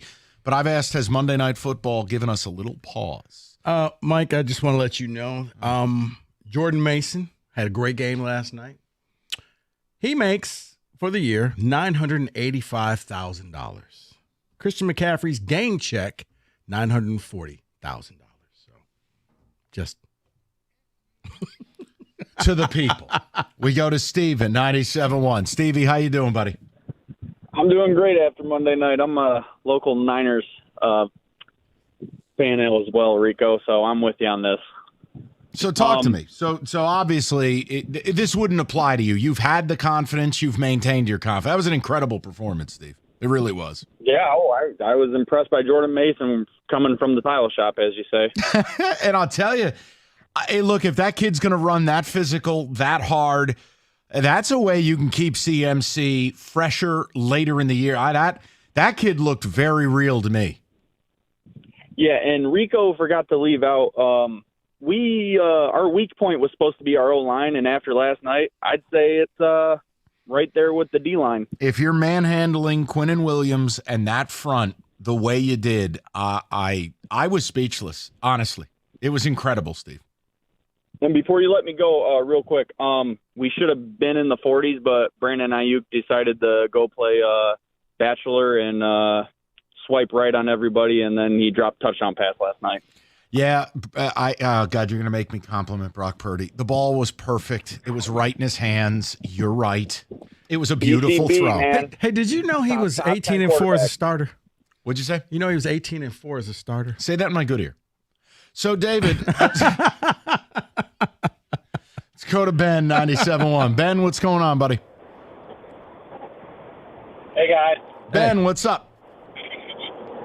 Just want to give my thoughts. I feel like the pause level did not change with the Niners game. More so, maybe the Lions' performance on Sunday night. I think the Jets pretty much rolled over by halftime there, and they are certainly not a team to judge others on. They are not a playoff team. I don't think their defense is as good as people believe was from last year. Niners had their number, right? Robert Saleh was he their defensive coordinator before? Yeah. I think that sums it up. You know, Ben, you might end up being right. And look, I think had the Lions, like, for instance, if the Lions play the way I think they're going to play Sunday, but they did that on open, nothing would have changed my mind. You're right in that sense. I was just shocked watching that last night and going, wait, they're just lining up and bombing the Jets. 8 straight scoring drives. I'm like, oh my God, this team again? After the offseason they had? That it was just, I can't lie to you and tell you I wasn't like, oh boy. Uh-oh. Yeah. I mean, it's an NFL caliber team, no matter what. Yeah. But, it just feels destined that these two are going to meet in the playoffs again. It feels like a collision course. But you know what the funny thing is? And maybe it's because I've watched too much Lions. It was the 4th and 1 on the 8, deep in the red zone. And I'm thinking to myself, okay, you go for this. Oh, you've been Campbelled. Right. And then all of a sudden, Jake! And we're kicking field goals. Like, they kicked 5. Like, You're not even going to think about going for it? No? I think Okay. last night, the way your defense was playing and the fact that you were going on these long, controlled, successful drives, just keep adding points. I don't think there was any pathway to the Jets ever getting within one score. Just say, maybe I've been Campbellized. It's Because, possible. I'm thinking, it's 4th and 1. You go for this. No. Field goal. Let's go to Marwan, 97.1. What's up, Mar? How you doing? Hey, Mike, how you doing, man? I'm here with my 11-year-old boy, James. What's up, Mike? What's up? So both of us thought that there was definitely a little bit of pause yesterday. I mean, watching that O-line for San Francisco work the Jets, who aren't too shabby themselves, was really impressive. I mean, even from not just the O-line, but watching Samuel and Kittle block and just opening up those holes for Mason. I mean, that was ridiculous. The only thing that made me feel better, and Rico just kind of touched on it a little bit, was that, 8 scoring drives, but I think they kicked like 5 or 6 field goals. So that made me feel a little bit better that they couldn't punch it in. But, man, very, very impressive. And, just looking forward to seeing what the Lions and them do going forward here. Marv, you're one of the OGs, and I mean it when I say it. You're one of the people I think about when I talk about how bad I want this team to get this done.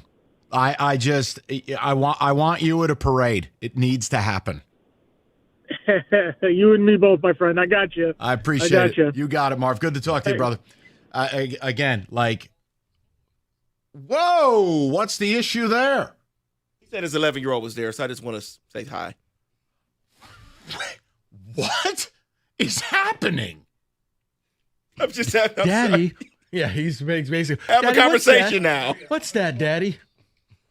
David. Wow. And I'm the pastor. Marwan is royalty. He's one of the he's OG good. He's a good guy. Lions fans. He's a A good guy. fabulous human being. I'm happy for him. The Lions are winning. God. David, you're... David, I would never, okay? Oh, shut up, Kenny. Shut up now. He's got his 11-year-old in the car. Okay, then. I'm so sorry. Can we please? Jeez. It'll be the last time he ever listened to the radio with his kid. No, please don't do that.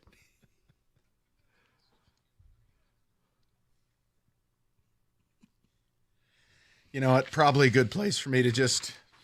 I'll get back to the calls momentarily. Unbelievable. NFL, FanDuel, America's #1 sports book. It's very simple. Now through September 22nd, all FanDuel customers bet $5, and you can get a 3-week free trial of NFL Sunday Ticket from YouTube and YouTube TV. Unless you're a Giants fan, out of mercy, they just won't give this to you. With YouTube TV base plan, you can watch every regular season Sunday afternoon out of market game. Unless you're a Giants fan, that's bad for your health. All you need is a Google account and a current form of payment. Cancel anytime. It's FanDuel.com/ticket. Download America's #1 sports book. 21 and up, present Michigan. Full price of NFL Sunday Ticket automatically charged seasonally after free trial. No refunds, even if you're a Giants fan. Terms, restrictions, and embargoes do apply. Gambling problem? Call 1-800-GAMBLER.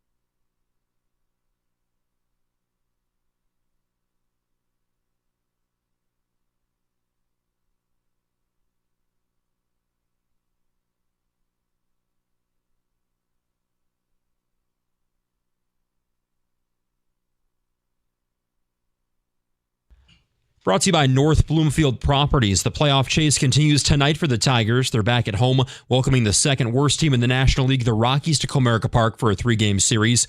Cater Montero gets the ball tonight for Detroit. Tigers tied with the Mariners and Red Sox, 3 games out of the last wild card spot. First pitch downtown at 6:40, pregame show at 6:15, right here on 97.1. Getting the passing game to click is one of the Lions' priorities in Allen Park this week before Sunday's game against the Bucs at Ford Field. Jared Goff joined Doug and Gator this morning and says they got a couple of things to iron out.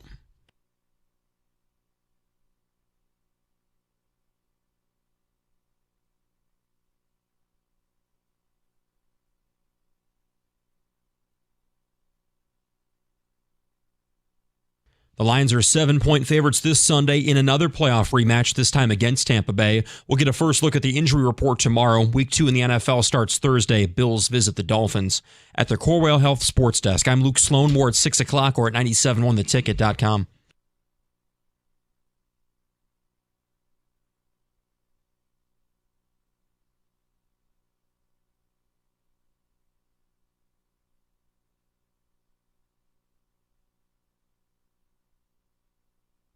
All right, let's get to the people. First, David, couple of ticket texts. Did Monday Night Football give any of us any pause as the depleted Niners destroyed the Jets?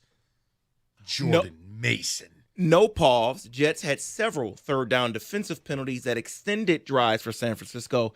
A couple were extremely questionable calls, too, so no. All right. Not worried. Let's blame the refs. I'm not pausing. We are young, faster, and hungrier than the fraudy Niners. Ooh.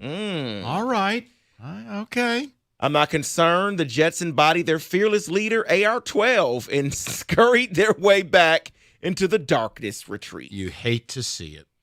I need to see more. I'm not sold on the Jets yet. They get the most hype of any team. You know, the Rams are a playoff team. If the 49ers blow them out, then I'm worried. David in New Baltimore. I don't know if the Rams are going to be a playoff team sitting at 0-2 when they lose to Arizona this week. Yep. Think so? I do. Their injuries are real. Look, Puka Nacua, is he a top 20 player in football? Arizona can't finish, though. Okay, but I got you. Time out. The other thing is that offensive line is a non-negotiable.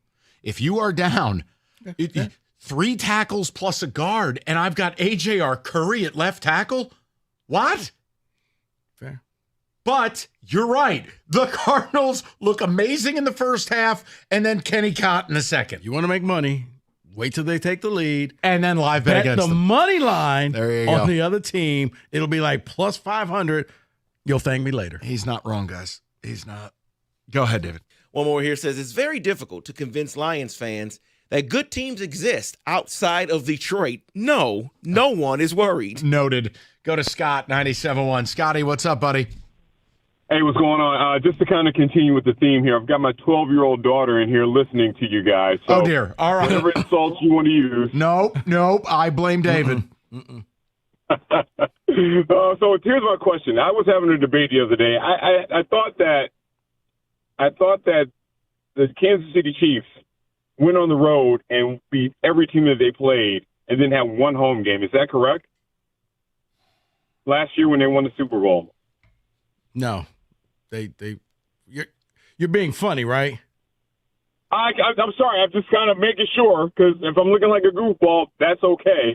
But I thought that they didn't. I thought they went into Baltimore and beat them before they had the chance to come out and finally do what they had to do. Oh, in the playoffs, yes. They had a home game. Yeah. They did have a home game. One home game. So I was wrong in that argument. So, but I was telling them, I said, if the Lions can become like that, I don't worry about what the 49ers did last night to the Jets, because if they can go into somebody's house and spank them, I think they've really got a chance to go ahead and take it all the way and give Mike the parade that he wants to celebrate with. That's it, man. Listen, no fan base football deserves it more than you guys. And honestly, I can't bear to have Rico happy. So really, it's just a win-win in my world. Wow. But here's the thing, Scotty, I think it is critical to get San Francisco here. What? Oh, I agree completely with that, yes. Hold on, Scott. You mean the guy who really wanted your Celtics to win it all, and I wanted you there. We didn't need your support. I wanted you there to see the parade and the confetti and all of that. Listen, and I can't be happy. It's about Scott. It's about Marwan. It's about Detroit. I'm sorry. I can't help you. Oh, my God. All right, on that note, well, thanks a lot. My 12-year-old, she was looking for some insults to use against the kids at school, but alas, it didn't work that way. You know what, David? Give her some insults. Go ahead. Nope. No. Scott's too classy. And David has learned his lesson. What he did when people have their children in the car, a disgrace to play drops such as, I don't know.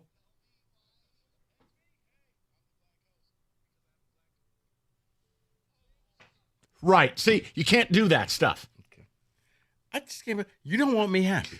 Listen, I choose you. Choose anything else. Go just and choose. See the Celtics in Game 5. I did. It was great. Choose anything else. It just can't be the Niners. Just can't be me happy. No, it can't be at the cost of my people. It can't be at the cost of Lions fans. Choose anything else. I'm all for the Lions having their parade, but the fact that you singled me out because I don't want him happy. I don't associate with Niners fans. You're the singular Niners fan in my life. I can't have it. I can't have it. What would Big G say? You know, he's too nice. To hell with him. That's really where I don't want to hear from him. He can go watch the Giants all year. Enjoy that. Let's go over to Sean, 97.1. Sean, what's going on, buddy? Hey, guys, what's going on? Hey, Sean. How are you, Listen, I'm good. Not concerned. If anything, I'm even more excited. I'm glad the Niners look good. But here's my point about the two differences in the games. Playing against the Rams, that was more of an emotional game where both teams were playing hard because the Rams wanted to beat Detroit for Matt Stafford because they got kicked out of the playoffs last year, versus the 49ers playing a team where they just got their quarterback back, and I was watching the game. I was like, okay, whatever. I started scrolling through TikTok to pass the time. But having a run game slows defenses down. Yeah, you might look good in the beginning, but when you're pounding, getting 4 and 5 yards a carry, that starts to slow that defense down. And that's the confidence that I have with our guys. Yes, their running back looked good. And McCaffrey, if he's banged up now, and I wish nothing on any players, I wish no injury. I hated to see Jordan Love go down because I'm like, look, we want to compete against the best.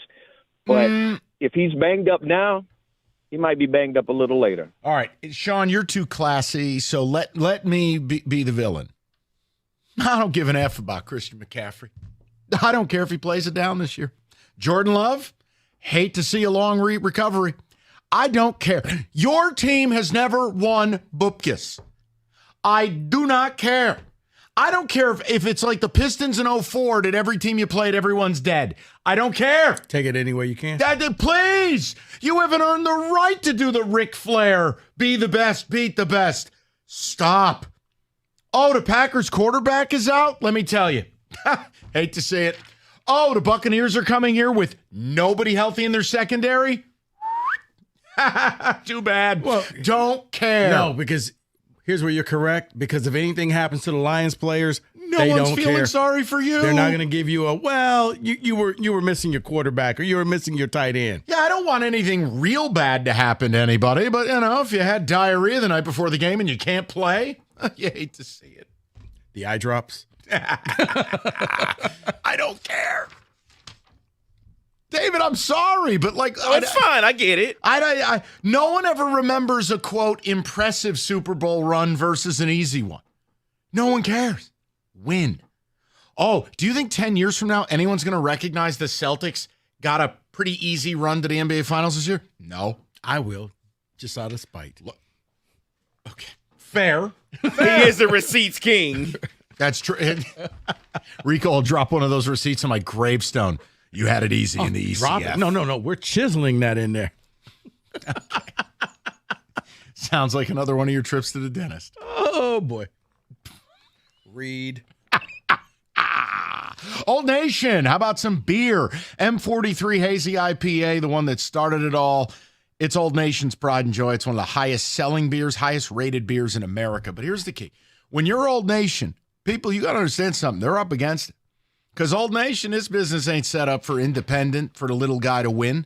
They defy the odds. Support local, support independent. You don't need to go with somebody who pretends they're independent, but they're owned by, Chinese companies. Go get with Old Nation to make the best damn beer in the game, and they're right in Williamston. Right now, they have something very interesting. Whether you're an IPA guy or not, they got the Pina Colada M43. They got the Raspberry Creamsicle. Just some limited release stuff for you that's very exciting for football season. Respectfully brewed in Williamston with the highest quality ingredients. Support local, support independent. 21 and up. It's Old Nation Brewing Company.